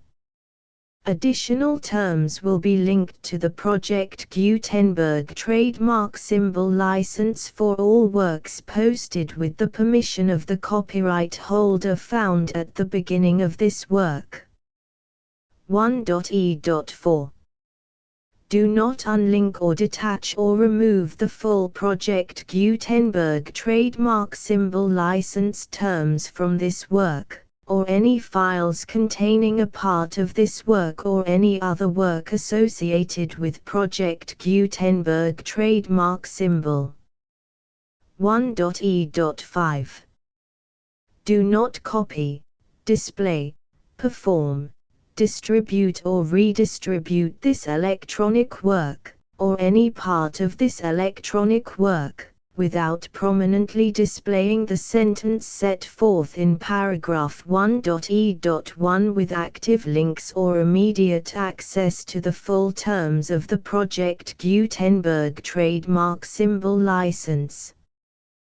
1.e.6 You may convert to and distribute this work in any binary, compressed, marked up, non-proprietary or proprietary form, including any word processing or hypertext form. However, if you provide access to or distribute copies of a Project Gutenberg trademark symbol work in a format other than plain vanilla ASCII or other format used in the official version posted on the official Project Gutenberg trademark symbol website, www.gutenberg.org, you must, at no additional cost, fee or expense to the user, provide a copy, a means of exporting a copy, or a means of obtaining a copy upon request, of the work in its original plain vanilla ASCII or other form. Any alternate format must include the full Project Gutenberg trademark symbol license as specified in paragraph 1.e.1. 1.e.7 Do not charge a fee for access to, viewing, displaying, performing, copying or distributing any Project Gutenberg trademark symbol works unless you comply with paragraph 1.e.8 or 1.e.9. 1.e.8 You may charge a reasonable fee for copies of or providing access to or distributing Project Gutenberg trademark symbol electronic works provided that you pay a royalty fee of 20% of the gross profits you derive from the use of Project Gutenberg trademark symbol works calculated using the method you already use to calculate your applicable taxes. The fee is owed to the owner of the Project Gutenberg trademark symbol trademark, but he has agreed to donate royalties under this paragraph to the Project Gutenberg Literary Archive Foundation. Royalty payments must be paid within 60 days following each date on which you prepare, or are legally required to prepare, your periodic tax returns. Royalty payments should be clearly marked as such and sent to the Project Gutenberg Literary Archive Foundation at the address specified in Section 4, Information about donations to the Project Gutenberg Literary Archive Foundation. You provide a full refund of any money paid by a user who notifies you in writing, or by email, within 30 days of receipt that he does not agree to the terms of the full Project Gutenberg trademark symbol license. You must require such a user to return or destroy all copies of the works possessed in a physical medium and discontinue all use of and all access to other copies of Project Gutenberg trademark symbol works. You provide, in accordance with paragraph 1.f.3, a full refund of any money paid for a work or a replacement copy, If a defect in the electronic work is discovered and reported to you within 90 days of receipt of the work, you comply with all other terms of this agreement for free distribution of Project Gutenberg trademark symbol works. 1.e.9. If you wish to charge a fee or distribute a Project Gutenberg trademark symbol electronic work or group of works on different terms than are set forth in this agreement, you must obtain permission in writing from the Project Gutenberg Literary Archive Foundation, the manager of the Project Gutenberg trademark symbol trademark. Contact the Foundation as set forth in Section 3 below.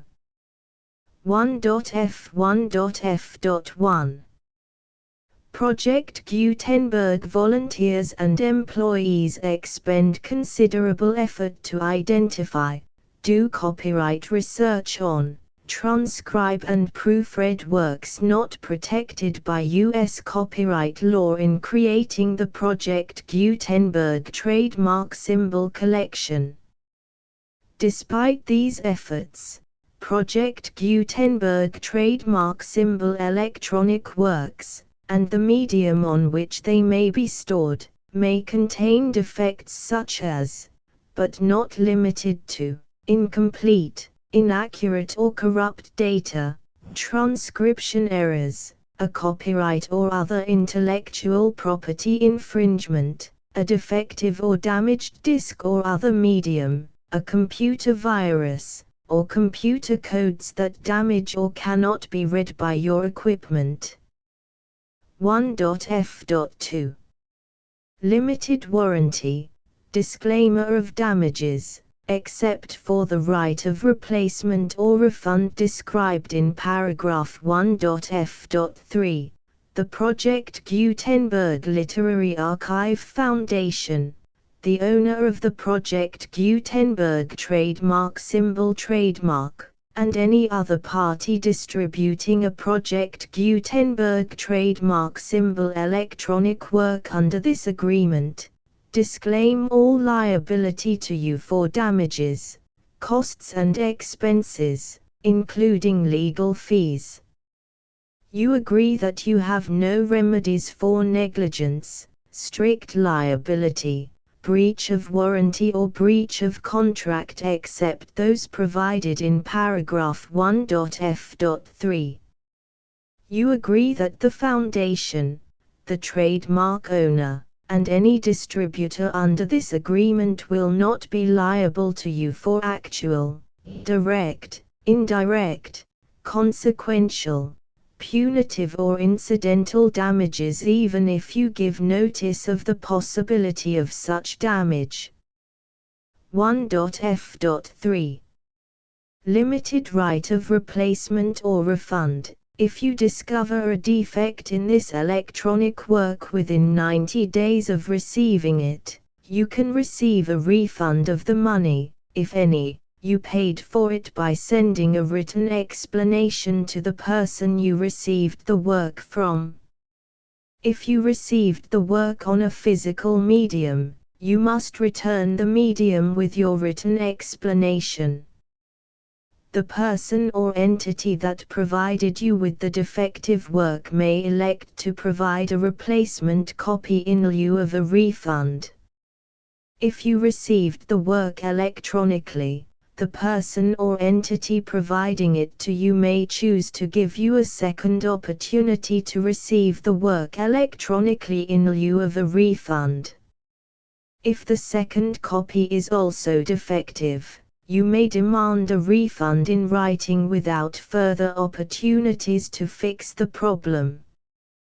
1.f.4 Except for the limited right of replacement or refund set forth in paragraph 1.f.3, this work is provided to you as is, with no other warranties of any kind, express or implied, including but not limited to warranties of merchantability or fitness for any purpose. 1.f.5 Some states do not allow disclaimers of certain implied warranties or the exclusion or limitation of certain types of damages. If any disclaimer or limitation set forth in this agreement violates the law of the state applicable to this agreement, the agreement shall be interpreted to make the maximum disclaimer or limitation permitted by the applicable state law. The invalidity or unenforceability of any provision of this agreement shall not void the remaining provisions.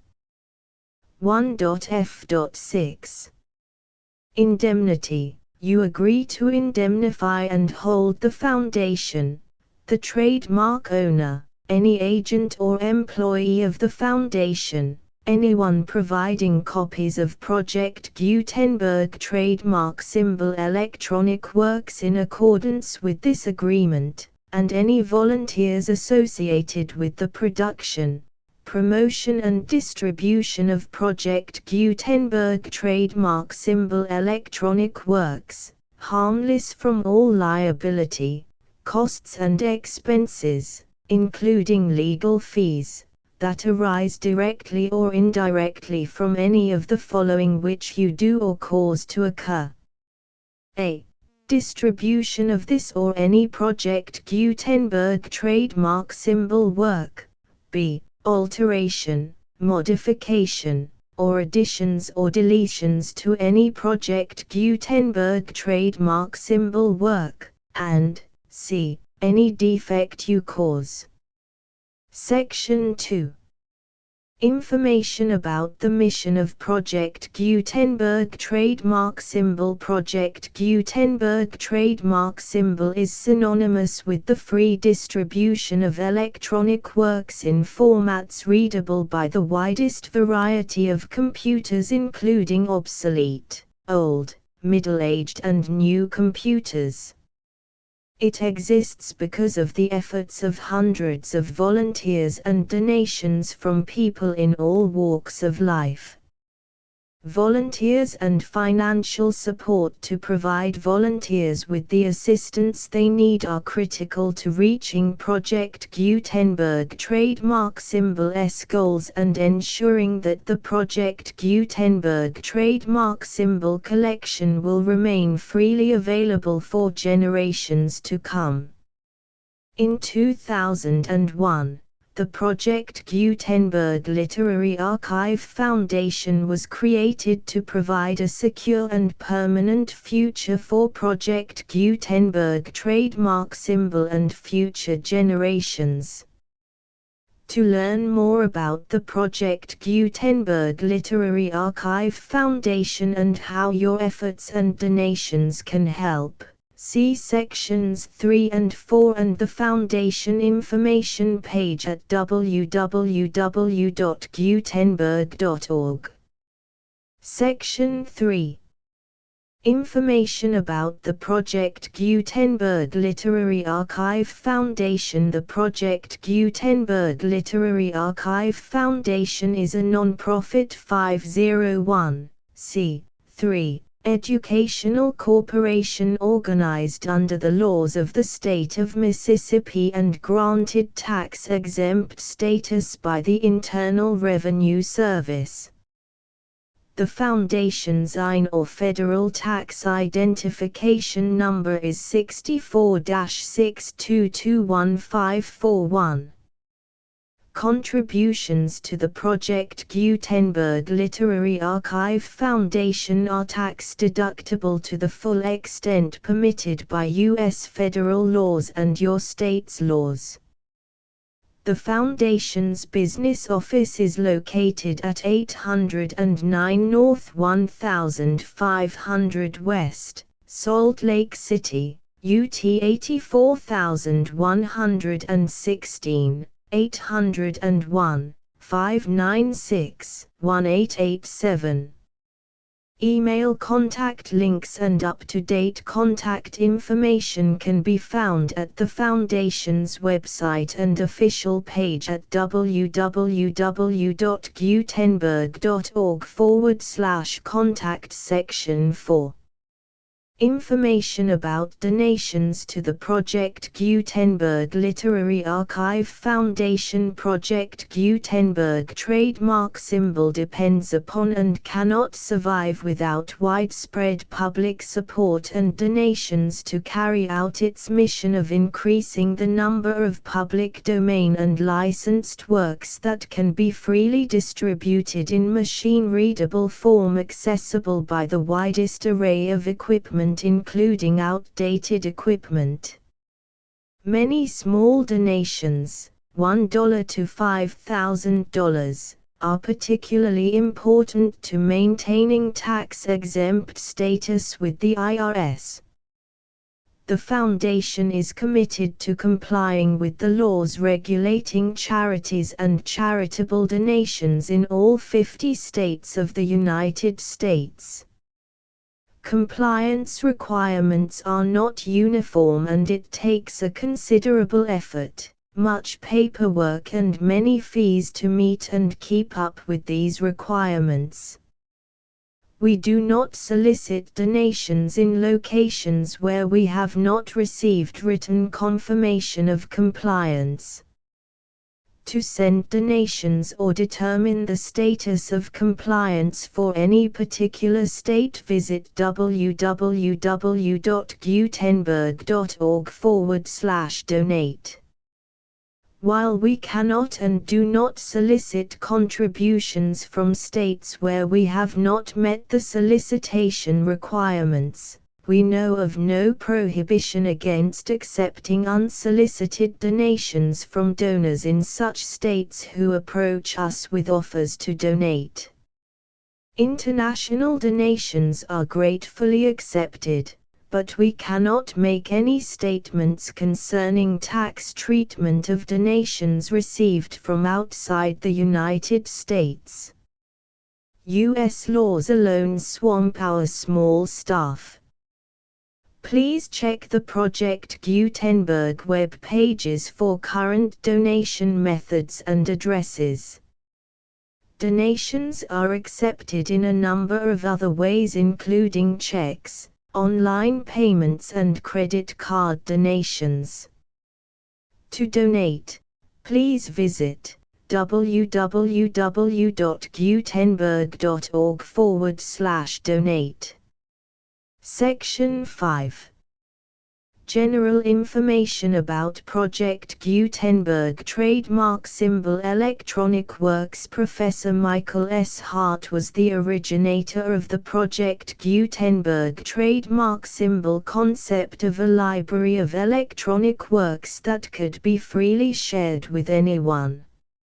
For 40 years, he produced and distributed Project Gutenberg trademark symbol ebooks with only a loose network of volunteer support. Project Gutenberg trademark symbol ebooks are often created from several printed editions, all of which are confirmed as not protected by copyright in the US unless a copyright notice is included. Thus, we do not necessarily keep ebooks in compliance with any particular paper edition. Most people start at our website, which has the main PG search facility, www.gutenberg.org. This website includes information about Project Gutenberg trademark symbol, including how to make donations to the Project Gutenberg Literary Archive Foundation, how to help produce our new ebooks, and how to subscribe to our email newsletter to hear about new ebooks.